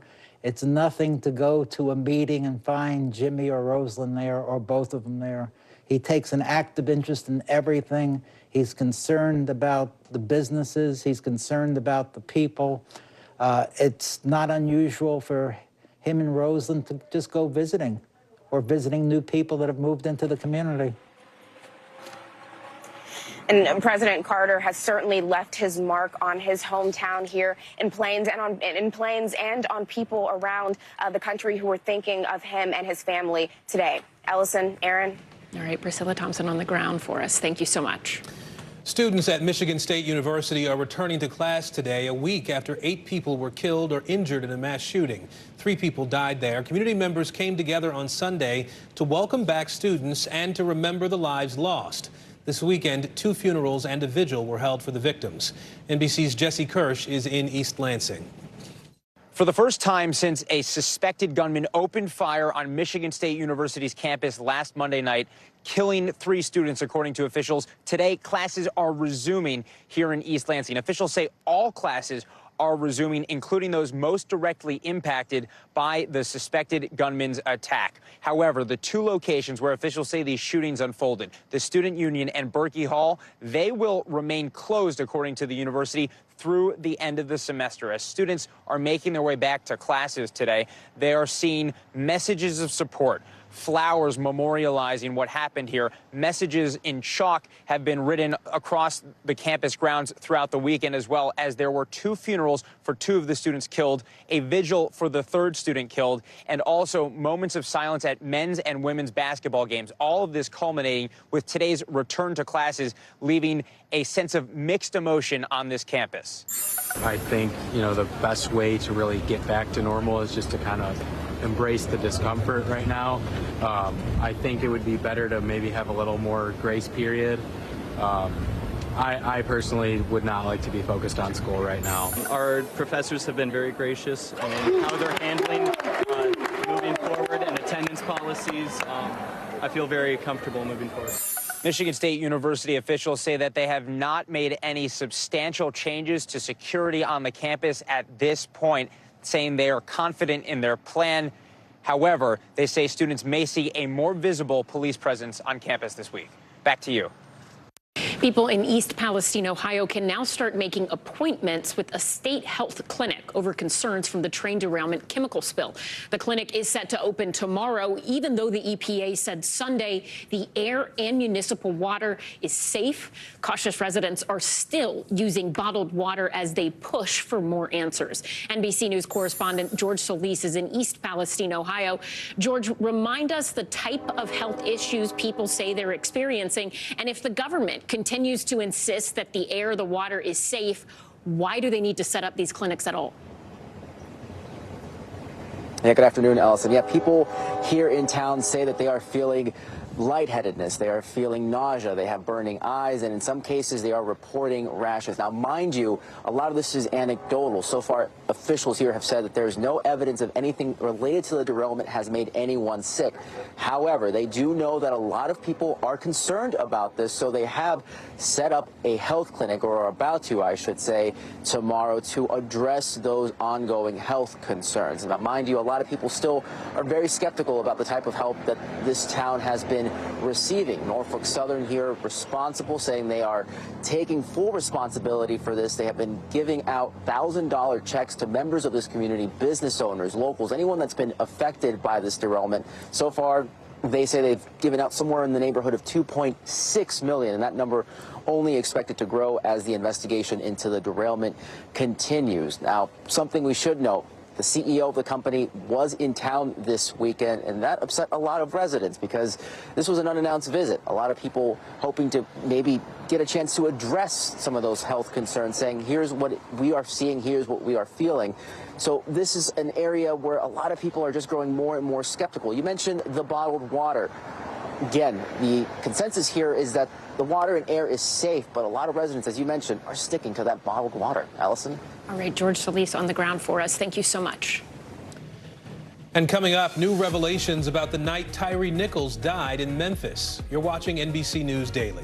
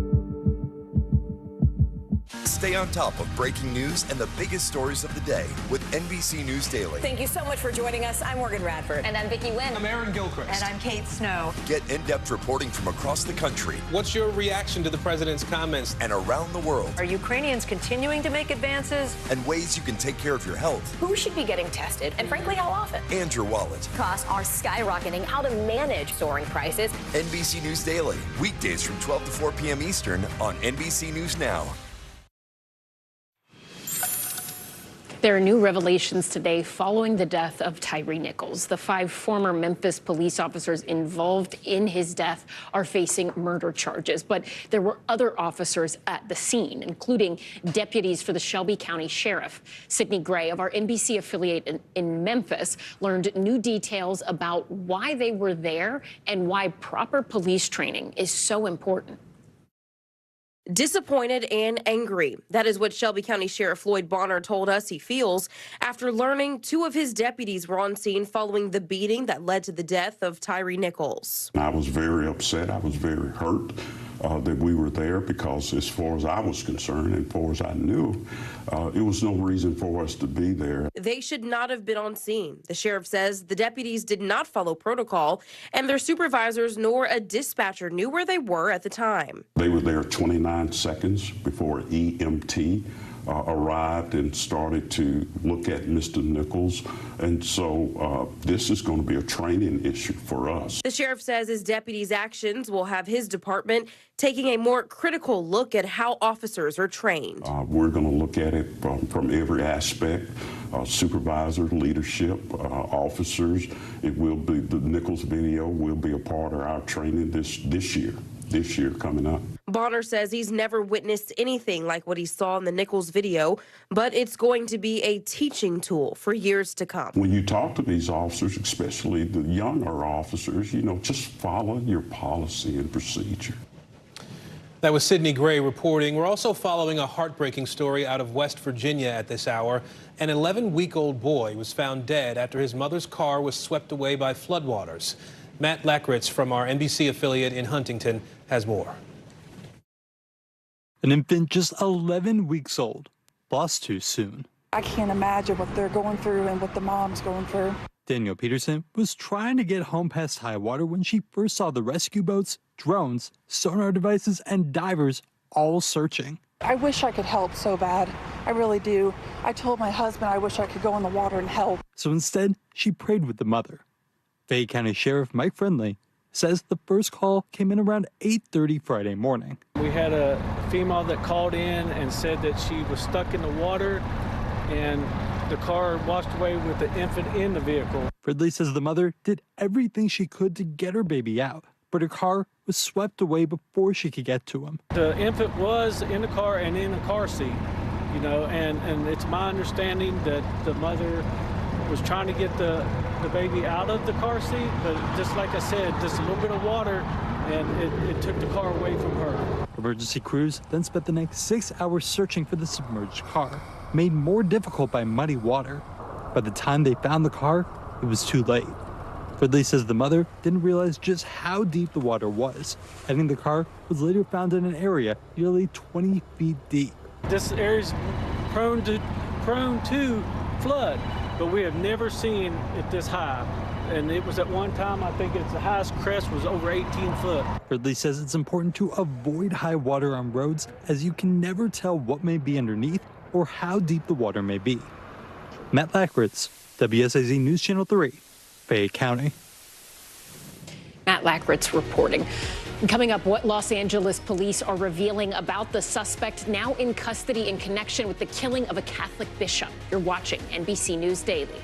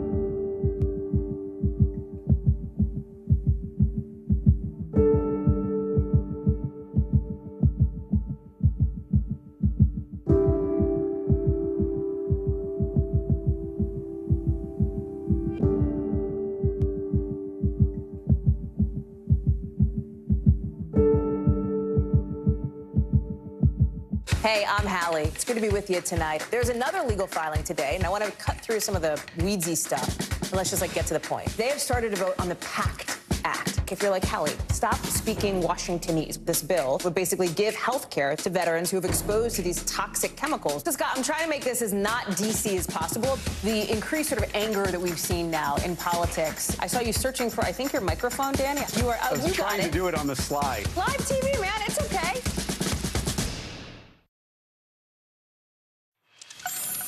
Well, ChatGPT has captured the attention of people all over the world, and some people are worried about how the artificial intelligence is going to impact jobs and academic integrity.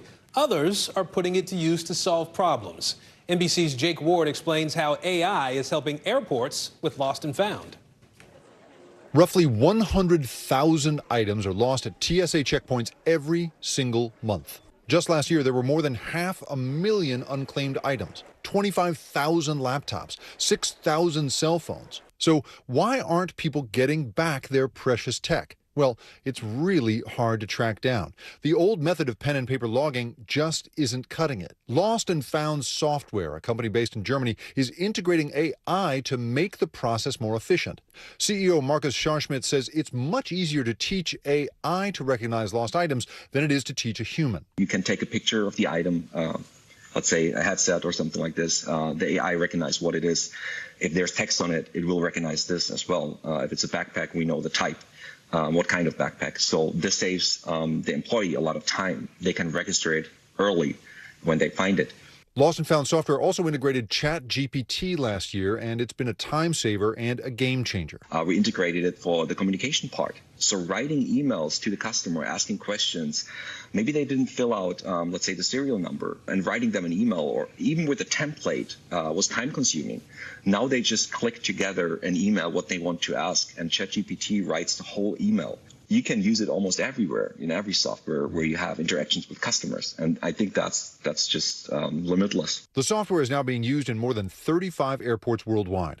Dallas-Fort Worth, Frankfurt, Melbourne, and Marcus hopes to get each location talking to one another. Just imagine you're traveling around the world or within the U.S. from different airports, and we can identify all these different companies using our system. It doesn't matter where you go to make your inquiry. We can look in the whole holistic network. So whether you love it or hate it or are just confused by it, AI could help you get your iPhone back after leaving it behind in a TSA bin. But Marcus says we need to use it carefully. We have to think how to use it and listen to all the critic out there that you should not write your homework with it or writing your business emails with all the names in it. So yeah, it's really a great tool, but you have to be careful how to use it.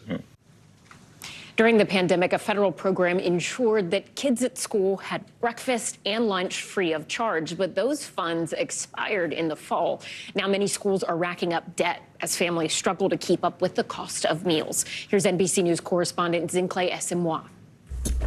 For parents like Marcy Kelly in Pennsylvania, feeding her kids lunch is more challenging than ever. At one point, the single mother says she had over $200 in school meal debt. I never wanted to live like this. I wanted to be able to provide my children with everything that they ever wanted. Less than 200 miles away in Ohio, mom of four Miranda Knowlton knows this struggle too. Today, she owes the school nearly $800. What's the hardest thing about being in debt for school lunch? Feeling like I'm not being the parent that I should be to my kids. That's probably the heaviest weight, because I feel like I'm not providing for them. Federal funds for school meals expired at the beginning of the fall semester, putting additional strain on families juggling higher costs at the gas pump and the grocery store. This year, schools encouraged families to apply for free and discounted meal programs, but neither Kelly nor Knowlton say they qualified. Nationwide, 900 schools have racked up over $19 million in meal debt, according to the School Nutrition Association, and that's only since September. At Trinity Area School District in Washington, Pennsylvania, they're over $9,200 in the red since the start of the school year. That number is quite frankly scary. How are we going to recover from this? These numbers go up every single day. Each school district decides what to do with the money they owe. Some dip into their own general education funds to cover the balance. Others may stop students from walking at graduation. Bills can also be sent to collections. How do you feel when you're unable to pay off school lunch debt for your kids? It feels like I'm failing them. You can't sit in a classroom with a growling belly and expect to think about anything else. Parents fighting to feed their children at home and at school. Zinclea Samoa, NBC News, Washington, Pennsylvania. Coming up, dogs to the rescue. How one special team is training to save lives in an avalanche. You're watching NBC News Daily.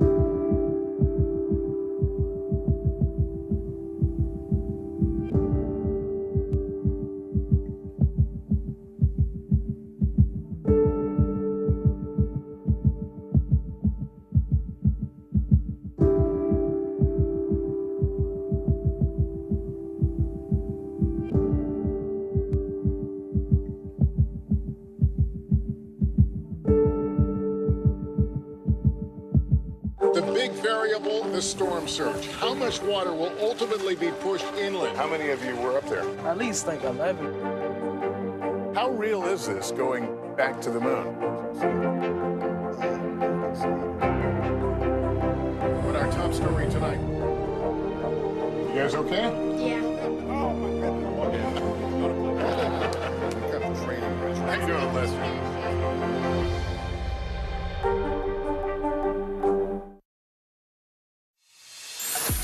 Bottom of the hour now. Here are some of the stories making headlines on NBC News Daily. We're following breaking news out of Turkey right now. Another earthquake has hit that country. This time it was a 6.3 magnitude quake in the province near the Syrian border. Now, a pair of earthquakes killed nearly 45,000 people in that region earlier this month. The Syrian government says today's quake is actually an aftershock to the one that hit on February 6th. Syrian civil defense says at least 130 people were injured today. WNBA star Brittany Griner is officially coming back to the Phoenix Mercury for the upcoming season. Griner was a free agent before agreeing to sign with the team for a one-year contract on Saturday. She vowed to make a return to the league after she missed the entire 2022 season while detained in Russia for nearly 10 months on drug smuggling charges. Actor and comedian Richard Belzer, known for playing Detective John Munch across the Law & Order franchise, has died.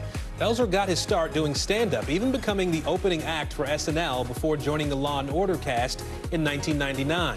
Belzer's manager says he passed away peacefully at his home in France on Sunday. He was 78 years old. Breaking right now, prosecutors in New Mexico have downgraded the involuntary murder charges against Alec Baldwin. Now, that move comes after Baldwin's lawyers argued that the Santa Fe district attorney had incorrectly charged the actor under a law that was passed after the shooting. NBC News correspondent Maura Barrett and legal analyst Danny Savalos joining us now. Maura, first to you, what do we know about why the prosecutors made this decision and why now? Well, Aaron, prosecutors have decided to drop a gun enhancement charge. This would have added an additional 5 years to any possible sentencing if convicted. And this applies to both Alec Baldwin and Hannah Gutierrez-Reed, the weapons supervisor on set. The prosecutors, the New Mexico District Attorney's Office, writing in a statement that they decided to do this to, quote, avoid further litigious distractions. They said the prosecution's priority is, quote, securing justice, not securing billable hours for big city attorneys. Now, Baldwin's team had argued that the prosecutors committed a, quote, basic legal error, and the DA's office shot back at the time, saying that this was just a motion to distract from the, quote, gross negligence on the set of Rust. Now, we will see Alec Baldwin in court for the first time virtually on Friday, and as a reminder, both he and Hannah Gutierrez-Reed still face the charges of involuntary manslaughter, and that carries a much lighter charge if sentenced just 18 months. Danny, let me bring you in here because I saw you reacting a little to that statement. What do you make of all of this? And for those of us who aren't lawyers, downgrading of charges, it sounds like it's a positive thing for Alec Baldwin, but what's really going on here? It is, but why did they charge him with it in the first place? The prosecution investigated this case for a year, and nobody bothered to check whether the statute that provided for a 5-year mandatory minimum, where otherwise he'd only be looking at a maximum of 18 months, a very serious upgrading of the charges. Nobody bothered to check if the statute was enacted after the shooting, in which case it wouldn't apply. But, you know, not only is that a problem, but they doubled down on it. The defense figures this out. They move to throw out those charges. What the prosecution should say is, oops, my bad. But they don't. Instead, they give a statement. Maybe we can put that back up because there's so much in there. That statement where they say, we want to just avoid litigious distraction. That's what the defense does. We're not potted plants. Yeah. We litigate. And no prosecutor, any prosecutor out there would agree with me. You never drop charges because the defense is litigious. You drop them because you don't believe you can prove them. So what do you think this says about the change? What do you think the change says about the prosecutor's case more broadly? I mean, if I were a defense attorney, I would imagine you keep looking for other things that you can ding them on. I thought the prosecution's case was bad before this. Now I think it's extra bad. I think this is just another in a series of problems, and I just keep going back to that statement. Even today, they keep stepping on their own feet and revealing something about themselves. And today they said something to the effect of, oh, those big city lawyers and their billable hours. You're not the underdog. You're the state of New Mexico. The state is never the underdog. That statement to me speaks of a little bit of insecurity when you're the state and you wield the power of the government. All right. Interesting, a lot to unpack there. Thank you, Danny Savalas, for joining us. Our thanks to Mara Barrett as well. We're also following some breaking news out of Los Angeles. The L.A. County Sheriff has made an arrest in the murder of Bishop David O'Connell. Now, O'Connell was found shot to death in his home over the weekend in what law enforcement called a targeted attack. NBC News correspondent Nyala Charles joins us now from Los Angeles. Nyala, bring us up to speed here. I know we don't know much about the arrest in this case, but what can you tell us about the bishop's death and how the community is handling this loss? Right, Aaron. So the sheriff's office announcing an arrest in the murder of the bishop known as Bishop Dave to those who knew him and loved him. His death is a shock to the community. He was found shot to death in his home Saturday afternoon at 69 years old. Deputies saying it was a targeted attack. He worked as a priest and bishop in Los Angeles for more than 45 years, where he spent a lot of time focusing his ministry on the poor and immigrant communities in South Los Angeles. The people he worked with and served described him as a man of the people and a peacemaker, saying no place or person was ever too dangerous for him. We spoke with a woman who worked with him on his immigrant task force that he made, saying he inspired her to only take on pro bono immigration cases. Many are grieving his death here. His fellow archbishop saying he was struck by his goodness, kindness, and simplicity of heart. That's just a small amount of the words used to describe him over the past couple of days. Deputies will be holding a press conference this afternoon. They've also sent out their own heartfelt statement while grieving the bishop as well. At the press conference, we expect to learn more about the suspect, arrest, and hopefully a possible motive here. Aaron? All right, Nyala Charles for us in our Los Angeles bureau. Thank you. China is hitting back today against claims it may be providing non-lethal support to Russia as the war in Ukraine nears the one-year mark. China is now telling Washington to stay out of its relationship with the Kremlin. NBC News global security reporter Dan DeLuce joins us now with more. Dan, the U.S. also believes China might be considering sending lethal support to Russia. Why is this a big deal? The U.S. obviously sends lethal support to Ukraine. Well, yes, it is a very big deal for Washington. It's something they've been very concerned about since the beginning of the war a year ago. And they have warned China consistently not to intervene and not to support Russia with weapons or ammunition. I think they see that as a serious escalation that could really create a tense and volatile situation. Also, I think it might possibly affect the balance of the war, the course of the war, if Russia were to get significant help from China. Russia has had to turn to Iran to get drones, and they've even turned to North Korea to try to get artillery shells and artillery ammunition. So it's concerning on two levels, right? It's the symbolic aspect, and then it's the practical effect. And what is China saying about these allegations so far? China is reacting with a lot of anger and dismissing the whole accusation. They're saying that China is playing a constructive role, that they just want to see the war end. They want to see a peaceful resolution.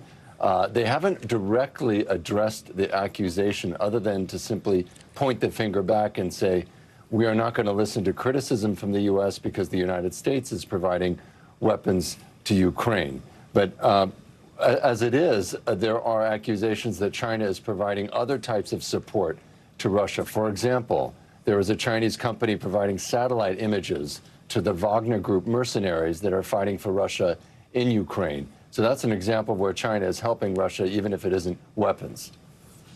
And Dan, you mentioned the West caring about this, the U.S. specifically caring so much about this because China's involvement on the lethal level could create geopolitical tension. It also could potentially alter just the course of this very attritional war. But when you look at this in the context of what happened with that alleged Chinese spy balloon, how big of a deal is this for U.S.-China relations moving forward? I mean, we keep hearing the White House, President Biden saying we want a competitive but not conflict-type relationship. What does this tell you about the relationship moving forward?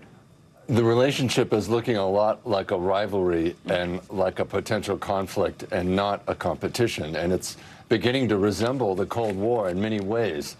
And it really was illustrated with that spy balloon incident, because as that surveillance balloon was blowing across the U.S.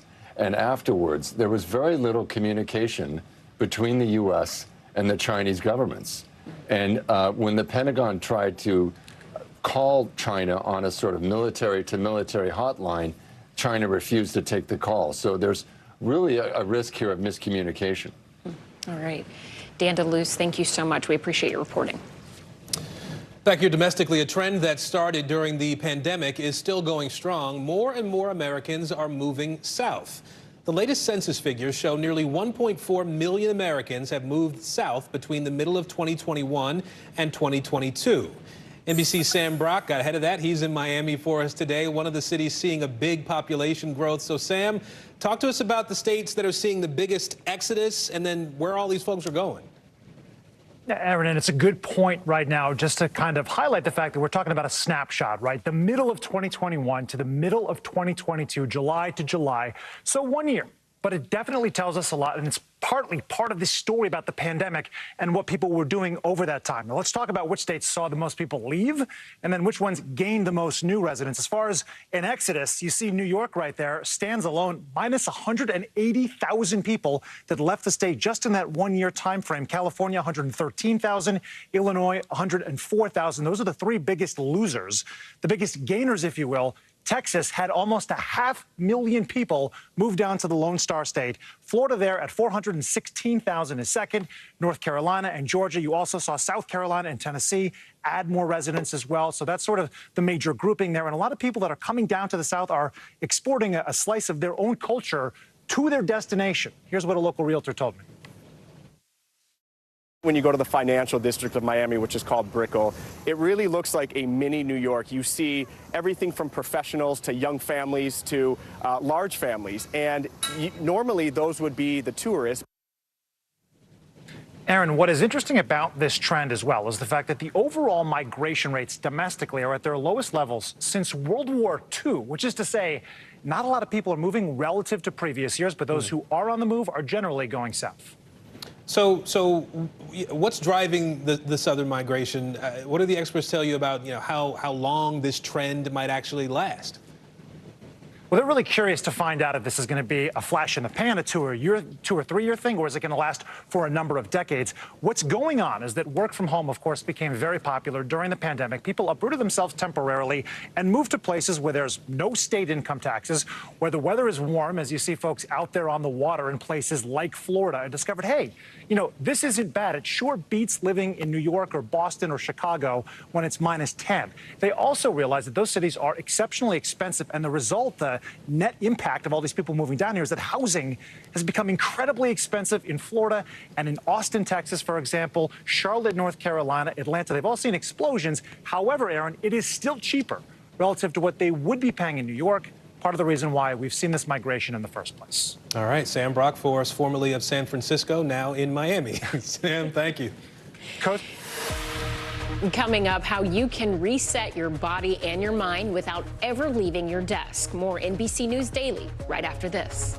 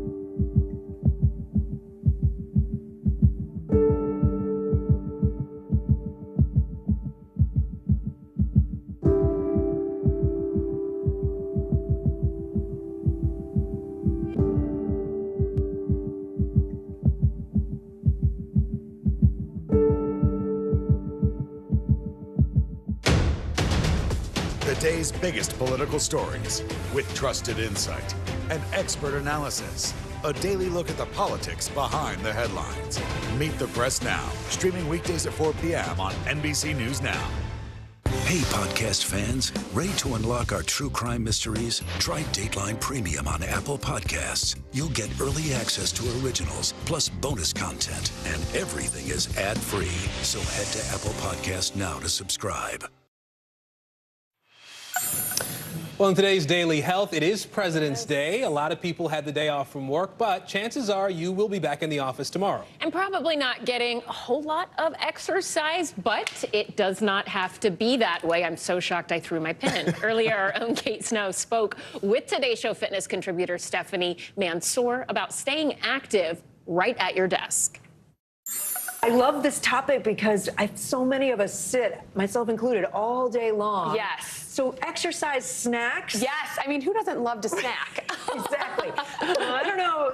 The word exercise can put people off. Yes. What are you talking about? What kind of snacks? Yeah, so exercise snacks are like little short bursts of activity that you can do. Now, you could definitely stand up and go walk, every 30 minutes, get up and walk around, walk to the restroom, go fill up your water bottle. But if you're sitting at your desk, you can also indulge in an exercise snack just by doing a few simple moves that are going to help to loosen up your neck. So if you have headaches or chronic upper back tension, this is going to help you. Or if your low back is stiff and sore from sitting for too long, hip flexors get a little bit tight and shortened because we're in the seated position, these exercise snacks can really help. Can you show me a couple? Yes, absolutely. So we're going to start with shoulder rolls. Uncross my legs. Yes, I like to have feet firmly planted on the ground, roll the shoulders up towards your ears, back and down. Good. Oh, so it's like a massage in your traps and your upper back and in your neck. Feel it? I feel like I haven't done that all day. I know. And it feels really good. Yes, Okay. and we forget, so we're going to bring them forward now, back and down. Yes. So you forget that, we need to loosen things up. This is definitely, an upper back snack, if you will. So after this, I like to drop one ear to the opposite shoulder. And do you feel a stretch right there in the side of your neck? Yes, perfect. So hold that there. Take a deep breath in. And exhale, slowly breathing out. Good. Come back to center. Go to the other side. Again, a deep breath in. Not only does this feel good physically, but it's also helping to reduce stress and anxiety with the breath. Just the breathing, I feel like I do that sometimes at my desk. A nice deep in through the nose. Yes. Out through the mouth. Absolutely. How do you do that without your coworkers going, what is she doing? I know. You know what? I want you to inspire your colleagues to do this too. So I want this next stretch is something that definitely will cause people to look at you a little bit, but that's okay. Reach your arms up and over if you can, and then lean to one side and lean to the other side. If that doesn't work, just keep your palms reaching forward and stretch in between your shoulder blades, chin towards your chest a little bit so that you're really opening up and expanding the upper back and in between those shoulder blades that get so tense and so tight. Another one you can do, and I recommend doing this after you eat lunch, is a twist. So this can help aid in digestion. It massages the internal organs so that fresh blood and oxygen and nutrients rush in. But this also feels great on the thoracic vertebra, the vertebra in the middle of the back. Yeah, I feel it to back loosen there. that up. Twisting it out. Twisting it out.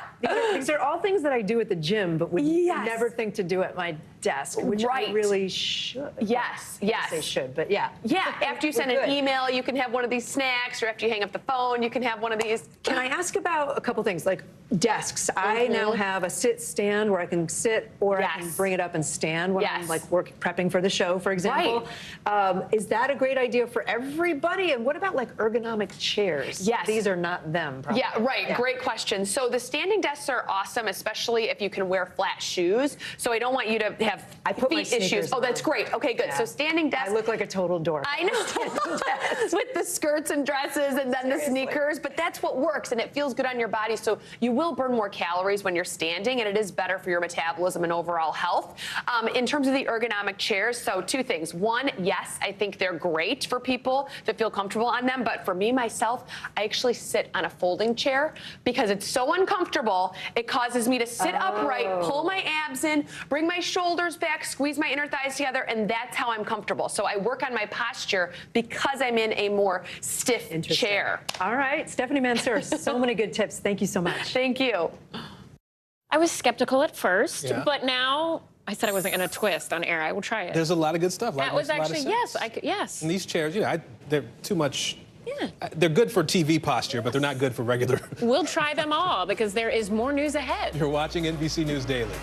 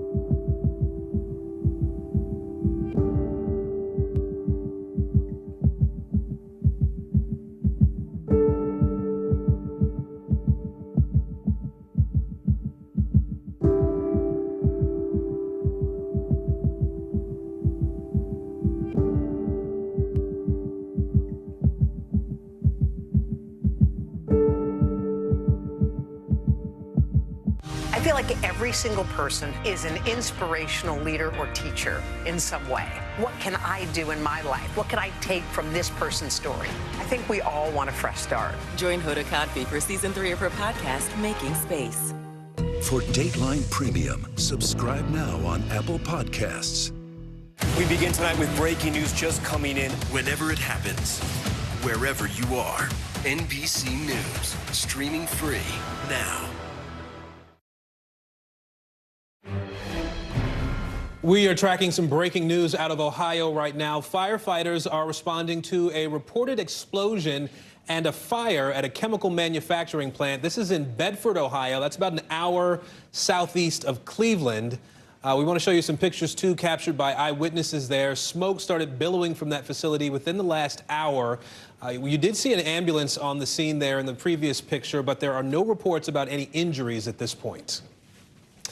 Well, if you are ever caught in an avalanche, these are the best friends that you definitely want around. Yeah, this year there have already been dozens of slides across the United States. Often the first call comes into ski patrol, which includes some very special paw patrollers. NBC News correspondent Kristen Dahlgren went to experience avalanche dog training in Colorado. She joins us now. So, Kristen, what was it like? Well, it was really amazing. Of course, I had no idea that I was going to be buried alive. It's something that I might not have chosen to do. But once I saw these dogs in action, I knew that those heroes would not let me down. Take a look. You hear it? Yeah. In an avalanche, every second counts. And while modern technology like GPS beacons may help pinpoint some victims in a slide, it often comes down to good old-fashioned four-leg work. If someone is buried under the snow without any of that technology, we really don't have too many tools to effectively locate them outside of a dog's nose. We've had dogs find people at, 10, 12, 15 feet. On this day, it's just training. But with dozens of avalanche deaths every year, teams know the real call could come any minute. So this month, 42 dogs from across the country gathered at Aspen Snowmass for the Colorado Rapid Avalanche Deployment Training. Like sisters Moxie and Telly from Vail and Beaver Creek, just starting their training. What'd you see in her the first time? She is fearless. She's been fearless since day one. She's just go get it. For these dogs, play is everything. They quickly learn finding someone in the snow is fun. The more experienced dogs navigate complex scenarios using only their noses, like when I was buried beneath feet of snow. There's Gavin burying me. No daylight left.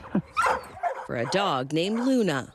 Luna has no idea where I am, and we're going to see if she can come and find me. Within seconds. Hello, good girl. Come here. Oh, good girl. You got me. But while it's a game for the dogs, it is serious business. Statistics show after 15 minutes, 9 out of 10 people can survive an avalanche.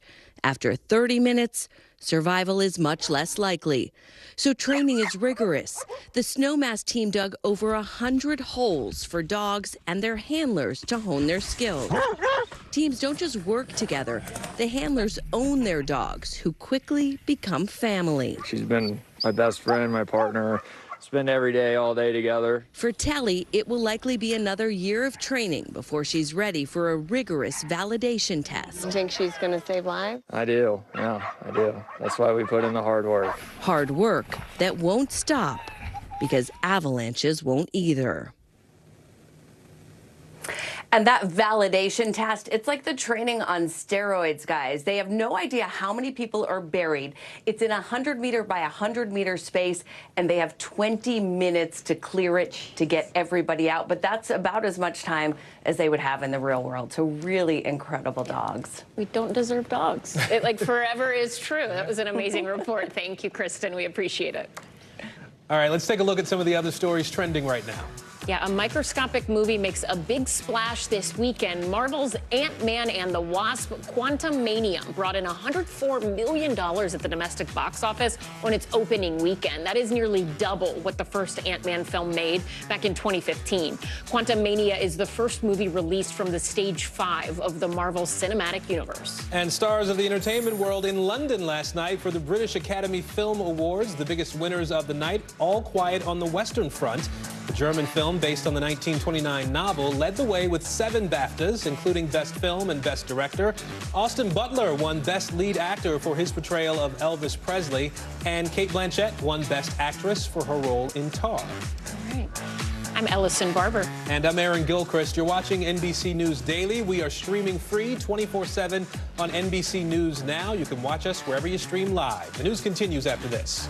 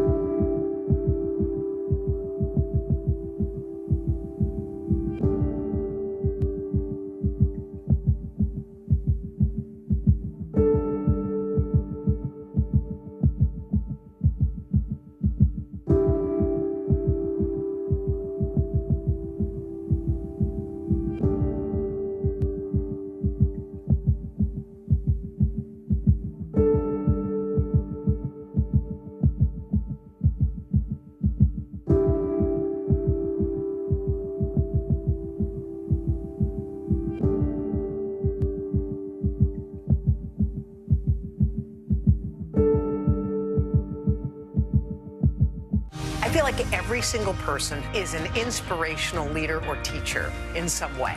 What can I do in my life? What can I take from this person's story? I think we all want a fresh start. Join Hoda Kotb for season 3 of her podcast, Making Space. The day's biggest political stories with trusted insight and expert analysis. A daily look at the politics behind the headlines. Meet the Press Now, streaming weekdays at 4 p.m. on NBC News Now.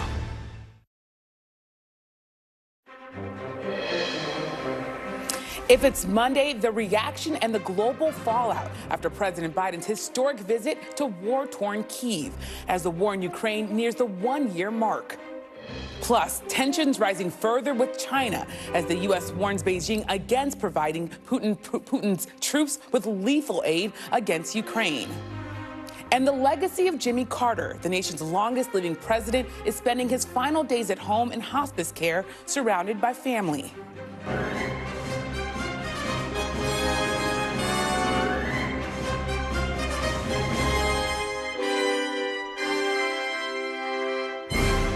Welcome to Meet the Press Now. I'm Yamisha Sendor in Washington, in for Kristen Welker. We begin today with President Biden's historic trip to an active war zone as the administration redoubles its support for Ukraine 1 year after the Russian invasion. This morning, President Biden made an unannounced visit to Kyiv, becoming the first U.S. president in modern history to visit a war zone that did not have an active American military presence. With President Zelensky at his side, President Biden reaffirmed U.S. support for Ukraine while announcing an additional $500 million in military aid. For all the disagreement we have in our Congress on some issues, there is significant agreement on support for Ukraine, because this is so much larger than just Ukraine. It's about freedom and democracy in Europe. It's about freedom and democracy writ large. And I'm here to show our unwavering support for the nation's independence, their sovereignty, and territorial integrity. You know, 1 year later, Kyiv stands, and Ukraine stands. Democracy stands. The Americans stand with you, and the world stands with you. Moments ago, reporters traveling with the president reported that he is now back in Poland as we learn more about the operational details of his visit to Kyiv, which the White House says took months of planning in secret. We'll have more on those details in a moment.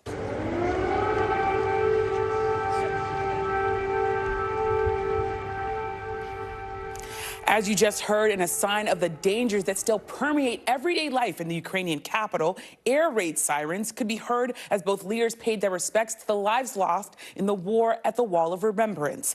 The president's visit comes as a pivotal moment for the war and the U.S., as Vice President Harris formally accused Russia of crimes against humanity over the weekend. As first reported by NBC News, the trip also comes as U.S. officials now believe China may be providing Russia with non-lethal military assistance in the war in Ukraine. And they're considering sending lethal aid as well. A source tells NBC News that Chinese aid to Russia was an essential topic of conversation during Secretary of State Antony Blinken's meeting with a top Chinese diplomat at the Munich Security Conference on Saturday. And on Meet the Press, Blinken spoke to Chuck about his concerns about China helping Russia. We've seen already over these past months the provision of non-lethal assistance that does go directly to aiding and abetting Russia's war effort, and some further information that we are sharing today and that I think will be out there soon that indicates that they are strongly considering providing lethal assistance to Russia. To the best of our knowledge, they haven't crossed that line yet. What form is that? But as we're sharing. Yeah, in what form? Chuck, I don't want to get into the details in this moment, but there are various kinds of lethal assistance that they are at least contemplating providing, to include weapons. Today, China responded to the allegations, not denying them, but rather telling the U.S. to stay out of its relationship with the Kremlin. Joining me now is our team of reporters, Kristen Welker in Warsaw, Poland, Richard Engel in Ukraine, Keir Simmons in Moscow, and also joining me is NBC News global security reporter Dan DeLuce. So, Kristen, of course, you would be here at the desk, but you're there covering history. So what more do we know about the planning that went into this historic trip to Kyiv, and how did this trip unfold? Well, as you laid out, Yamiche, this was an incredibly dangerous trip that was months in the making. And we are told that conversations around this trip really escalated after President Zelensky made his surprise trip to the White House in December. So we are told that President Biden gave the ultimate sign-off on Friday. He had dinner with the First Lady on Saturday, and then early Sunday morning, he left under a cover of darkness. Really extraordinary how this played out.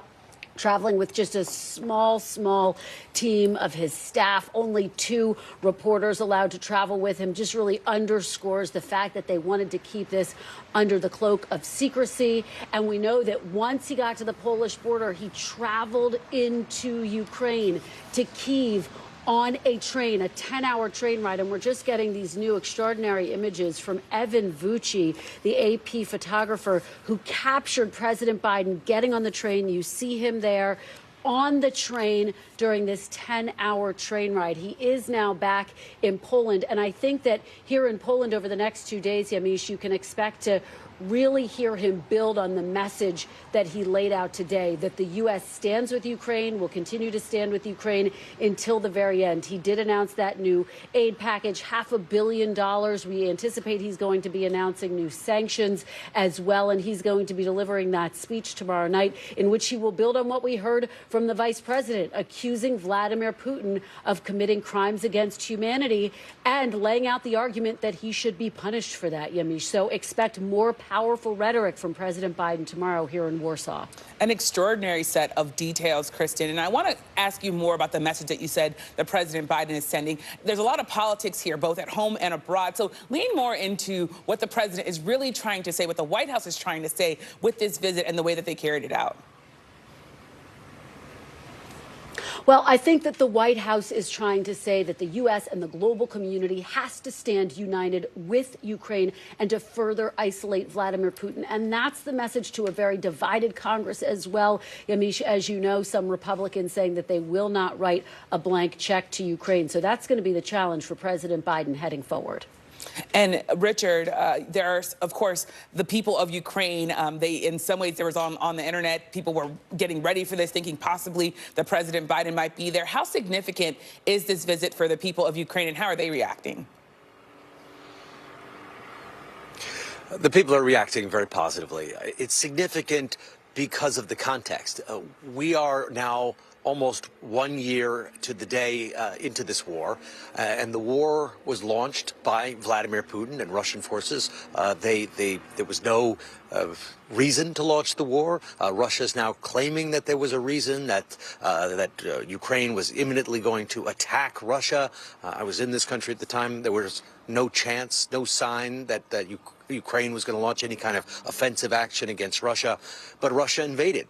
And what we saw today in Kyiv could have looked very differently. Instead of having President Biden there supporting the Ukrainian president, the democratically elected president and very popular president, Volodymyr Zelensky, instead we could have had Vladimir Putin there today, and this country disappear as a nation.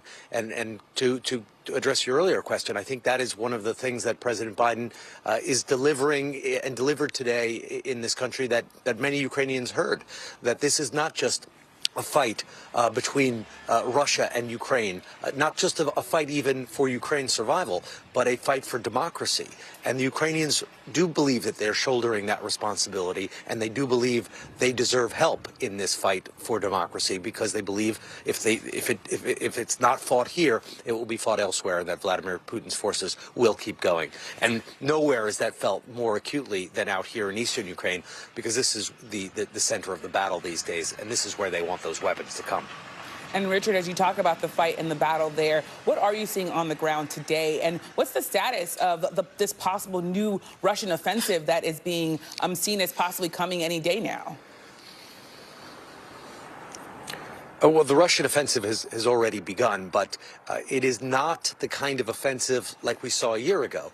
A year ago, it was clear. Russian forces were inside Russia one day, 190,000 troops. All the while, Russian officials saying that they would never invade. I was just listening to a clip from Peskov.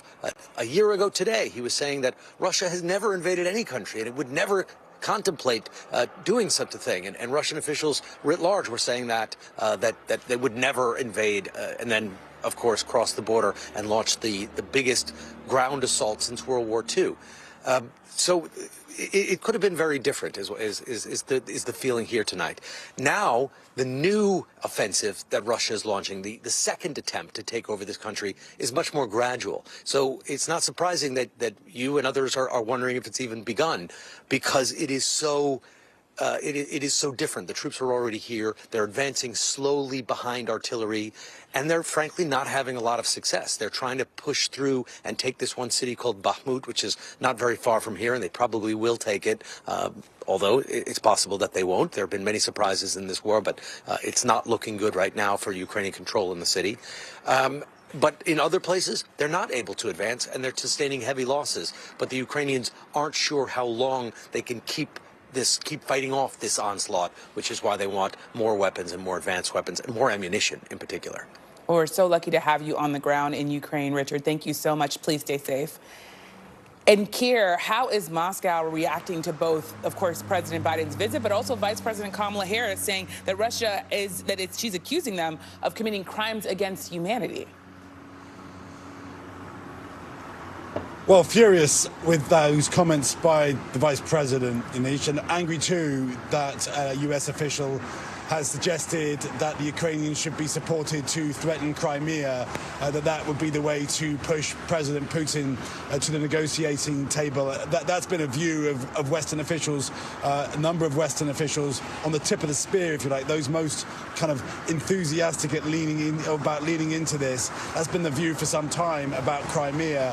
The Russians don't like it at all. How President Putin felt about seeing President Biden there in Ukraine today. We don't know. The Kremlin says that he has been working on what is effectively his State of the Union tomorrow, a speech to Parliament, where I think that you will see him offer no compromise, no negotiation over his primary aims. And I think you'll see a President Putin that is going to try to claim that his plans are making progress. Now, as Richard said out there, absolutely the last year has not gone the way that the Kremlin hoped it would. Certainly looking ahead now as we get to this anniversary, we don't know how the next year will go. I think one of the big concerns will be, and I think that's why you're hearing the US making these warnings to China not to supply Russia with lethal arms. I think one of the big concerns will be that the world is sliding into a kind of a proxy war where effectively it is a battle between China and the US through Russia and Ukraine. Certainly Ukraine has become something of a symbol, a little like the way that East and West Berlin was a symbol during the Soviet era, a place where countries view fundamental principles as being battled for, and where countries' position on Ukraine kind of cementing their position in the world. So the diplomatic tectonic plates are shifting, and Ukraine, it's about Russia, but it's also about the global picture. And of course, Kiera, as you talk about the global picture, China's foreign minister will be visiting Moscow. What message do you think China and Russia are trying to send with such a high-level meeting? I think China has a real challenge, actually. I mean, we've heard, kind of strong words from China saying that basically the US shouldn't be lecturing China on what to do, and saying, well, the US supplies weapons to Ukraine. That's their response to the US suggesting that China is considering sending lethal weapons to Russia. But I think China does have a real challenge, and I think there'll be more anxiousness in Beijing than perhaps their public statements are letting on. Because remember that China has this enormous economic trade relationship, not just with the US, but with Europe. So countries like Germany, like France, like the UK, being very unhappy with China's position on Ukraine, that will be worrying Beijing. Now, what I think we're seeing Wang Yi, China's top diplomat, try to do, he seems to have been in Hungary. It's a bit of a mystery whether he's got here to Moscow, whether he's still in Hungary, exactly where he is right now. But, what I think we're seeing him try and do is pull together a coalition for negotiation. Trouble is, those countries that he's putting together like that are not the countries that have the trust of the US and the West. Well, Kiera, such important reporting. Thank you so much. And Dan, President Biden announced another round of weapons for Ukraine, but that does not include fighter jets. Those, of course, are fighter jets that President Zelensky has been asking for, from my understanding. Walk us through what that all means. Well, I mean, it is interesting. The president did not mention fighter jets. When he spoke in Kyiv, he talked about $500 million worth of aid. He talked about radars. He talked about more artillery ammunition and other weapons. But he didn't say anything about fighter jets either way. But it is interesting. If you look back over the past year, there were different weapons that at different times the Ukrainians were asking for. And initially the White House would say that's not on the table, or they were considering it, or they even seemed to rule out some weapons, anti-ship missiles. They were reluctant to give them these long-range HIMARS rockets. But now even Patriot missiles at one point didn't seem likely. So it is interesting how it's evolved. And it's something that a lot of lawmakers in Congress want to see the U.S. do, to give them those fighter jets. The White House at all times, though, has had to kind of calibrate how far do they go without somehow provoking some escalatory move by Putin and by Russia. Do they turn the war in Ukraine into something wider and more dangerous? And that's what they're always trying to debate. And of course, as you talk about this possibly getting more dangerous, there's the issue of China. How is China reacting to the U.S. accusation that China is possibly considering providing lethal support to Russia? And what might that even look like? Well, first of all, China is not really directly addressing that accusation, but they just said, we're not going to listen to the U.S. lecture us about arming the parties in Ukraine. They've kind of pointed the finger back at Washington and said, the U.S. is providing all sorts of weapons to the Ukrainian government, and therefore you're fanning the conflict. But as far as what China might do, I think it's very telling, first of all, that it's gotten to this point, that Russia is asking for help, if that's true. And then, if China were to make that decision, that would be quite a significant move, and it would be a major change in the situation. You have to ask yourself, does that change the course of the conflict? Does that make it more difficult for Ukraine to turn the tide? Does it give sort of a lifeline to Russia? Because Russia is under these sanctions, and they are struggling to replace some of their more advanced munitions. So China could perhaps, potentially, in theory, provide drones, something that Russia has had to turn the Iranians for. But China is a major arms producer. China could perhaps help them with some more advanced missiles.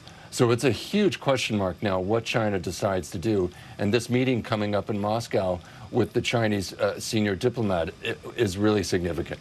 Certainly a lot of questions to still be answered. Thank you so much, Dan, for your reporting. And Kristen, of course, back to you.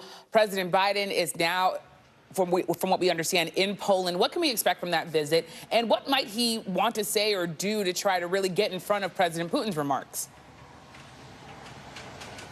Well, this is a high-stakes visit, Yamiche. He's going to be meeting with the president of Poland. He's also going to be meeting with the Bucharest Nine. That is a group of leaders in the eastern flank. So important to have that diplomacy with them as well. And then that capstone address that he's going to deliver here in Warsaw tomorrow night, he's going to deliver it in the same place where he spoke when he visited just a month into this conflict. And I think you are going to hear him, as Richard talk about this in the context of the fight for democracy, and that global leaders need to stay unified and need to continue to isolate Vladimir Putin. That is going to be the key to bringing this conflict to an end. And again, I think you're going to hear him build on those comments that were first made by the vice president, in which she accused Putin of committing crimes against humanity. I am told that he is going to not only underscore that, but push that forward as well. Yamiche. Well, we'll be watching closely all of your reporting, Kristen. Thank you so much. And coming up, Washington reacts to President Biden's unprecedented visit to Kyiv today as he prepares to deliver remarks from Poland tomorrow. I'll talk to a congressman who just got back from a bipartisan trip to the Polish border next. Plus, Florida Governor Ron DeSantis takes what he is calling his anti-woke message on the road to heavily Democratic cities of New York and Chicago. You're watching Meet the Press Now.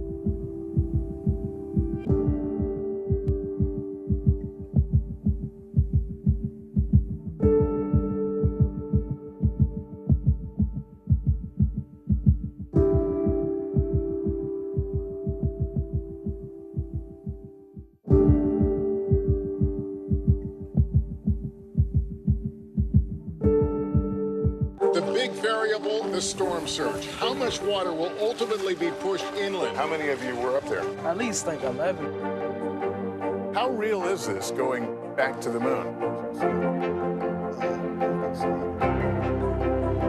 What our top story tonight? You guys okay? Yeah. Oh my goodness. What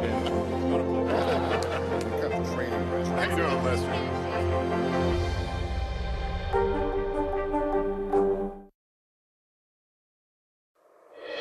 In the case of Russia's actions in Ukraine, we have examined the evidence. We know the legal standards. And there is no doubt these are crimes against humanity. Welcome back. That was Vice President Kamala Harris over the weekend delivering remarks in Munich as the U.S. formally accuses Russia of crimes against humanity. The VP's remarks are an escalation from the U.S.'s assessment last year that Russia had committed war crimes. Harris accused the Kremlin of widespread and systemic attacks against innocent civilians, vowing that those who are complicit in those crimes would be held accountable.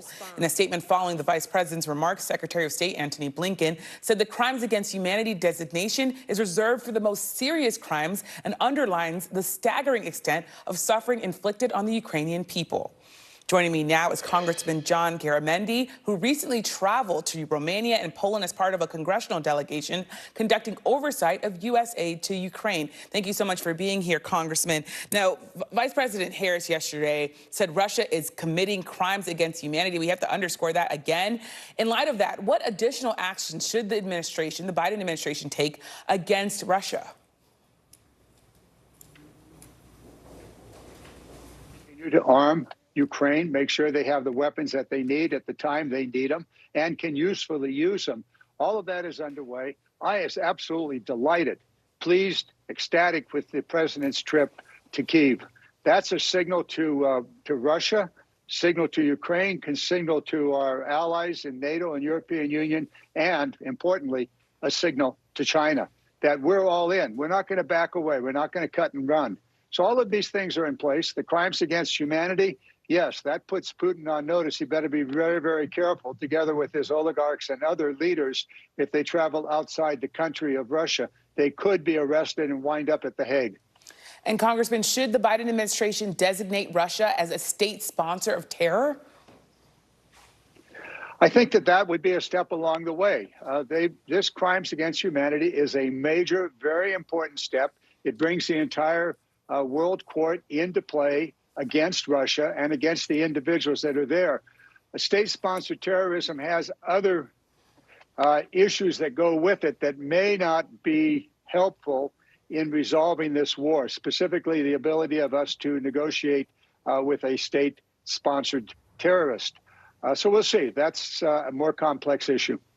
There's also the complex issue of President Zelensky. He has said that he wants to retake all of Ukraine, including Crimea. Should the U.S. support Ukraine and the President Zelensky in doing so?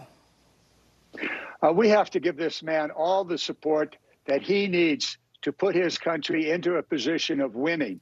Now, winning may or may not include Crimea. That's to be determined. But clearly, he and the people of Ukraine are doing extraordinary, valiant and successful military action. And we need to continue to support them. And I believe that in all probability, you'll find that Crimea and the Eastern Donbass will ultimately be retaken one way or the other, perhaps in negotiations. And Congressman, talking about support, you said that there will be another aid package for Ukraine passed by Congress. You said probably by the late spring. What are you hearing from lawmakers, especially Republicans, who, of course, are now in charge of the House and have also been critical of President Biden's visit to Ukraine and have also said that Ukraine shouldn't have a blank check? What are you hearing from those lawmakers that makes you so confident that this will get done, even if it's difficult? What's going to make it possible to continue aid for Ukraine is the extraordinary success that Ukraine has had. That country's perhaps 1/4 the size of Russia, and they're holding Russia at bay. They've actually driven Russia back. That is a fact, and we're going to see that kind of continued support. Please keep in mind that there are Republicans and Republicans. There are the ultra-extreme MAGA Republicans, and they seem to be driving the Republican caucus. I don't think that's going to last for long. Within the Republican caucus, there is very, very solid support for Ukraine. On the trip that we just returned from Romania and Poland, Chairman Rogers, chairman of the Armed Services Committee, is a strong supporter, as were the other 5 members of Republicans that were on that trip. There are a handful, and they're loud, they're boisterous, and unfortunately, they have far more visibility as a result of the very close caucus vote that McCarthy had to endure. And Congressman, I also want to ask you about the issue of China. What have you heard about what kind of lethal aid, not non-lethal, but lethal aid that China is considering providing Ukraine? Well, first of all, we're not sure China is considering it. Well, they're considering it. Are they serious about it? I think they're thinking. They're going, presidents in Ukraine, the European Union, and NATO are all unified, strongly supporting. The amount of aid the United States has sent is a little bit larger than what the European Union and NATO have sent. So we're all in. And China's going, oh my, who are our trading partners? Are we going to be sanctioned? Or is the Chinese economy going to be hurt if they go in? And you have to be really, really careful who you go to bed with. In this case, China would go to bed with a loser. They'll go to bed with Russia, who is clearly a loser in this war and loser diplomatically around the world. And so China is going to be very careful here. They're thinking about their options. And we should be also. If the Republicans, those MAGA Republicans, as limited as they are, if they are successful and the United States cuts and runs and leaves Ukraine, that is a message to China that they can do most anything they want in the Western Pacific because the United States is not a stable, not a dedicated, not a committed partner through the good and the bad areas. So Ukraine remains exceedingly important in Europe, but also exceedingly important in the Western Pacific and China and Taiwan and the other allied countries that we have in that region. And Congressman, a quick question, because we're about to have to go, but I want to ask you, the Pentagon has expanded its footprint in the Asian Pacific with new bases in Guam and the Philippines. President Biden said he's not looking for a new Cold War, but are we already there? Well, we certainly have problems with China. There's no doubt about it. We obviously have problems with Russia. But I think we have an opportunity here. If we are strong, if we are determined, if we are committed, then China is going to rethink its situation. And they can push themselves forward militarily, as they have been, or they can push themselves forward diplomatically and with their economic activity. And we can be partners in building a better future. We can address climate change together, for just one example. And China is going to have to make a decision. Yeah. It's very clear to them now that the United States is not going to back away from the Western Pacific. Well, thank you so much, Congressman. Thank you. And up next, we're live in Georgia with an update on former President Jimmy Carter's health after he entered home hospice care this weekend. But first, for today's Meet the Press Minute, reflecting on the legacy of America's longest living president. Here he is back in July of 1996, more than 15 years after leaving office, discussing Washington's evolving partisan politics. You've been out of office 16 years now. How does Washington look to you from afar? I think Washington is much more divided, much more vituperative, much more partisan-ridden. And I really, if you'll pardon my saying so, I think much less responsible than it was then. You know, I always sent a complete budget to the Congress on time. The Congress always took my budget and amended it slightly and sent it back to me on time. The appropriations bills were always passed on time. 65% of all the legislation that I ever proposed to the Congress was passed. You know, now everything that happens, it seems, is not done in harmony, but it's done in a partisan spirit.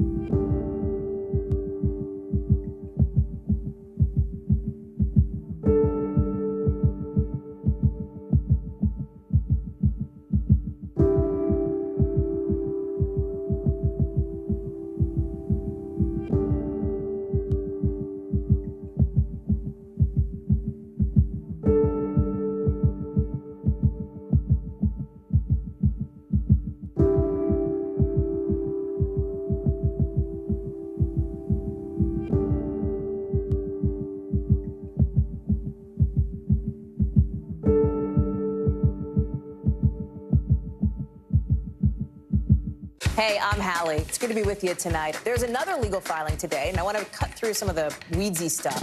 And let's just get to the point. They have started to vote on the PACT Act. If you're like, Hallie, stop speaking Washingtonese. This bill would basically give health care to veterans who have exposed to these toxic chemicals. So, Scott, I'm trying to make this as not D.C. as possible. The increased sort of anger that we've seen now in politics. I saw you searching for, I think, your microphone, Dan. You are. I was trying to do it on the slide. Live TV, man. It's okay.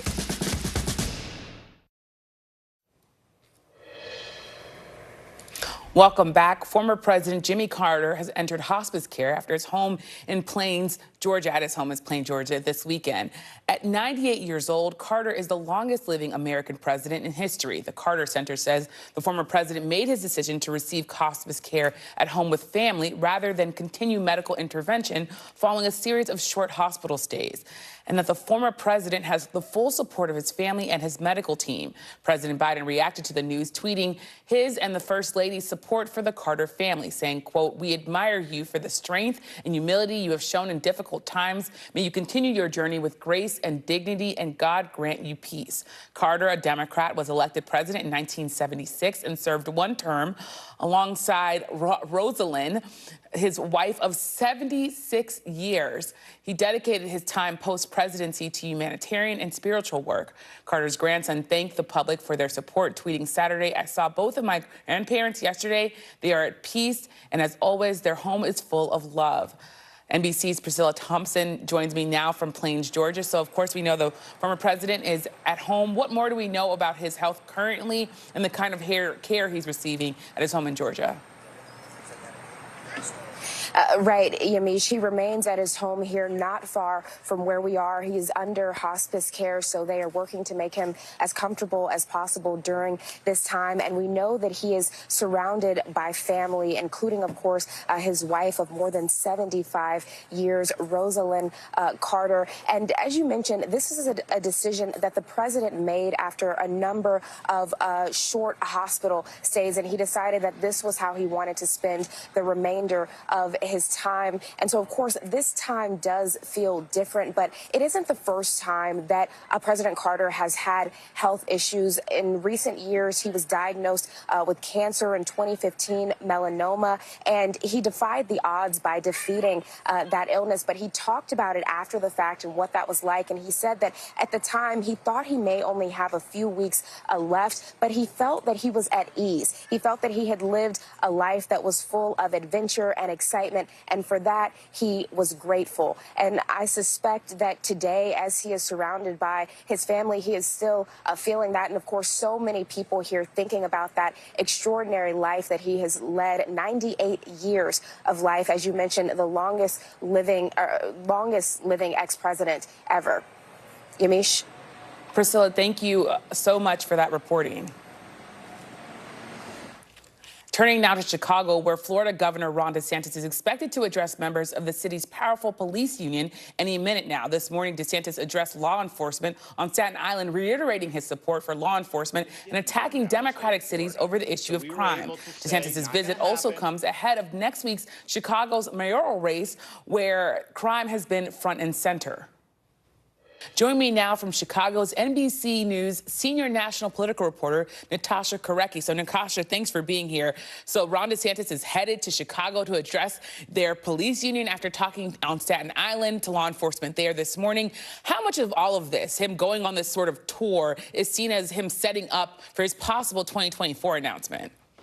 Well, this is really seen as a ramp up. I mean, what we're going to see from Ron DeSantis in the next several weeks is a lot of Ron DeSantis outside of Florida. He's going to be going, hitting Alabama. He's going to be hitting Texas. As you said, he was in New York and then Chicago today. This is Ron DeSantis making clear that he is going to start bringing his message outside of Florida and into the rest of the country. And so this is sort of the first, foray into that, and a very, friendly audiences. These are, Chicago FOP today. This is a Chicago police union that's headed by a very conservative leader. And this is going to be seen as, they're very welcoming to him at the union. level, at least, they're very welcoming to him. Union police officers in general are more conservative. They backed Trump last time. So it's a really interesting dynamic what we're seeing right now. It's definitely an interesting dynamic. And you bring up the fact that Donald Trump was backed by the police union president. I wonder how significant could his support and the support of the union be for Ron DeSantis if they were deciding to support him instead of maybe Donald Trump? That's significant. I mean, their backing is a pretty significant backing. I mean, it's the largest police union in the country. It is, it's in every state, and I think that would definitely be seen as something where Ron DeSantis is sort of snatching something away from Donald Trump. Where we keep hearing about the two of them and what's going to, the clashes and the collision course that they're on. If he's able to snag the FOP from Trump, that's going to be seen as very significant in the future. And we've been talking about the national politics, but of course there's also the local politics, especially in a place like Chicago. You have this Chicago's mayor race. What effect, if at all, is Ron DeSantis' visit having on this, especially as Mayor Lightfoot is really being attacked and really in pointed ways when it comes to her handling of crime in the city? Oh boy, it has injected this chaos into the mayor's race. I mean, the mere mention of Ron DeSantis in Illinois, you have to understand, it's in Chicago in particular, it's so blue. It's so you have to be a Democrat. And to have Ron DeSantis coming here, speaking before the FOP, well, the connection is one of the front polling leaders in this Chicago mayor's race is backed by the Chicago FOP. So now they are trying to link this candidate, Paul Vallis, to Ron DeSantis. At a very critical time, early voting is underway already. The vote is February 28th, so we're right on top of it. And this was seen as an opening, this DeSantis visit. It was seen as an opening by people like Lori Lightfoot, who's in trouble, and some others to tee off on Paul Vallis and try to bring his numbers down at really a pivotal time for him, as I said, with early voting going on. And a quick follow-up, you talk about the fact that the mayor is struggling. How badly is the issue of crime impacting her, or are there other factors at play? There's definitely other factors, but crime really blots out the sun. I mean, and somewhat ironically, the numbers have been getting a little better under Lori Lightfoot in the last year, but it is everywhere. And it's gun violence, it's street violence, it's petty crime, it's carjackings. It's everywhere. And it is all that people want to talk about. So these events that I've gone to, the Chicagoans I've talked to, that is the number one thing on their mind. They want to feel safe, and they don't feel safe in their neighborhoods. They don't feel safe in the quote unquote safe neighborhoods anymore either. And this is really bringing her numbers down. And in every survey we've seen across the board, it's the number one issue. That's their number one issue, is crime. And one of the recent polls I saw, it was like 73% of the people who were surveyed said they did not feel safe in their neighborhood. Yeah, it's overwhelming. Definitely a race to watch as we think about the fact that the issue of crime is impacting all of our nation. And of course, as Ron DeSantis, we're still waiting to see if he's going to announce his bid. So thank you so much, Natasha, for your reporting. Thank you. Good to be here, Yavish. After the break, former President Trump's pick to lead Michigan's Republican Party just lost to an even more extreme election-denying candidate. Why it matters in a key presidential battleground state. You're watching Meet the Press Now.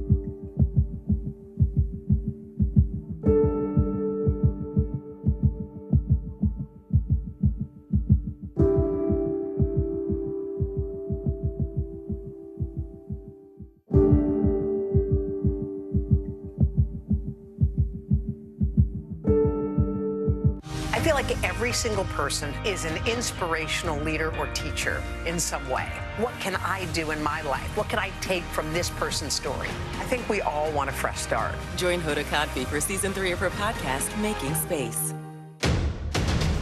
The day's biggest political stories with trusted insight and expert analysis. A daily look at the politics behind the headlines. Meet the Press Now, streaming weekdays at 4 p.m. on NBC News Now.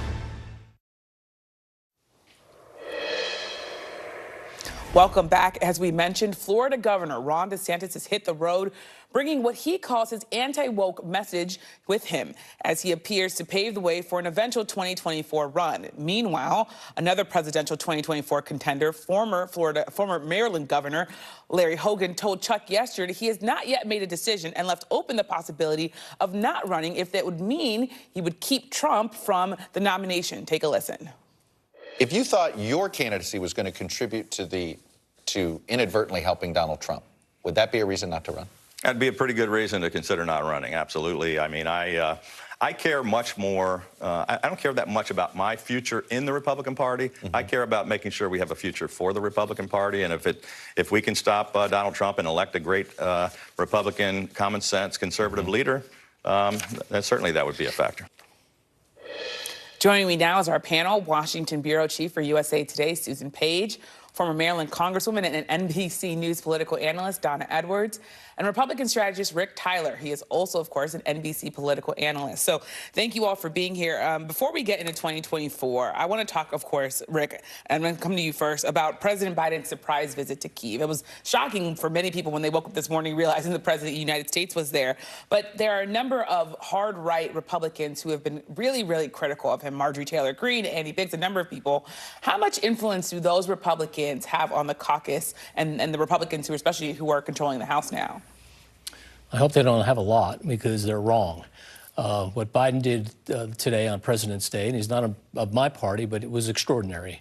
It was also historic, both from a personal risk point of view, for the risk of Ukraine, a 10-hour train ride without all the Secret Service accoutrement that he's used to having, and send a very powerful message to the world that we are standing with President Zelensky. So here on President's Day, he visits another president in another country and highlights that, and committed to a $500 million package. Because the fact is, and Marjorie Taylor Greene can answer this in a debate, I'll be happy to debate her, we either pay now with money and ammunition and weapons systems to defeat the Russians, or we will pay later with blood and treasure. And Donna, I mean, as Rick just said, there's going to be payment for this. The president has said the United States is going to stick with Ukraine as long as possible. But can Ukraine really count on Congress, especially as Republicans are now controlling the House, to continue the support for Ukraine in the way that we've seen it? Yeah, I think that these Republicans, and maybe there might be a couple of Democrats, are real outliers here. I think the majority of the Congress, Republicans and Democrats, House and Senate, support continuing the support for Ukraine, and I think that's right. I mean, this is really a fight for democracy, and if the United States isn't going to stand on the side of Ukraine with the rest of our allies, then we're saying that we'd turn our back on democracy. And I just don't think that either Republicans or Democrats will be there. Yes, there's going to be some more scrutiny over the money and the way that it's spent. But I think that by and large, when it comes down to it, Ukraine is going to have the resources that it needs from the United States. You know, a couple big audiences for the president when he spoke in Kiev. One was the American people, the American Congress, saying we're going to stick with Ukraine. One was our NATO allies, the worldwide coalition that has helped support Ukraine. One was Vladimir Putin, who speaks tomorrow, gives a kind of State of the Nation address, defending the invasion of Ukraine on the anniversary of it. So Biden had Putin in mind as well when he made that speech today. And as you talk about sort of the American people being part of this calculation, I want to point out that our latest polling shows half the country believes Congress should be providing more funding and weapons to Ukraine. What do you make of that, and how important is that when you think about the support of the American people for this? Well, it makes a difference. I mean, polling like that helps stiffen the spine of Congress when they're thinking about where they're going to cut. And of course, we hear a lot about the need for budget discipline and deficit reduction. So it matters there. But, you know, nobody should assume that kind of support continues forever, because we are with Ukraine, but there'll come a time when Americans will think we've been there long enough. This came with Afghanistan, it came with Iraq, it came with Vietnam. We are committed, and yet it's not an open-ended commitment. And that's one reason. And that's one reason I think U.S. officials are trying to think about ways. What would victory look like? How could you settle this war in a way that's acceptable to us and acceptable to Ukraine? But I think it's all the more reason that President Biden's visit today to Ukraine was really important, because I think it continues to, you have to elevate this for the American people. And when that happens, then Congress is going to stand in the right place. Well, he elevated for the American people, but as Susan said, which I think is equally as important, is it was a severe blow to Vladimir Putin, because he's supposed to explain the progress in the war, and it's very hard to explain progress in the war when the President of the United States is walking around outside in Kiev. Yeah. Really remarkable. Well, I also want to turn, of course, to 2024. And Rick, there's, you know, I think it was really interesting to see Governor Larry Hogan say, if I enter this race and it becomes more crowded, I might not want to do that. And I don't want to help former President Trump, because we saw, of course, in 2016 what a crowded field meant to him.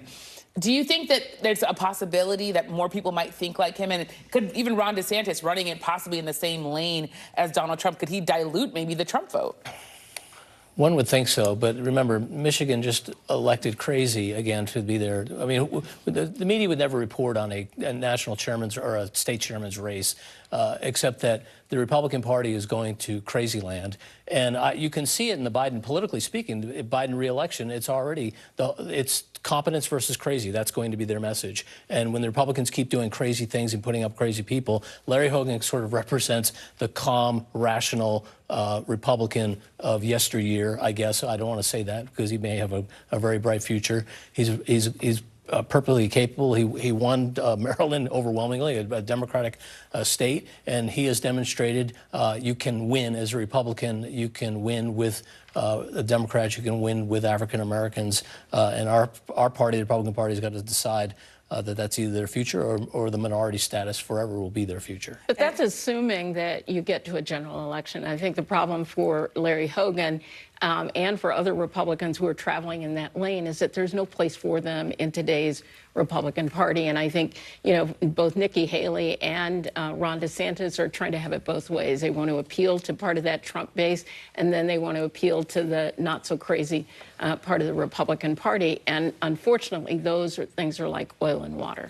And Susan, it's fascinating as we think about this to also think that Ron DeSantis is out there going to blue cities, going to Staten Island, going to Chicago to talk to police unions. What do you make of those decisions? But also this ramp up, are we just going to keep seeing him ramp up until he finally announces? Well, it's clear to me that he's running for president.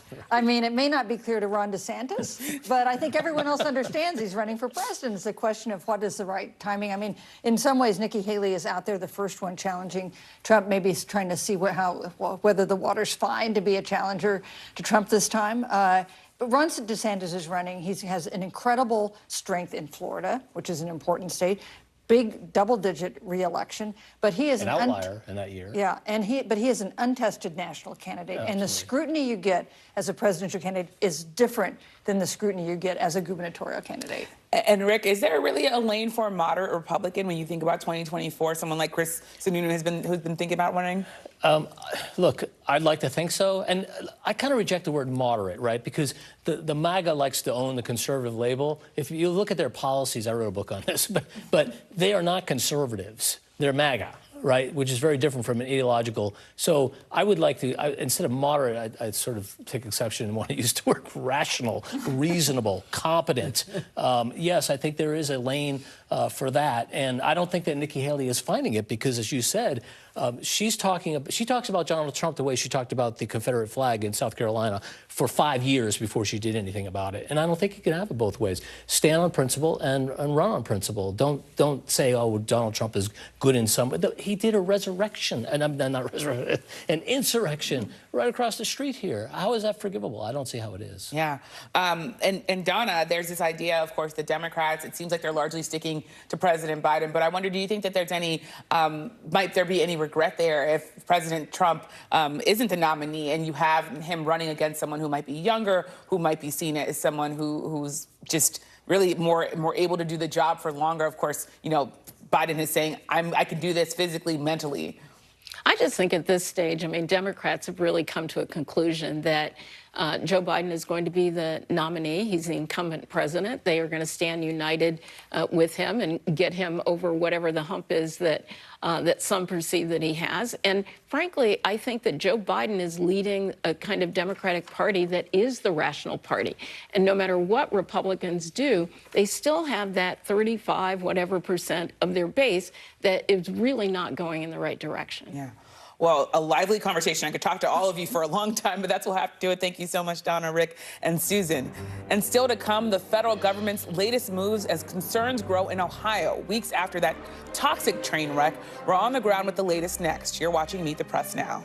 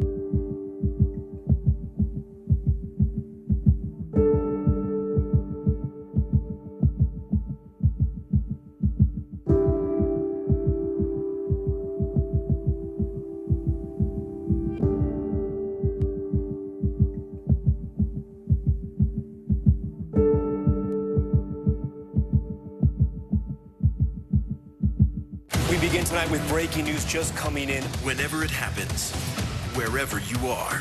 NBC News, streaming free now. Join Hoda Kotb for season 3 of her podcast, Making Space. Listen now. What do people need most right now? Did the state and/or law enforcement drop the ball? Migrant families now stranded in Mexico. What's the World Cup experience been like? It's your news playlist. Top Story with Tanya Amos. Weeknights at 7 on NBC News Now. Welcome back. FEMA is sending a team to East Palestine, Ohio, amid fallout from a train derailment and fire earlier this month. Ohio Senator Sherrod Brown says the FEMA team will be on the ground to monitor and support the community. It comes as residents of the town continue to express concerns over the health effects of the toxic chemicals released into the environment by the train fire. Some residents say they're feeling ill, but officials maintain there is no evidence of toxicity. Secretary of Transportation Pete Buttigieg called on the CEO of the train company, Norfolk Southern, to demonstrate unequivocal support for the people of East Palestine and to commit to increased rail safety measures. The rail CEO visited the town for the second time since the accident this weekend. NBC's George Solis has more. Now, we know FEMA already has boots here on the ground, but in addition to that, we know that the Department of Health and Human Services will be partnering with the Ohio Department of Health to open a health clinic here in East Palestine as early as tomorrow, and that is to address the growing health concerns here in this community. Mind you, officials have said there is no evidence to show that anything related to the derailment has made anyone sick, but we know a number of people have reported headaches, rashes, and feelings of nausea that they believe are associated to that derailment. In addition to that, a lot of people in this community are upset over an appearance by Norfolk Southern CEO Alan Shaw over the weekend. Now, we know he met with some local leaders and business owners, but he did not meet with the majority of residents in this town who wanted to voice their frustrations about their health concerns. Mind you, Norfolk Southern says they are committed to this community. They say they've already paid some $2.6 million to residents and business owners for their losses. We know lawsuits are also starting to mount against the company. The Ohio Attorney General announcing that his office is considering a lawsuit against the company as the investigation into the derailment continues. Of course, the major concern here for a lot of residents is their water. Some officials saying if your well water has not been tested or if you just simply don't feel safe drinking the water, perhaps best to stick to drinking bottled water. Back to you. A difficult situation there in Ohio. George, thank you so much for that reporting. And turning now to the Turkey-Syria border, site of yet another earthquake today, just 2 weeks after 2 earthquakes in the region killed more than 46,000 people. According to the U.S. Geological Survey, today's 6.3 magnitude earthquake centered in southern Turkey. The Turkish government says 3 people there have died and 213 were injured. The Syrian Civil Defense reports no deaths there, but more than 130 people injured. Secretary of State Antony Blinken was in Turkey yesterday surveying damage in one of the hardest hit provinces. He took a helicopter tour with his Turkish counterpart and then met with aid workers. Blinken also announced another $100 million in disaster assistance. And that does it for us this hour. We're back tomorrow with more Meet the Press Now. NBC News Now coverage continues with Tom Costello.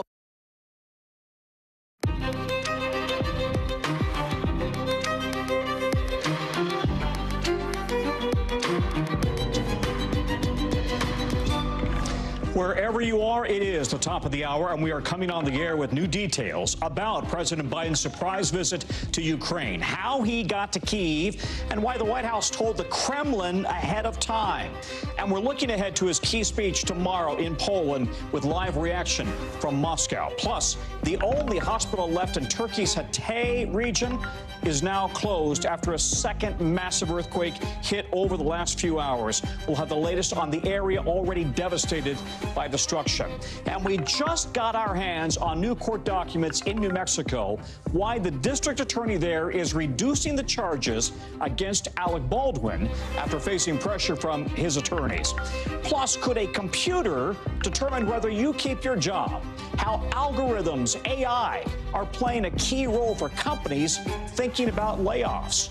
And in tonight's original, are sleepovers a thing of the past? Oh, please, yes. That question is sparking a hashtag that's trending big time. It's getting some big reactions from parents who say, oh, please, get rid of them. Good riddance. We'll explain this online debate coming up later in the show. Good day, I'm Tom Costello. I'm in for Hallie, and President Biden is now back in Poland, preparing for what's expected to be a powerful speech tomorrow in support of Ukraine. That's after today's surprise and rather risky visit to Kyiv. You see the president visiting with Ukraine's Volodymyr Zelensky on President's Day, no less. This trip was so secretive, the public didn't even know he was going until he got there. One source says he took a 10-hour train ride to get to Kyiv.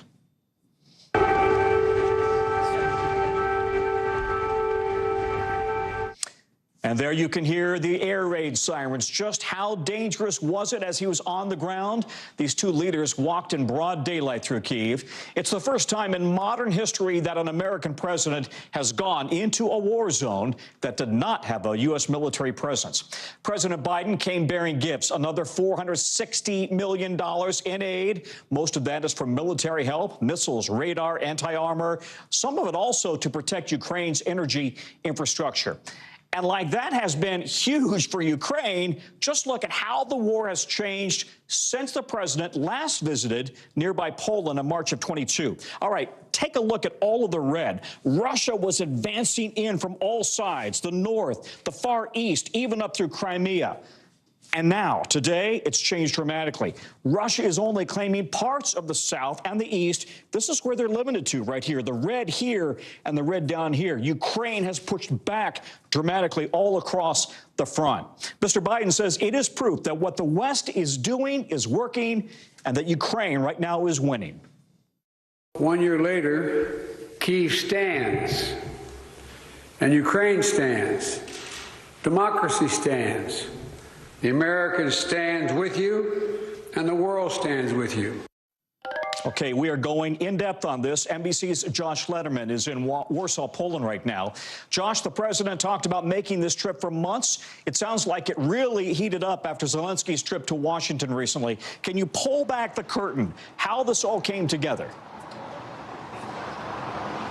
Tom, all presidential trips to active war zones are risky affairs shrouded in secrecy, but this trip was on a whole different level because, as you point out, it's not like the U.S. has tens of thousands of troops in Ukraine like it did in Afghanistan and Iraq. They don't have military bases there where they can kind of control the environment that the president is in. And so President Biden, we are told, slipped out of Washington under cover of night at about 4:15 in the morning with only 2 journalists with him. Their phones were taken away by U.S. officials for about 24 hours, ostensibly so nobody could track those devices. The president taking that 10-hour trip by train from Poland to the capital of Kyiv. And the White House says that they actually notified the Russian government a few hours before President Biden went to Kyiv just to make sure that the Russians wouldn't do anything that could potentially put President Biden in danger. He's now safely out of the country. He is now back in Poland, where we expect to see him here in Warsaw tomorrow, Tom. Yeah, I think it's worth underscoring that should the president have in any way been injured in any sort of Russian activity, that would have dramatically escalated the situation between the U.S. and Russia. So you understand why Washington let Moscow know he was coming. Listen, polls show that U.S. support for helping Ukraine right now may be dropping. Now less than half of Americans want the U.S. to send weapons, down from 60% in May of last year. What are you hearing from the Ukrainians, and is this really why Biden went, to shore up support, American support, as well as European support? We're hearing from the Ukrainians gratitude and relief. And one of the things I find most interesting about reporting on the ground in Ukraine, Tom, is how different it is than being a journalist in the U.S., where oftentimes we show up to things and people don't really want the media there, especially when you're covering politics. In Ukraine, they are so happy to see that there is ongoing attention about this, that Americans back at home are still hearing about their plight because they know just how critical it is that they maintain that support of the American public so that they'll maintain the support of the U.S. government and its military. And I want you to hear from Sergei, who was in Ukraine, who our colleague Aaron McLaughlin spoke to today in Kyiv. Here's what he had to say. We feel that world support us and never forget about our problems and this war.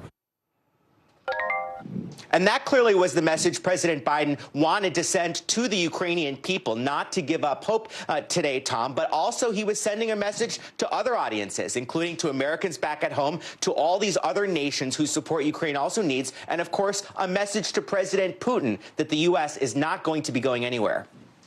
Kind of reminds me of JFK's trip to Berlin during the Cold War. Josh, thank you very much. Josh Letterman on the ground in Warsaw. All right, we're going to have much more on the developments in Ukraine, Poland, and Russia. We're going to have a live report from Moscow with NBC's Keir Simmons a little bit later in the show. We'll go in depth on what's happening in Moscow. We've got breaking news out of Turkey. At least 3 people are dead, and we're just now getting video of the moment a second massive earthquake hit today, I should say, very close to the last one. It struck Turkey, sending people running during an on-air interview. So watch this. İşi yapabilmek için. Sevgili seyirciler, canlı yayında yine deprem oldu. Çok şiddetli sallanıyor Hatay. This was a 6.3 magnitude, according to the U.S. Geological Survey. And you see from the map, it's in that same region, the Hatay region, just 10 miles from the epicenter of the tremor from 2 weeks ago that killed more than 46,000 people across Turkey. 46,000.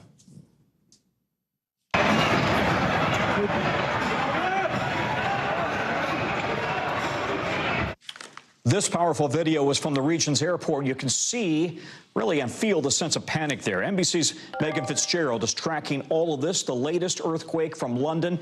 So, Megan, our contact on the ground says the last remaining hospital in that region is now being evacuated. What can you tell us?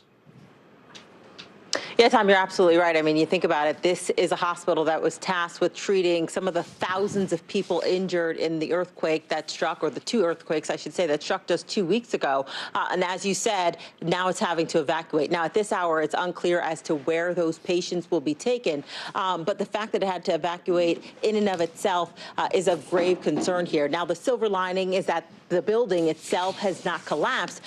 But this was really significant. I want to get to that video again. I mean, We're seeing some dash cam video that's coming in, surveillance camera video that's coming in, really showing the scene here of the horror and terror that just permeated throughout this region yet again. Big plumes of smoke going up into the sky from collapsed buildings, people running for their lives. Right now, we know the death toll stands at 3 at the moment, with hundreds of others injured, Tom.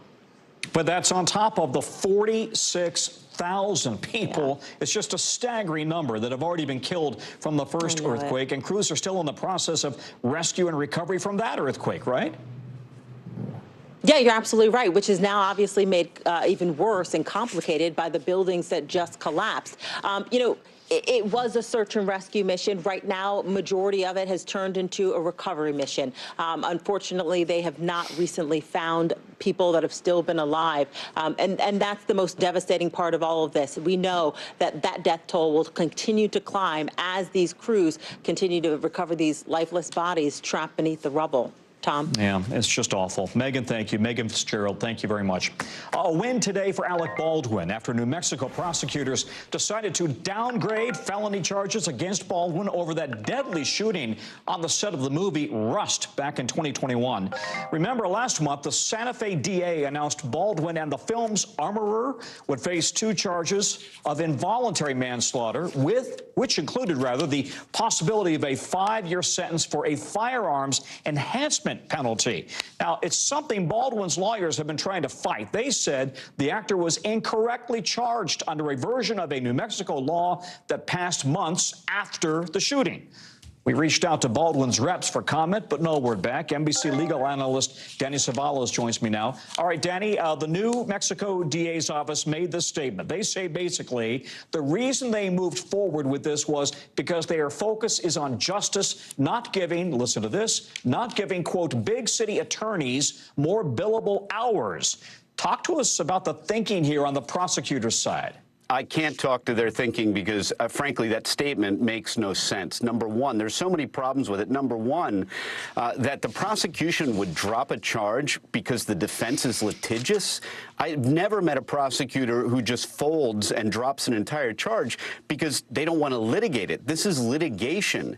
You drop charges as a prosecutor when you no longer believe you can prove them. And this especially seems like the case where the prosecutors may have charged Baldwin with a statute that didn't apply at the time of the shooting. So while it's technically true that they downgraded these charges, it appears that from the defense's motion, this was a foregone conclusion. If they didn't drop them, the court would have thrown them out if they didn't apply. And just as a final thought, if they'd been investigating this case for a year, I have to wonder, didn't somebody on the prosecution team look up to see whether the charge that they, this enhancement, this mandatory minimum, actually even applied at the time before they charged it? Yeah, so the lesser charge, I guess this could mean a lesser sentence, right, for both Baldwin and the armorer in this case. I've been wondering all along, just as a layperson watching from afar, did the prosecutors overreach originally in their charges? I try to be neutral about these things, but in my opinion, yes, they always overreached. And when you do that, when you overcharge, this is one of the risks. A defense team that is on the ball will scrutinize those charges, and just as they've done here, they pointed out what should have been a very obvious mistake. If it's true that the prosecutors charged Baldwin with a statute that didn't exist at the time that he fired or didn't fire the gun at the time of the shooting. So this is really problematic for me. And that statement, just as a final thought on that statement, talking about Baldwin's big city lawyers and their billable hours, that's not a good look for the state. This is the state of New Mexico. They're not the underdog. Yeah, and what it sounds like what they're saying is Baldwin's attorneys have all the time and all the money and all the resources. We, the state, don't. And, oh, by the way, we charged him with something that he can't be charged with. So that's not a good start to this whole trial, I wouldn't think.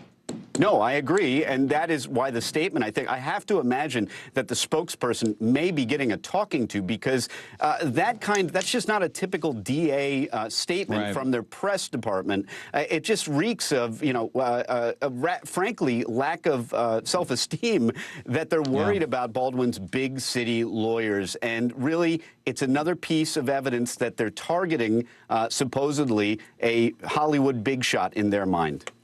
Danny, thank you. We always appreciate the insight. Danny Savalos. All right, a suspect is under arrest today in connection with the murder of a Catholic bishop in Los Angeles. So here's what we know right now. Police say 69-year-old Bishop David O'Connell was found shot to death at his home on Saturday. He died from a single gunshot wound. Investigators are now labeling that death as a homicide. So we want to get more now from NBC's Nyala Charles. She's live in Los Angeles. What do investigators think happened here? Do we have a sense yet? Well, Tom, deputies are calling this death suspicious, and they're saying it's a targeted attack. The bishop was found shot to death at his Los Angeles home Saturday afternoon in a quiet community with a cold sack. Neighbors tell us that he missed a church event that day, and a deacon came to check on him at his home and instead found him dead. We do know that the Los Angeles County Sheriff's Department has a suspect under arrest, but they haven't released more details so far other than that. But there is a press conference coming up within the hour where we expect to learn more about the suspect, the arrest, and the circumstances around the bishop's death. Tom? And we are told that Bishop Davis, he was known, reportedly helped kind of smooth over the tensions between the residents and law enforcement. What kind of an impact is his death having on this community? Well, the manner in which he died is really difficult for the community to digest because he was known as a healer within the community. He served as a priest and bishop in Los Angeles for more than 45 years, primarily serving in the South Los Angeles community, which is a diverse community. He worked with gang members. He spoke to immigrants. He worked with officers and the poor to try to bridge the gap between these communities and bring healing about in that community. We even spoke to an attorney who says she inspired him to only take on pro bono immigration work and leaving that for-profit business behind. But she says that's who he was. He was kind, and he inspired others to do good just as he was doing good within the community as well. We know he created an immigration task force, which he helped many unaccompanied minors through difficult times. This attorney telling us he's the type of person when they were low on rent and they couldn't afford to pay, he took money out of his own personal pocket to help him. She described him as someone who always left his doors open for those in need. Tom? Oh, boy. All right. Nyala Charles, thank you very much. A major winter storm is rolling in today, putting 17 million people from California to Minnesota under winter alerts. It's bringing strong winds and heavy snow to the northwest and the Rockies today before it then moves east. Now, this storm is expected to impact travel, even ski resorts. The winds can bring down trees, causing power outages. While this hits one part of the country, the other is seeing a whole different story. It's unusually warm from Texas to Maine. We're talking 10 to 20 degrees, I should say, above the average, and it's only going to get warmer as the week goes on. So let's bring in NBC meteorologist Bill Cairns.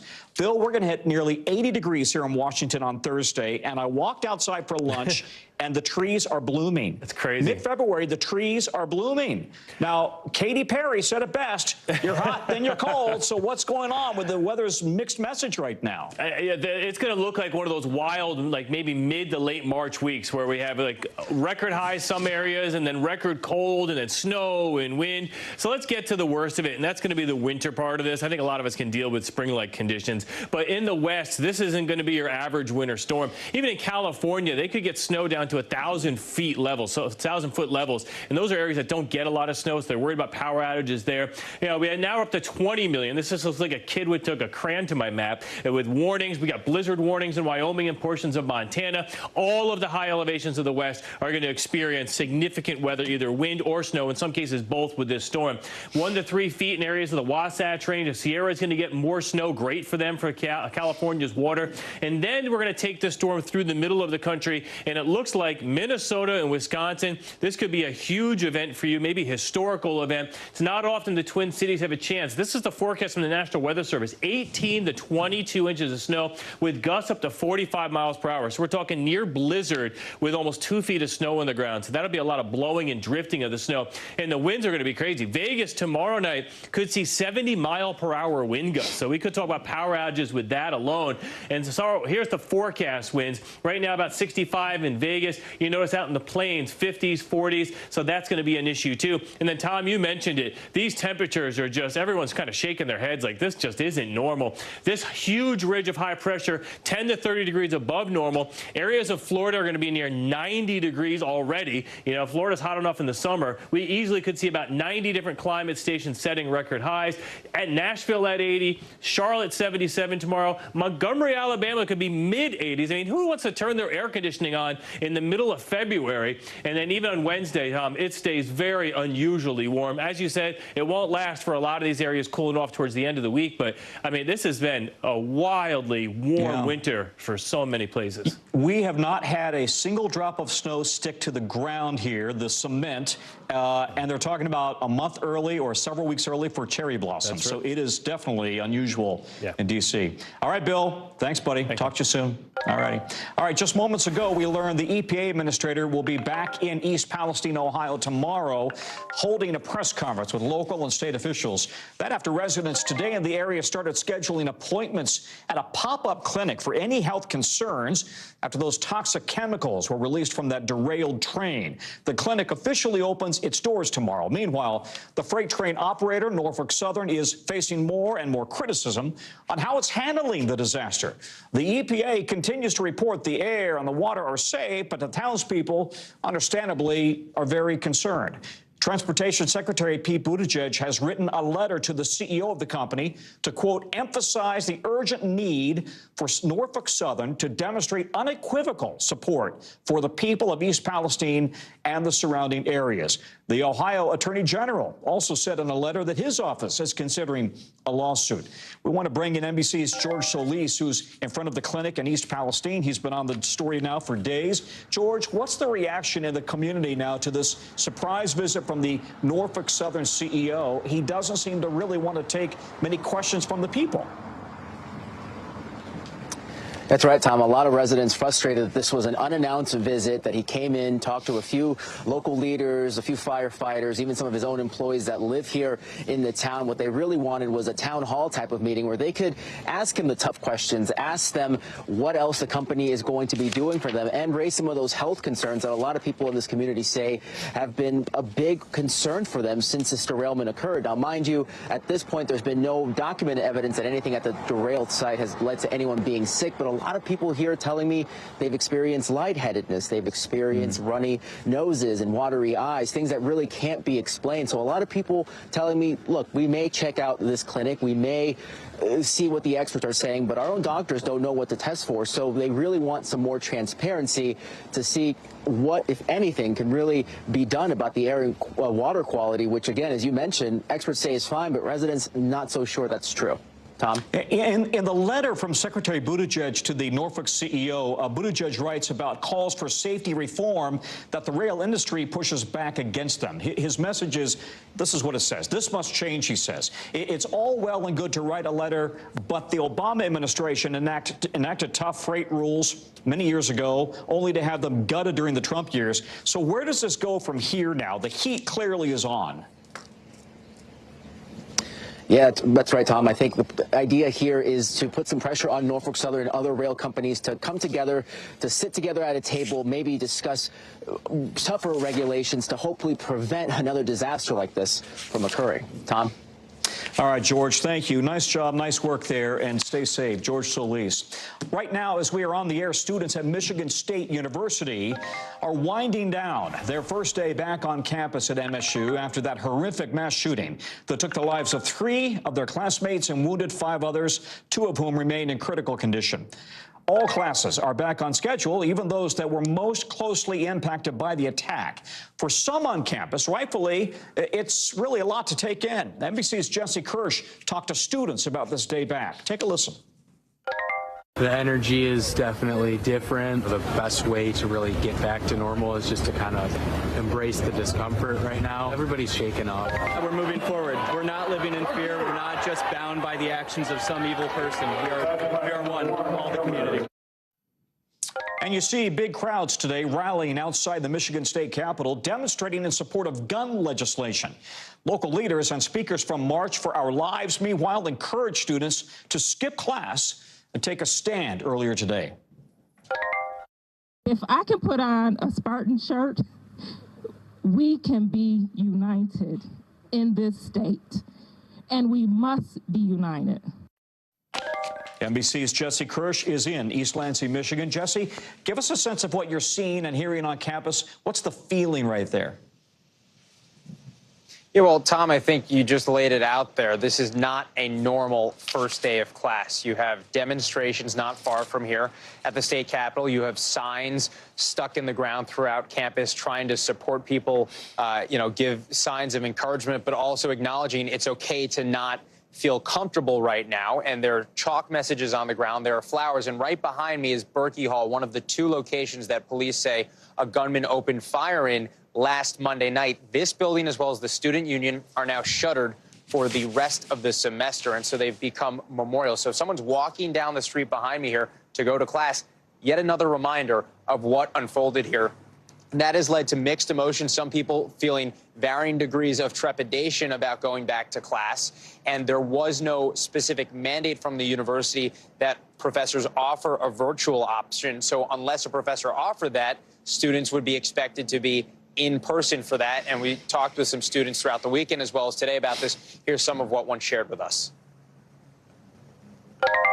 To be honest, we haven't made a lot of changes. We feel that we have a robust response in place, a robust system in place, that we are adequately prepared to respond to any needs on this campus. And to clarify, sorry, that's the University Police Department. We asked them about safety measures on campus here because while they're bringing all these students back, as you just heard there, they haven't made any substantial specific changes to the safety plan, though there is a more visible police presence on campus this week, we're told. They're confident in their plan and just trying to be as supportive as they can as students come back to class here, Tom. Jesse, I don't want to blindside you, and maybe you don't know yet. Any talk at all about whether they're going to gut the student room or the classroom where the shooting occurred? Any talk at all about whether they might take down part of that building, or is that premature? Yeah, Tom, we sat down exclusively with the president of the university earlier, her first one-on-one sit-down interview with a national outlet since this mass shooting, and we asked her about this, the interim president, Dr. Teresa Woodruff, and she said that is something that they're in the process of going through, essentially, Tom, something that is going to be looked at and discussed. And so they essentially said, we're aware of it, we're thinking about it, but they don't have an answer on that yet. Obviously, trying to think about immediate operations, you can imagine, would be a more pressing issue to get people back in the classrooms today. Absolutely. Jesse, thank you. Jesse Kirsch on the ground there at MSU. Coming up, Florida Governor Ron DeSantis might be testing out a run for 2024. What he's doing in some Democratic cities today, that's next. Plus, Brittany Griner reportedly making her return to the basketball court less than 3 months after being freed from a Russian prison. We've got more coming up and 5 things you got to know. Stay with us.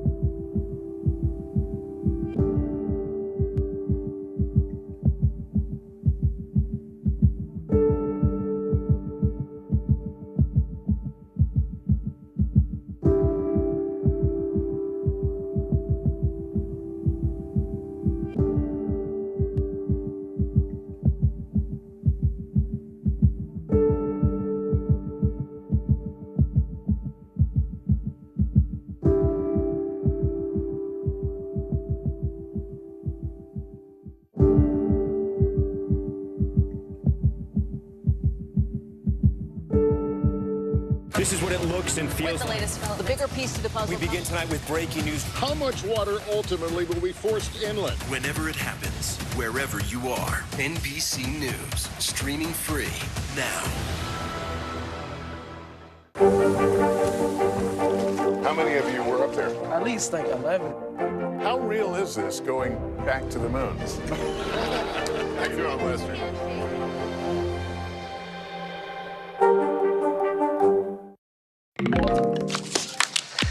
Facebook and Instagram could soon charge you if you want special status. That got your attention, right? We will explain it all coming up in the 5 things. But first up from us, Florida Governor Ron DeSantis today in a suburb of Chicago, speaking to a local police union as part of a tour of big Democratic cities. It comes as DeSantis is considering a possible run for president in 2024. He's making stops in areas outside of New York, Chicago, and Philly, cities he says are too soft on crime. It's a problem he blames on Democrats. Here's what he said to a group of law enforcement officers in New York's Staten Island earlier today. The reason why you have what you have in some of these other jurisdictions is because they're putting woke ideology ahead of your safety as New Yorkers or as people from Illinois or wherever you have this type of policy taking place. NBC's Shaq Brewster is with us now from Chicago. So, Shaq, why is he choosing to visit these cities, Democrat-run cities, where he's really not popular? We should make the point Staten Island is home to an awful lot of police and firefighters in New York. But why is he doing this? That's right, and many of these trips are on the outskirts of the city, but still getting a lot of attention within those individual cities. Tom, officially you have his team telling me that this is about recruiting. You hear some of that message that we just played from Governor DeSantis there, but he's saying essentially that to members of law enforcement, your cities, your political leadership is not backing you. Come to Florida where we have incentives for you, where we back the blue, in his words. So they say it's about recruiting and also setting that contrast, the policies that he put in place in Florida compared to the policies that were put in place in many of these cities. But either way, it's getting a lot of attention, and it's definitely getting a lot of pushback in these different areas locally. Yeah, a lot of departments nationwide are struggling to hold on to cops and firefighters. So that's interesting that he's there on a recruiting trip. And, oh, by the way, I'm running for president. But the timing is interesting for Illinois, right? There's a heated fight for mayor in Chicago, and the visits made the governor and other officials there take notice, saying, quote, here's what the governor said, DeSantis's dangerous and hateful agenda has no place in Illinois. So why is the governor there, Pritzker, making sure his voice is heard here? Well, you've seen a pattern from Pritzker in terms of, Ron DeSantis gets a lot of attention. He's in this 2024 conversation. Well, you're also hearing Pritzker come back and kind of be a counterweight to what you're seeing from DeSantis. I want you to look at the comparison of these two figures. You have Pritzker. He welcomed out-of-state abortion patients. The legislature passed laws strengthening that protection. He signed laws banning assault weapons, high-capacity magazines. He signed a law requiring LGBTQ+ and Asian American studies, where you have Ron DeSantis. He placed restrictions on abortion. That's something that he wants the legislature to reconsider in this upcoming session. He eased restrictions on gun ownership and rejected AP African American Studies courses. So you have Ron DeSantis really taking that conservative path, saying this is what you can have in a Republican state, and you have Pritzker saying, hey, this is what we can do in a Democratic state. So polar opposites on these issues. And let's see, declared candidates and 2024 hopefuls have been on the move, right? DeSantis showing up in blue cities, Nikki Haley in Iowa tonight, Florida Senator Tim Scott, and former VP Pence also in Iowa. Is this all about getting their faces out there now since they're competing against Trump, who soaks up all the attention? It's a ramp up to 2024. I know viewers are probably cringing when I say that, but that's what this is all about. You have some of the declared candidates, but then those who are considering runs. Ron DeSantis was asked about that earlier today. He said that decision's not coming until later in the spring, but it's all part of that process, Tom. Shaquille Brewster, who's in the heartland and has job security for at least the next few years. Shaq, thanks very much. All right, let's get you over now to the 5 things our team thinks you should know about tonight. Number 1, at least 36 people have been killed in Brazil after heavy rains brought flooding and landslides to Sao Paulo. The region received almost 2 feet of rain in a single day. That's among the most ever recorded in Brazil. Rescue crews are still searching for survivors. Number 2, dozens of countries are urging the International Olympic Committee to consider banning Russian and Belarusian athletes from competing in next year's games in Paris. They say the IOC needs a workable plan for the athletes to compete under a neutral flag, meaning they would not represent their homelands. So far, there's been no mention of a potential boycott. Number 3, United Airlines is changing its family seating policy. The airline says it will open up more spots on its flights so parents can book seats next to their young children without paying an extra fee. It's a type of charge that's drawn scrutiny from the Biden administration and also from some lawmakers. Number 4, Meta. Listen up. The parent company at Facebook and Instagram is launching a new subscription service that would let users pay to be verified, similar to Twitter's Blue subscription. Meta Verified is going to cost between $12 and $15 a month. It comes with some other features. Think extra protection from impersonation accounts. The company says it'll start rolling out in Australia and New Zealand this week, with more countries coming online soon. Number 5, Brittany Griner is returning to the WNBA after spending nearly 10 months detained in that Russian prison. She's reportedly re-signed a 1-year contract with the Phoenix Mercury. Griner last played for the team in 2021 when she helped them get to the WNBA Finals. Good news there. When we come back, Russian President Vladimir Putin's got a big speech tomorrow. We're looking at what to expect, what it could mean for relations with the U.S. with our correspondent on the ground there in Moscow. That's coming up next.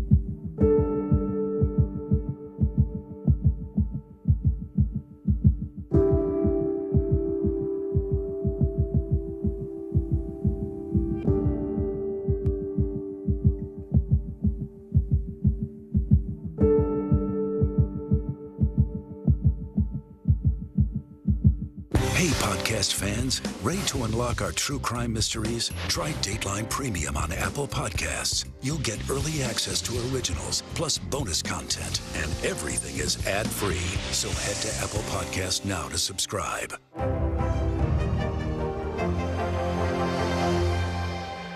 We begin tonight with breaking news just coming in whenever it happens, wherever you are. NBC News, streaming free now. Some companies may be turning to AI, artificial intelligence, to help them figure out who to lay off, what that means for workers, coming up later in the hour. But first, in his surprise visit to Ukraine, President Biden is reiterating that the West will stay together, united against Russian President Vladimir Putin. He thought he could outlast us. I don't think he's thinking that right now. But he's just been plain wrong. Plain wrong. And 1 year later, the evidence is right here in this room.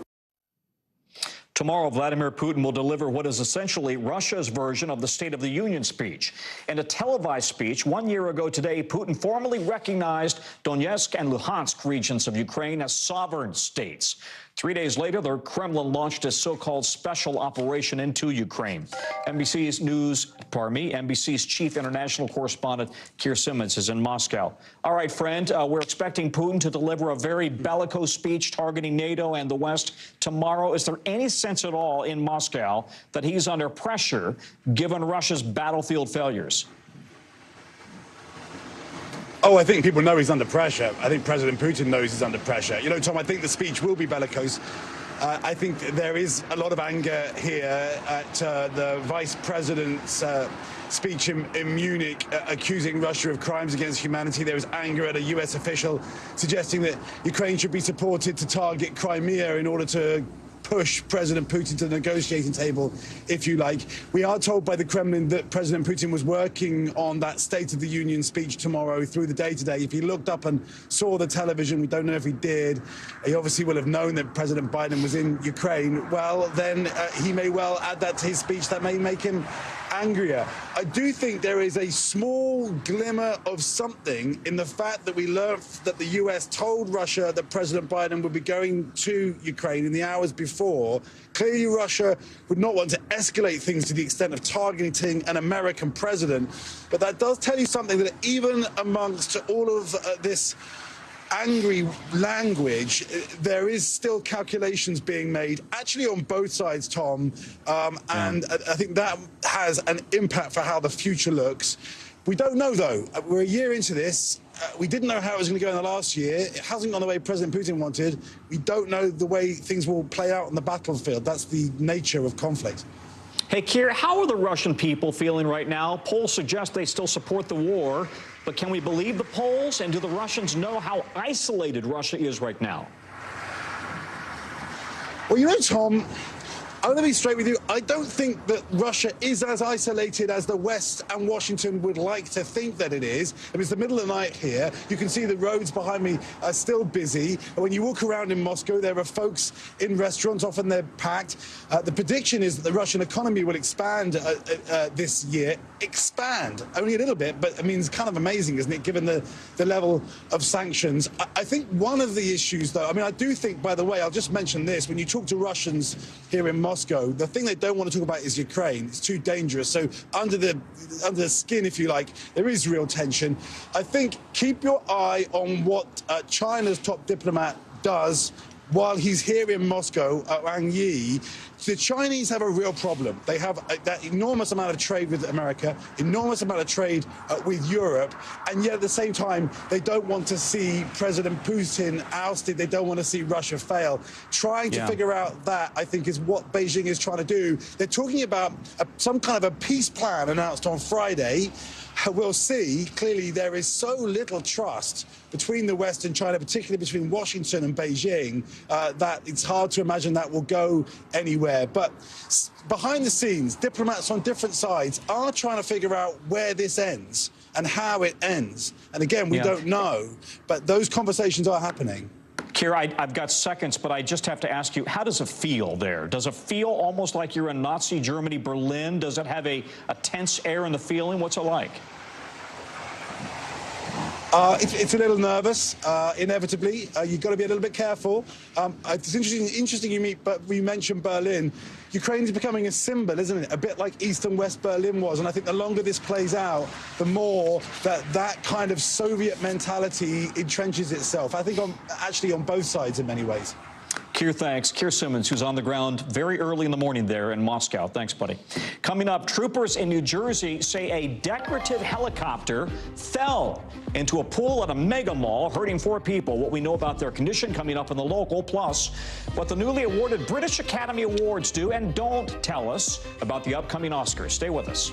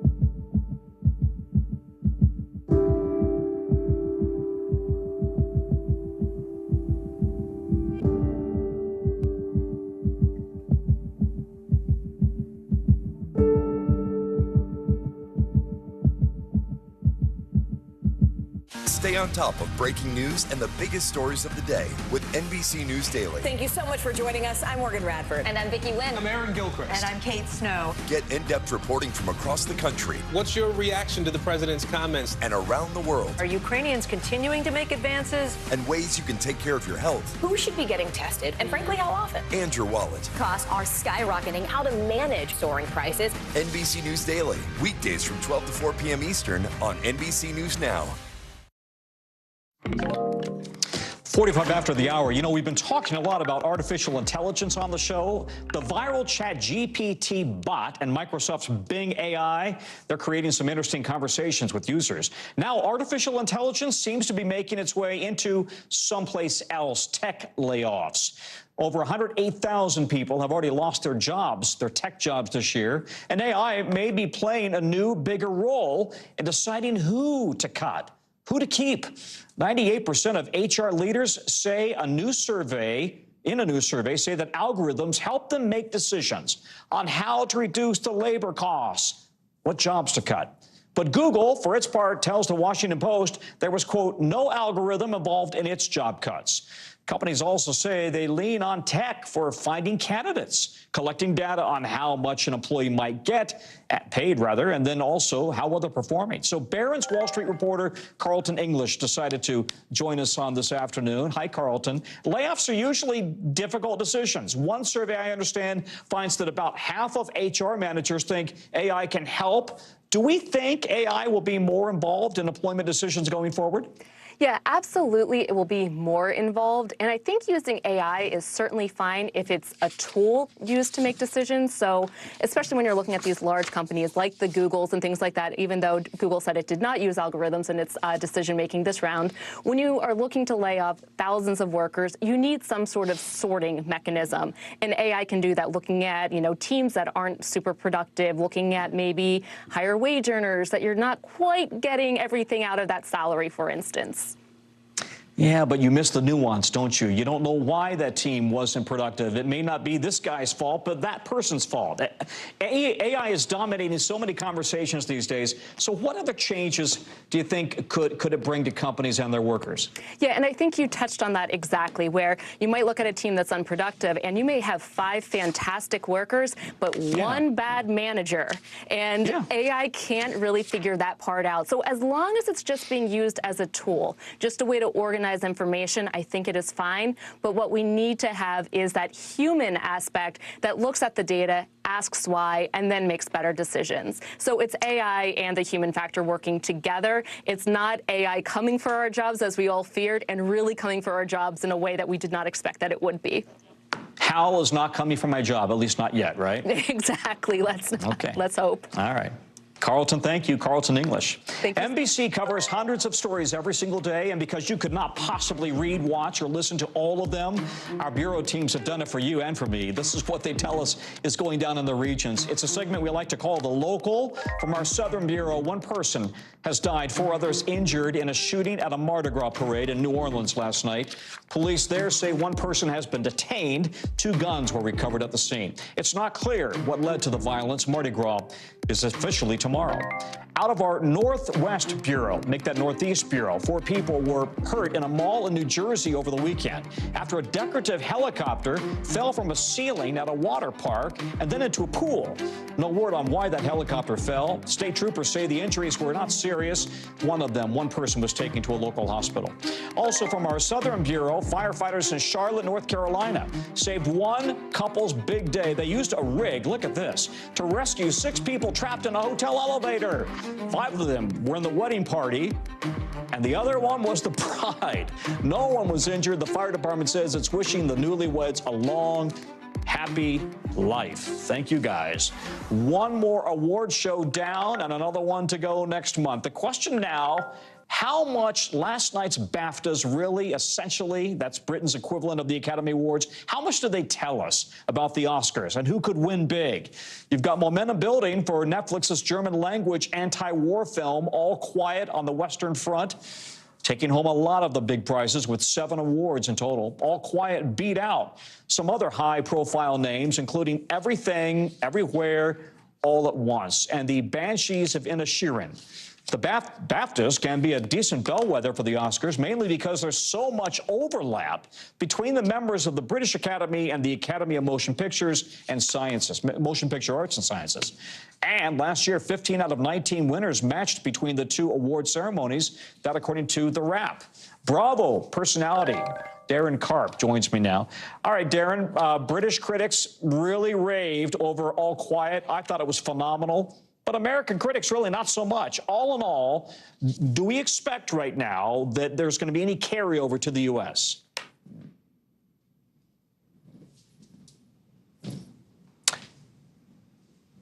Darren, I hate to tell you this, we've lost your mic. Start again. Sorry about that. I definitely think there's a point to this. I definitely think there's going to be some overlap, although to your point, you know, they share 19 categories. Last year, they overlapped and aligned on 15 of those categories, so that was pretty major. So there's definitely hope for All Quiet on the Western Front to take the Oscars this year. This is Netflix's big chance, but I got to say, I'm pretty surprised Everything Everywhere All at Once kind of got snubbed at the BAFTAs last night, which was unfortunate. So who knows? I mean, it's all kind of up in the air. If anything, the Golden Globes mixed with the BAFTAs, it could be kind of a mixed bag for the Oscars this year. So members of the Academy are reportedly, I guess, voting on Oscars winners between March 2nd and the 7th. How much overlap do you think we will see? I mean, you were talking about the fact that All Quiet did so well. You're surprised about the runner-up, but is there going to be much overlap? There definitely will be. I think Austin Butler at this point is kind of a shoo-in. He seems to be winning every single award, from Golden Globes to BAFTAs.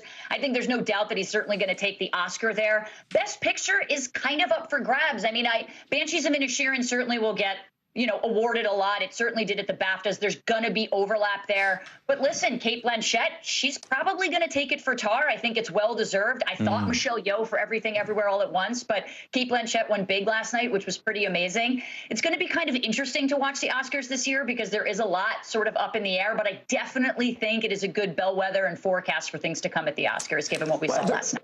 And there's controversy, as always, right, over this picture. Some people are saying how it shows that the lack of diversity is still a problem among the people who won last night and overlooked favorites like, as you mentioned, Angela Bassett or Michelle Yeoh. Can you talk to us about that? Yeah, you know, there are the Oscars so white. Now, BAFTAs so white was certainly trending last night, and there's no surprise that it was. A lot of minority groups and a lot of minority movies got absolutely snubbed.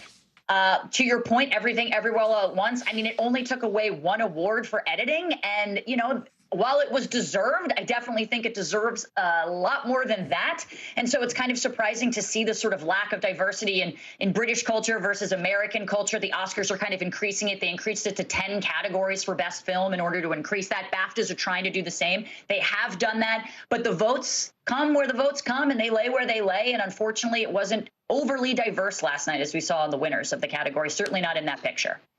Interesting. Darren, thank you. Darren Karp, we appreciate your expertise. Thanks much. Still to come, if you've got kids, you've probably heard about this viral debate. Why some parents are saying no to sleepovers. Yeah, we did that once. That's coming up in our original.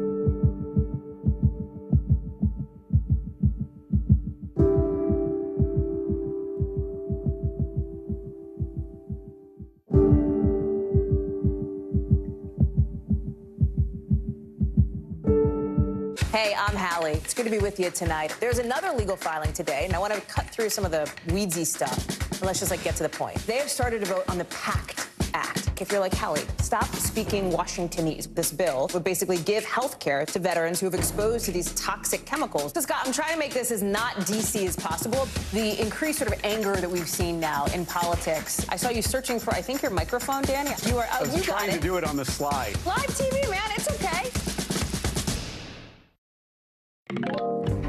All right, we want to get you now today's original in-depth reporting on a topic we have been keeping an eye on. Tonight, a thing that's probably popping up on your group chat for some of you out there who are parents, sleepovers.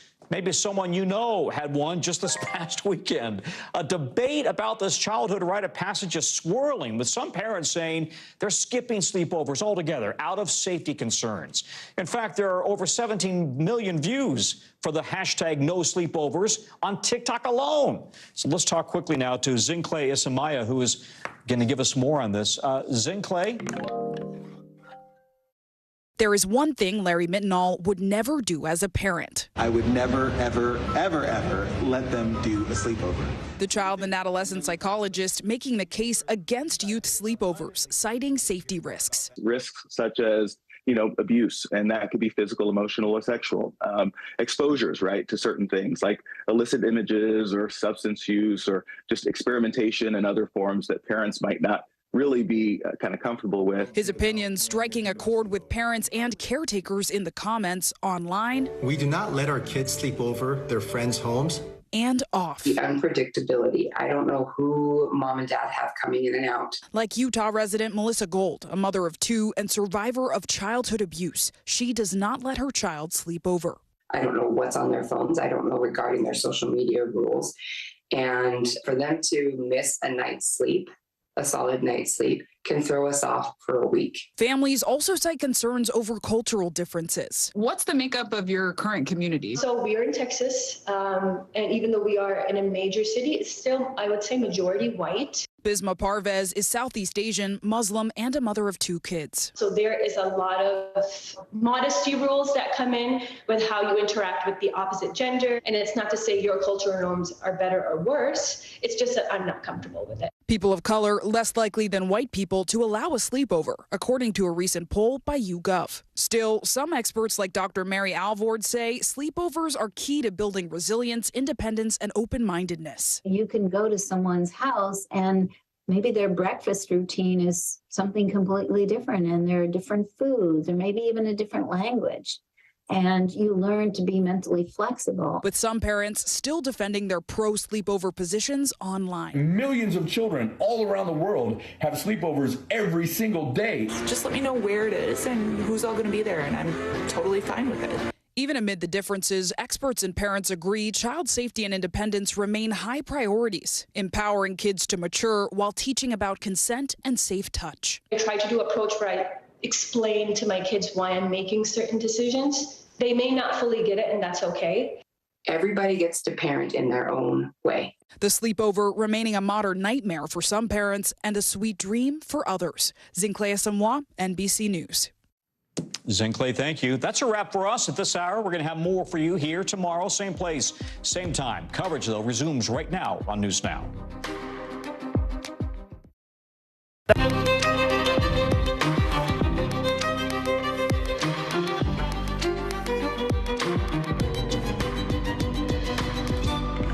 Wherever you are, it is the top of the hour, and we are coming on the air with new details about President Biden's surprise visit to Ukraine, how he got to Kyiv, and why the White House told the Kremlin ahead of time. And we're looking ahead to his key speech tomorrow in Poland with live reaction from Moscow. Plus, the only hospital left in Turkey's Hatay region is now closed after a second massive earthquake